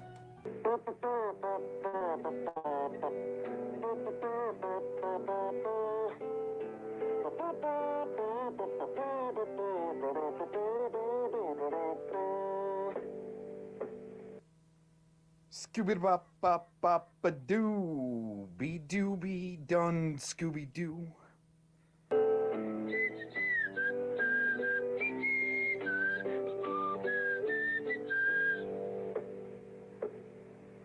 See where I made them little marks down there? Out there? With the wit? With these people? The hot tub homo? You just gave yourself up there, little boy. Playing games for a long time. All triggered by the cocks. All triggered by the cocks. That little boy right there. What are you doing trolling me for this long as the hot tub homo? You know, I actually did think it was you. But you know, here's the thing about one who went full gay. That's why he's pissed at me and has to do all this hot tub homo stuff. I just thought he was being gay for all the Lavoy full of cum videos, you know, with the broke back stuff and, well, you know, pretty entertaining. That's why I didn't strike it. I haven't. Okay? All the videos are still there, and the ones that are gone, they've pulled themselves because I think it just makes them look just that dumb or just give himself away. But here's the thing about one who got away. I think it's actually, well, you know, just my gut can't prove it, but, you know, I just don't know if Canada himself would want to, and I'm giving the guy a lot of credit here. Mr. Canada, give him a lot of credit that he wouldn't want to, as a heterosexual, wouldn't want to sit there and produce out and edit a bunch of Brokeback Mountain and horsey porn video on the cocks.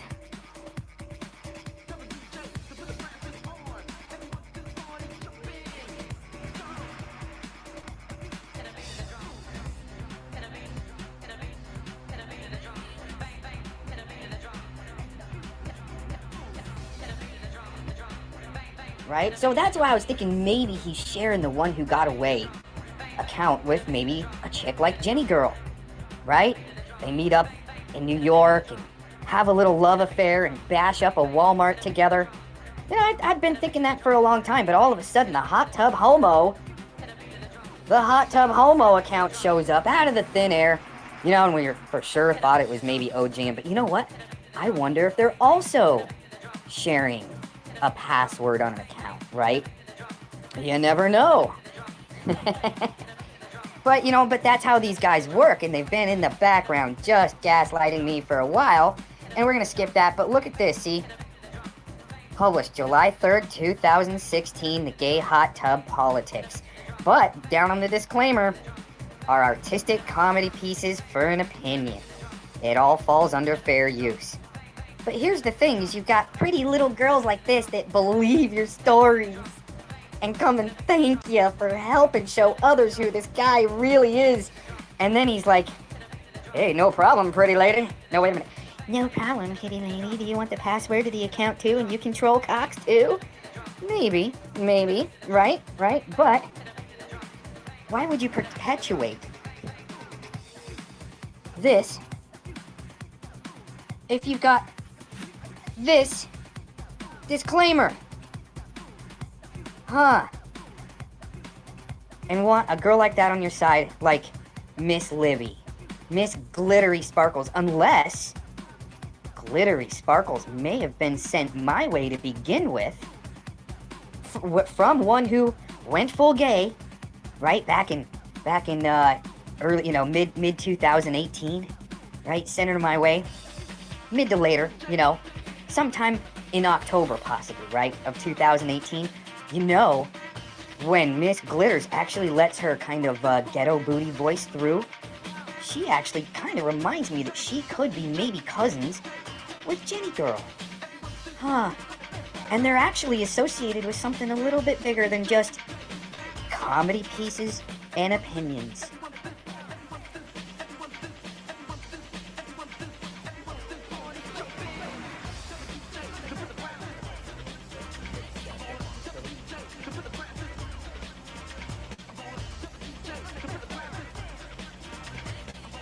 This is what we're up against here in America. Because you got guys like this that think that the autocorrect on your keyboard is when you try to type hi, it accidentally types die, and you publish it anyway. Yeah, like, here, we'll just go right here. Oh, edited. Yeah, edited. Oh, he meant to write hi. Right? Well, see, just like the guy threatened to come kill my dog and try to beat the crap out of me. He knows where I live, right? And then all of a sudden, no, I didn't mean I was gonna kill your dog. I meant my dog could beat your dog in puzzles and swimming. Well, you know what? This guys like this need to be off the road. Let's put it that way. Breaker 19. This is the Arizona burnt lizard calling the Vermont vermin. People that are bullying, harassing, and stalking, you do not have the right to do that, okay? And I won't engage with you, but I will take your message, record it, screenshot it, and attach it to an IP3. So, if you want to continue on with that, it's fucking lame. It's just lame. Finally caught a big one. Yeah. Look at that. It's almost the size of my boot. That's a big one. Haha, fake news. Ooh. Bam! Look at how big that guy is. Woohoo! Okay, so people need to understand. Yeah, I'm laughing about this because this guy has been a dick to me. You guys laugh at me, and I've never done anything to you. I'm not talking to you guys in the chat. The people out there, like this bitch that's making videos about me, I have done nothing to them. Kathy, get that link. It's hilarious, dude. You're gonna fucking pee your pants. I need to see it again. Fucking, the ice skater was a woman's body, right? It's fucking, it was good. So good. So anyway, then all these people jumped in and they're all like, that is so evil. But again, I have to go back to when I was in Betty's fucking thing for the short period I was there, and I did participate in the chat, because I didn't know, and I talked shit on Kickstan, I said it before. Then I went and I apologized to her, because I was wrong. Come forward, people, and let me know how they were wrong.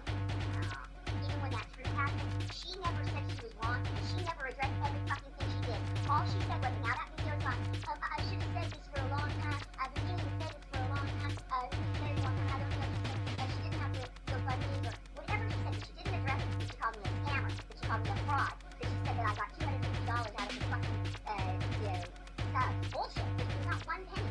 I never asked for anything.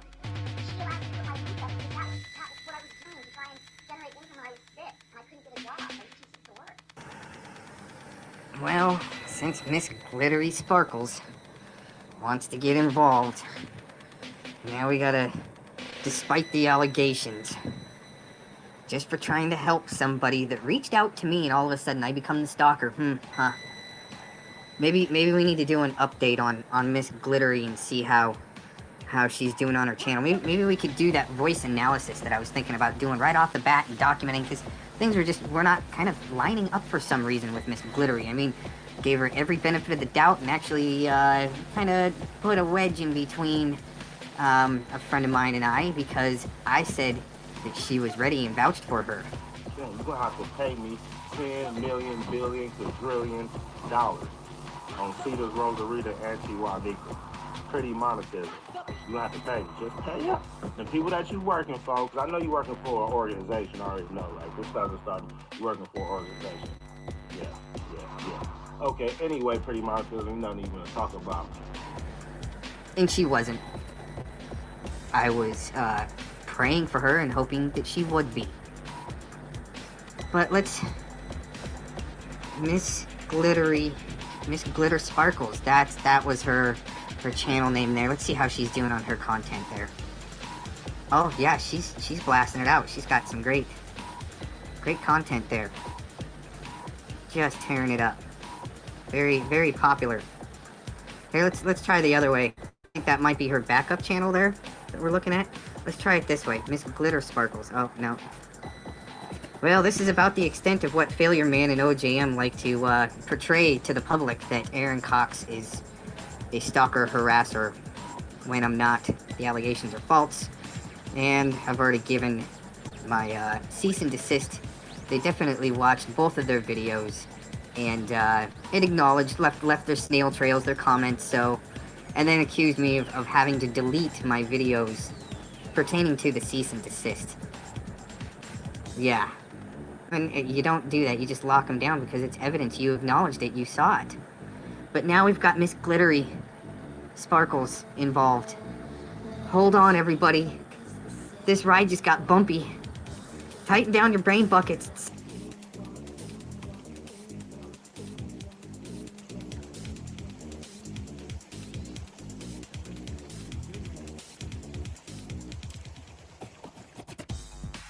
Doesn't work that way with federal property. No, it doesn't. That's where the freedom of speech nonsense comes about. Private sector does not have to adhere to the same freedom of speech parameters as the federal government. Go check. I want you to. This is where people get everything discombobulated.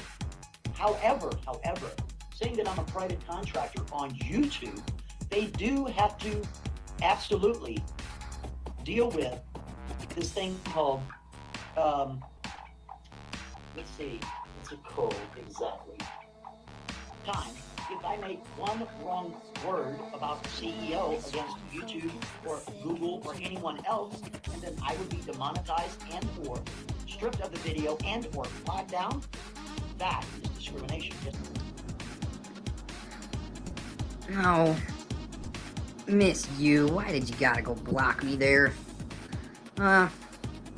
All I said in your chat was this is some funny stuff. And she blocked me. Yeah, see right here. All I wrote. Yep. That's it. Huh. What was I putting earlier? Oh yeah. Boop doo doo boo. See? Wonder why you gotta block me on your chat there when I'm just trying to be cool to ya. I wonder if it's maybe to cover something up.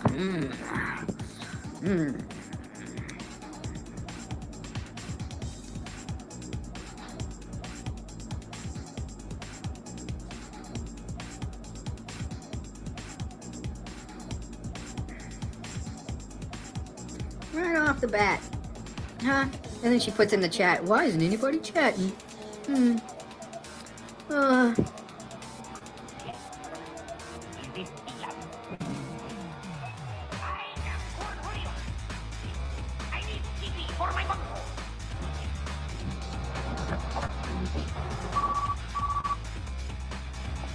Yes, Mr. President. I am Cornholio.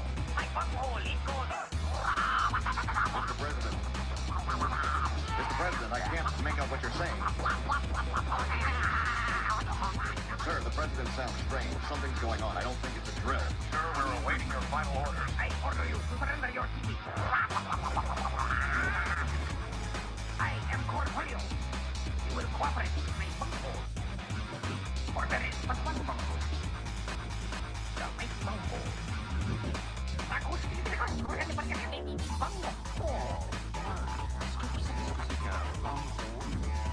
You don't got much time. I'm about to seriously get off of here and handle my business. For you, it's on down. Multiple bits on you. I'd be fun share.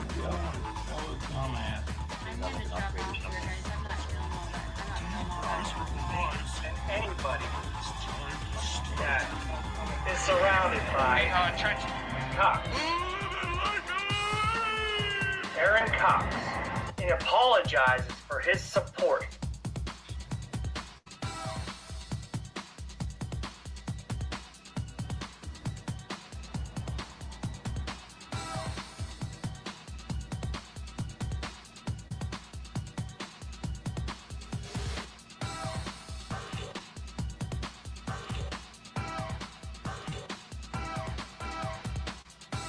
Quite a big list, isn't it?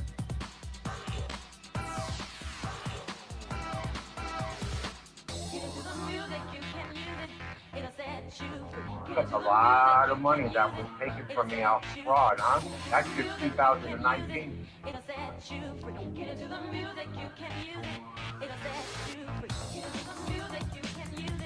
Here, we'll start it over again. It's a 2-minute video of money.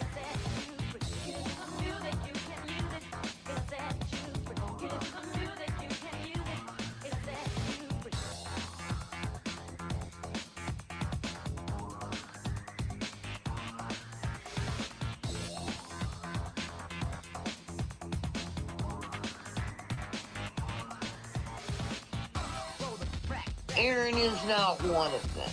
No, Aaron has given my name to a network of child abusing, pedophile, kidnapping, ex-con weirdos.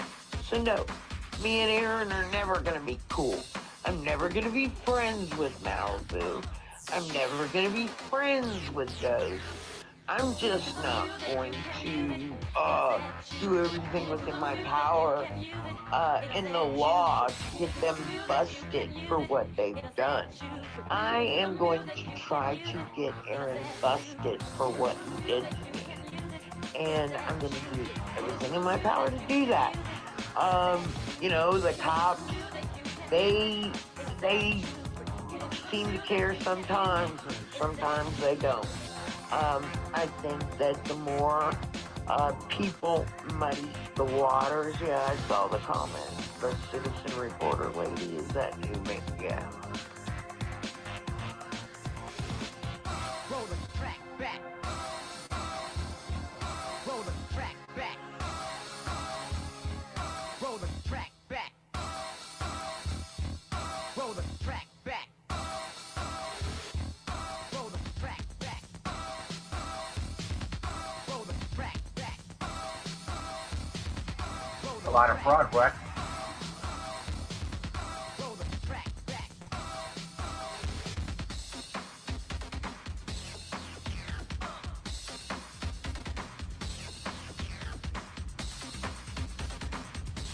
Especially if you had the money in from 2000 or 2020. 2019 and 2020, man, equals a lot of fraud.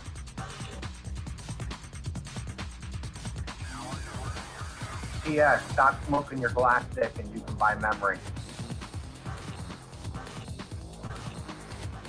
Stop smoking that glass stick, Rex. You can buy all the memory you want, buddy.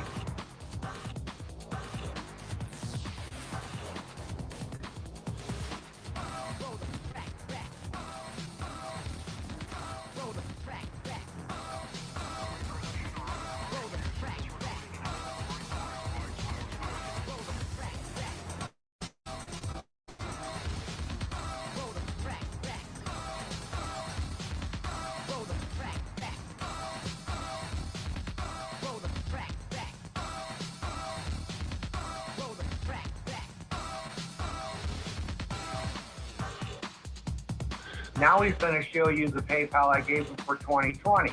Now start calculating the money here. The video I've been playing the last 10 minutes was from 2019. Now with his own lips, he's going to tell you how much more money he scammed from me. Let's listen to Rex. People like fucking you guys, Domingo, Rue, fucking Lenny, like that were just like, oh yeah, this guy's fucking crazy, this is bullshit. Gandalf's not a government agent. But there were a lot of people that it did kind of catch on with, where they were like, oh, I don't trust you, Gandalf, blah, blah, blah. But, like, I was kind of like, oh my god. Not only is, like, of course, like, the whole truth movement at large full of total batshit crazy fucks, but even this pocket really is full of its own batch of lunatics, man. Yeah, I mean, what can you say, man? I mean, you gotta weave your way through them and just, try to deal with it. I mean, what gets me, man, it's like that shit that Aaron Cox is doing. You know what I mean? Like, connected to some really low life stuff. You know what I mean? Like, he was actually promoting an offender, I don't even like saying it, it's just so sick. And then yeah, that is. Yeah, that's what I'm talking about. That entire thing is fucked up. Yeah, and then this other friend of his named CMN Audit and Cop Watch. This dude, I mean, we were talking about it earlier, watching 14-year-olds and saying they're hot. And these are friends of Aaron, And, not too many people call it out, but a few of us do, But this, Aaron keeps making video after video after video on people, and then he plays this victim LARP.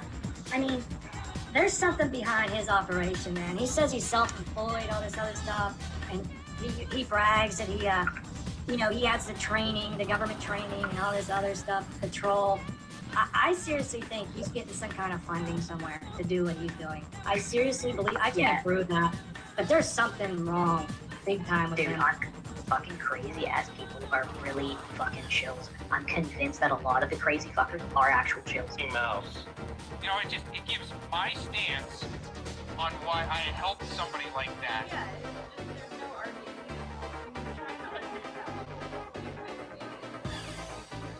They've already won.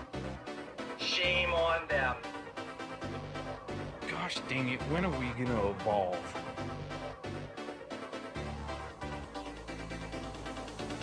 You don't got much time. I'm about to seriously get off of here and handle my business. Handle that pizza. For Jeezy. That's what's going down. Still waiting. Yep. People say that I'm cocky and all this shit, but it has nothing to do with that. It has to do with you are wrong and you are a scumbag. Period. I'll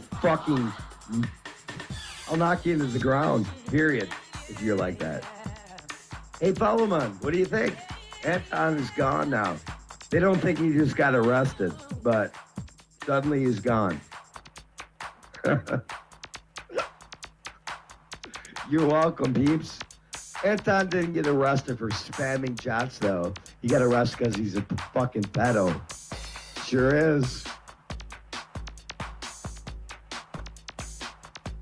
You're sharing information that's damning to them. You wait till you see what I do to Aaron Cox. That poor guy has no idea what's coming. I mean, he is absolutely dead in the water and has no idea that he's even dead yet. And you're gonna see, because he almost took me down yesterday, I gotta admit. He took me down. I couldn't broadcast. There's no way that me reporting one time for child abuse on his live stream, because he's sitting there streaming in front of a toddler with his foul mouth and fantasy, whatever he's doing, there's no way that one strike could do that, because you know why? Oh no! This is my corner! Get up out of my corner! It is my corner! I told you! It is my corner! Hey, it's my corner! Stop! My corner! I can't forget Madonna. A bunch of wild ones down for sex and fun.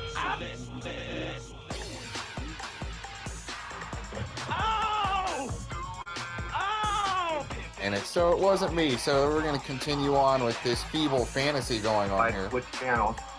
And I ended up having a pretty long, I mean, for the first time ever, I actually had a good responses from YouTube.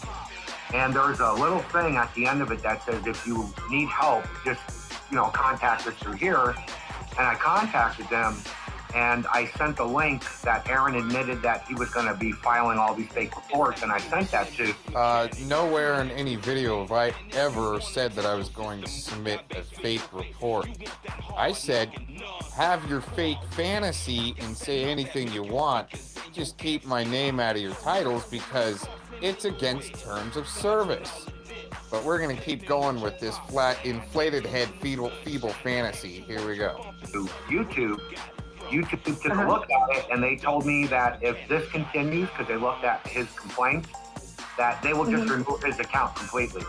I mean, that's the response I got back from YouTube, and I'll post that on my channel. So it sounds like he was actually like in a chat or something like that with a representative, which is pretty hard to get. But outside of your premium subscription advice, right? Getting someone in legal, something like that, or somebody complaint department, non-existent. So we probably, what, Flat? I can't wait for you to show this evidence and proof. Just like Dink and his receipts, right? And Kat was gonna stream last night showing receipts. You guys got a lot of receipts, right, to show. Yeah, that's all I was trying to tell you in your chat yesterday is you don't have to debase yourself and let other people use that raw emotion at the time. Raw emotion. I'm trying to chill, and all of a sudden this comes up. Great. Anyways, thanks for checking this out. We're gonna keep on the escapade of collecting evidence from feeble-minded, inflated head. Thanks for checking this out, everybody.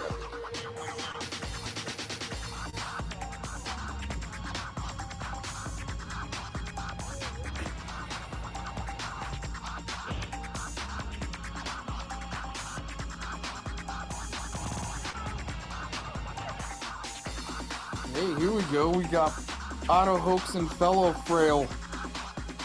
6 days ago, he's saying the Rittenhouse trial is a psyop full of bad, compromised actors with bad backgrounds, lots of butts on big shit exposed this last year.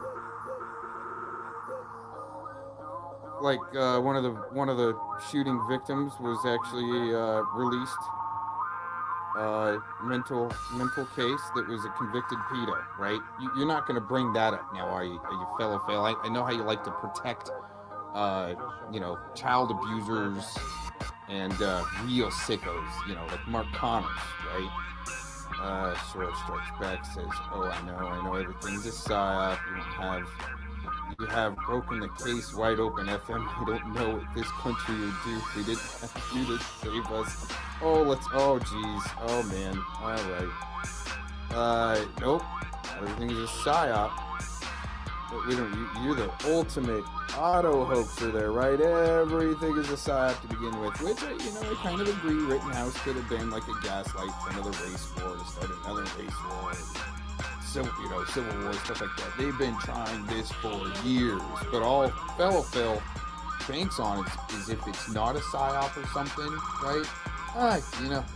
Never mind what I said. Right? My content. You don't got much time. I'm about to seriously get off of here and handle my bit. Damn that pizza. For cheesy. It's gone down. Right? Content speaks for itself. Content that I've seen from uploading other people's content. Yeah, the exposure playlist like you did last night, right? Take other people's videos that are shills. They got no credibility and say you're destroying people, right? That's the I uploaded a video about that this morning. The passivity, I think it's what you could call it. The passiveness and just laying down your weapons and it's just a psyop. Right? Just give up real easy. That's what they want. Don't get me wrong, I do the same thing, and I do find some of your stuff on point. We just don't agree on this one. The difference is I don't talk down to people if they don't agree with me. Yeah, you might find you will get more people interested in your objectives if you aren't so condescending, just constructive criticism. That about sums it up. That does about sum it up. Recording that video this morning, I did too. Just everybody just lay down your weapons, man. Just everybody just quit. The water's gone, Mr. Jones. The water's gone. And Chisel's right. Oh, the water's gone. Just got the ocean to work with, guys. That's what they don't want you to know. Okay. All right. Everybody have a great day. Thanks for checking this out. Good job. And the video is Soror. Freaking Soror Strikes Back is back. Good job, dude. Peace out. He don't got much time, 'cause I'm about to seriously get off of here and handle my bit. Handle that pizza. For Jeezy. That's what's going down. Running narratives, pushing LARPs. He went and called out everybody. What are you talking about? I've been doing that since, I don't know, 2-3 years. Oh! Taxi! Taxi! Please, please, taxi! Taxi! Oh, no!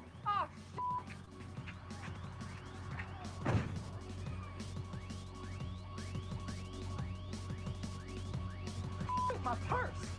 Oh, excuse me, kind sir. Oh, thank you, sweetie, for watching my purse for me, you heaven-sent little angel. Well, no fish this trip. See, that's what I'm talking about. I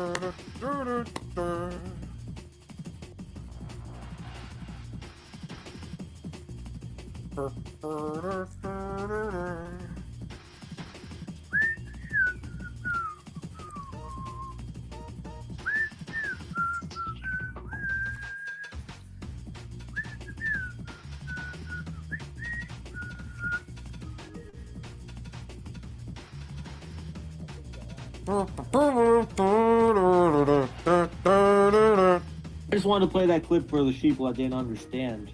Yeah.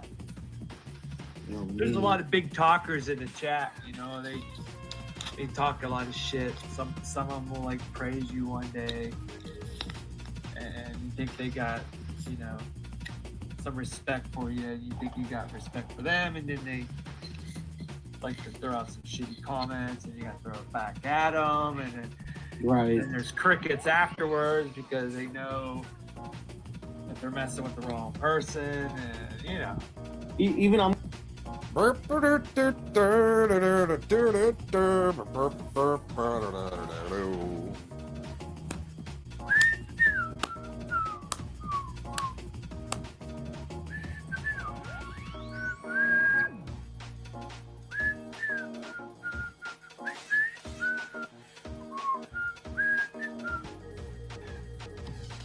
This is a vicious place.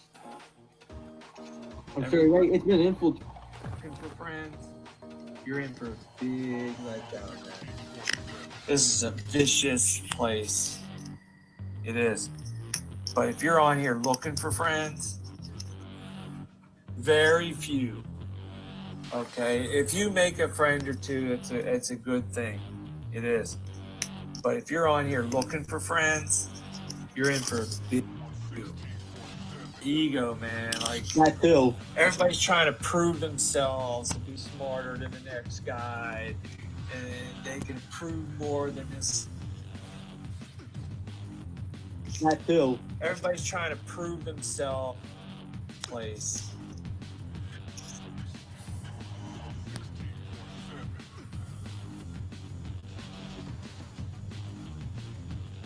Get infiltrated because of infiltration. Yeah, well, it's a lot about ego, man. Like that too. Everybody's trying to prove themselves to be smarter than the next guy, and they can prove more than this.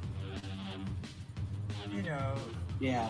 Prove more than this man and this guy and this girl, whatever. It's just it goes down a long list.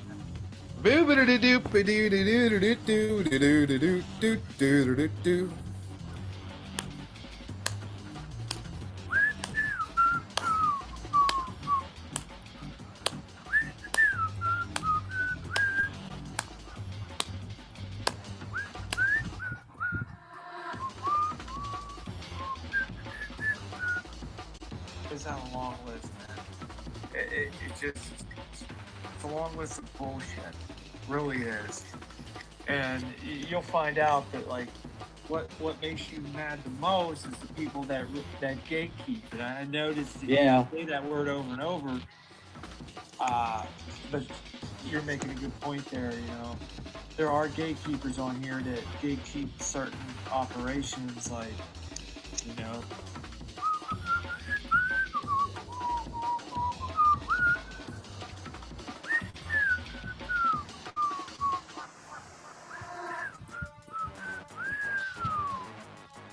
This video should be uploading shortly as well. If you go to someone's house after making fresh to them on the internet,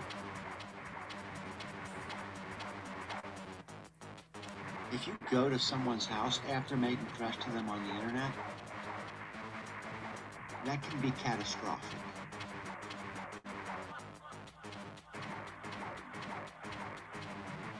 Law enforcement is going to side with the complainant in that specific situation. If you've made threats towards someone and then you drive across the country to visit them at home, uninvited, it's not going to be hard to convince law enforcement that you were there for nefarious reasons. In short, not that you're going to go to anyone's home anyway, you wouldn't even go to Oregon because you were too terrified to do that. But you need to stop even entertaining this idea.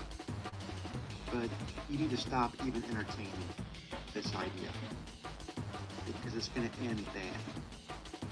Very bad. If you ever even attempt something like that. That's just a word of advice. Friendly advice. I'm not telling you this is an enemy. About yourself. And at the time, you know, and that doesn't mean anything. But I'm telling you right now, I know what Tom's is saying. Sometimes just be quiet. And this is what Ronnie's got to figure out too. And I'll tell you this, I have no qualms with phone money. That's what I said about the AHJ baby.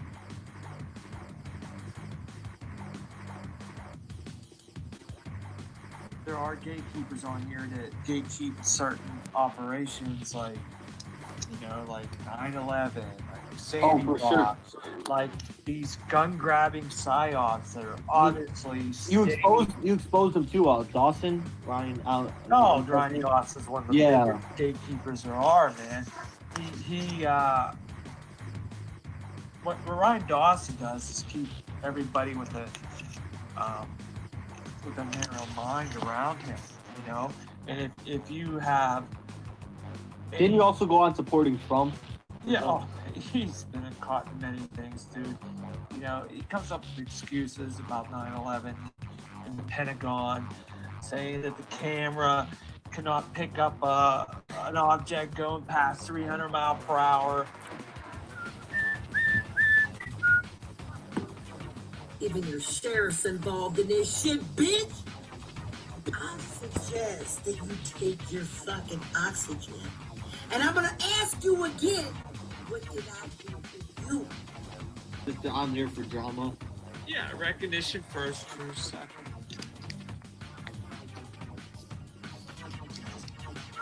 That's how it works. It's sad, but that's how it works. And with Cox, right? We see what he's doing. Cox is into something pretty darker. You know, it's something I never thought was that in depth on this platform. He is into something that's shitty, really shitty. To be honest, I mean, he gatekeeped for a pedophile. Yeah, I mean, unfortunately that's true. I hate to loosely use that word, but unfortunately that's true. I don't even know who this mouse guy is. What is he This doing? mouse guy is a registered sex offender. Right. Okay, whether you think he's a pedo or not, that's up to you. But I mean, like, to support that guy and people that support Cox, knowing that he supported him and just being ignorant, just to go along with Cox, just to get back at other people, to use Cox as a platform. Shame on them. Shame on them. You don't got much time, 'cause I'm about to seriously get off of here and handle my business. Handle that pizza. For Jeezy, that's what's going down. There's a reason I think he took down all the streams too. He's going crazy with the gatekeeping, and it's messing. He took it all down because people were catching on to some certain things he said in his past video. That explains it. That's why he's acting. That's why he's been acting all strange with that main channel. Now he's going to show you the PayPal I gave him for 2020. Now start calculating the money here. The video I've been playing the last 10 minutes was from 2019.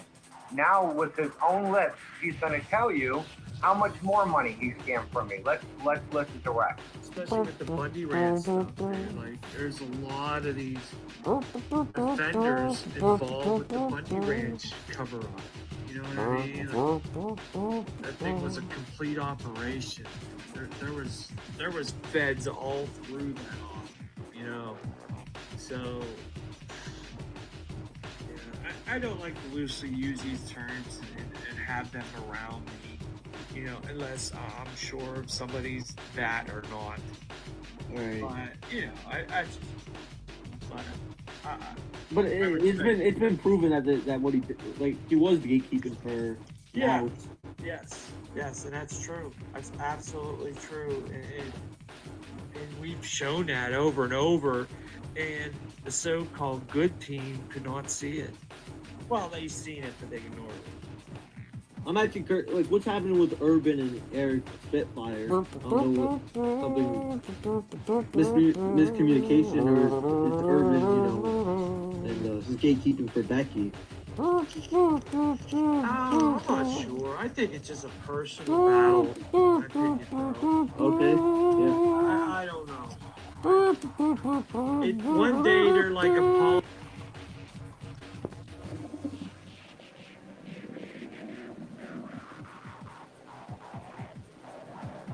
Well, Saturday morning troll tunes. We're gonna refute some lies here from this comment section of this video. Interesting how the video's still there on a UMG claim. My video would have been shut down if I would have had a UMG claim.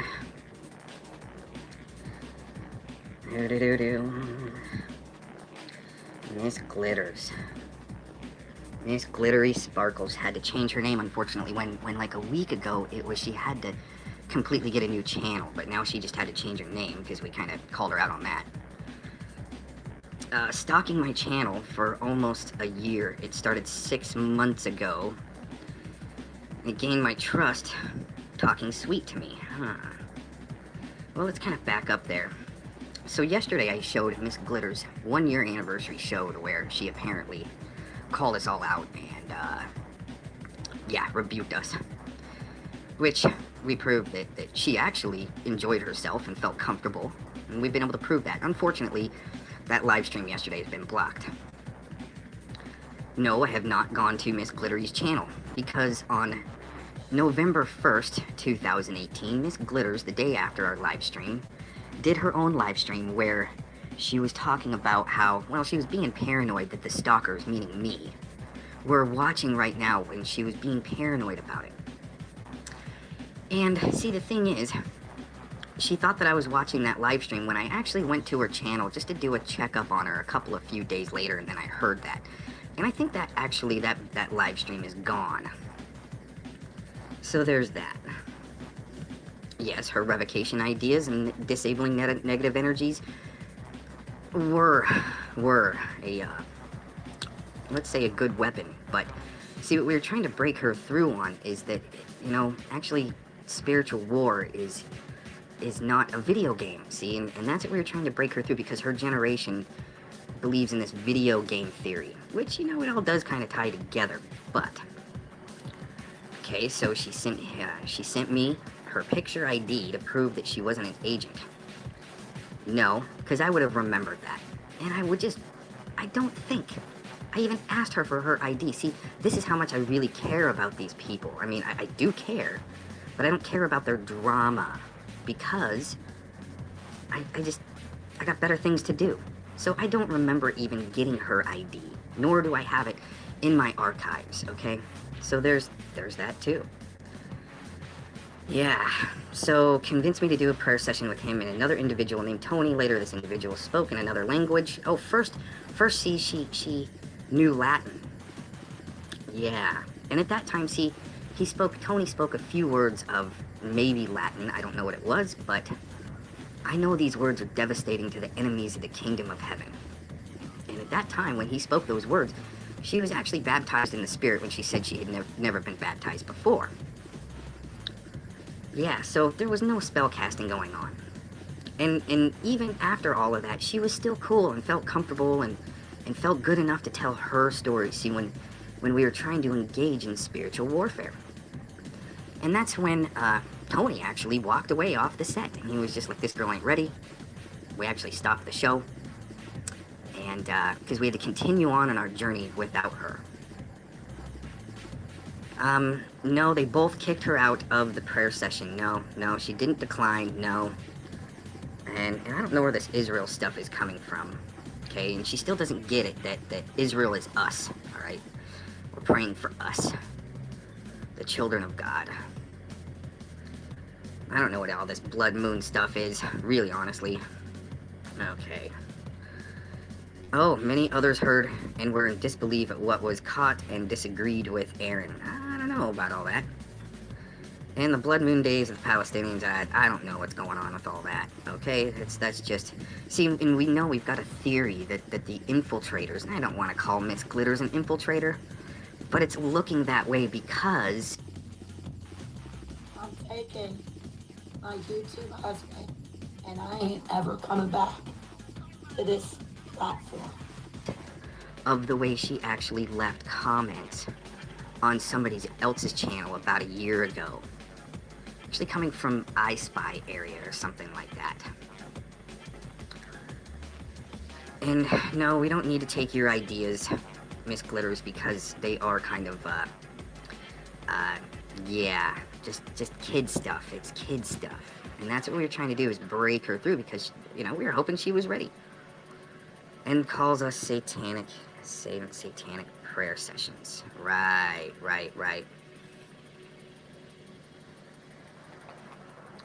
Miss Glitters, I just have not tried to engage. I've got other things to do, okay? Support his cop auditor. And all I was trying to do is get her to learn how to film the police if she was being messed with by the police. And I don't even think there was any conversation that I could have switched the topic to, okay? And I'm the one that needs to repent, with a witch. I don't know who she's talking about there. And I just still don't have her ID, okay? I looked through the archives, I didn't find it. Alright. Let's continue on here, because this is some good stuff. Wow, look how long that is. You know, our theory of the longer they have to type, the more BS they're going through, okay? Let's see. Yep, Cyber Division. Terrorizing young women. This is all some pretty good slander, and I really appreciate OJM going all the way and learning who I am. Right. The revenge porn video. Right. There's no such thing, actually, but he's convinced there is. Okay, How could I be wanting to stalk and harass a girl if I am so gay? Alright, this is interesting. Oh, demon. Now I'm a demon. Yeah. Made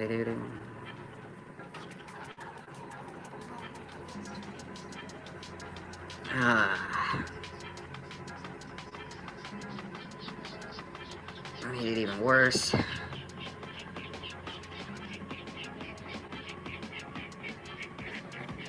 Yeah, OJM's really easy to gaslight with disinformation. And you see, I thought Fellow Man and I were gonna be kind of cool to each other, but now he's, yeah.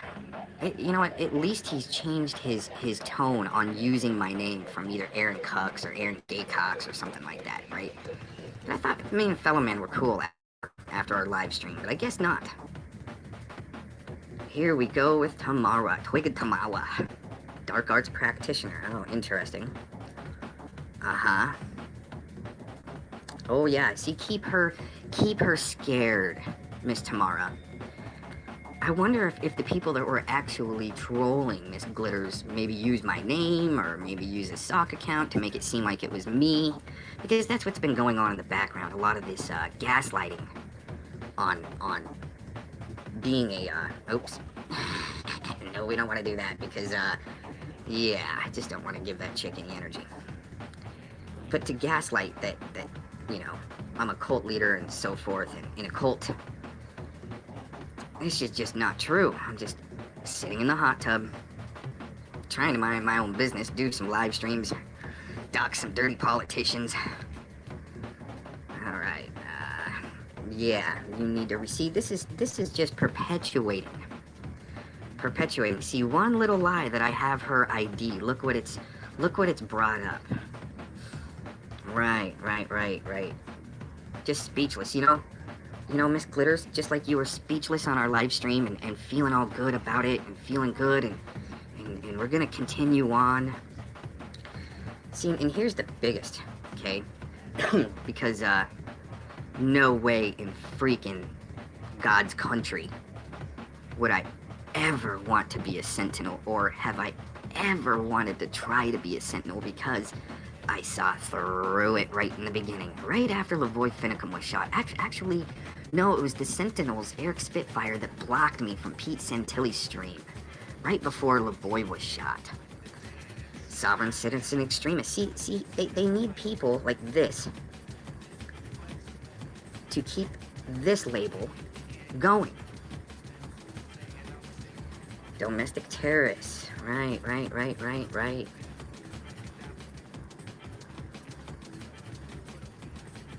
She's gonna tell him more, Miss Tamawa. Yeah, see, and these guys gaslighting the FBI. No. Trying to make the dirty ones quit their job? Yes. But what they do to their victims is disgusting, and I just see, and that's why I think everyone's being gaslit in the background, and I think it's the Canadians. And they also have to try to label us Americans as domestic terrorists and so forth. It's how the whole thing is worked. That's how the whole system works. See, they gotta have outside country influences to label us the extremists and domestic terrorists.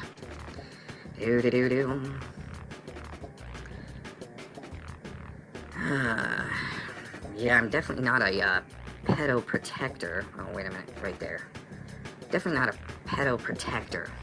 Okay, I like to blast pedos. I actually want to set them up and blast them on live streams as they come to meet a 15-year-old girl. But that's actually being squashed because some of the pedos actually are part of, you know, city organizations and the police, and they're protected. I don't know why, but that's what we're finding. Oh, and they're going to work together. That's a good one. Oh, okay, good. Well, I sure hope they do. See, and that's hey, if Fellow Mom and you know, Tamawa and OJM want to protect her and keep her safe.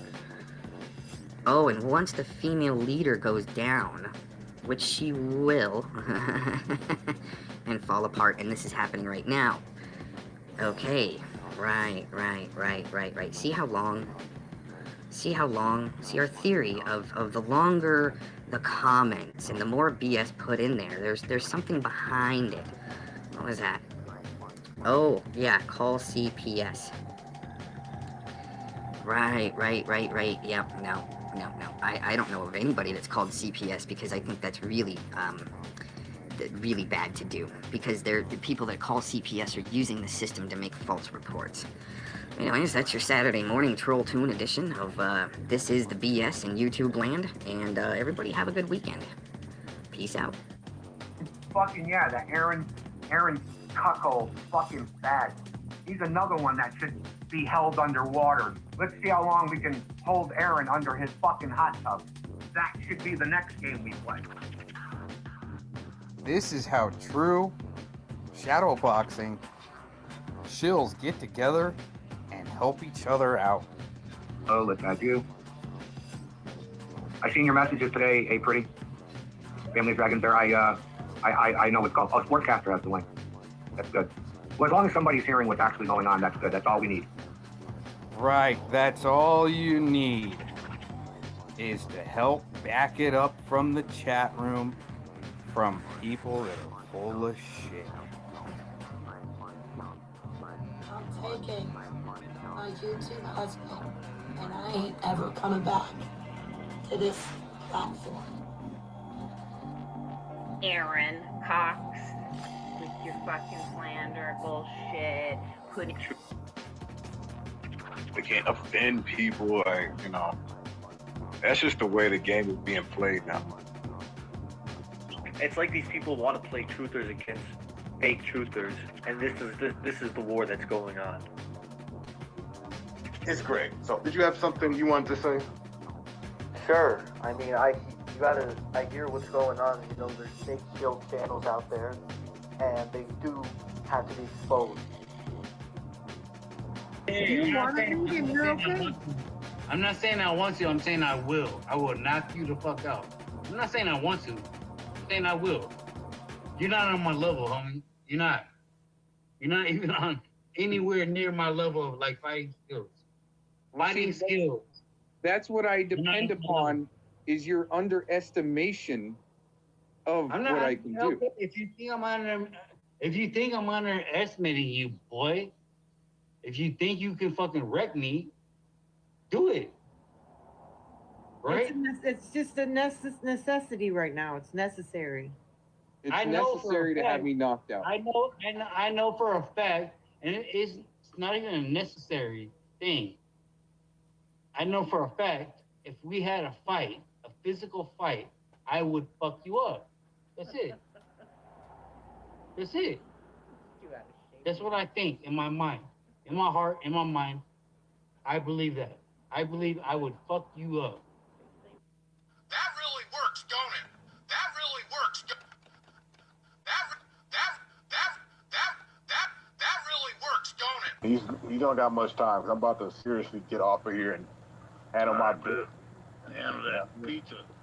For Jeezy. That's what's going down. Right now, I mean, so if Juanita could come up here and save me, but Juanita says you're Aaron D. Cox slave master. Oh, Juanita, I'm not anybody's slave. I'm not anybody's slave. Everyone says you're working for somebody. You're in monograph. I don't know why they're saying that. Because they are, in essence, guilty by association. I'm sorry that we weren't available to take the call. If you please leave the name and a good number to reach you back, we'll be in touch shortly. Have a good day. Bye. Please leave your message after the tone. Eric Wilkinson, you can reach me at area code 248-991-2851. I'd like to talk to you about setting up an exhibition match against one of your fighters. Again, Eric Wilkinson, 248-991-2851. Cool. I have one question. Is this real? It's what real? Look. So I got the idea that everything is a LARP. Yeah, most likely. Yeah, the whole couple. So are you guys acting? Is there Me and LARP? No. So that's real. Yeah. Well, what would be fake about it? It comes to a point of how real is a hatred between me and him. Probably not much, but I'm saying that You said nobody told you that's real, and you said nobody told you that's scripted. You said that, Urban. And I'm like, oh my goodness. No one told me that was scripted. This right here? Yeah. As far as what? Oh, that's how it was going down? Well, I haven't talked to anyone set up things behind the scenes, if that's what you're asking. Okay, great, thanks. Expose you. I made 3 videos exposing you before. Well, your privacy cannot be violated. We're going to go ahead and get all of your charges out online. Is that okay with you? You're a piece of shit. You've doxed so many people. And I'm going to dox you, and I'm going to destroy you. So, And you feel good about that. I feel really good about it. Yes, because you're you're a piece that's of shit. shit. That's why you've done it before. That's not my thing. Mine is more about tracking people. I leave tracks everywhere. I'm fucking stupid, and I know it. I think I might need a new toilet handle. Well, good morning, everybody. I'm just gonna have a quick little conversation with you on the way to work here, and yeah, Republicans really like Warren a lot. And wait a minute, I think somebody might be behind me. Gotta check my mirror. Yeah. Anyways, I can't wait to get to work and fill my mouth with a bunch of some of the, well, besides coffee, there might be somebody behind me. Oh crap. Anyways, I'm an OG troll on YouTube, and oh crap, somebody might be behind me. Jeez. Anyways, yeah, I'm 24/7 lawyer. There's nothing like dialectic conversation when you're a 27 OG troll lawyer. Oh crap, I think somebody might be behind me. Anyways, yeah, I can't wait to get to work and fill my mouth with a bunch of, I think somebody might be behind me. Oh, jeez. Anyways, I really love that guy with the big, long orange beard, and he's real cute and all, but, I think somebody's behind me. Anyways, yeah, Republicans like war, and I just think that when I get to work, I'm going to fill my mouth with a bunch of coffee and maybe some other, I think somebody's behind me. And I'm an OG troll on YouTube, and I walk my dog at 4 o'clock in the morning, and I like to look at his butt when he's in front of me, it's real cute and all, and once again, I can't wait to get to work and fill my mouth with a bunch of, wait a minute, somebody's behind me, oh crap. Anyways, yeah, being an OG troll on YouTube, I get to trash a lot of people, and wait, I think somebody's behind me. Oh jeez, I can't wait to get to work and fill my mouth. I need a cup of coffee and maybe something else in my mouth. Oh, wait a minute. Oh, yeah, coffee. Oh, somebody's behind me.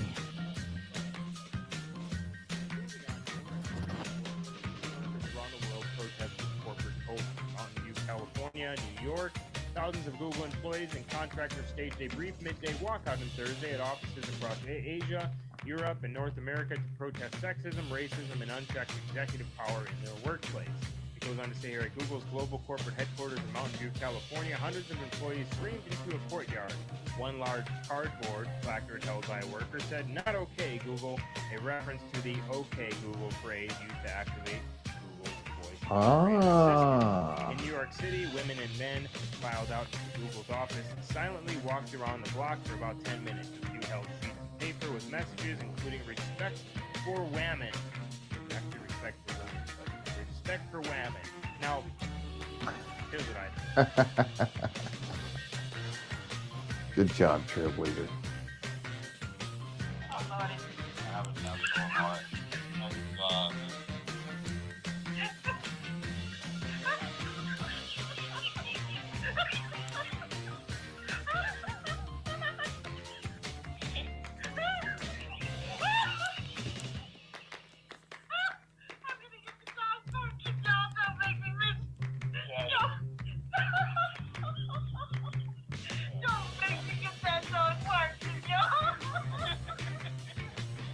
My daughter just got back from the game they had at school. But for a minute there, they were like barking at you. I'm telling you, it's one of those days. I almost called 911 for the control. I said, coming to get me. I'm in danger. I mean, who knows? Maybe he got laser vision on glasses, or the water is poison or something. I don't know. Yeah, I was afraid for my life.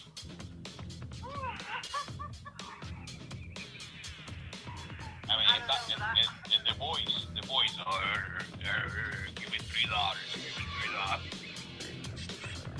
Pay up. I've never seen such a thing talking about going fishing and it's kind of Immediately remind me of Beavis and Butthead.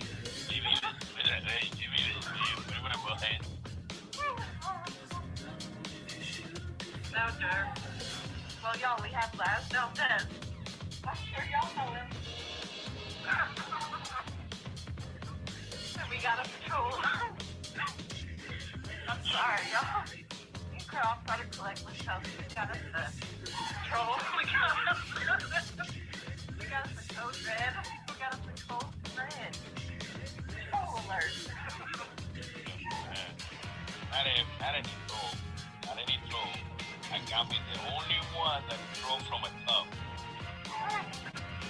Underwater trolling. Naked. Oh, yes. I forgot. Thank you.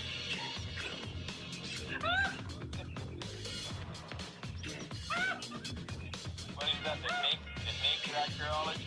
The naked troll.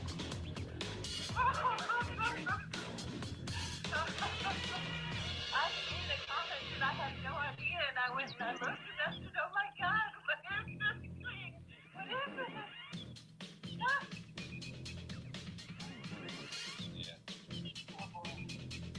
Ask me something, but the one thing I have learned is you learn very, very little from success. You learn everything from failure because you don't challenge success, you just take it for granted. Do you think these people really like each other, Lee? Or is this just grift on grift on grift on grift on grift? At this point, I don't want to cause any confusion here because it is grift on top of a LARP on top of a grift on top of a LARP. Mm-hmm.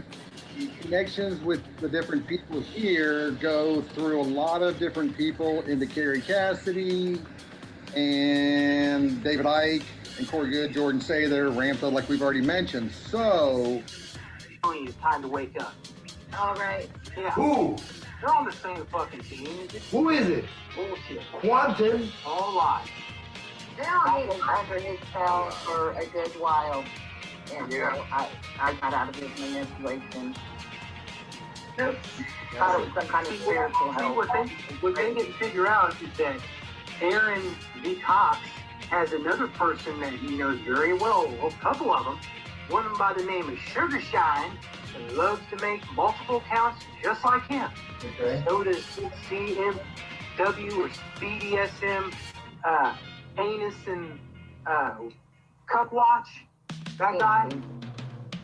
See, they make multiple These accounts. people are They stalk disgusting. and harass people like who? These Like people Tony. are disgusting. Like Cole. Well, I figured out why my sprouts aren't coming up in this little starter bed. You know, what do? Huh? Dude, you're holding up my beets and my radishes. And, yeah.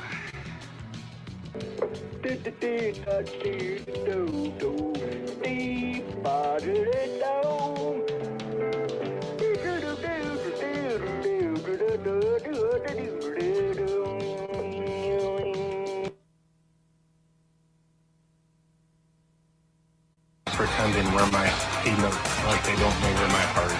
That's my comment. I don't know anything about the pickle Christmas tree. I make Christmas pickles and put them in Christmas trees. You know what a hook denier is. Stop playing stupid.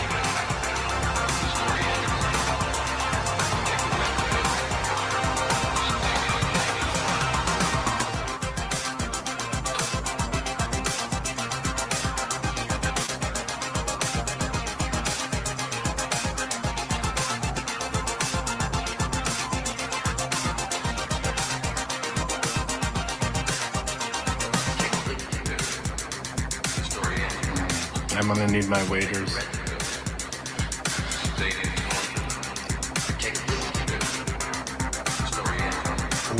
Who's Omni and who's Remsey? I have no idea who these people are.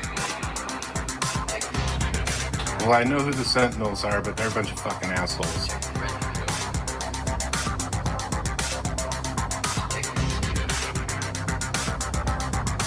I don't give a fuck about those people.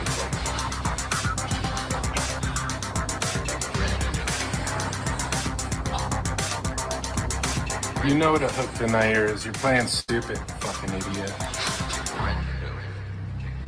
Yeah, you're real funny there, Velvet.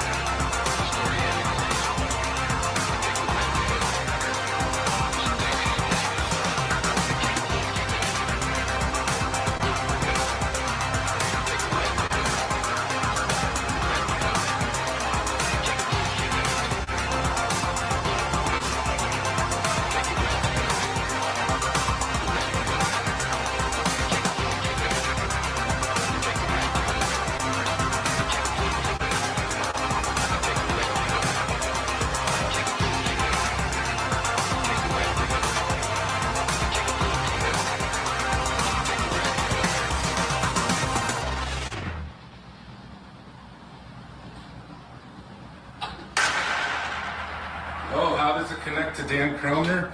Because wasn't Dan Kromer writing for Wolfgang? Oh, Mr. Pickles, here he goes again with this Mr. Pickles shit. You are paranoid, Lee. There ain't nobody sucking anybody's dicks, Jolly.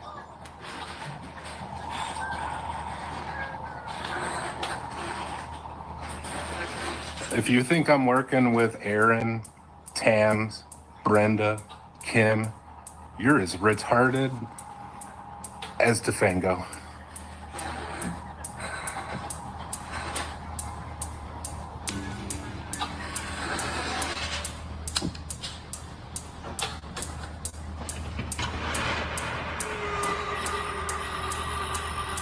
The time has come. Lee, he's always just trying to be civil, isn't he?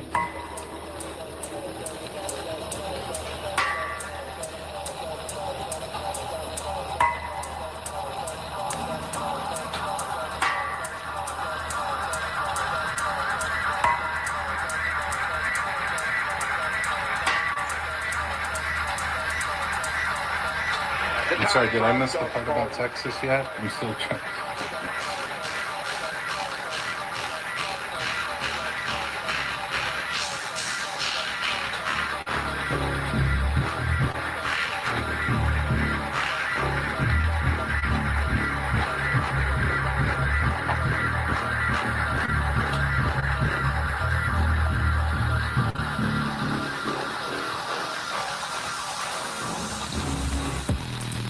It's funny you say rest in peace.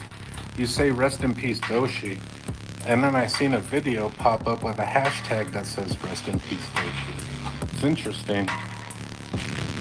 It's interesting because you're the only one that I would know of that says rest in peace, Doshi. But I'm not trying to make any connections or anything.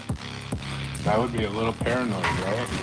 But it doesn't matter when you're exploiting drug-hungry cougars to spread your terrorism around.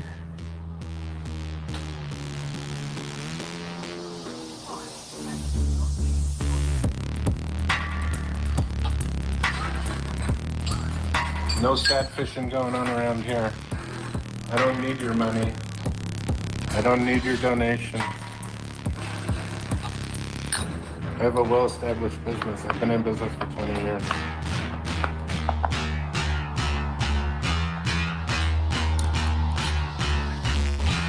And I'll actually be able to do my custom work for these people online live while they watch.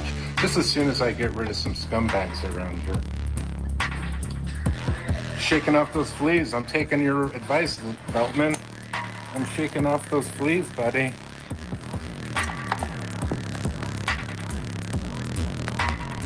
Yeah, and shake off the fleas. When you write in the fucking every chat on the back of a dingo. Give me a fucking break, dude. Again, you're more than happy to interrupt the stream and stop me whenever you're ready. And we can talk about this like two adults. It's up to you, man.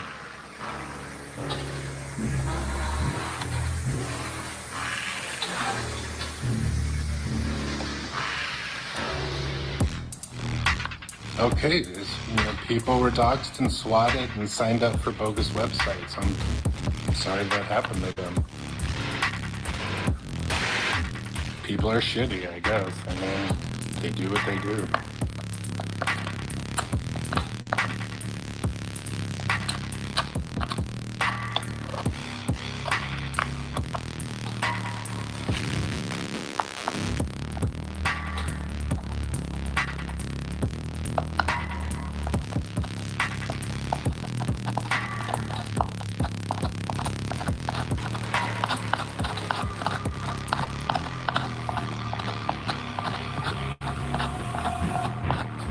Yeah, I was in Defango's Discord, but I didn't even go into Defango's Discord until somewhere probably at the end of 2020.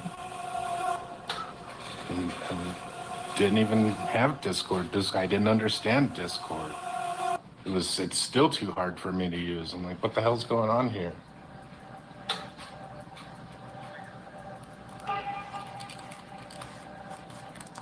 I was never in a Unirock's Discord.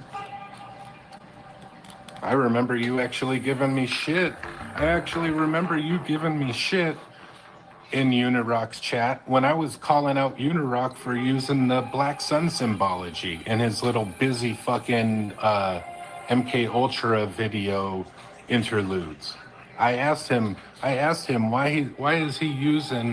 why are you using this Black Sun symbology when all that shit at Christchurch was going down? And you kind of deterred me away from questioning him more. Remember that, Veltman?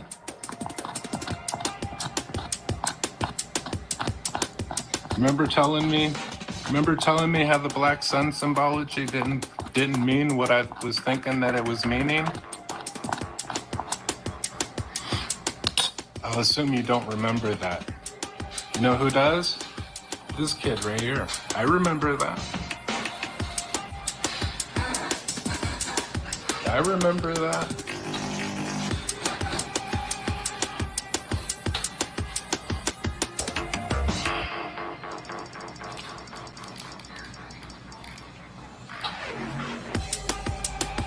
Did I miss the part about Texas, or do I gotta rewind?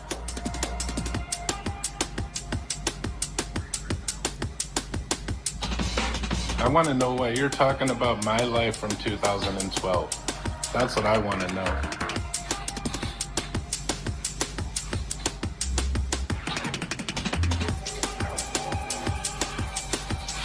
Where'd all the chatters go? Please chime in.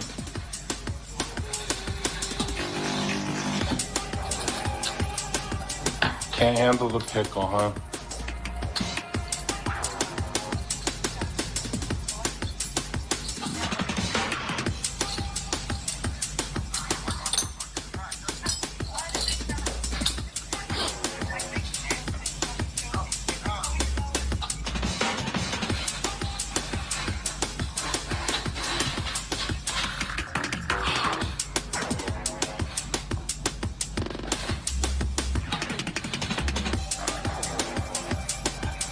I'm trying to actually work here, man. I'm trying to finish an order, but these fuckers got me pissed off.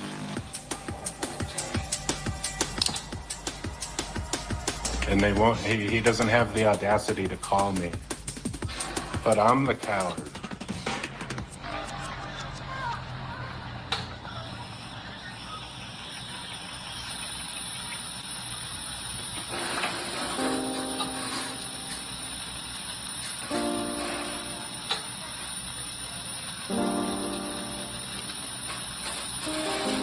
It's okay. You don't have to open it, Jolly. We gave it out earlier in the stream that you guys killed. You know what the hook comment is. I'm not working with Tomorrow Wolf or Lisa Lake or Aaron Victor Cox. I'm not working with them, Lee Veltman. So keep talking. No quarter. Exactly what you're getting here is no quarter. You're the coward, Lee Veltman. Who's running from drones? What are you talking about?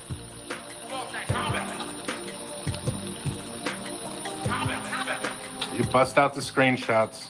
You gotta bust out the screenshots. Who wants to be nice to Blazin? Who's Blazin ever nice to? Blazin's only nice to you if you know you're sympathetic to her. Oh, here we go. Oh, who ran from the state of Texas? Because I was in a... Who told you about that story? Because I would like to know that. Do you want to know why I left Texas, Veltman? I left Texas because I was burglarized, Veltman. I was fucking burglarized when I was moving. You ever been burglarized, Veltman? You ever feel unsafe in your home, Veltman? Not knowing if people are gonna come back to take the rest of your shit? Oh, so does it make sense, Veltman? Wow, I feel like a targeted individual because maybe I was targeted because I was moving a house and people seen an opportunity to go and rifle through my shit and take whatever the fuck they wanted to take? Is that why I left? Is that why I left Texas, Veltman? Here, let's go back. Let's go back and listen to the rest of it. Because I think you said something about a gimp suit.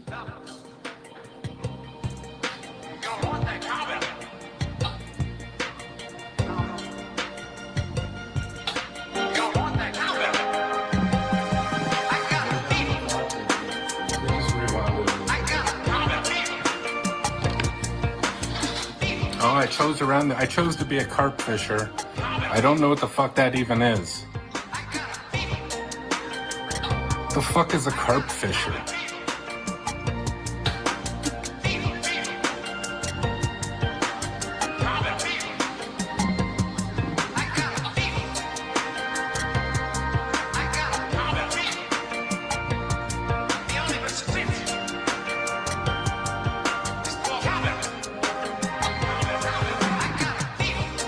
This is fucking bullshit, dude. You two are so fucking wrong. It's unbelievable how wrong you guys are.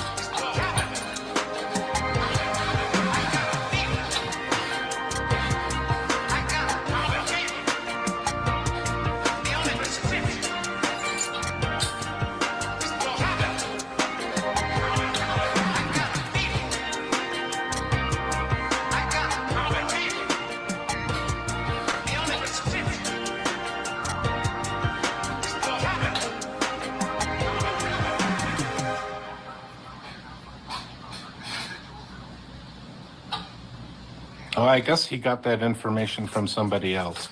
But I remember I told the story of why I left Texas on my stream.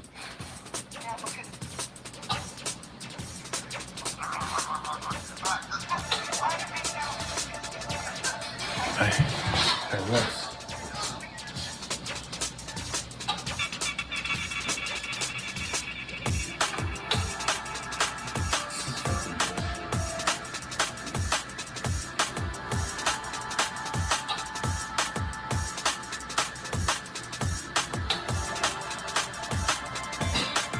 Okay.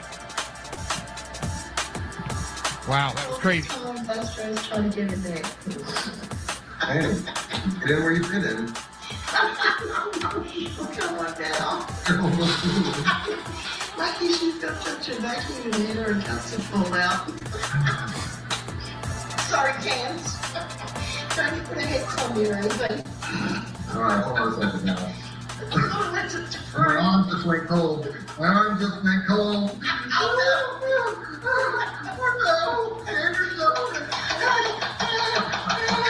No, we aren't doing it. Oh, they do back then, don't they?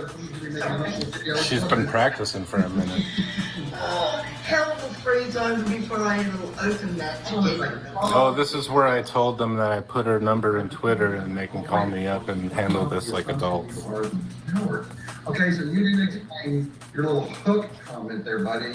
And how are we the cowards when we're not working with Tamara Wolf, Lisa I'm not Wade, either. and Aaron Victor fucking Cox? I'm not either. Run in your mouth, buddy. I keep talking too. Keep talking, Veltman. Oh, wow. Because you're completely wrong, dude.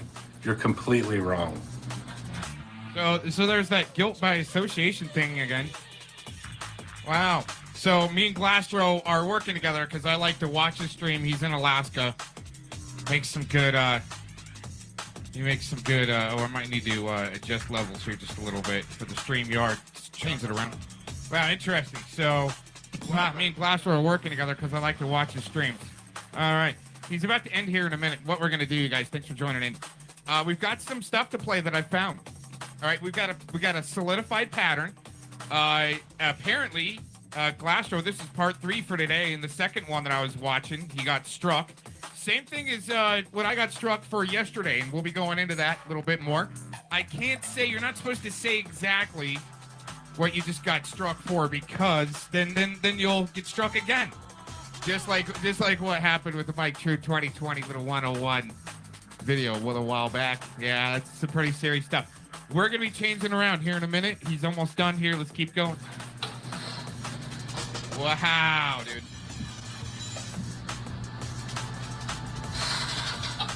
See, that's why I hate this. Those screenshots matter. You're right, Blazing. Those screenshots do matter. And I saw that. Here for 2 hours almost, and I haven't seen people trying to be nice to you today, Blazing. Jolly and I are working with Blazing. All right, we'll talk on your own stream.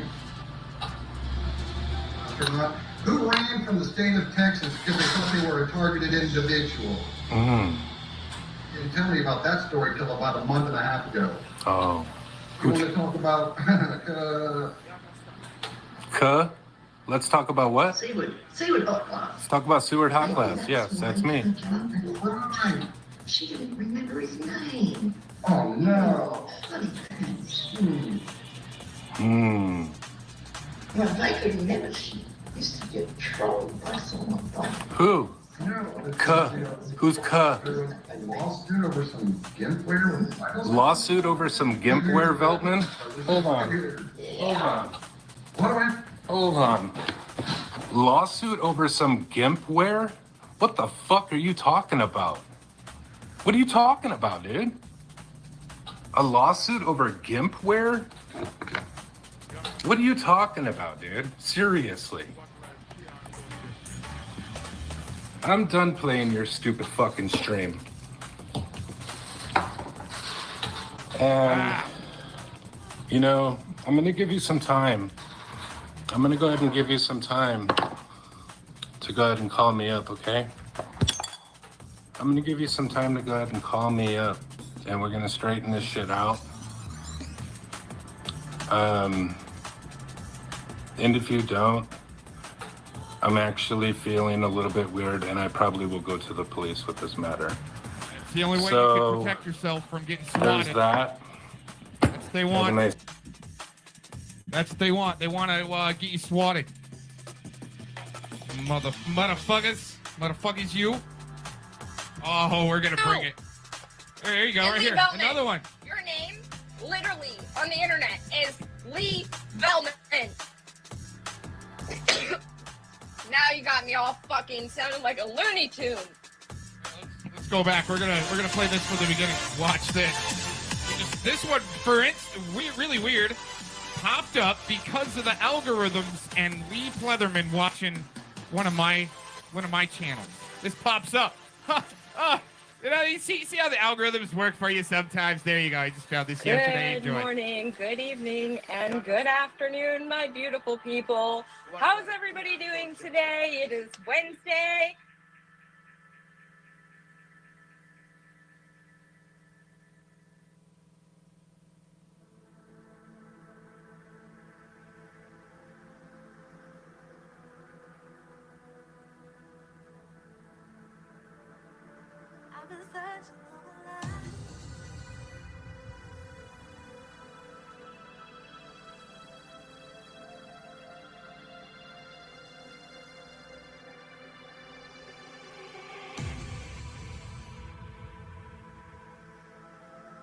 Chat.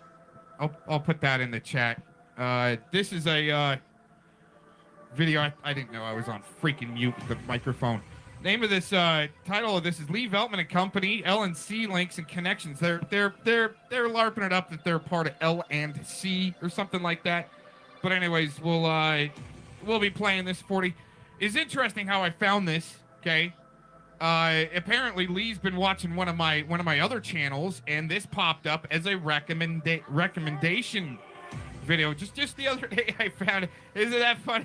You know how the algorithms work and help you out sometimes. There you go. Have fun. PJ, I hope you don't have to turn your sound down, but I'm extra today. I'm super duper loud. I am twiggered. Apparently I am twiggered, you guys. She's gonna, there will be some pops and clicks on this. She's pissed.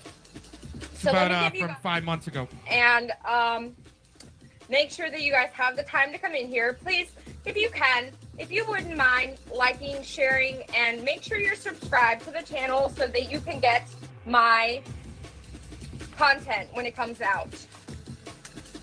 Hi, Nezzy Pie. Hi, Hannah. Hi, Amy.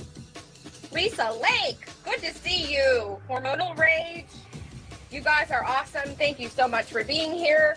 I am really putting a trigger warning because I'm going to be screaming. I'm going to be telling you what all occurred today. Here's my screenshots of all of the transactions and the back and forth. And I'm just going to read it straight out to you because this is my experience and my experience only. So, I'm not speaking on behalf of anybody else. Hi, Layla. Good to see you. I'm speaking for myself, and I'm speaking for only myself. There's a lot of people involved. I'm trying to get comfortable, you guys. I'm so sorry. But there's a lot of people involved in this whole mess, chaos, group of people. I don't even know what to call it anymore. But let me get started, okay?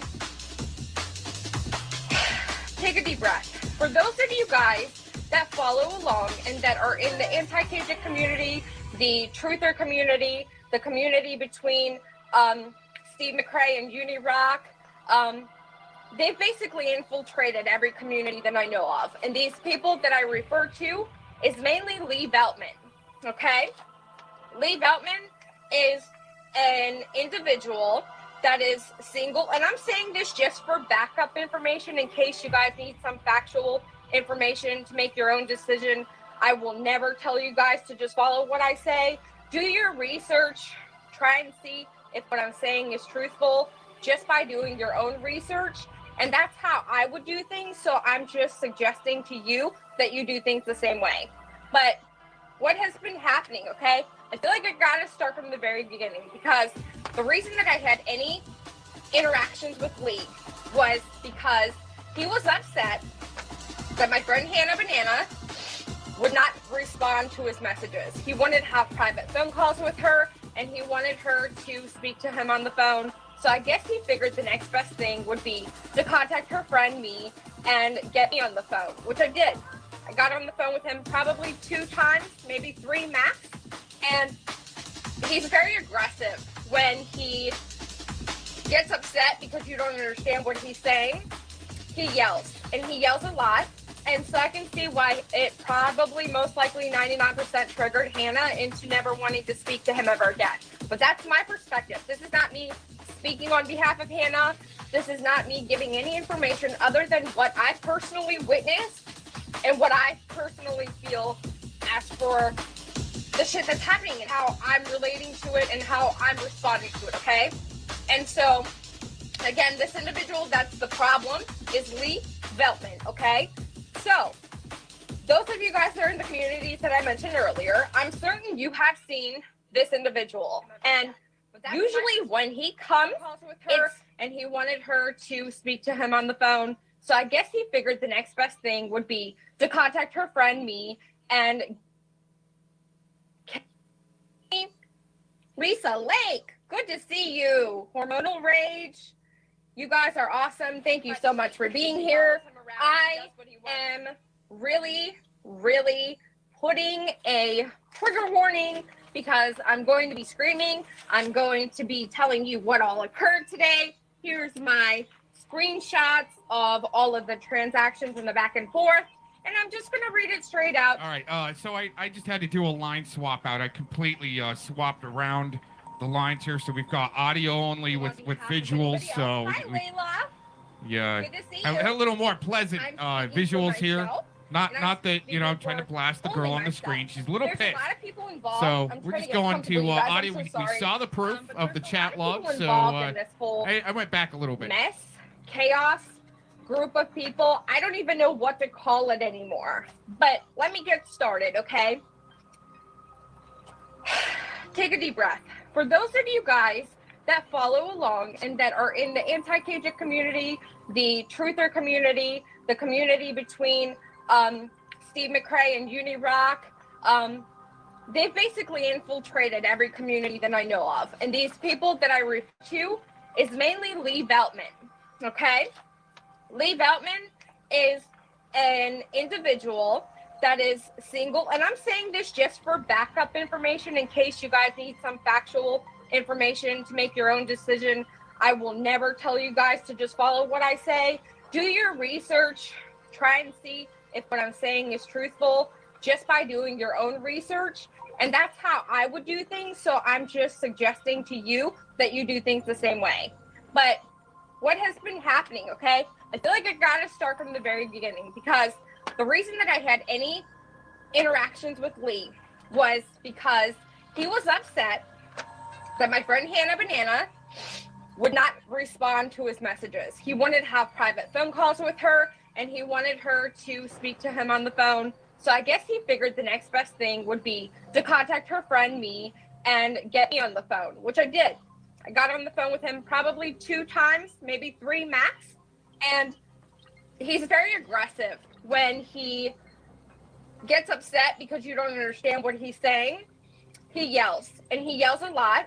And so I can see why it probably most likely 99% triggered Hannah into never wanting to speak to him ever again. But that's my perspective. This is not me speaking on behalf of Hannah.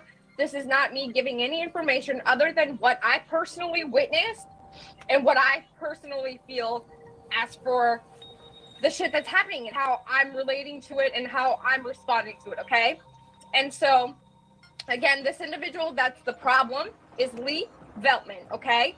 So, those of you guys that are in the communities that I mentioned earlier, I'm certain you have seen this individual. And usually when he comes, it's him and another individual.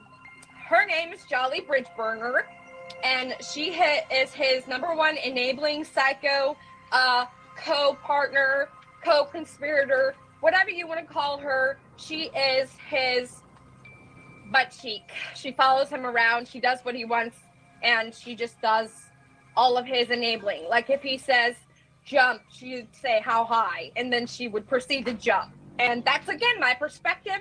I'm not telling any information as factual information because I truly don't even know these people. That's what's crazy about all of this. I don't know these people in real life. This is the internet, okay? And so you got all that out of the way. That's the main base story of how I was introduced. The guy wanted to talk to Hannah. He couldn't get to her, so he thought he would get to her through me. And I tried. I really tried. I had 2 or 3 phone conversations with him where I was trying to understand him. I was trying to understand what he was trying to get at. I was trying to understand what his message was. At one point, he wanted to do a show with me. He wanted me to interview him. And I'm like, dude, if I'm going to interview you, I need to know what it is that you're going to speak about in this interview. And he couldn't tell me what it was. And so I'm like, my mind is blown. Like, why do you want to do an interview if you can't even simply tell me what it is you want to be interviewed on? Like, hello? And I'm getting flustered because it's insanity, you guys. It's insanity. So for those of you guys, I keep getting off track, but for those of you guys that have seen Lee Veltman and Jolly Bridgeburner in chats together, they are usually speaking only to themselves or mainly to themselves. They will say hello to everybody, being polite, and, you know, hey, how are you doing? Good to see you, that kind of thing. But after the initial hellos, they go right on into, oh, you know about the mole kids and the blah, blah, blah. And they go into their whole little world of back and forth and chatting. And 99% of that audience in that particular chat has no, and I'm going to curse. Hopefully I don't get demonetized. I do need a little bit of extra help with YouTube, which is why I do YouTube. People that tell you they don't do YouTube for the extra little bit of cash are liars. I'm sorry. It helps a lot with like little tiny bills that, you know, it just helps. But I'm listening to the back line, doing stuff. She said a minute ago that he was trying to get on her channel to do an interview or something, but Lee wouldn't tell her what he wanted to talk about. Well, it's because he wanted to go on there and just do a slander campaign, and that's what they need to do. I don't know if it's because of her ego, some butthurtness, or the Aquino effect, for Slowenbergers to slander people. You know what I'm saying? But interesting that Lee, I think, actually made it on one of my panels, maybe. Or was that OG Juan Kenobi? I don't know. I think they both spurged out pretty quick and left. Let's just put it that way. Just same with the Finding Freedom Live guy, where he's, you know, just spurging, going down the 3 talking point list and keep it going and don't let him answer any questions. Just keep a narrative going. That's why Lee, a few minutes ago, this woman said, PJ said that he wanted to do an interview, but he wouldn't tell her what he wanted to talk about. Interesting, huh? That's because he wanted to do a slander campaign. Let's just keep going. hopefully I don't get demonetized on this video because I didn't get paid this month, so it's okay. But let me take a breath again, because like I'm saying, this is so frustrating because it's like these people are insane. And so how do you talk to people rationally that are not sane unless you have to go part insane yourself in order to have a conversation with that insane person? It's just how it works. And I don't have that capability. Hey, thank you for the super chat, Chronic. But I don't have that capability to go to that level of insanity. And you'll see, because I'm going to read the transcript from where I come into the chat. And this is today. This happened today. You guys can go look at it for yourself. It is on BX Beast Boy's backup channel, Garfield Speaks, okay? And it is a stream titled T-Spiracy, Anti-KJ Community, and Roadhog, and Real Entertainment interview and his thoughts on those topics, okay? So you can go there and you can look at all of these and you can see that everything that I've got here is verbatim what got said. And so I just want to explain to you why I feel how I feel and why I feel these people are straight up insane. They need help. They need to go to the mental asylum. And I'm going to tell you all about it here. And this, I want to make sure you guys are aware, this is not the first time this has occurred. Now, if I went off and started snapping like this over one occurrence, I would be the crazy one, okay? But this type of back and forth from these two individuals happens in every single chat that they go in. It used to happen in Charlotte stream. It happens in EKC stream. It happens in BX Beast Boy stream. It happens in Roadhog stream. I personally witnessed it and kept my mouth shut. And those of you guys that know me know keeping my mouth fucking shut is close to impossible because I'm biting my tongue. I'm writing things and I'm erasing things and I'm writing things and I'm erasing things. And I'm like, ignore it, ignore it. These people want you to react, ignore it. And they do. And this is going to prove to you that they do want me to react. And I'm going to tell you exactly what they're doing. And just wait, okay? So I'll get started in reading this because I've got about 30 minutes. And with the way this is going, I could seriously go on and on about what the hell has been going on. Mind you, again, this may not sound that bad to somebody. But think about this type of stalking and harassment and poking at somebody on a whole nother level because it happened for months in several people's chats with several people watching it. And I know you guys, some of you guys in chats know exactly what I'm talking about because you've seen it. You've seen the two of them converse in a chat log somewhere and you're like, what the fuck are these people talking about? nobody knows, but nobody has the nerve or the, it's almost like people feel bad for them because they're slow. So they're not going to approach them and be like, hey, you guys, what are you talking about? You fucking weirdos, right? I'm not the one. I will tell you how it is. And especially once you get me to this point, because I've been quiet, I've been kind, I've been tippy-toed around them, I've been watching them come into chat and leaving because I don't feel like looking at their bullshit. And I've also been sitting there politely having back and forth with them while I've been a mod on certain channels, and I've just been, brushing it off as if it's nothing. And it's nothing. For the most part, it is nothing, because you cannot get to my psyche and you cannot get to my mental health and you cannot upset me unless I allow you to. And today, you got me for 5 minutes, but just long enough for me to do this stream, explain how I feel and what I feel has gone down, and then you're going to be dead to me yet again. Okay? So we're going to start reading, okay? This chat starts at the toggle mark timestamp of 1859. For those of you guys that want to play along and look at the actual evidence of what's gone down. Lee Veltman is discussing Real Entertainment News, which, shout out to him. He's done nothing to me. He said some shit that I don't agree with, but I've straight up told him, hey, that was a shitty thing to say. And otherwise, he's had my back, and I'm going to shout him out. And for those of you guys that aren't in agreement, that is okay. I love all of you guys. But this was a stream about Real Entertainment. He was doing an interview, and so in the beginning, they're talking about some of the stuff that Real was saying, and they're trying to poke fun at him. Lee Veltman says, do you ask about the cats in a bit? I wondered how triggered he gets, okay? This is a 50-plus, 60-year-old man, and he's spelling out the word triggered as Twiggered. Twiggered. What are you, 5? You're 5, aren't you? That stint that you had where you had shrooms on your bus and you got caught up and had a freaking charge, that might have really messed up your brain. I'm sorry. And I'm okay. So then he says, props.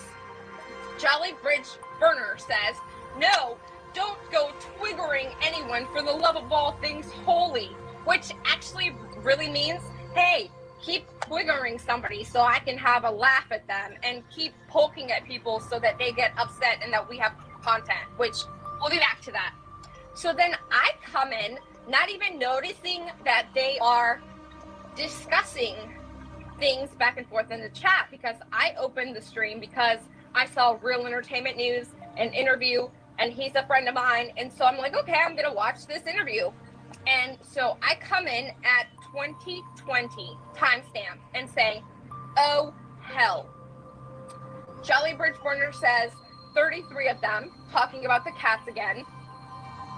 Lee Veltman says too many in one apartment, but that's another discussion.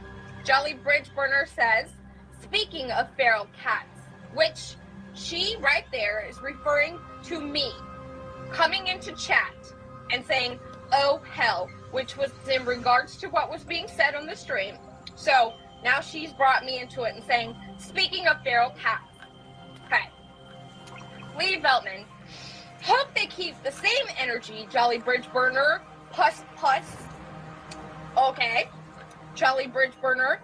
Indeed, Lee. So I say, that's how he networks. Speaking to Garfield or BX, because BX was saying, why do you tag me on all those videos and all those promotions you were trying to do? And he was explaining, Real was explaining to him that that's how he gets the word out. And that's how he gets to network. And that's how he does his marketing. I mean, I thought it was common sense. Everybody gets so butthurt over little things like, oh, he tagged me in his post, and that's how he gets attention, dude. That's how his streams got attention. So anyways, then Lee Veltman says, holy moly. Then he says, Jolly Bridge Burner, those dang LNCs going to come back around fast with the unitards and Simp 19, and I'm here for all of it. Okay. Now, I already have questions, okay? Because what is L and C? I know what a C and D is, like a cease and desist. Please somebody put in chat what an L and C is. Like a D and C, an R and C, like what is an L and C? Can somebody please tell me what an L and C is? Because I have no idea. And these people are trying to have a conversation with me here in this stream earlier, and I'm like, I don't know what the fuck you're talking about, people. I have no clue. So, then he mentions unitards, which he calls anybody that's ever been associated with Unirock a unitard, which he was a unitard. So, hello? Is anybody home?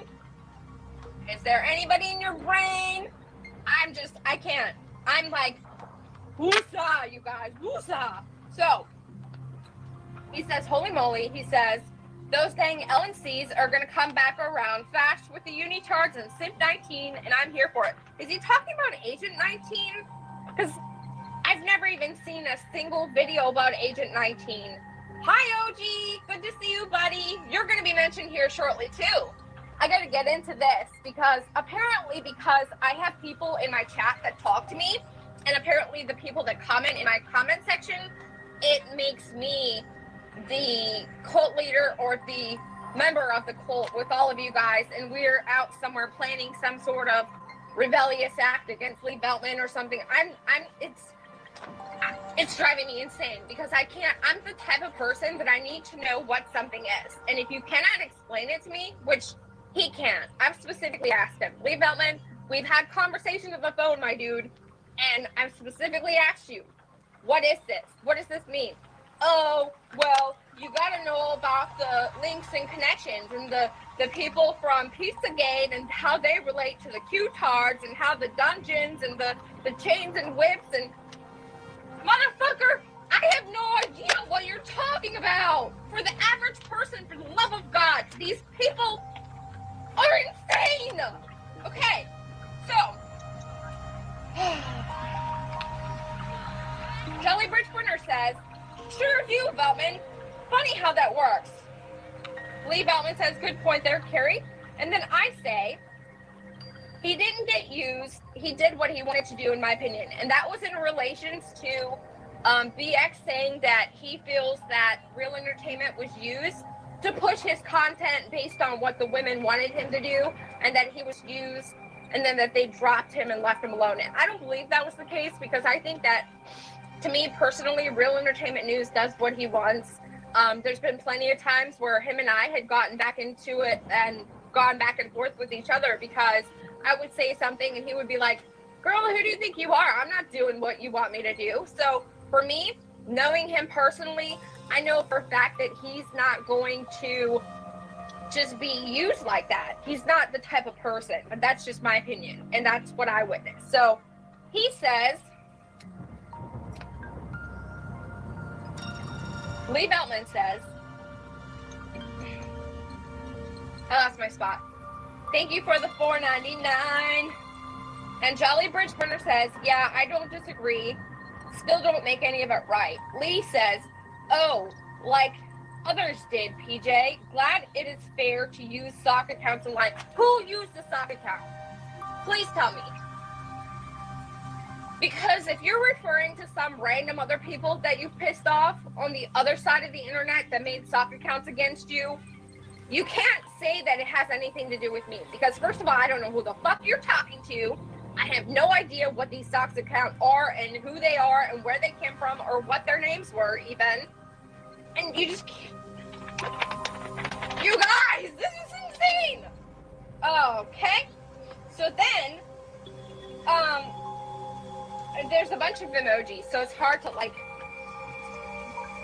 to read because like right here there's an emoji, and the important emojis I did write out because I wanted you guys to know that, you know, she put a fish line on a hook and the perfect spot where it was like, oh, we're getting you to do what we want you to do, if that makes sense. So Jolly Bridgeburner says, yeah, that's a good example right there. Lee says, Jolly Bridgeburner, karma is coming. Do you see how they just talk to each other? It's like, there could be 500 people in chat, and Jolly Bridge and Lee Veltman literally just go back and forth and talk to each other only. It's like they're the antisocial kids that sit in the corner and only converse with themselves, and everybody else is chopped liver, and they're talking about their Pokemon cards that they got 50 years ago that are just extremely important, and just don't fucking bother them because they're Looney Tunes. So, karma is coming, and I said to Lee Veltman, what are you talking about? I have no clue what you're going on about, okay? Jolly Bridge Burner comes in, stepping in, big mad for her Lee Veltman because she's the savior of them all. She says, ruh-roh, that bitch has sharp fangs too. Who has sharp fangs? Okay. So then she puts that fish on the hook emoji at Lee Veltman, and Lee Veltman says, not shocked. You didn't get a lot of things before Preacher Boy and many others, but hope you keep the same energy and go ahead and put that video on Jolly and I back up, PJ. All right. I had to fix myself because on that note, listen up. Lee Veltman, I know you're fucking watching me because you're obsessed. You're obsessed with everybody that's on the internet, apparently. You have no fucking chill, and so I know you're up here watching me. I will not put shit back up. Do not tell me what the fuck to do. You don't control me. You don't scare me. You do not intimidate me, and you don't tell me what the fuck to do. I took a video down, and it won't ever be back up, buddy.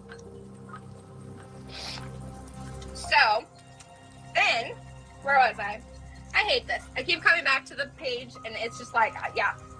Preacher Boy, I've never had any conversations with anybody in regarding to Preacher Boy. I knew he was related to some Katie drama that I didn't pay attention to because I really can't stand Katie. I can't stand all this back and forth within the Katie community. I pointed out some stuff that I didn't like that was going on with the anti-KJ people more than I pointed out stuff that Katie was doing. So I'm technically an anti of the antis, okay? So I said, Lee, you are legit stalking level. I'm not putting up with this ish, and I was trying to be respectful in the chat and not curse, so I put ish. You are insane. Coming into every chat, name dropping everyone and adding them together somehow. I am, and most people cannot follow your insanity. Okay? So Lee says, too late for someone to walk it back now, Jolly Bridge Burner. And then Lee Veltman says, good, PJ. Not like Synth, Donut, and many more aren't involved. Involved in what? What are we involved in? Because last time I checked, I don't even think Synth follows my channel because Synth is friends with Hannah or OG. That makes him involved with some shit that I'm involved in? No! That's not how this fucking works! That's not how any of this works, my dude! And Donut, because he comes on my channel and says hello? We're all involved. We're involved in what? Spit it the fuck out already. If we're involved in some massive... Okay. So I say, get out of 2017 and get a life. For the love of God, you are really pathetic. I can say what I want to say. That is how I feel. You need help. I don't know those people, Lee. Please get help. So then Lee starts getting some shit from some of the people that are in the chat because they're like, what are you guys doing? Can you take this somewhere else? Can you not argue about this kind of stuff? We don't know what this is about. I don't understand what's happening. And so he starts getting some backlash from the people that are in this chat. And he says, I'll behave. So Jolly comes in because she can't not behave and says, it won't stop them from trying, though. How many times they're going to lie, spin, and defame and deflect? They think everyone forgets history. What fucking history? For the love of God. What history? From 2017? Let the fucking shit go, man. Why are you holding on to shit from 2017? Did somebody hurt you? Oh, did somebody hurt you? Oh, fuck, man. This is like a 60-year-old grown-ass fucking man Lee says, yeah, like you don't know Yaya and Billy. And trust me, I am good. Okay. Billy says hello and chats in my chat sometimes. I know Billy. I know of Billy.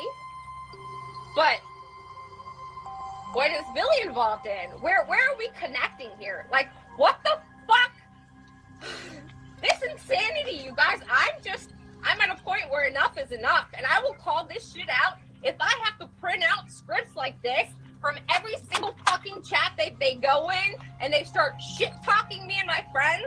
I will fucking call them out for the rest of my life because I don't fucking play this shit.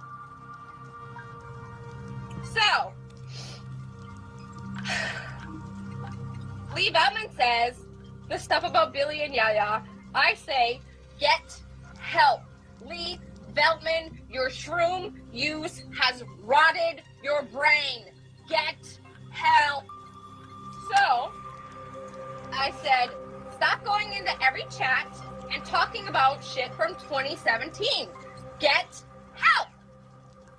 I said, because someone chats in my chat, I know them. Oh my God, seriously, you're in hell. You're insane. Get some help.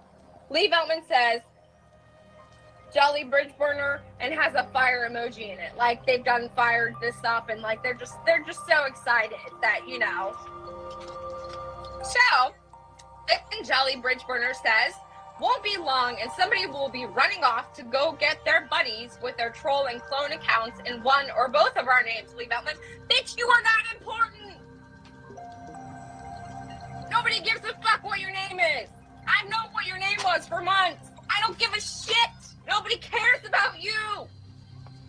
And Lee Veltman, your name, literally, on the internet, is Lee Veltman.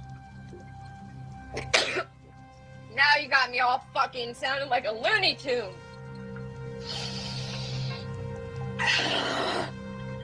So, I said, oh, and Jolly, you're not helping enabling this lunatic. So then Lee says, OG called me on Christmas. PJ, keep thinking the stuff with Uni, Freddie, China Da, and many more will keep the same energy. What? All right, let me see if I can get this to go here so you guys can see what this says, because it's not even a proper sentence. All right. Let's see if you guys can see this. This part where it says, OG called me on Christmas. PJ's Not So Secret Diary. Hold on. Keep thinking, and your old friend PJ. Okay, I messed that up. I messed that all up, you guys. It says, OG called me on Christmas, PJ. Keep thinking the stuff with Uni, Freddie, China Da, and many more will keep the same energy. Keep thinking what? Keep thinking what? What am I thinking? I'm thinking that you're a fucking Looney Tune. Okay. Jolly says, only a bunch of lunatics I'm seeing being enabled is by you and your old friends, PJ. My old friends? What old friends? If they're friends, they're either current friends or they're enemies. What do you mean, old friends? What the fuck are you talking about? This group, you gotta excuse me. Okay. And I'm sorry, I'm not looking at chat with my, it's sideways. Billy, you're missing a lot. You're gonna have to rewind. You were already mentioned. It's just, yeah. So,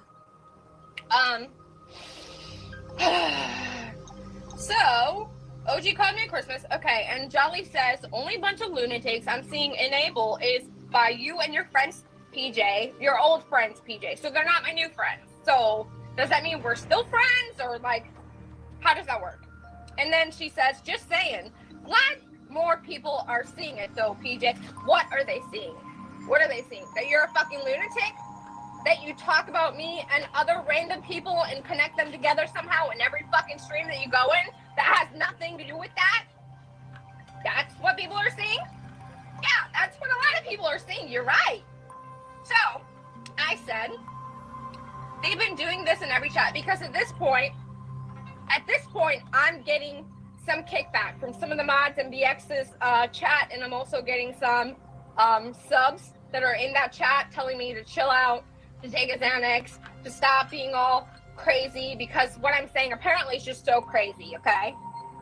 Well, I said, they've been doing this in every single chat that they're in, and I'm tired of it, because it's been at least 6 months, if not a year, that I've literally watched these two individuals go in every single chat that they participated. I mean, they can go and watch the Sunday church mass, and they would be in that fucking chat talking about some China doll and unitards and fucking mole kids, and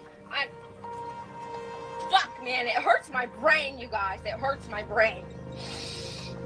So Lee Beltman says, not like Mod X and them won't have more to say real soon, and many others. Okay, so that touched me a little bit, because everybody that knows me and that's followed me knows that myself and Moderate Extremist, and I'm not gonna cry, but we used to be really good friends. I considered him my brother. I love him still dearly. We got into a kerfuffle. We got into a tiff.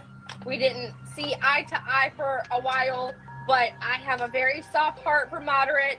And so for him, I believe he knows that. I believe Lee Beltman knows that I have a soft heart for Moderate. And I believe that he's saying this just right here, just to make me have that extra kick to the gut, okay? It says, I'm gonna read it one more time. Not like Mod Extreme and them won't have more to say really soon with many others. Well, what else are they gonna say? Because bring it the fuck on, okay? So I said, I don't really know OG, and therefore that, again, is not about me. Let it the fuck go. Jolly says, was quite the call too, PJ. He should have rage quit before he did, knowing the call was being recorded. Lee Beltman says, you made a hit video on us and we're the wrong ones? Okay, hypocrites. First of all, your video that is no longer up was in response to yours and Jolly's 500th video, where you dropped keywords like banana and Wrangler and the donut gang and the unitards. And so in order for us to feel like we have some sort of power and some sort of ability to respond to your stupid ass, yes, we did a stream. We did a stream where we talked about how we had this and this experience with you, and we shared about what had gone down and what our perspective was, and therefore, yes, we did that stream. But in response, you threatened to show revenge porn to some. What was that? What was that? Who's doing some revenge porning? Wait a minute. And therefore, yes, we did that stream. But in response, you threatened to show revenge porn to somebody. So if you don't like getting called out, and if you don't like being the bad guy, you need to stop. Is Lee maybe doing some revenge porning to get other streams shut down too? Oh, maybe he's working with PDF to doing some revenge porning so he can they can blame people like maybe What's Truth, AC, Asmar. Whether they've done it or not themselves is not the question. The question is there a rogue porn bomber in the background that's a sicko in Oklahoma? You know what I'm saying? Wow, okay, good catch there, sister. Being a shit person, okay? Because everybody one by one is going to start seeing how shitty of a person you are, and you're going to have nothing to fall back on. Let's go to some clips. We'll finish this off. We'll play two. We'll keep going for a minute. We'll play two. Hey, let's jump over to this right here. What do we got? I'm tired of getting threatened with false fucking lawsuits, cease and desist and stuff that never happened. Like I'm saying, is they've got videos on their channel mirroring us, saying we're slandering Aaron V. Cox, when Aaron V. Cox has got how many fucking sock accounts using my picture? Yeah. See how they're trying to blame how many sock accounts? I'll put the one I have in the chat in a minute. Since he likes it so much. There might even be some more clips over there. It's one, and when I use it, it's just to blast him every so often. I don't have time like they do. Let's go back. Never happened. Yeah. Like I'm saying, is they've got videos on their channel mirroring us, saying we're slandering Aaron V. Cox, when Aaron V. Cox has got how many fucking sock accounts using my picture? Yeah. By the way, you'll see on the picture that when you change the original content of the artwork or worked art, okay, which would be his picture, but when you change that, it becomes fair use. It's like a remix, like when you do a remix for a song. Okay, right? Hey, I'll show you guys in a minute. Yeah, how many? And actually, it's not your picture, it's recopyrighted picture. It's not your picture straight up there, dinkus. But he'll still go around and cry about it, huh? Here, let's go to this next one. What's going on here? Blue Yeti team we're just trolling. It's all in good fun. Yeah, it's not so fun when it's happening all day, every fucking day, everywhere you go. Wow, that's a serious projection. Oh, these other people are trolling. Oh, yeah, they're doing it everywhere they go. No, it looks like you guys are, just saying. Yep, but if they want to keep mentioning the Attorney General of Texas and the Attorney General of Oklahoma, I'm good with that. Please keep doing that, Sugar. Go ahead and mention Ken Paxton, Shadowbox Strategies, Ed Batowski, Jocelyn Raddick, Trevor Fitzgibbons, and others. Well, it sounds like he's actually giving you permission to talk about Shadowbox so he could strike your channel. You know what I'm saying? Because I talked to some of them. Yeah, you can ask me something, Donut. What's that? Yeah, we're going to be patient. We're going to be patient. See, this is where I'm going to help out with other people learning what dragging is. See, being trolled is hard enough, but when you're getting dragged year after year by people who are changing their names on Sounds like a seasoned troll to me, the double reverse. their accounts. Well, we got the IP address. How long ago did we have that IP address? The day it happened, actually. Okay. Guess what, everyone listening to this and later on, I don't need your IP address, don't want it, and that's why I don't usually use the StreamYard's broadcaster here. It shows it shows who it is, and the other one that I use, it's because I don't see who's there. Unless you type in the private chat, then it shows your email, and I've said that before, and so just don't type in the private chat. Because I don't want to know anybody's email address. The only time I'm getting, let's say the only time I'm getting information is when I'm getting hacked. You see what I'm saying, you guys? That's on the receiving end. I'm not on the offense like these guys are everywhere, right? Since we already want to use our fantasy words. Keep in mind our fantasy keywords, okay?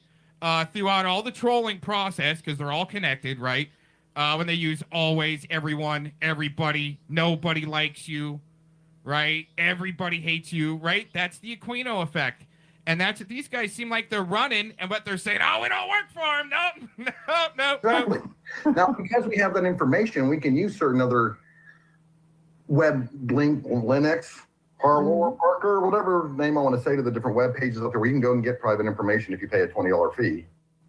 Yeah. So we have the family name, the business name, home address, business addresses. What can we do with that? We can get people to send their email addresses to freaking spam accounts. We could get them spammed to death. Yeah. You know, sounds like blackmail to me and some fraud mixed in there to get people's addresses. they want to come in here and send the bots over here. Thanks, Aaron and Anton. You think we don't know about the granny fluid and Eric's? I don't have anything to do with the bots, and I've been blamed for that in the past. Anton's there spamming people so they can go around and go, yep, Aaron has something to do with that. No, I'm too busy. Really. I mean, oh, man. Spitfire and all that stuff going back. If you guys knew the cool stuff that I got to work on, I just don't show it because it's like throwing your pearls before swine. This is what's happening here. They need a dumbed-down platform with smart people gone to help sway presidential elections. Just my opinion. Back to the Balfour standoff. Well, Aaron, I'll never discuss binaural beats with an idiot who doesn't know what a carbon-60 atom is and how to look. Actually, I do, because I make it. They're the ones that are trying to actually suppress it and make you buy Alex Jones colloidal silver for $65 for 2 ounces when I try to tell people how to make it for $60 for the rest of your life. At the Monroe Institute to learn more about binaural beats and the EEG. Yeah, he's learned about all of this stuff because he's been trolling me, and the little bits of information I put out, I want to see who's going to try to blast me with it. Well, there you go. He's just using the information I'm putting out and trying to blast me with it when he doesn't even do the research himself on the deep research. This is to keep people just scratching at the surface. Entertained, the infotainment commercial, scratching at the surface. Helmet and all that stuff and how that stuff works. I've known about it for years. Yeah. And some people better be glad I'm not trolling them under the bus, because I want to be using shots about Ben Mac trolling me with J-Man and jibbing them. And since certain people are over there saying I had LARPers Tourette's, they should understand I hold a grudge for a long time when people can throw me under the bus and try to, me and my Blue Yeti team we're just trolling. It's all in good fun. Renee. All right. Oh, well, wait a minute. This will make sense. This will make sense to PJ. Amazing how PJ just showed up here too. Here you go, PJ. This might explain a little bit about Dr. Renee. Renee, the anti-vaxxing stuff that connects with Del Bigtree and the International Tribunal of Natural Justice. Let's see if I can really get these idiots on their beta. What they're doing is maybe covering up for an IDL IDF situation. And that's all I'm going to say about that. Bikes to get twiggered. And then I'll start going, meow, meow, zero. Like me now? Told you all this stuff with Cazette 3 years ago with Neo Q Tommy. Stuff I wasn't going to let go. And I'm going to make sure. Interesting that he brings up Cazette when I'm the one that called the ADA that there's some LARPers on the internet trying to use half-wits and people that are, lesser ability. Okay, that's all I'm going to say. And have some disabilities. They're trying to use them to attack people because they're easily, I just say malleable. They're easily gaslit into attacking. But then all of a sudden, I'm the one. See, they know anything that I put out, they twist around and put back on you. Right? Oh, yeah, that's a good one. We'll say he's doing that. I know exactly who's talking to who around that stuff with Neo Q Tommy in Baton Rouge, Louisiana, with Aaron Cox and Sugar Shine and all that stuff connecting back to a bunch of other names now that I don't have to say. I don't care if I confuse you, Tree Renfro. You were stupid when I first met you. You told me to take a Valium when I was telling you not to live stream with Thomas Schoenbergers and your drug dealer. Yeah. Wow. Okay. All right, we're gonna save these. Because that's the juicy. Oh man, I just can't give it all away right there. Come on, you guys. I've been working on this for a long time because, what's interesting is connections with them started trolling me back in like 2016, 2017. She mentioned China. They mentioned China. PJ mentioned China, right? I was supposed to be burnt toast back in 2016, right? And, hey, I could have retired a few times by now, but this is worth it. I mean, this is like my life's work here to document blackmail and fraud on the internet. I mean, the stuff that they give you, just like the real scammers give you, and then you can kind of turn it around on them and shut down their servers and shit like that. You know what I'm saying? I'm not into that, right? I'm just into the below the surface put together the, let's say the investigation for you guys, because guess what? You guys are too busy. I'm the disabled vet here, just kind of doing what I gave an oath to do. Just kind of document it all. I'm trying to document it all for you guys, and thanks for joining in. Let's get back over to PJ's rant over here, end this off, and we'll play a couple of more clips, and then we'll continue on. It can't be every single other people that's bad when you, in fact, are losing people one by one. All of your friends you're so upset with that you lost, that you're now raging over. Yeah, where is OG Juan Cannoli anyway? Huh? Where is that goofy pencil neck little prick? Right? Right, they're all supposed to destroy me. Oh my gosh. And then they're going to try to recruit anybody they can to destroy this guy over here and shut that guy up over there. And here, let's go troll that guy over there and see if he'll threaten to sue us so then we can, get our countersuit back in. And that's what it is. It's a double, triple reverse. Gaslight you, like people maybe like PG. I don't know. I'm just speculating on this, right? So she makes a video back on them and they're saying, yeah, go ahead. She says maybe something over the line, right? Oh, yep. Tell her we're going to sue her. And then, like Glastro today, he feels like maybe calling the police.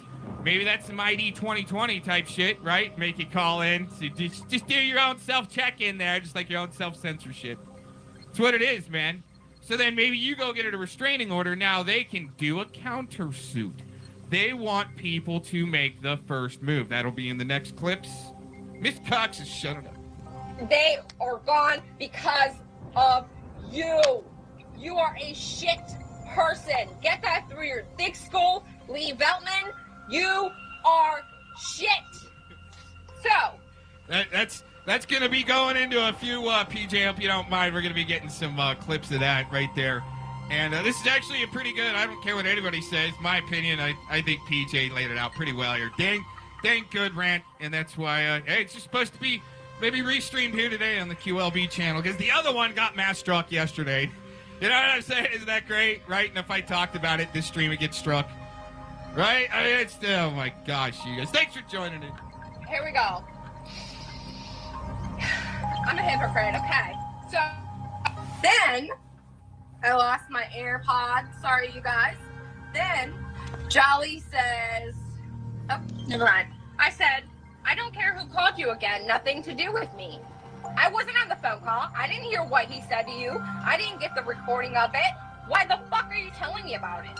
Okay? So I said again, get help. Then Jolly says, I'm thinking so, Lee Veltman, about the hypocrite part. So then I said, I have ignored for too long. This was me again telling someone in the chat why I was continuing to participate in this. And they all just wanted me to stop, okay? So then, Lee Veltman put crying face emoji, the emoji where you're laughing and the tears are coming out because you're laughing so hard. And he put, how's your hubby? Okay. So, up until this point, I'm okay. I'm like, these people are pissing me off, but I'm not gonna fucking let them just do this to me and just sit back. I'm just gonna keep going back and forth. But he goes to the hubby, okay?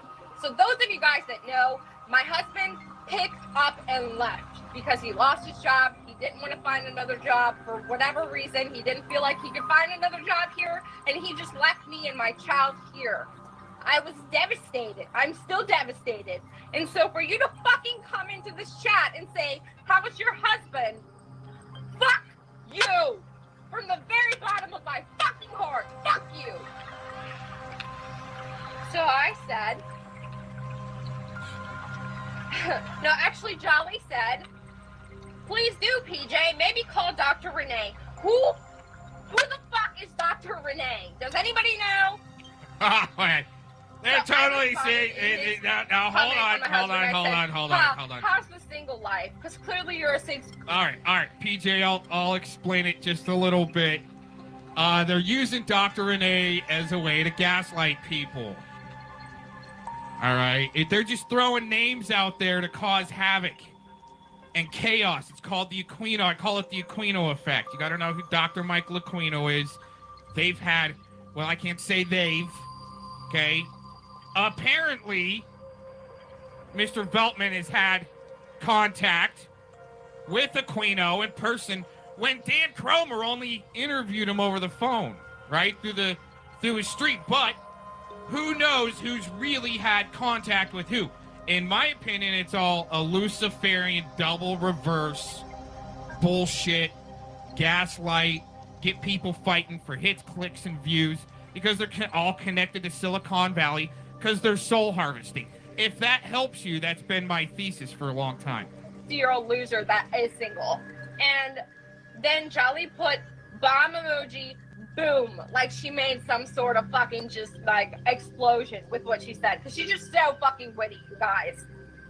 So then I said, I have no idea who you're talking about, Dr. Renee. Y'all are both, you tell me, PJ. And so I said, wow, it's so much worse than I ever imagined. Y'all both need a psych facility. Lee says, okay, I'll behave, Spooky Mags. I'm not wanting to start anything with y'all. Jolly says, ask the fruit. She'll tell you. So she wants me to ask Hannah who this Dr. Renee is. I don't give a fuck. I don't care. Y'all are the ones holding on to shit in the past, and whoever she'll tell you. So she wants me to ask Hannah who this Dr. Renee is. I don't give a fuck. I don't care. Y'all are the ones holding on to shit in the past, and whoever this fucking person is has no relevance to my life whatsoever. Period. None. Fuck, man. These people just really got under my skin today, and I'm sorry. There's a trigger warning that I'm cursing all over the place. You know what though? Okay, so all right. Let's get before PJ ends out here. Okay, we got a few minutes left. All right. You got to look at this too. If you want to look into everything, you got to look into all the sides. Okay, I'm not giving these piss bags any credit. Okay, but it is some type of a LARP to get people pissed off, and then you blast them back, right? But I think PJ's in here going, this is actually, I think she's kind of laughing at yourself, right? Because you were pissed, and I can see why, right? So you got to be able to look back and kind of laugh at yourself, too, right? Because they're definitely laughing at themselves because they got no fucking life besides their love LARP on the internet. You see what I'm saying? Right? If some Asmar orgasmic sounds. Oh, you're so funny, Lee. Right? Shut the fuck up with your LARP. That's all I gotta say. Right? Just like PJ said. Probably need headphones and just, yeah. So, Jolly Bridgeburner says the fruit, and then Lee Veltman says. Oh, by the way, all right, I'll give one to Dr. Renee, all right? We need a hashtag, make it not hurt moment for Dr. Renee, all right? And doesn't mean we're working together, right? Because I did some shows with some people and wanted to have some fun with what I do. Just to try to have some fun, for example. Just for example, right? Let me do a little doctor in here for a second. I'll give you an example. Okay? I just like to do shows. And then I'll capture their voices. And what they do. I'm just not trying to impress people with my tiny nugs, like Gollum and Screech are. See? Right? Oh, you're so brilliant.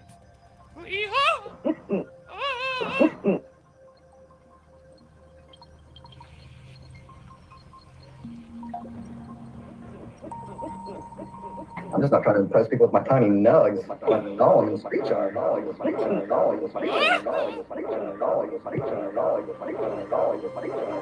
Traumagate and fire herpes and all the mole kids. Time phone hack jokes are all still hilarious, Jolly Bridgeburner. Where we go one, we go all. Where we L1, we L1, whatever. I don't even know what the fuck that means, okay? So... Okay, PJ, this is some good stuff, right? Because you got somebody that are going, holy shit, what does all this mean? All right, what I can tell you is they're actually, holy shit. Is that, dude, John Wood. It's AVC, man. Holy shit, if that's the real John Wood back there, oh my gosh, I haven't talked to him in years, dude. I hope you're doing good.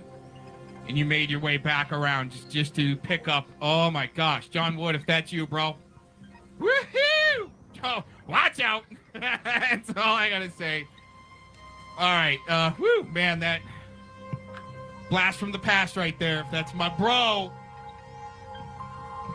Wow. See, we can call each other bros. Don't call each other friends. Don't call each other anything else. Brother or sister. To try to keep the let's say the association to get you just nailed there. You know what I'm saying? Right? Because they're trying to guilt by association. Oh, you're his friend. You support that guy. No and no. So, hey, yeah, I think that guy's my bro. I've talked to him on the phone a couple of times. Or if you don't talk to, you haven't really talked in person. No, that's just a YouTube account that I know of. See how they got a guilt by association. Now, PJ said something here I wanted to get into. Hack jokes are all still hilarious, Jolly Bridge Burner. Where we go one, we go all. Where we L1, we L1, whatever. I don't even know what the fuck that means. All right, what they're doing is they're gaslighting. What they're doing is in your chat with the we go one, we go all. They're spamming that to possibly put that key word into your chat so you get struck down. Once again, it's all about striking down videos. As we've clearly seen with Glastro is, let's say, more than just a pawn piece on the side to cling on to, okay? Let's put it that way.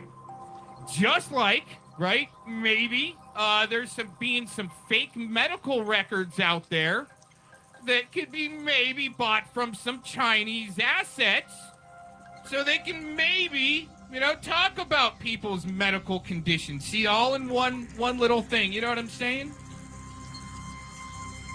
Let that sink in a little bit, because people that gave an oath out here doing a little more than some carp fishing. Okay?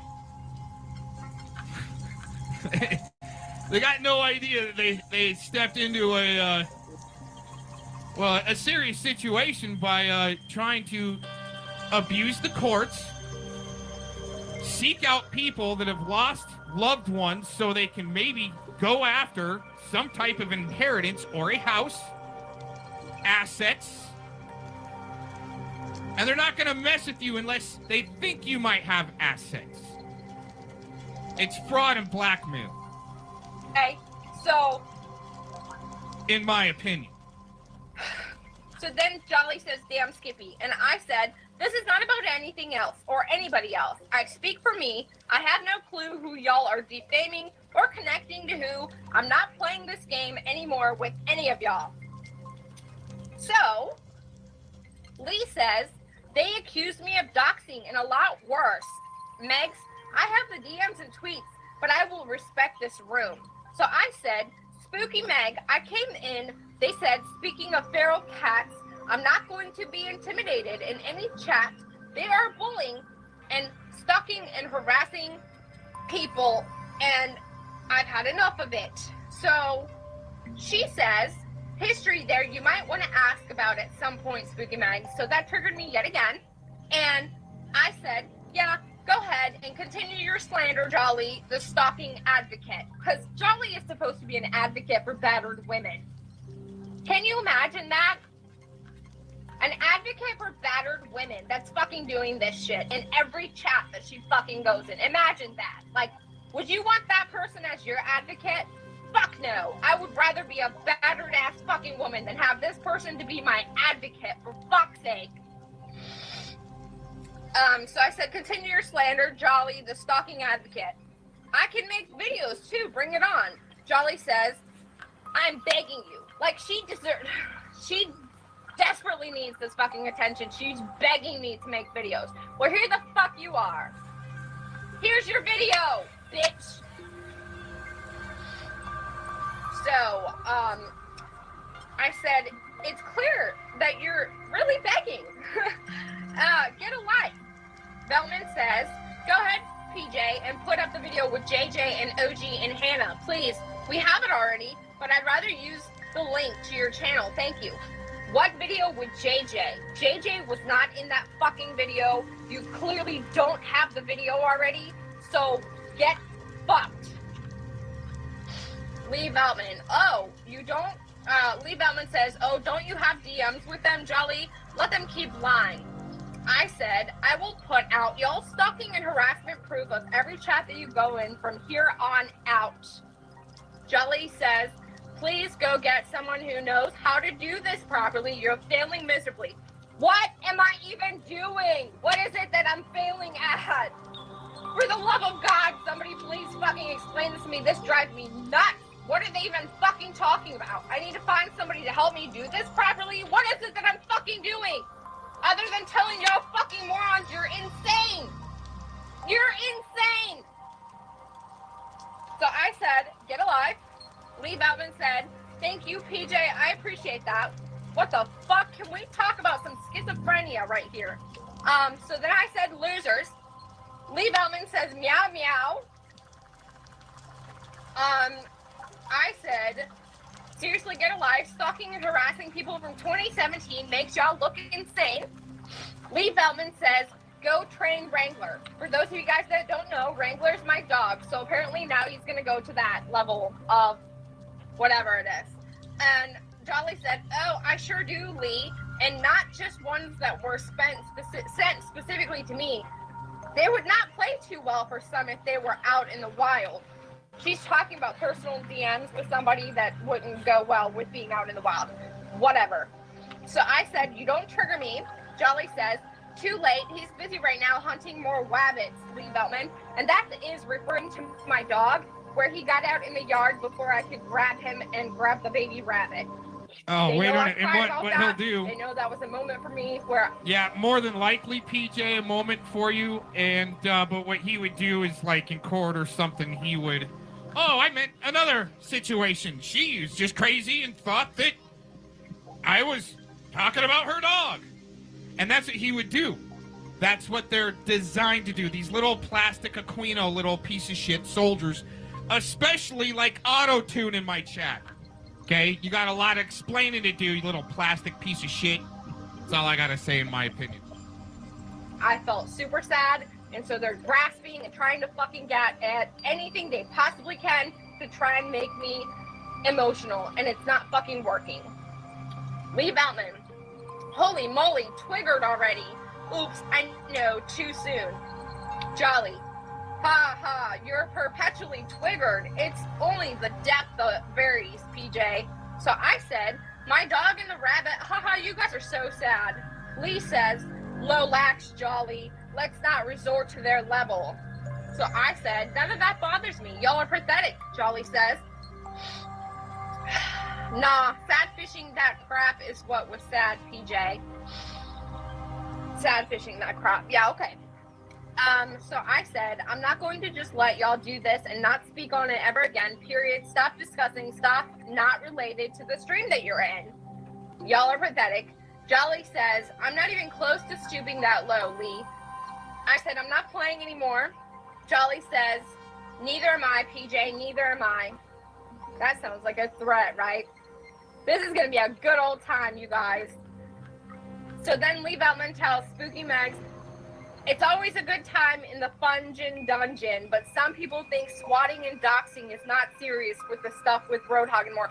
What the fuck does swatting and doxing have anything to do with me? I didn't fucking swat or dox these motherfuckers. This is what I'm talking about. Like, these people are fucking insane. And I'm glad that I'm almost done. There's one little teeny tiny line left where Lee Beltman says, oh man, this is not even that good of a cat fight yet. Guess this is a serious discussion. Yeah, to be continued. We're gonna keep this up. As long as I fucking find these types of streams where they're going back and forth with each other only and people allow it, I'm gonna fucking call it out every day. And all the people that talk to them like Selfie Queen Cindy, you stupid bitch, telling fucking Lee that you're sorry for the shit you participated in after you know for a fact he's been fucking stalking and harassing us for months. You saw it, you stupid bitch. I'm not fucking playing this game anymore. I'm gonna turn into fucking Amzy. We're gonna have streams like this all day long, and I don't give a fuck anymore. Have a good day.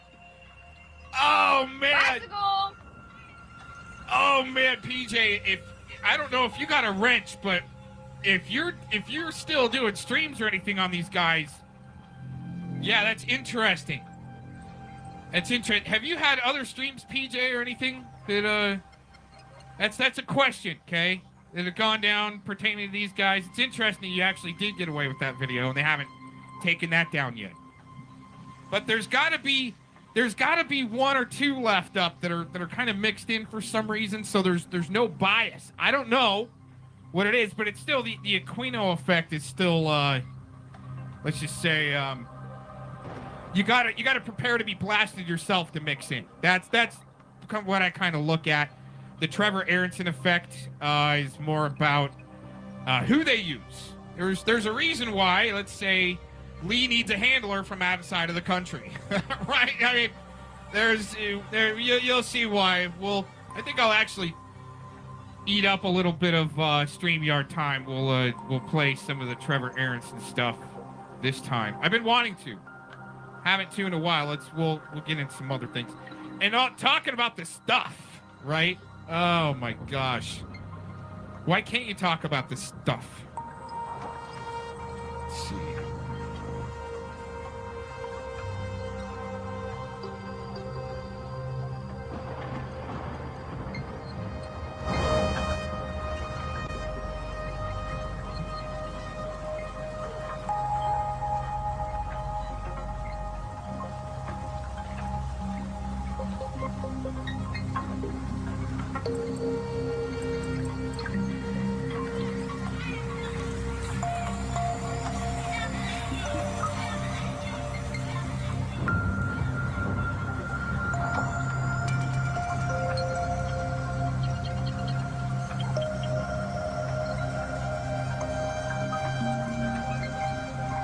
I want to hear this one. What do we got here? Audio? Renee, the anti-vaxxing stuff that connects with Del Bigtree and the International Tribunal of Natural Justice. Let's see if I can read. I labeled this one, the title is LARPers Tourette's Caused by Too Many Twisted Teas. These idiots on their beta bikes to get twiggered, and then I'll start going meow, meow, zero, like me now. Told you all this stuff with Cassette 3 years ago with Neo Q Tommy, stuff I wasn't going to let go. And I'm going to make sure I know exactly who's talking to who around that stuff with Neo Q Tommy in Baton Rouge, Louisiana, with Aaron Cox and Sugar Shine and all that stuff connecting back to a bunch of other names now that I don't have to say. I don't care if I confuse you, Tree Tremper. You were stupid when I first met you. You told me to take a Valium, and I was telling you not to live stream with Thomas Schoenbergers and your drug dealer. Okay, here's the let's say the little topping on top of the muffin here. Check this out. And the amount of time I spent today going through, grabbing screenshots, clipping audio, whatever, because I was just going to come on and just dump the lot and say, right, fucker, this is it, and you're a lying prick. Right. Now, show me what you've got.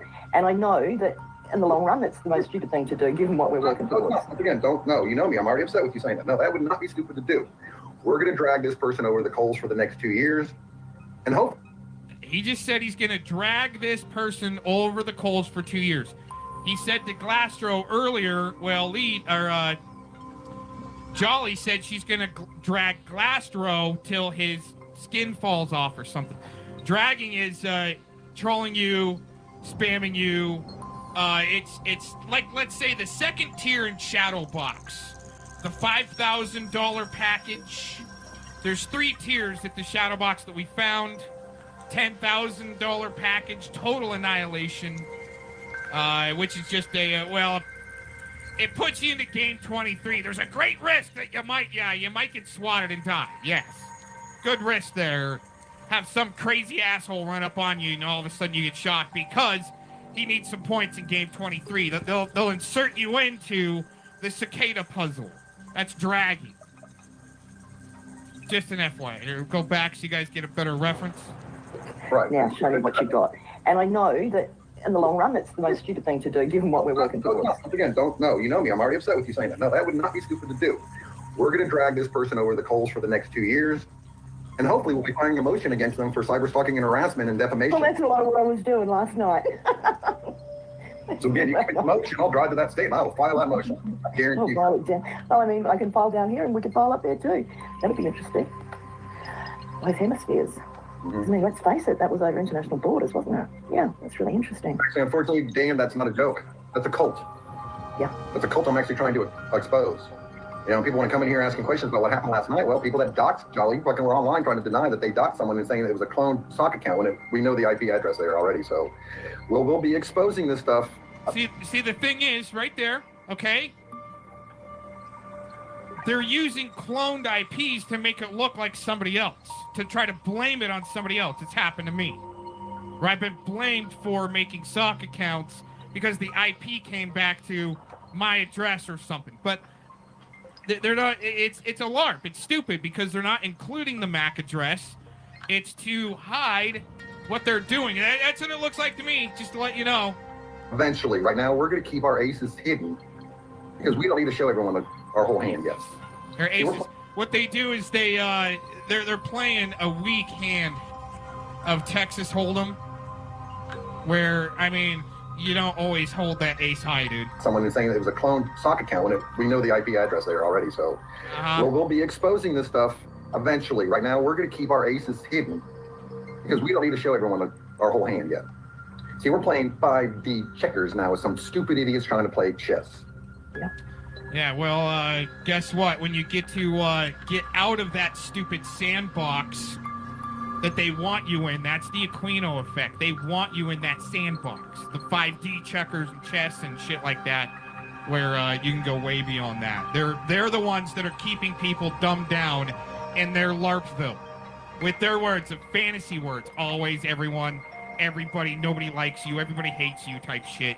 In a stupid sandbox. Let's go on the next one. Everybody, I'm a sad fish. I'm a loser, LARPing loser that got exposed as a muffin man. The Muffin Man? Thomas the Muffin Man. See, that's shout outs. I'm a sad fish. I'm a loser, LARPing loser that got exposed as a muffin man. The Muffin Man? Thomas the Muffin Man. Everybody, I think he's projecting.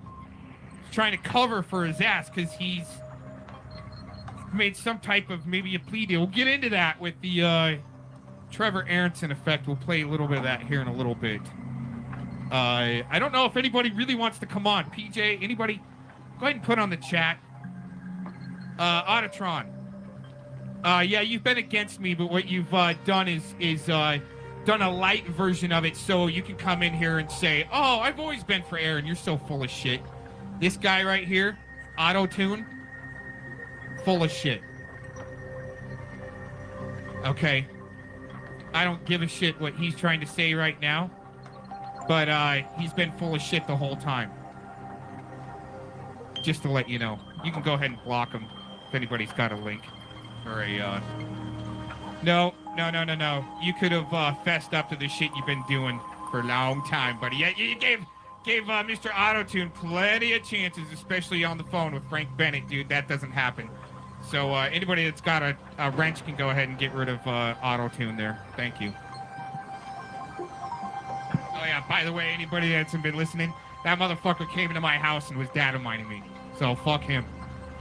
He's probably here trying to cover for these guys. Exposed as a muffin man. The Muffin Man? Thomas the Muffin Man. Everybody, I'm a sad fish. I'm a loser, LARPing loser that got exposed as a muffin man. The Muffin Man? Thomas the Muffin Man. Everybody, Thomas gets off on that shit. See, they all blast each other. It's some type of Scientology fucking LARP where they find their members by blasting each other. I mean, it's some really reverse bullshit, just like Auto-Tune does. I'll keep blasting you, Auto-Tune. All right? You done effed up, dude. And I don't blast people. I don't ever blast anybody like this. But Autotron, this guy, okay? Oh man, he's either a let's say I can't even go there because I can't call him dumb. And a piece of cannon fodder. He knows a little bit too much just to be cannon fodder, okay? So we'll just keep it at that. One more. I'm a sad fish. I'm a loser, LARPing loser that got exposed as a muffin man. The Muffin Man? Thomas the Muffin Man. Everybody, Jane up my famous and spooky dokies and a little people over there. Well, I gotta get into my redneck bag and now we can start playing some deliverance music. Oh no, the baby joke is the prime. How you liking that, I suppose? I know, they can block me and they can run. I'll run into them on other YouTube channels. I don't give a shit. I got off of Twitter because it was so toxic. And there's some of these people who are so freaking toxic thinking they can keep coming over here and have me get them out of the trouble they got themselves into? Never gonna happen. Sue me. Take me to court. I want legal ramifications now for all the people around. Richie from Boston, Fight the Flat Earth, ODDTV. See, that's what I said earlier. They strike at you because you've got something going on there, and they're either going to try to use you, and if they can't use you, they're gonna sink you. So then they want to be sued, so they can come up with a countersuit back, and then all of a sudden this fancy government lawyer shows up for him. And just an FYI, some of you might be asking, if it's contractual work, is it, we found in the past that it may have been, see, I've got to still use some may have beens, because if you can actually prove all this, you go to jail. Okay, you know what I'm saying, right? Some of you might not know that about that fun little law, right? But you still, there's something about inalienable rights given from God. I'll just tell you that. But anyways, if you say, okay, yeah, I'll sue you, well, they're going to show up with a nice, fancy government lawyer. The countersuit. It's the best way for fraud. No. Let's go into it a little bit deeper, okay? Real quick. Okay. My theory, and some of the end of this, is instead of getting stimulus checks from the government and being on a stipend or whatever, right? Well, the goal is to get all the middle, as many people as they can onto social media. Self-policing, blasting each other, monetizing, right? PJ said at the beginning of this video, right, of her video or rant, she's probably going to get demonetized. They want us, they want us on the social media like the girls on OnlyFans painting their fingernails and getting money. That way, when you're not on the stipend and you're on their social media, you can still pay taxes on that. Is that some cowbell? Right? You get it? That's social engineering at its finest. You got to go back to Cass Sunstein, the information czar for Obama back in 2007, 2008, where they devised a plan to infiltrate the internet with, in my opinion, maybe some alien technology. That could have been, and this is what Lee blasts me for, is, it could have been from the Greada Treaty being signed back in, 1954 or something like that, with President Eisenhower trading alien tech for, human experimentation, right? That's where Lee can't go. He just says, oh yeah, that's Annunauki Aaron going off again, right? You mass striking piece of shit. The reason why just an FYI to maybe some newbies listening in, the reason why I'm passionate about a lot of this stuff and I'm keeping track of this, these MFers are book burners, dude. These are your book-burning communists that don't want your ideas out there because theirs have to reign supreme because you're in their little digital sandbox where they're soul harvesting for Aquino through Silicon Valley. I can keep going. Well, I gotta get into my redneck bag. Well, now we can start playing some deliverance music and hotels and things too. It's the sign. How you like me now, folks? They can walk me and they can run. I'll run into them on other YouTube channels. I don't give a shit. I got off of Twitter because it was so toxic. Auto-tune. I don't know what you're still doing in my chat, but you saying people are watching, it's because they might be absorbing the information when you are trolling. All right? You see what I'm saying? You see how the double reverse there works for this guy here? Let's give him his little 2 seconds of fame, right? Oh yeah, see? Respect the flathead. There you go. Respect the flathead, the main supporter of a sicko that gave him thousands of dollars and was there right up till the end. And then they got to leave the country so pieces of shit like Autotron could go around and say, yep, it was Cox. It was Cox. Yep. Oh, yeah, the whole time it was Cox. Get rid of this piece of shit. I don't give a... No. There's no aligning with you, dude. There's no aligning with you because you went to Flathead first. I'll be putting out the link for this piece of shit later. Maybe then he'll have the balls to come up. See, there you go. Now he's going to say, oh, Aaron's got this and Aaron's got that problem. Right? He's going down his script. You know what? We need actually a chew toy here since no one is chatting. There you go. Don't Some of ban these him. people who are so freaking toxic. If you did, unhide him. We need a chew toy. State actor chew toy in the chat, everybody. Welcome, Auto-Tune. Yeah, screenshot that, you piece of shit. Coming over here and help me get them out of the trouble they got themselves into? Never gonna happen. Sue me. Take me to court. I want legal ramifications now for all the people around Richie from Boston, Feisty Flat Earth, OD, DTV, SGT, X22, and other people. Yeah. Questions about other people's behaviors. Yeah. Why do they need 30 different backup stock accounts on YouTube? Well, go ask the Zero Infinities about that stuff.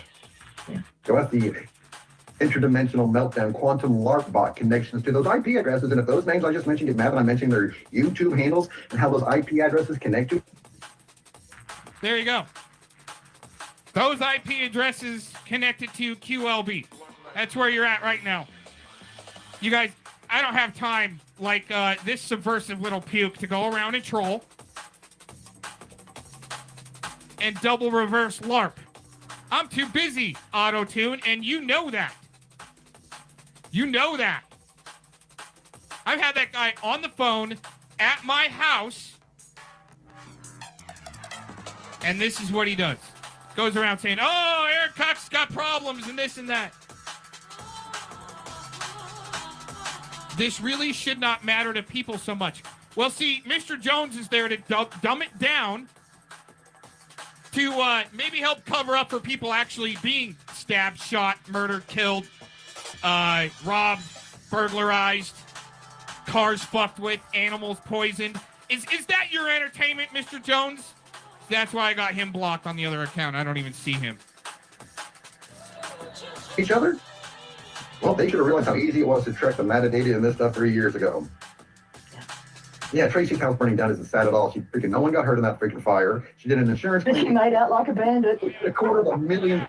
Yeah, I forgot, arsonists run around the country all protected with some type of qualified immunity to fly drone over your house. You see what I'm saying? That's what I get to find and put on blast, you guys, right? That's the Trevor Aronson effect. We'll get into that. Maybe I'll just, I'm not seeing anybody in the chat going, is focusing on, dude, okay, Chew Toy. You don't know where my focus is at, actually, Autotron. You're too busy trying to figure out just the surface shit. That's why I kept you busy while you were here. Dollars. Crazy shit, huh? Me. Sugar, aren't you a Montessori teacher? Ooh. I can say no, but ooh, again, ooh. Right? I bet you get off on that, Auto-Tune, huh? I bet you got your own personal handler from outside of the country too, huh, Auto-Tune, that talks to you like that, talks to you all sweet in the back line. Block me. Auto-Tune. Aren't you a Montessori teacher? Ooh. Interesting. Fuck yeah, dude. Why are you and Aaron B. Cox working together on the Quantum LARP bot channel going after Donna Emerald and them? Do you think I won't talk to Donna Emerald and get her to explain some of this stuff? Make another video. Talking about Sugar Sean, I'm asking and begging you to. Stop running your mouth. Stop making videos. okay, so that's some commie stuff. Stop this and stop this. But listen. Sure. I want you to make more. Wait a minute, but he wants to. See, he's so triggered, he can't keep it straight. I'm asking and begging you to. Stop running your mouth. Mind you, I'm out actually doing yard work and chores while I do this. So. No, stop making videos. Never. I want you to make more. Hopefully you can use this and make yourself YouTube famous. You can be the next Defango. You can be the next Arturo Tabiasculus dad. You can be... Or Lee name dropper Velt woman Pleatherman that's going nowhere. And, for me, I'm not monetized or anything. I'm not looking for fame or fortune. I'm dropping everything that I can for free. I might explain some things to a few people. Shit, I mean, I'm not working with Dave Acton or anything. I've never even talked to the guy. I actually said to him once in a comment that he could give diatomaceous earth to his cat for worms because he was worried about it. That's about it with Dave Acton. Huh. You trying to say I'm working with Dave Acton? There you go. That's what I was waiting for right there. Okay, everybody have a good day. I'm back to chores. Peace. That's what I was waiting for right there. This is the script for auto-tune. This is what he goes through. This is what he's go to. This is no. See, this is okay. I actually want Mr. Jones out here because we're trying to be serious when he's going to he's evading. All right, let's see. I want to go back right here. Okay, auto-tune. This is where he ends on his script, and then he'll probably leave. Okay, he says a variation of, "Hey, he's cool, but he's just really fucked up. He's traumatized." Okay, when auto-tune, dude, I had to actually try to... No, I'm not trying to target you. You're the one that wanted to see my fucking DD-214 to prove I was a veteran, you piece of shit. In my house. Grilling me. I don't think you're a veteran. I don't think you're a veteran. Somebody get rid of this piece of shit now. See, we got enough. I got enough from this fucker. Right? This motherfucker was gaslighting me in my own house to try to prove my existence in my own fucking house when I hired him to come help me. And I even asked him, please don't do a cop watch in my small little town and go live and put my little town on blast. And what did he do? He did exactly that. So he can go around and laugh and troll. Just like Lee Pleatherman.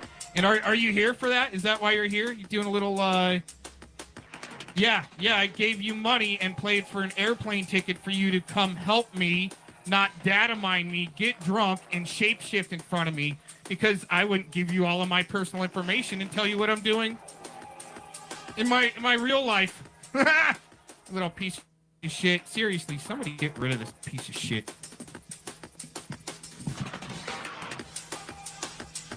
Oh, yeah, by the way, he was in a nice restaurant. I took him in, spilling beers and acting like a fool on purpose to get people to hate me. That's how it works. That's the Aquino effect. Go all the way up into your life. Like that guy on the screen. Just saying.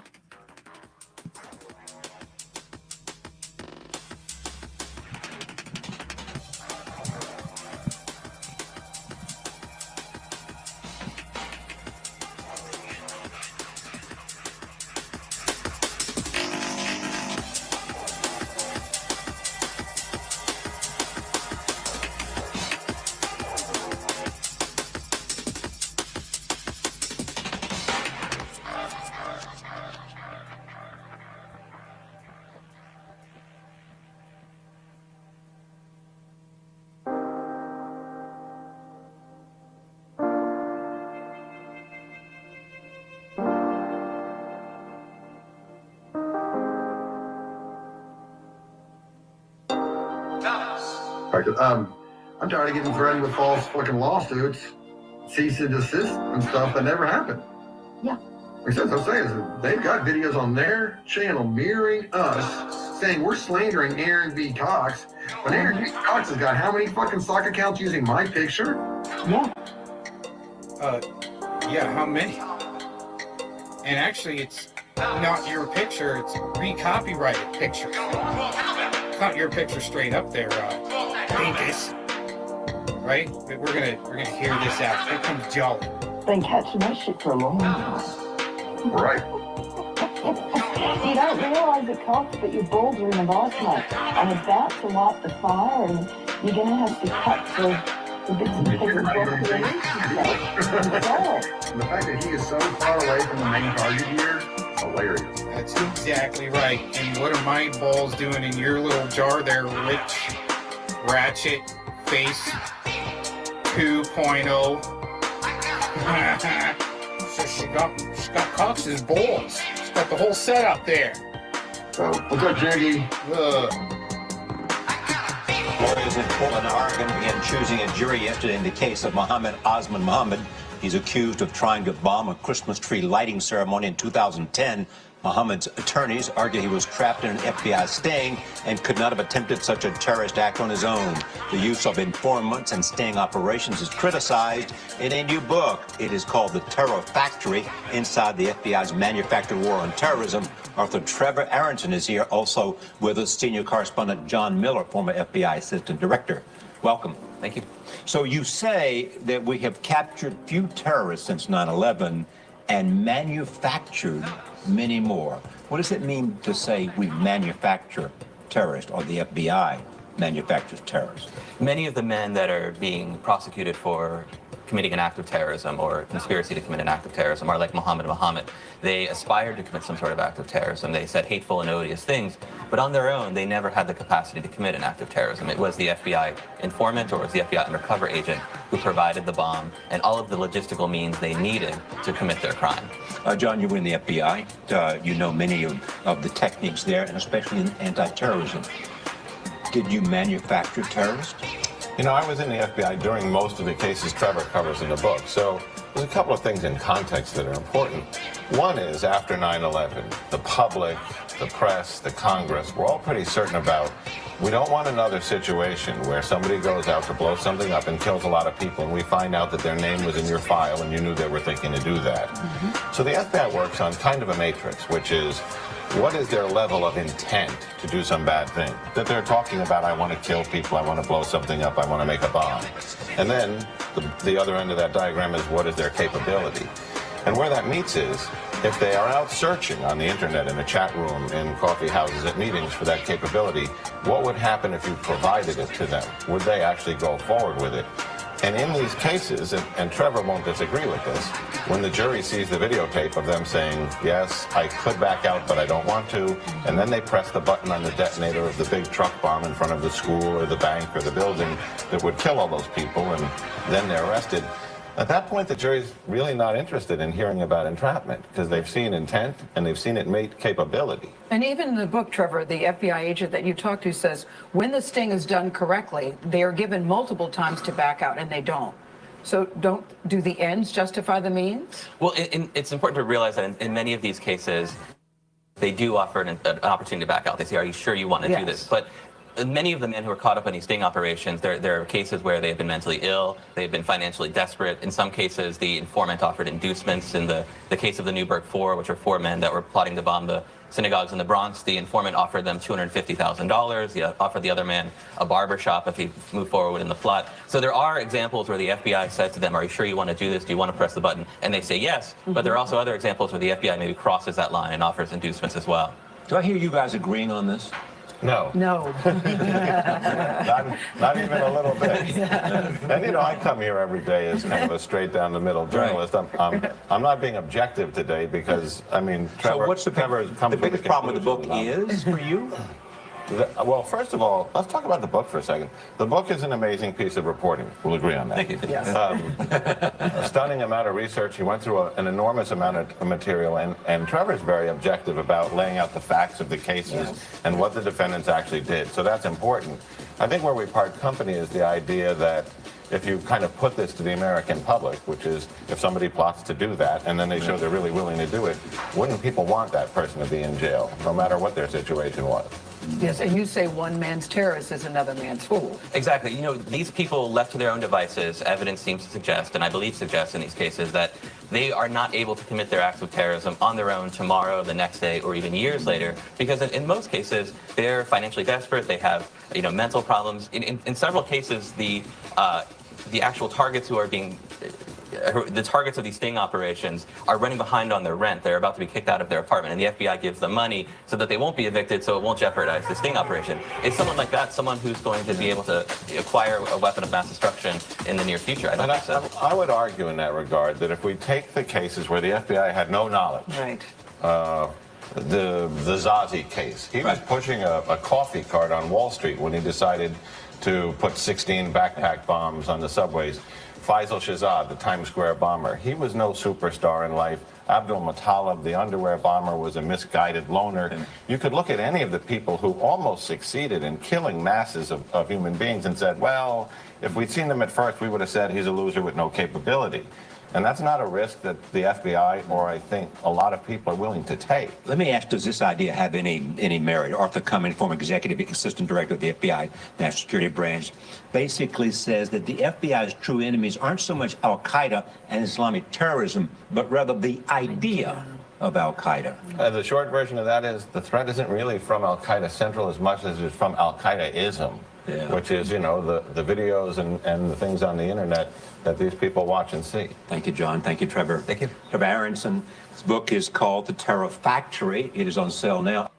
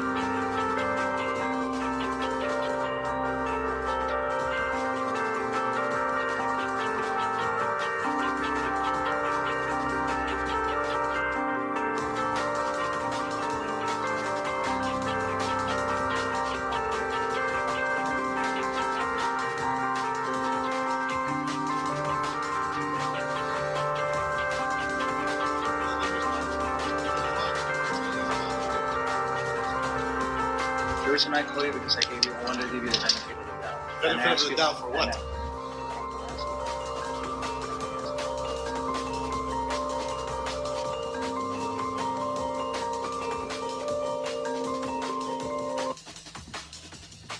Blue Yeti team we're just trolling. It's all in good fun.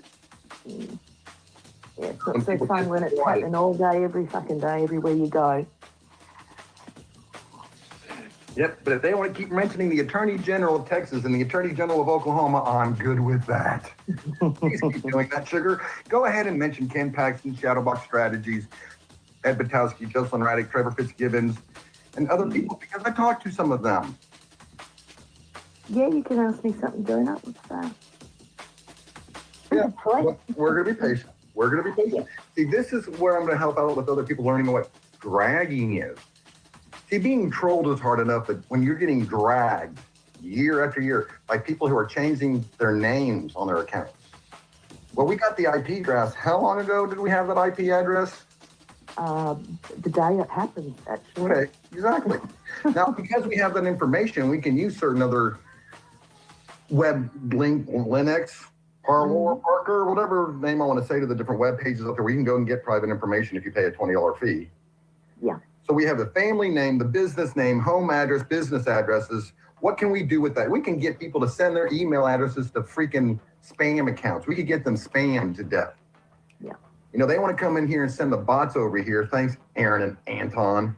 You think we don't know about the granny fluid and Eric Spitfire and all that stuff going back to the Balfour standoff? Well, Aaron, I'll never discuss binaural beats with an idiot who doesn't know what a carbon-60 atom is and how to look up the Monroe Institute to learn more about binaural beats and the EEG helmet and all that stuff and how that stuff works.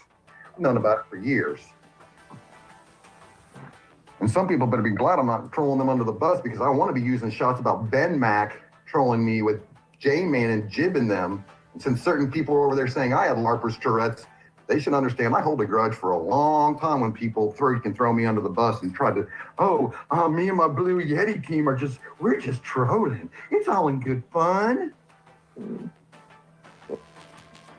Renee, the anti-vaxxing stuff that connects with Del Bigtree and the International Tribunal of Natural Justice.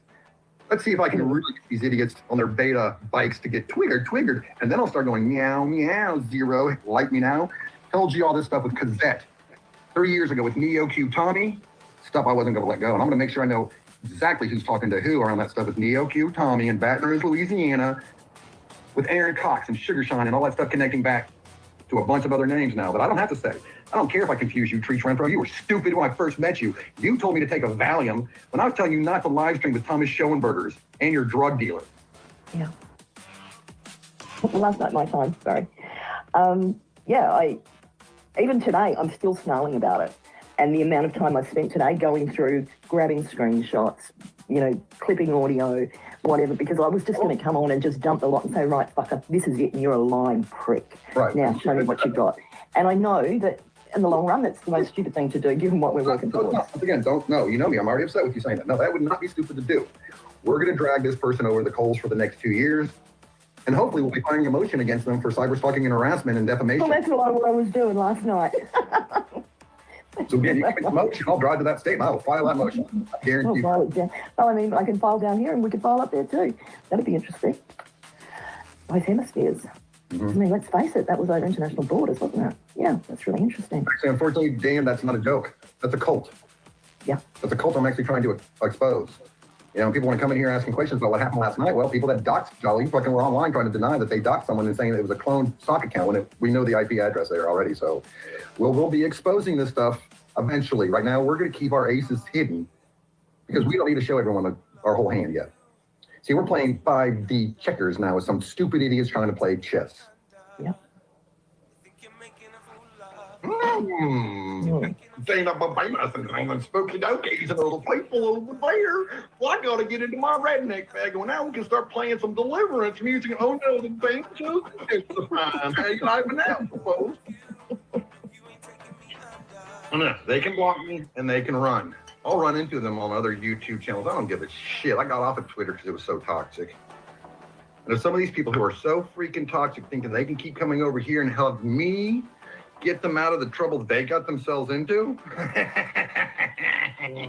never gonna happen. Sue me, take me to court. I want legal ramifications now for all the people around Richie from Boston, Fight the Flat Earth, ODDTV, SGT, X22, and other people. Yeah. Questions about other people's behavior. Yeah. Why do they need 30 different backup stock accounts on YouTube? Well, go ask the Zero Infinities about that stuff. Yeah. Go ask the interdimensional meltdown quantum LARP bot connections to those IP addresses. And if those names I just mentioned get mad that I'm mentioning their YouTube handles and how those IP addresses connect to each other, well, they should have realized how easy it was to track the metadata in this stuff 3 years ago. Yeah, Tracy's house burning down isn't sad at all. No one got hurt in that freaking fire. She did an insurance claim. She made out like a bandit. $250,000. Surveillance state operates now. I call us one nation under surveillance, basically. Everything we're doing is being watched. The NSA is downloading 2 billion emails daily. They're watching everything we're doing. Facebook, your photos at DMV are being given over to the government. At least 50% of Americans are now on a facial recognition database. So we're in a mess, and you have the government's paranoid about veterans coming back from overseas. They have a program called Operation Vigilant Eagle where they're watching all types of whatever veterans say on Facebook or their emails, and we defend cases where veterans are arrested for that, but at the Rutherford Institute. But yeah, I think we should really be worried because whether or not it becomes a real whatever you call virus or scare, there are people in government that take advantage of it. And what I see in the American government today is there's a bit of paranoia about American citizens and people who are opposed to government.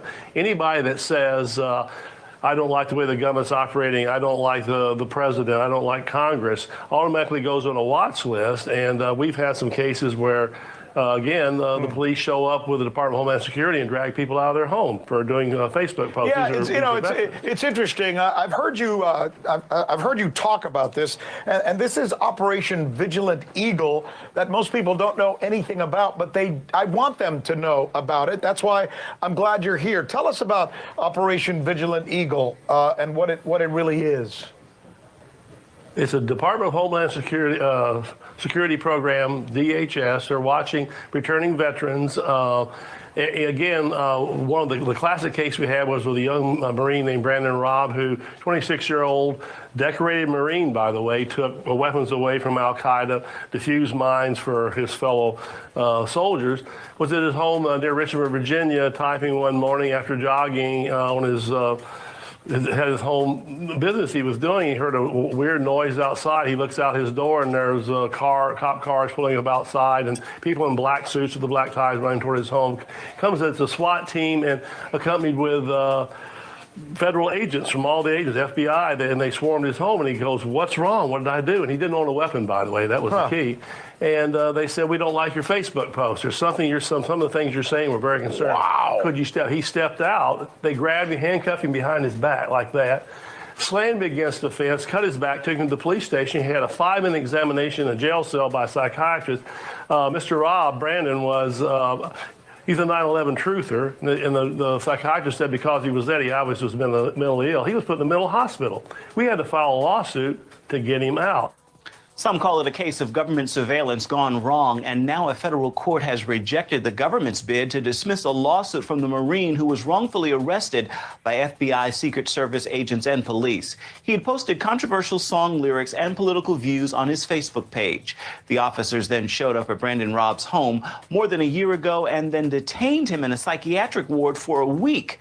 A U.S. district judge ruled there is sufficient evidence to suggest Robb's involuntary commitment violated his First and Fourth Amendment rights. The arrest was the result of a federal surveillance program called Operation Vigilant Eagle. What was amazing, though, and I found out about this, is that these are called civil commitments. 20,000 alone in Virginia, where he was at.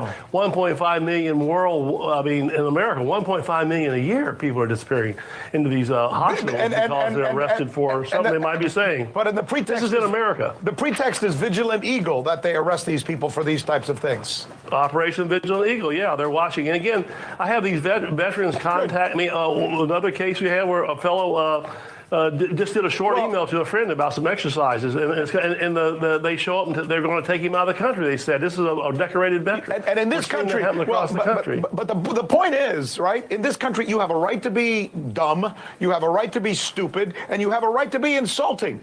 And nobody has a right to come and take you to prison or jail. You have a right to say what's on your mind. To say what you think, as long as you're not. Yeah, I'll tell you what. Good. Hey, listen, we're out of time. Good segment. We have a First Amendment that says that. Yes. Yeah, it certainly does, and I'm glad you're standing up for it.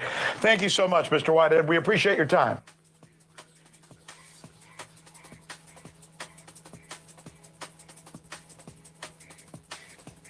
Used to have testosterone come right out of my nipples, and now I have to get violent with my brilliance.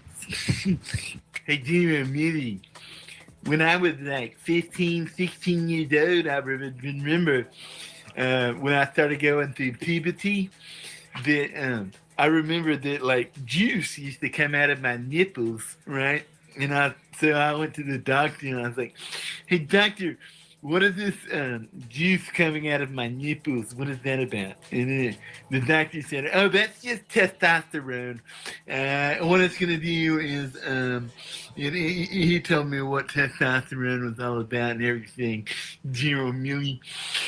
So, and then later on in life, after they gave me those vaccinations and everything in the Army, well, I didn't have the juice coming out of my nipples anymore. But what ended up happening is Buck and Adeline from out there in that field kicked in, and instead of using my testosterone to cut people's heads off, well, I just cut their heads off with my brilliance. Is that neat? Then I'm seeing it. You know, FBI, it's pretty sad that all you have time to do right now is set up a veteran using steroids in an undercover sting where a veteran sold $900 worth of steroids to a undercover FBI agent. Ooh, big felony. Ooh, steroids. I mean, steroids aren't even illegal. You gotta be like selling them. Hey, I think you can have them, possess them. Then Jordan Arnett, what'd you find in his house? Just one bottle of steroids and some Adderall they'd have prescription for? Yeah, you were actually, that sounds mighty MK Ultra to me. It's pretty obvious that the system mind controlled these two combat veterans under Operation Vigilant Eagle to set themselves up for prison using the system that's allowing Antifa and Black Lives Matter, who are both militias, burn cities to the ground, while you not only hack the minds of our combat veterans, but you entrap them in schemes where you have an undercover with all that's going on. The only thing the FBI has time to do these days is to set up an undercover sting where they arrest a veteran, a combat veteran, for $900 worth of steroids? Huh. How many arrests of Antifa and Black Lives Matter? Of course, the whole thing was because y'all wanted to shut down 2 veterans that you know are capable of fighting, and they were an anti-lockdown militia, which is totally legal, by the way. You can have a well-formed militia in America. Obviously, I mean, apparently you can have Black Lives Matter and Antifa. You don't arrest them, FBI. You actually stand by and watch them burn shit down. Yeah, there's plenty of evidence and videos of the federal police, like the FBI, standing down or even encouraging Antifa and Black Lives Matter to burn cities down. Yeah, there's actually video where the FBI was encouraging militias to do that. Meanwhile, you target mind control. Remember General Portray Us? That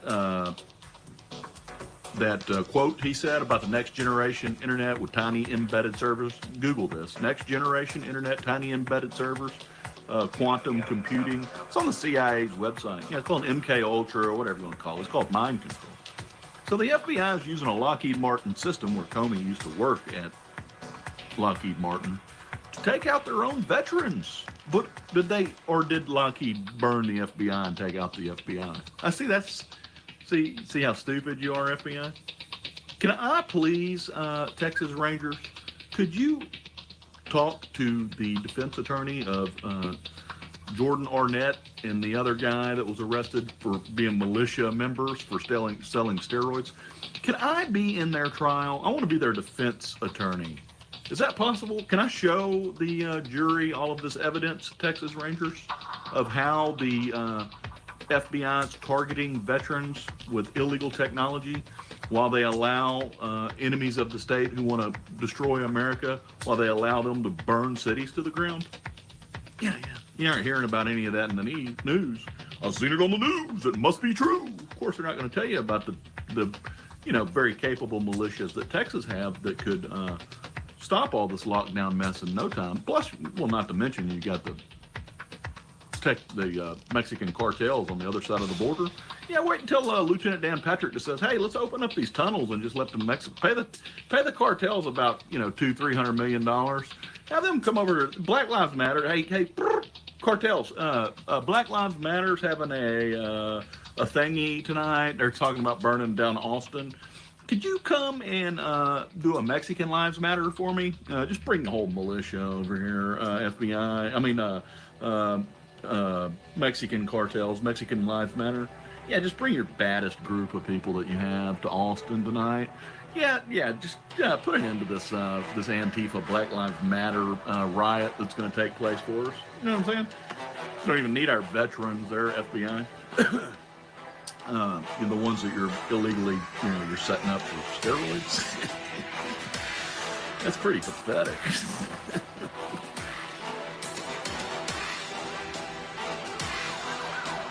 Your freedom of speech. Many people do not even realize it because it hasn't affected them yet.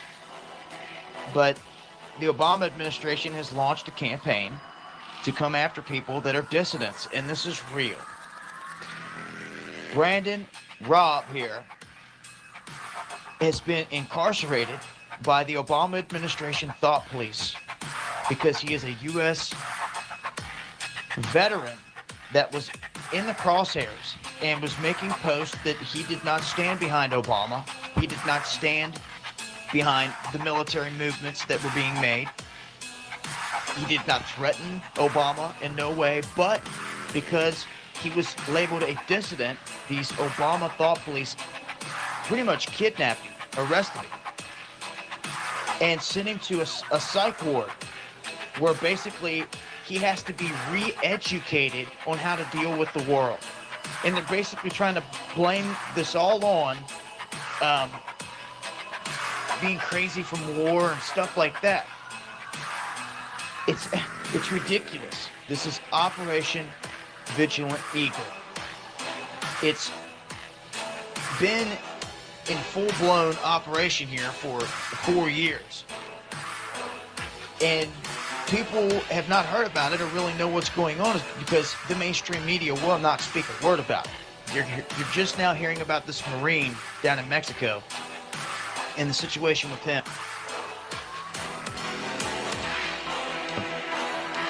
Where basically he has to be re-educated on how to deal with the world.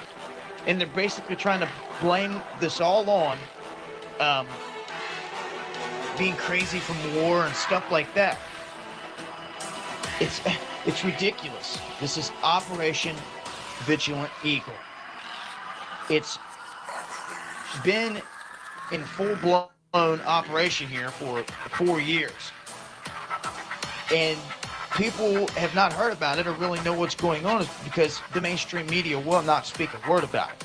You're just now hearing about this Marine down in Mexico and the situation with him. Now, many of you have heard that 40,000 bikers are all the way to Mexico to save this guy. I just love how the numbers always get inflated from 40 to 400 to 4,000 to 40,000. But I guess you'll have that. The fact of the matter is, the people that were down there that are reporting as of today, they haven't seen any more than 10. They said they counted 6, but they would give it 10 at best if they missed a couple. And that was the pack. And the family of that Marine down there is stating that they don't want any aggression. It's caught attention. Sometimes it takes years for them to get to trial. They're moving it ahead now because it's caught attention, and they want it to go through the legal process to try to get him out the right way. Now, with Brandon Robb here, you're not going to get him because they've essentially kidnapped him. And if this is you, if this is your dad, your uncle, your son, anyone that's a vet that's returned home, that's like, forget that. It's wrong. That's all you've got to say. And you're a dissident.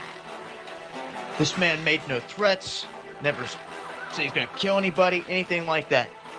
And they stuck him in the system where they're re-educating him on how to be and to deal with society, how to think. So this is big, and America needs to wake up because the Obama thought police are here,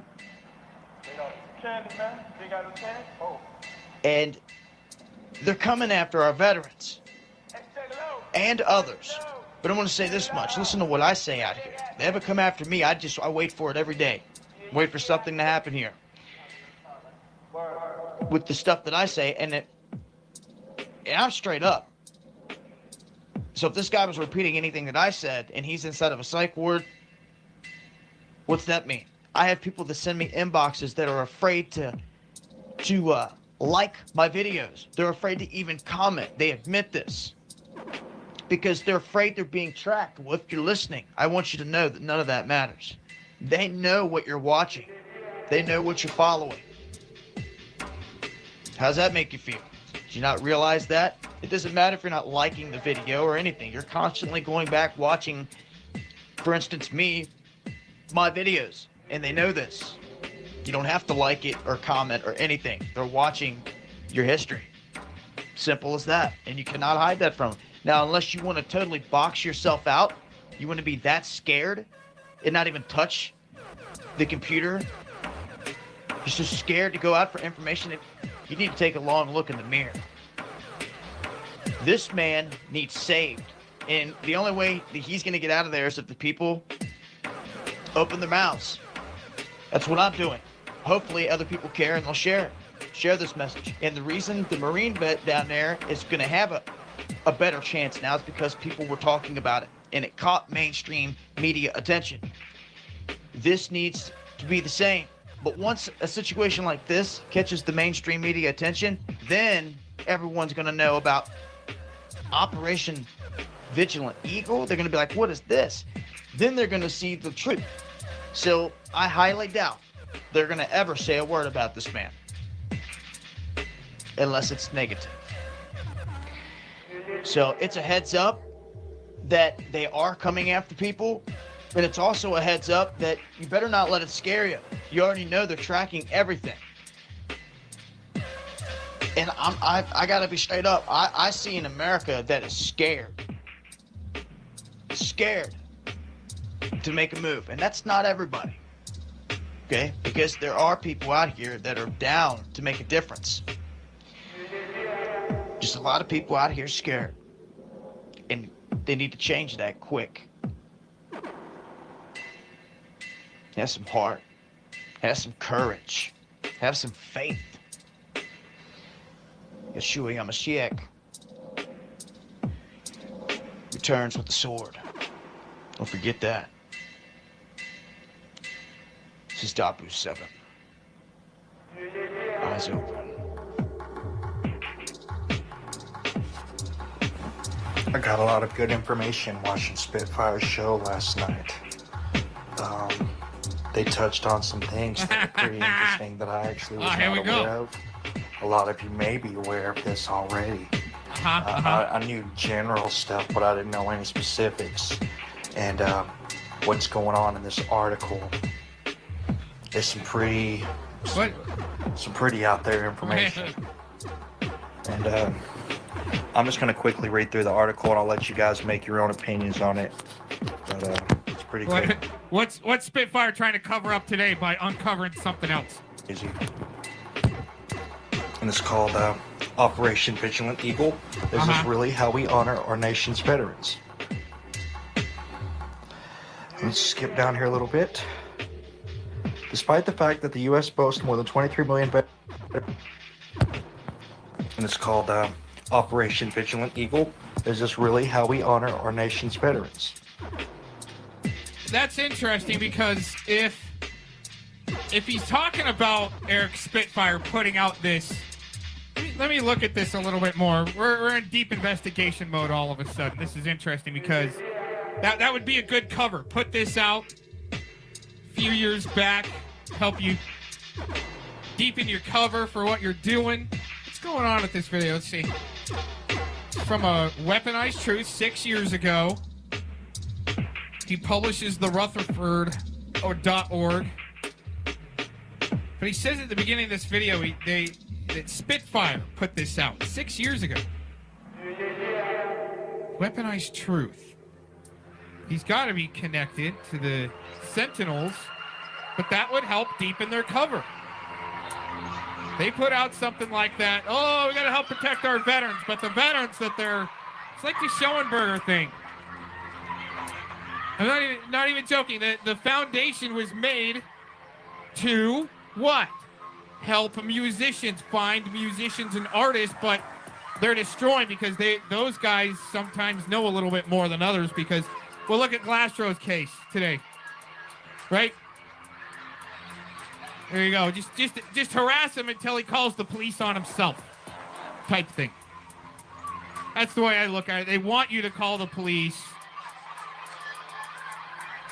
So maybe flush out who has weapons. Where you're going, F it. I got a stockpile. Bring it on in, right?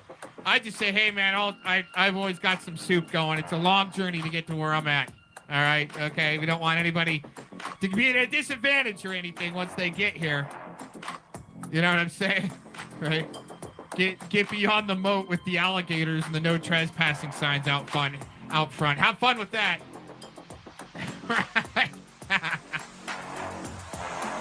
This is interesting. That's why this is on this playlist.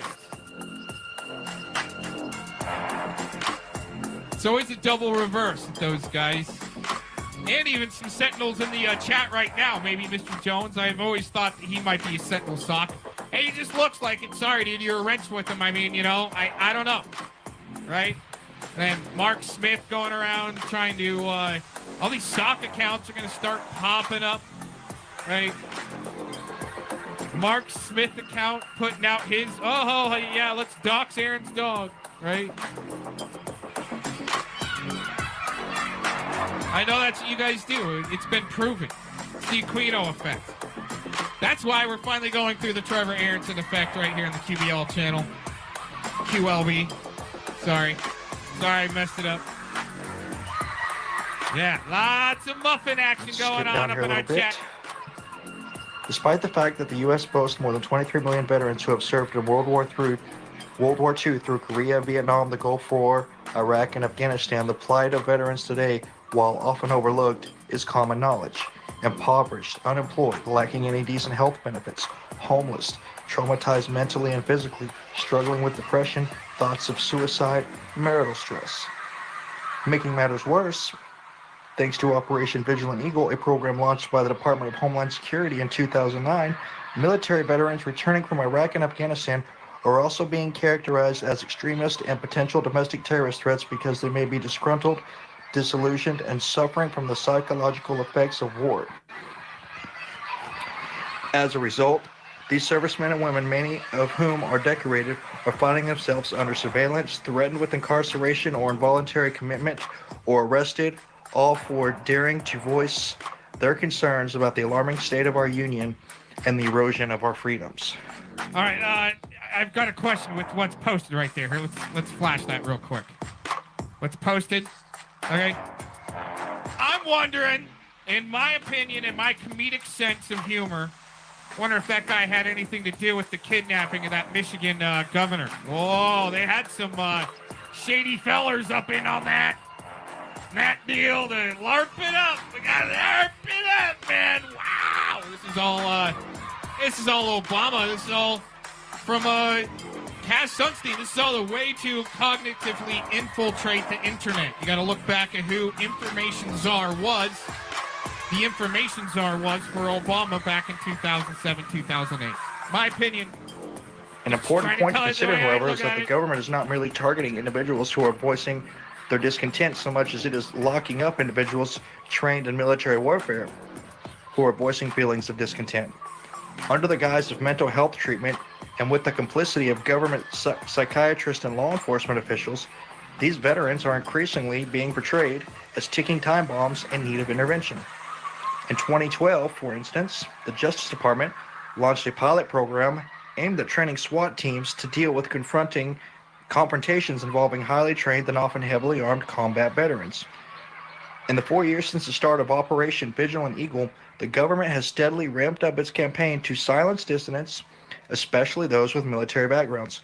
Coupled with the DHS dual reports on right-wing and left-wing extremism, which broadly define extremists as individuals and groups that are mainly anti-government, rejecting federal authority in favor of state or local authority, or rejecting government authority entirely.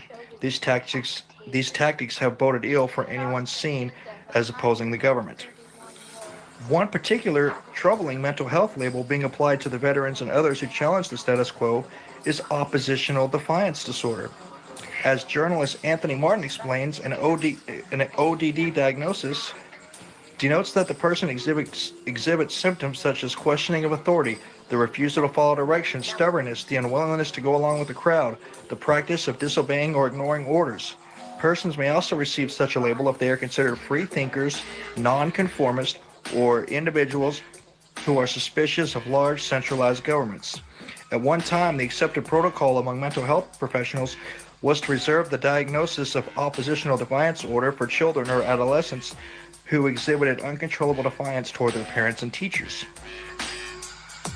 The case of 26-year-old decorated Marine Brandon Robb, who was targeted because of his Facebook post, interrogated by government agents about his views on government corruption, arrested with no warning, labeled mentally ill for subscribing to so-called conspiratorial views about the government, detained against his will in a psych ward for standing by his views, and isolated from his family, friends, and attorneys, is a prime example of the government's war on veterans. Robb's case exposes the seedy underbelly of a governmental system that is targeting Americans, especially military veterans, for expressing their discontent over America's rapid transition to a police state. On Thursday, August 16, 2012, a swarm of local police, Secret Service, and FBI agents arrived at Robb's home, asking to speak with him about posts he had made on his Facebook page, made up of song lyrics, political opinions, and dialogue used in a political thriller virtual card game. Among the posts cited as troublesome were lyrics to a song by a rap group, Swollen members, and Robb's views, shared increasingly by a number of Americans, that the 9/11 terrorist attacks were an inside job. After a brief conversation without providing any explanation, levying any charges against Robb, or raiding him as rights, law enforcement officials then handcuffed Robb and transported him first to the police headquarters, then to a medical center where he was held against his will due to an alleged concerns that his Facebook posts were terrorist in nature. Outraged onlookers filmed the arrest and posted the footage to YouTube, where it quickly went viral. Meanwhile, the Rutherford Institute came to Rob's assistance, which combined with heightened media attention may have helped prevent Rob from being successfully disappeared by the government. In a hearing on August 20th, government officials pointed to Rob's Facebook post as the sole reason for their concern and for his continued incarceration. Ignoring Rob's explanation about the fact that Facebook posts were being read out of context, Rob was sentenced to up to 30 days further confinement in a psychiatric ward. While in the psych ward, Rob reported being interrogated by medical staff about his views about the government and threatened by a doctor with brainwashing. Rob's legal team, provided by the Rutherford Institute, immediately began petitioning the courts for his release. On August 23rd, Circuit Court Judge Alan Sherritt declared the government's case to be lacking in factual allegations and ordered Rob immediately released. However, for the tens of thousands of individuals detained, wrongfully or otherwise, under civil commitment laws every year, regaining their freedom is nearly impossible, predicated as it is on a bureaucratic legal system and judicial system. Within days of Rob being seized at his Virginia home on August 16, 2012, and forcibly held in Virginia psych ward, news reports started surfacing of other veterans having similar experiences. That the government is using the charge of mental illness as the means by which to immobilize and disarm these veterans is diabolically brilliant. With one stroke of a magistrate's pen, the servicemen are being declared mentally ill, locked away against their will, and stripped of their constitutional rights. Make no mistake, these returning veterans are being positioned as enemy number one. Given the government's increasing view of veterans as potential domestic terrorists, it makes me think twice about a new Michigan law that adds the veterans designation on Michigan driver's license and state IDs. Hailed by politicians as a way to make it easier for military veterans to access discounts from retailers, restaurants, hotels, and vendors across the state, it will also make it that much easier for the government to identify and target veterans who dare to challenge the status quo. Particularly telling is a training exercise for the Explorers program, which trains young people for careers in law enforcement, in which teenage boys and girls dressed like quasi-SWAT teams and armed with pellet guns attempt to take down a disgruntled Iraq war veteran who had already taken out two people, one slumped on his desk, the other covered in blood on the floor. As a side note, the Explorers program, an extension of the Boy Scouts, is unnervingly similar to the Hitler Youth program used by the Nazis to indoctrinate young people into a police state mindset, chillingly documented by H.W. Koch and the Hitler Youth Origins and Development 1922 to 1945. This brings me back to present-day America, with its penchant for endless wars that empty our national coffers while fattening those of the military-industrial complex. Does anyone else find it heartbreaking and ironic that we raise our young people on a steady diet of violence and military action, sell them on the idea that defending freedom abroad by serving in the military is their patriotic duty, and then when they return home bruised and battle-scarred and suddenly serious about defending their freedoms at home, we treat them like criminal suspects? Brandon Robb understands this all too well. While serving in the Marines in Afghanistan in November 2011, Robb put pen to paper in order to flesh out some of his concerns about the dismantling of freedom in America. His concerns echo those of countless Americans like myself, dismayed at the nation's descent into authoritarianism. So anyways, that's pretty much it, guys. I won't provide a link. I pretty much showed it all right there. But, yep, that is Operation Vigilant Eagle. And that is more proof right there. You can go look up more information on it for yourself, that this is a program they are using to remove the veterans. Thanks for watching. Have a great day. I'll talk to you soon. Speed, you Black Emperor. This is Democracy Now!, democracynow.org, The War and Peace Report. I'm Amy Goodman with Juan Gonzalez. We turn now to the Federal Bureau of Investigation, or is it the Bureau of Instigation? That's the question raised by a new expose in Mother Jones magazine called The Informants. According to the article, the FBI has built a massive network of spies to prevent another domestic terror attack. But it suggests these spies are not only busting terrorist plots, they're actually organizing them, so the FBI can later claim victories in the so-called war on terror. Over the past year, Mother Jones and the investigative reporting program at the University of California, Berkeley examined more than 500 terrorism-related cases. Their probe found that nearly half of the prosecutions involved the use of informants, many of them incentivized by cash rewards of up to $100,000 per assignment. Democracy Now!'s Anjali Khamed and Big Noise Films' Jackie Suin reported on this phenomenon last year. They spoke to Imam Saluddin Mohammed of Newburgh, New Jersey, about FBI informants within the Muslim community. I believe that what we are seeing today with the FBI surveillance and the FBI allowing for agent provocateurs to enter into Muslim communities is the same thing that happened in the 60s with a lot of the black nationalist organizations. That's what I see happening today in the Islamic community. The FBI, they're sending these agent provocateurs into the community, and they are cultivating and nurturing and actually creating situations that would never have occurred if they didn't have their man in there to do that. Well, the new article on Mother Jones says all except 3 of the high-profile domestic terror plots of the last decade were actually FBI stings. In many cases, key encounters between the informant and the target were not recorded, making it nearly impossible for defendants claiming entrapment to prove their case. We turn now to the reporter who broke this story, Trevor Aronson. He joins us from the University of California, Berkeley, where he's an investigative reporting fellow.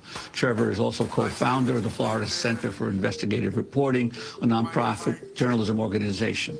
We're also joined by James Weddick in Salt Lake City, Utah. He's a retired FBI agent who worked for the Bureau for 35 years.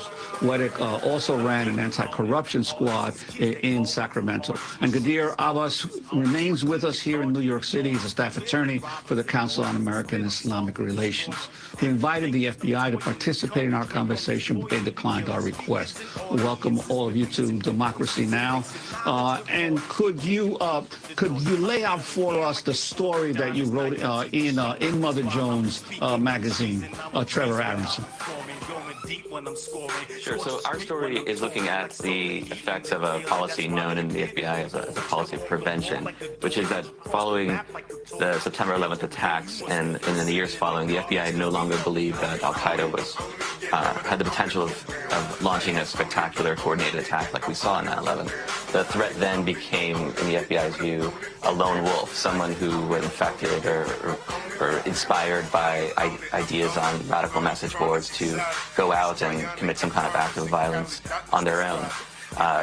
To prevent such lone wolves, the FBI has recruited a network of informants that today numbers 15,000, and their job is to go out and into the communities and find people who are likely to commit acts of violence, then assign other informants who will go and offer them the means. So, for example, if someone is mouthing off about how they want to, set a bomb off in a shopping mall, an informant will go up to them and say, "Hey, we can provide you with the bomb that you need."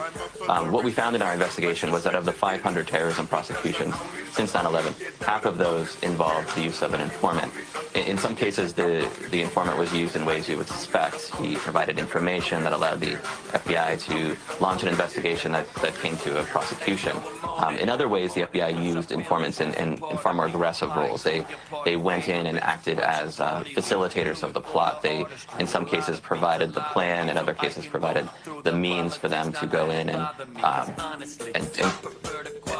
create or move forward in this terrorist plot that ultimately they are prosecuted for. What were you most surprised by, Trevor, in this year-long investigation that you did? Well, part of it was that how much money there is to make in counterterrorism as an informant. One informant, for example, who worked a case outside New York City, the Newburgh case that you played footage of a moment ago, was paid $100,000 in that case. The other surprise was how the profile that we were able to kind of come to of targets in the sting operation. In many cases, these are people who are on the fringes of society. They are economically desperate. They are not the smartest of people, and in many cases, they have very crude and elementary understandings of Islam, all of which the informant is able to use against them in the plot. That is by offering money, for example, or telling the target that the Quran says something that in fact it does not. What about cash incentives? Cashing sums are a big problem, and this is something that pervades the federal system. Informants who go to trial are often offered what's called a performance incentive, which is that if the prosecution is able to get a conviction, they'll quote-unquote take care of the informant. In most cases, these informants never know exactly how much they'll be paid. They do know, however, that if they're able to successfully bring a sting operation to an indictment and then see that indictment through to a conviction, there's a lot of cash on the line for them. So they have a direct financial incentive in seeing an investigation turn into indictment, and that indictment in turn into a conviction.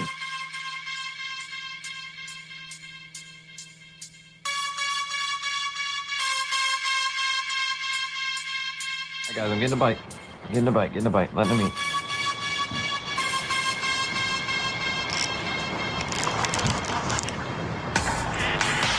Oh yeah. Big fish on. Oh yeah.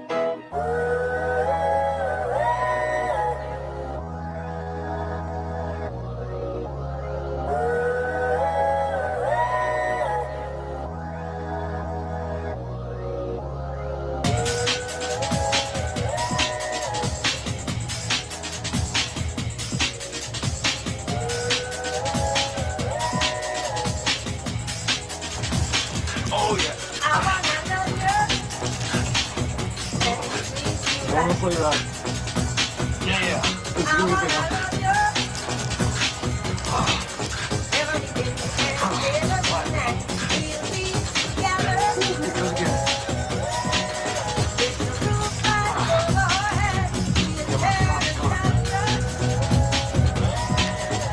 That's some good head shakes.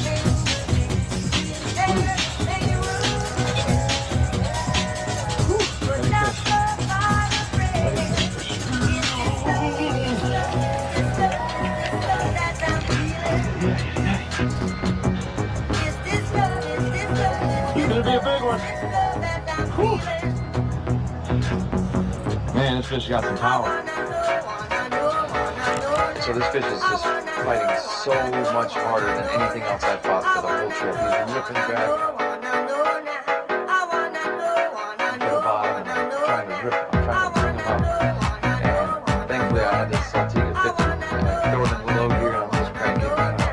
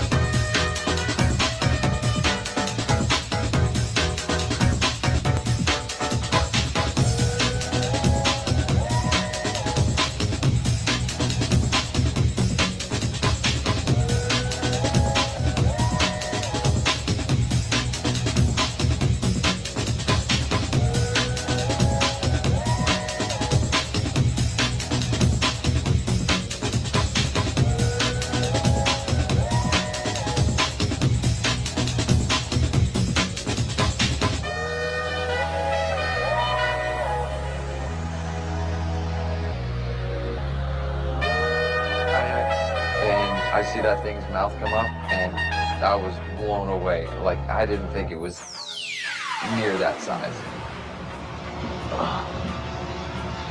Oh my God.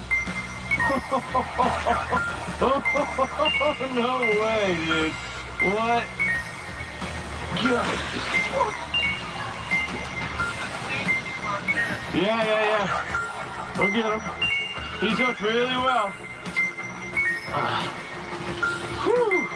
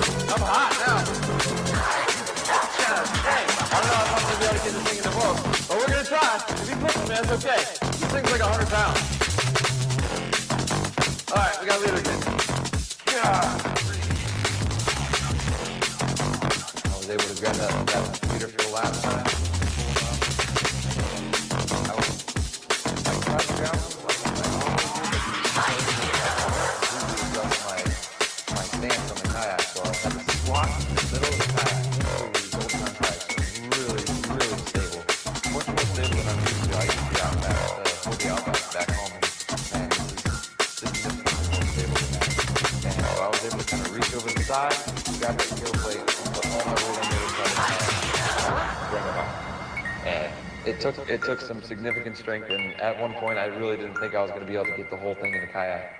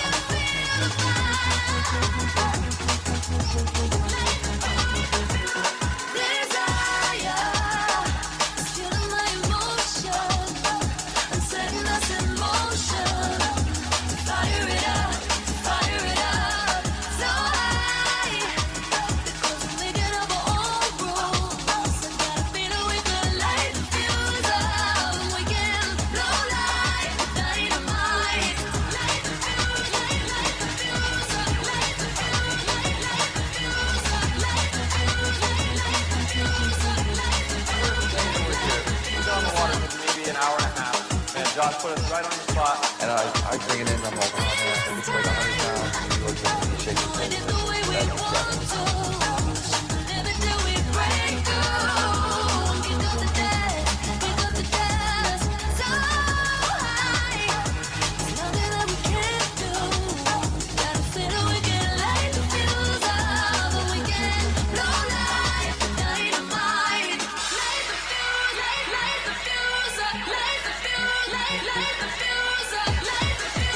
That's that thing will wear you out.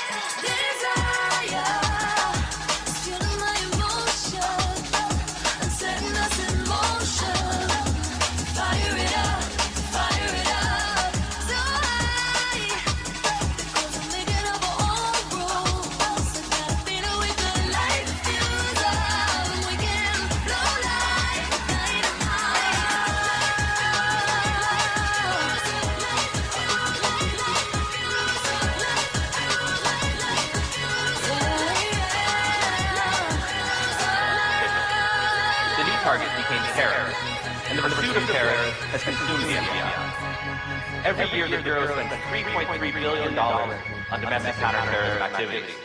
Compare that to just $2.6 billion combined for organized crime, financial fraud, public corruption, and all other types of traditional criminal activity.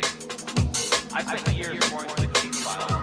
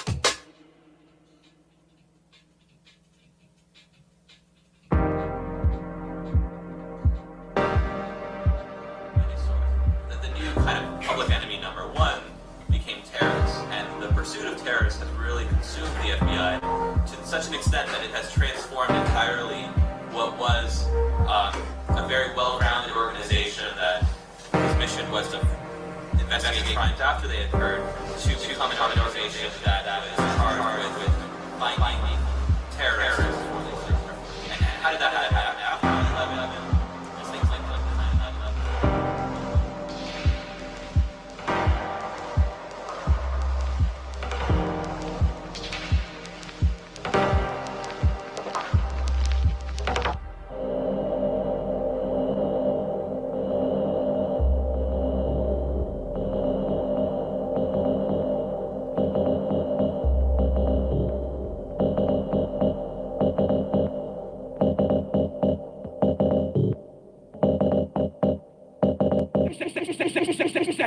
If you having girl problems,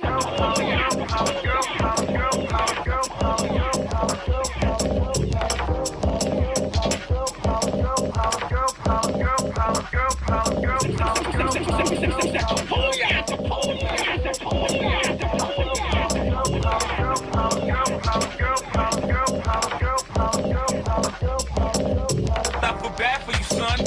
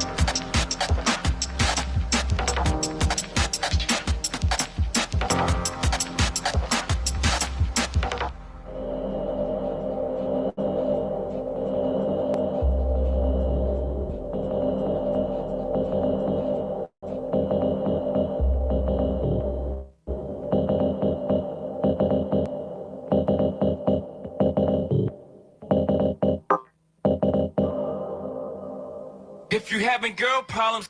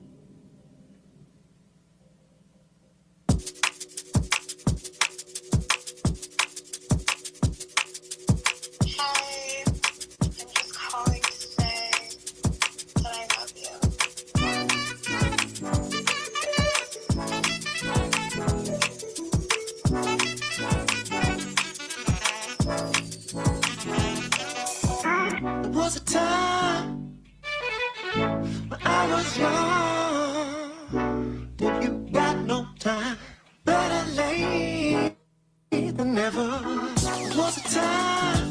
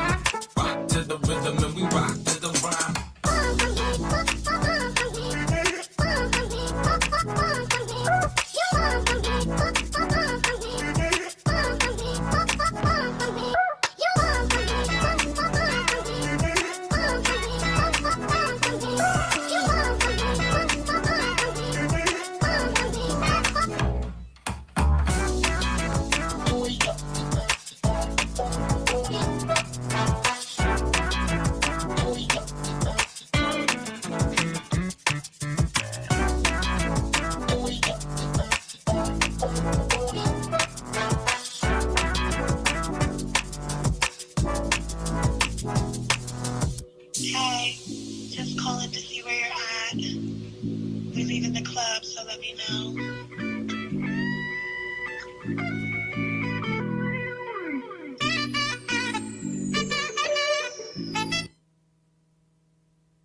Country. Deal with the women's movement, the right to vote. Deal with the civil rights movement. Democracy is messy, and it always will be messy.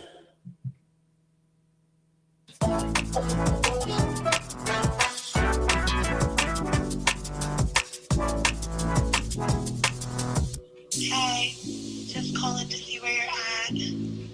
We're leaving the club, so let me know.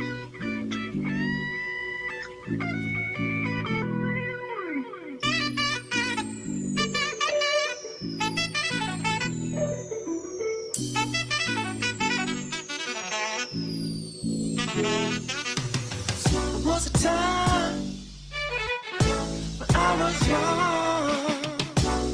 You got no time, better late than never. I was talking about the Coast Guard veteran It's best to do admitting in a video live stream yesterday that he and the gang that I've referred to as the trailer park, the cop stalkers, the port terrorists, basically though, Aaron Cox, Sugar Shine, Dave Acton, and a few of their supporting characters.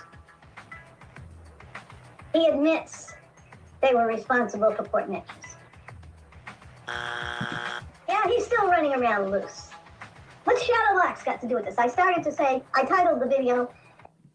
We got a little discrepancy here. These guys are trying to say that I'm let's go back to these stupid accusations. Since you guys want to be here, we'll take care of it. We'll give you a little fame muffin that you need. Right? You go get maybe your Walmart card so you can eat tomorrow and maybe feed your family by trolling Mr. Cox. Let's see here. Fail says, oh, no, new sock account. Nice new fresh sock account for Fail there. Let's turn this down a little bit. All right, he says, teaming up with Agent 19 just because I go on his panel because his screwball little buddy wanted to try to challenge me. And, right, they're like, well, let's have a debate then. Let's do it, right? So what happens is Mr. Cox gets on the panel there, right? And here, this will be a good part. Let's go through it. And they're like little domestic terrorists. They go around like, you know, the Stasi police and shit that are, let's see if where this is at. Not even joking. They're little Stasi police. Mr. Cox left a comment over here on this guy's page. Spying on this woman. He's a creep. He was creeping on her when he pointed his camera over a chick walking out of a gas station. It is kind of creepy to like follow somebody around and film them, but it's not. No, he didn't follow her around. He was walking down the street. He obviously had his camera already on or something. And there you go, since you guys want to bring it up. So that's one accusation. The Muffin Crew on the board says, oh, Creepy Tom was filming this chick like he was stalking her. Nope, sorry, too big of a town, right? You know, he'd be in jail by now because you guys are the ones dropping the links in your chat, raising the awareness. Oh, report this guy, he's a creep, but you don't even report him yourself. See what I'm saying? Put so, the camera over, little finding freedom. It's interesting. And that's the end of the video, I guess. I don't know. I didn't watch it. Some of this stuff is creepy. Some of it I click out of. Yeah, some of it I don't watch. In a case like this, what the target of this video should do is seek an injunction. And that way, if the individual films or records that person again, then they can be picked up for violating an injunction. Yeah, and he didn't even know who the woman was. He was just across the street. He was across the street. It wasn't like they tried to say that he's hiding behind bushes, and he wasn't. Okay, they try to say, and it's Urban Disciples saying a lot of shit too. That's just not true. Urban Disciples have said a lot of shit that I think is a little bit creepy in and of itself. Yeah, no shit. And these guys are all linked up with them. You are helping Urban Disciples too by trying to do this. Philemon's linked up with Urban. They're all trying to. Philemon, is that your little Finding Freedom buddy right there? All silent finally? Right, finally he's kind of quiet now that, you know. Interesting, huh? Little Finding Freedom buddy, Philemon crony, he's all quiet now. Destroy me. That my ship is sunk every fucking day in a chat room. Every day. Oh, you're done, Cox. I've been hearing this for years. Make it fucking happen. Make it happen. Look, first off, this is another one of CMN's talking now. She's an underage girl. Disgusting what CMN's doing. You can prove that? What do you mean he's using an underage girl? Why is he making a stock account with other people? Why is he doing that with other people? Is that an underage girl and you can prove that? There's actually a lot of questions being asked. Why is people doing this and why is people doing that, right? Well, you just got carp fished, you stupid ass. Listen to this little bastard spurg out right here before we take off. Channel. You can go on his Hold on. Okay. You're on loop here. Hold on. I put out that video for 15 minutes. Okay.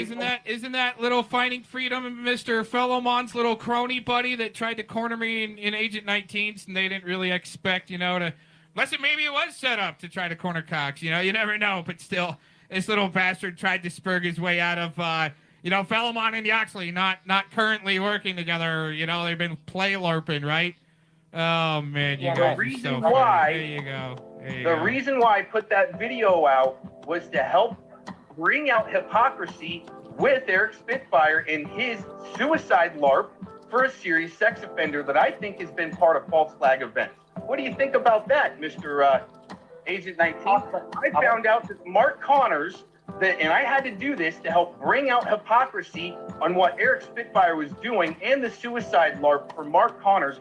Which, Agent 19, did you know that Mark Connors may have been at the Harvest Festival shooting and doing production for Jason Aldean that day? He may have been the one playing gunshots through the speakers. You back the guy, the Eric Spitfire did a fucking suicide LARP for. What do you think about that, Agent 19? That's what I found by bringing out hypocrisy and having little shits like this follow me around. Listen, dude, you back CMN. No, I don't back anyone. I'm here on my own recognition, and if people listen to my videos and they want to make videos based upon my findings, it doesn't mean we're friends or working together. So I keep destroying your little narratives. What's your next little swipe? Huh? What's your next little swipe? Huh? You want to talk about maybe the good things that I've done in my life? Do you know anything about that? Of course you don't. I don't care about the good things. Of course you don't. You don't know about my production, my International Production Award that I won in 2007. You don't know about the films that I made back in year 2000 and won awards for. You don't even know what my status was with the Coast Guard. You don't know anything that's a positive because Fellowmon's brainwashed you to focus on the negative bullshit. And his narrative. All right, there you go.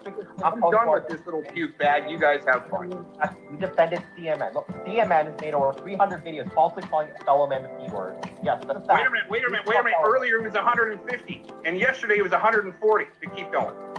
300. Okay, 150. What I mean by 150, 150 videos with Fellowman's title, name in the title. But in total, if you count all the videos CMN has made of Fellowman. Wait a minute.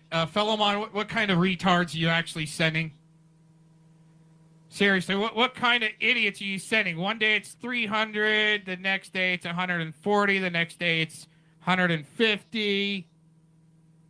You guys can't seem to get it right. It's like you're supposed to be cannon fodder because you're that dumb that you won't see that you just got used to try to do some type of operation for the state. In my opinion, right? You know what I'm saying? It is the 1984 movie all over, and we've got few of the characters in the chat room, and I'm just a news commentator, I guess, waiting to be destroyed because I've been saying too much, I guess. Wait a minute, was it his real name or a stage name?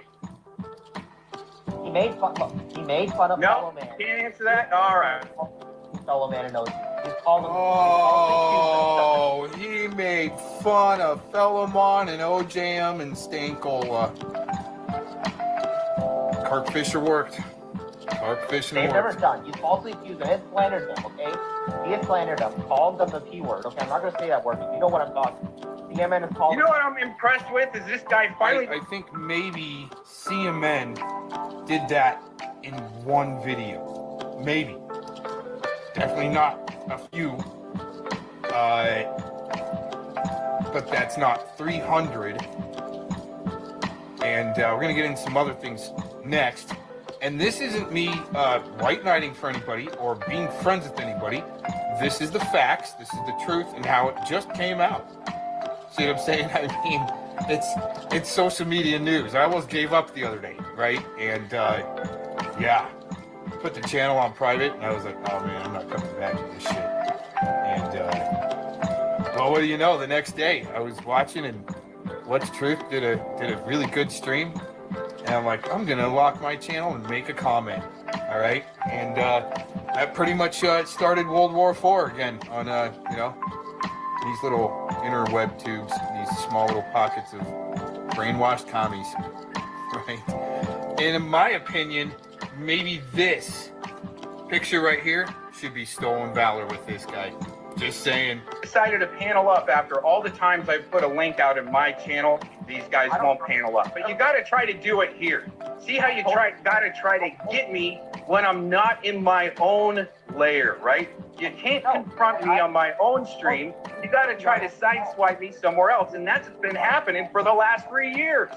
Panel up, dude. I told you, if you use StreamYard, I'll come on. I don't know what the Melon app is. I don't trust it. I don't know. Oh, but what you did is you saying that the Melon app was tracking people when the StreamYard's fucking tracks people, and you said, no, it doesn't. You're a fucking idiot, dude. What kind of degree do you really have? And I want to hear what credentials you have to do these investigations. What do you got? I don't wish to reveal, okay? I don't wish to reveal my objectives. All right. So it must be cooking or something, right? Are you a cook? Is that what it is? No, I'm not a cook. I probably work a far more complex job than you have. You don't even work in jobs. Oh, I'm the one a minute ago that didn't even go to college. All right, you were convinced of that. I still don't think you went to college. I really don't. Okay, I just think you went to coastal, discharge. Right. Right. Have you ever heard of a what do they call it when you get out of the military and you get college funds? What do they call that? Not the Pell Grants. Stipend. I forgot. Listen. Oh, the GI Bill, right? So when you get enlisted and you get the GI Bill, that's mainly why some people join the military, is to get that GI Bill and go to college. Would you agree? What about, listen, there's no record of, you're on disability. No record of what? Oh, you're digging into me how far there, little man? Wow. No, you're on disability insurance. Okay, you don't have a full-time job, okay? You don't have a disability insurance? What's that? What organization is that for? U.S. Department of Veteran, I shouldn't say disability insurance. You're on disability. You get money from the U.S. Department of Veteran Affairs. That's pretty good. That's what happens when you're a veteran. And why is it your business what I'm giving? CMA, you're just trying to change the topic. You're the one asking What's interesting is these guys might be interested in why I'm a veteran, but maybe trying not to reveal that, right? There's usually a reason why somebody's a veteran and collecting the VA pension, right? It's usually because you get hurt, but these guys wouldn't care about that. You know what I'm saying? About really finding out maybe the truth. But for some reason, I think they do, and they didn't like what they found, right? So it's got to be discredit, right? Keep discrediting, and there's nothing positive. This guy's horrible. You're gonna hear him here in a minute before he gets done. 300 videos. Has made 300 videos on fellow man. You mean 150? You mean 150? He's made 300 videos in total. Not all the videos have fellow man's name in the title. He's made around 300 videos on fellow man, falsely accusing himself, talking about things that false. How can somebody make 300 videos in the last, let's say, year and a half after he got his main channel taken down and he starts up on a backup channel? Okay. How many videos does CMN have? Do you know how many videos does CMN have on his channel? I don't know. I don't keep track like you guys do. I just watch some videos and laugh and then move on. I'm just gonna look. CMN's his oldest video. Okay, you know what?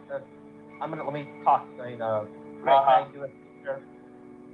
You got no credibility till you show some credentials there. Okay, bud. I will interject something real quick based on some of the terminology that I've heard. Gomez mentioned Administration of Justice. The acronym is AOJ. That is actually the title of a lot of the course materials and training modules law enforcement academies. Okay.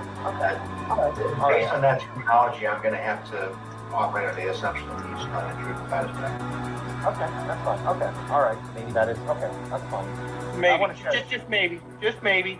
Right. Not convinced. Just maybe. Okay. Get the fuck out of here, dude. Look at this stuff. Look at this. This is your friend CMN. No, it's not my friend. This is the guy you defend. I'm going to show you the comments. How do I defend him? How do I defend him? You're always in the comments defending this guy, dude. You're always there. No, I'm giving him props for making a funny video. Oh my God, you guys really? Okay, first off, you claim you cannot upload 300 videos in less than years. This is the oldest video, March 25th, 2000. Dude, okay, hold on. He does community media news. He's not focused on fellow Mon. Recently he has because they've been focused on him. Now has 3,884 videos ever since it was May of 2020. Look how many videos uploaded. So you're wrong there. You've been disproven there. People can upload. No, he can't make. I don't think he can make 300 videos. When did he make that channel? When did he make that channel? March 25th, 2020. So a couple years. See that they got his main channel knocked out. It had like almost 3,000 or something, and he got pissed.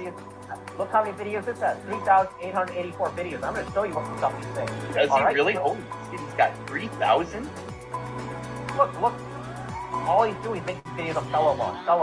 Yeah, recently because they've been making him the subject. You think it's okay? You think this is okay? This is totally They've been making him the subject. I don't care if it's okay or not. It's not my fucking channel. I don't control the guy.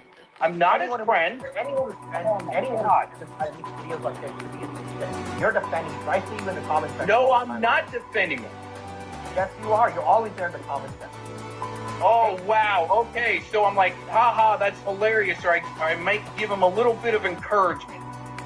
Yeah, well, there you go. Give him encouragement. Oh, yeah. Encouraging someone to make some videos. Oh, my God. There you go. Oh, okay, right. He's got what he needs. It's the court case, right? Hey, by the way, Agent 19 and Katie, I was supposed to be indicted by Malibu on Monday and have a news crew show up while that was happening, while the arrest was happening. I'm still here. Look at this guy. Everyone, this is the guy that Cox is defending. This guy. Look at the comments he's looking defending and my buddy. And wow. Look, talking about Nicola. She had nothing to do with it. Wait a minute. He's a cop watcher. Listen. And my buddy. And wow. Look, he's talking about Nicola. And he's a cop watcher too, or something he said. It was gargled. They bring him up. See, that's they've been calling him some sick shit. That's the Tooth Fairy right there. That's why I think I asked him. I was trying to ask him. Did Denise write this script for you last minute? Isn't that amazing? The cop stalkers, right? The cop watchers. For what?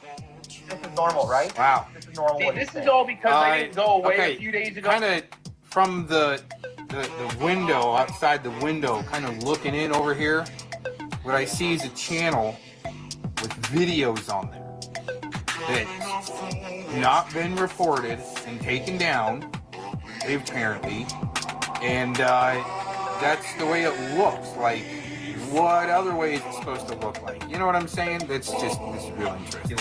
They bring him up. They've been calling him some sick shit for a while. This is normal, right? This is normal. See, this is all because I didn't go away a few days ago. I was supposed to shut my channel down and be gone away. Or else this happens. See, anywhere I go, it's Mr. Cox did this and Mr. Cox did that. And all you're bringing up is somebody else's channel where I've left some comments on. Look, this is your proof. You're defending this guy. That's the problem. Defending how? By leaving some comments in his fucking channel? Are you serious? The guy does his own videos. Do I press the upload button for him? No. You defend him. Why don't you call him out if you're not defending? Call him. Okay. Listen. I have talked to him. I've talked to him privately about some issues that. Oh God! See, this is what happens in Luciferianville. Is it's an accosting, not a debate. You're trying to accost me and put a target on my back, and it's not gonna work. You should. You know what? Send to Cone again. Fucking send to Cone again. What Cone? Send to Cone again. Elaborate. Listen, you defend CMN. That's enough. You defend Oh, the guy. wow. Oh, my God. You defend the guy. Look, I already showed. Everyone knows. Everyone knows. All 35 people watching, they should know that that's CMN guy. Okay, look at the titles on things. Falsely accusing other people of stuff of people he doesn't even know. Okay, you can't just call people stuff like that. That's slander of defamation. Okay, and I should also mention your friend CMN. He's top watchers today. And he's friends with all his other top watchers. Wow, he's really top watchers and cop watchers. That's some Denise Mattel stuff. That's the muffins. People were asking earlier, who are the muffins? Well, there they are. It's all connected to Denise Mattel. We told you. And, you know, it's just another weak link, like Dank, right? That's why they'll have to fall back. And I can show proof of these people the way they are running the same script. It's not like they're watching the videos and coming to this determination themselves and then all of a sudden finding each other, right? No, it's bench warmer after bench warmer, squid after squid. Keep bringing them and keep swinging, keep taking them big swings. Criminal charge. What? I should also mention your friend CMN. He's top watchers today. He's friends with all his other top watchers who have been proven to be moving convicted of criminal charges. Wow. Who's been convicted? Who's got criminal charges? Sounds like the same source that was feeding Mike Truth 2020. Little Mikey Truth 101. Creepy Mike. Right? Same script narrative, roundabout bullshit. Wow. Who did you say has criminal charges?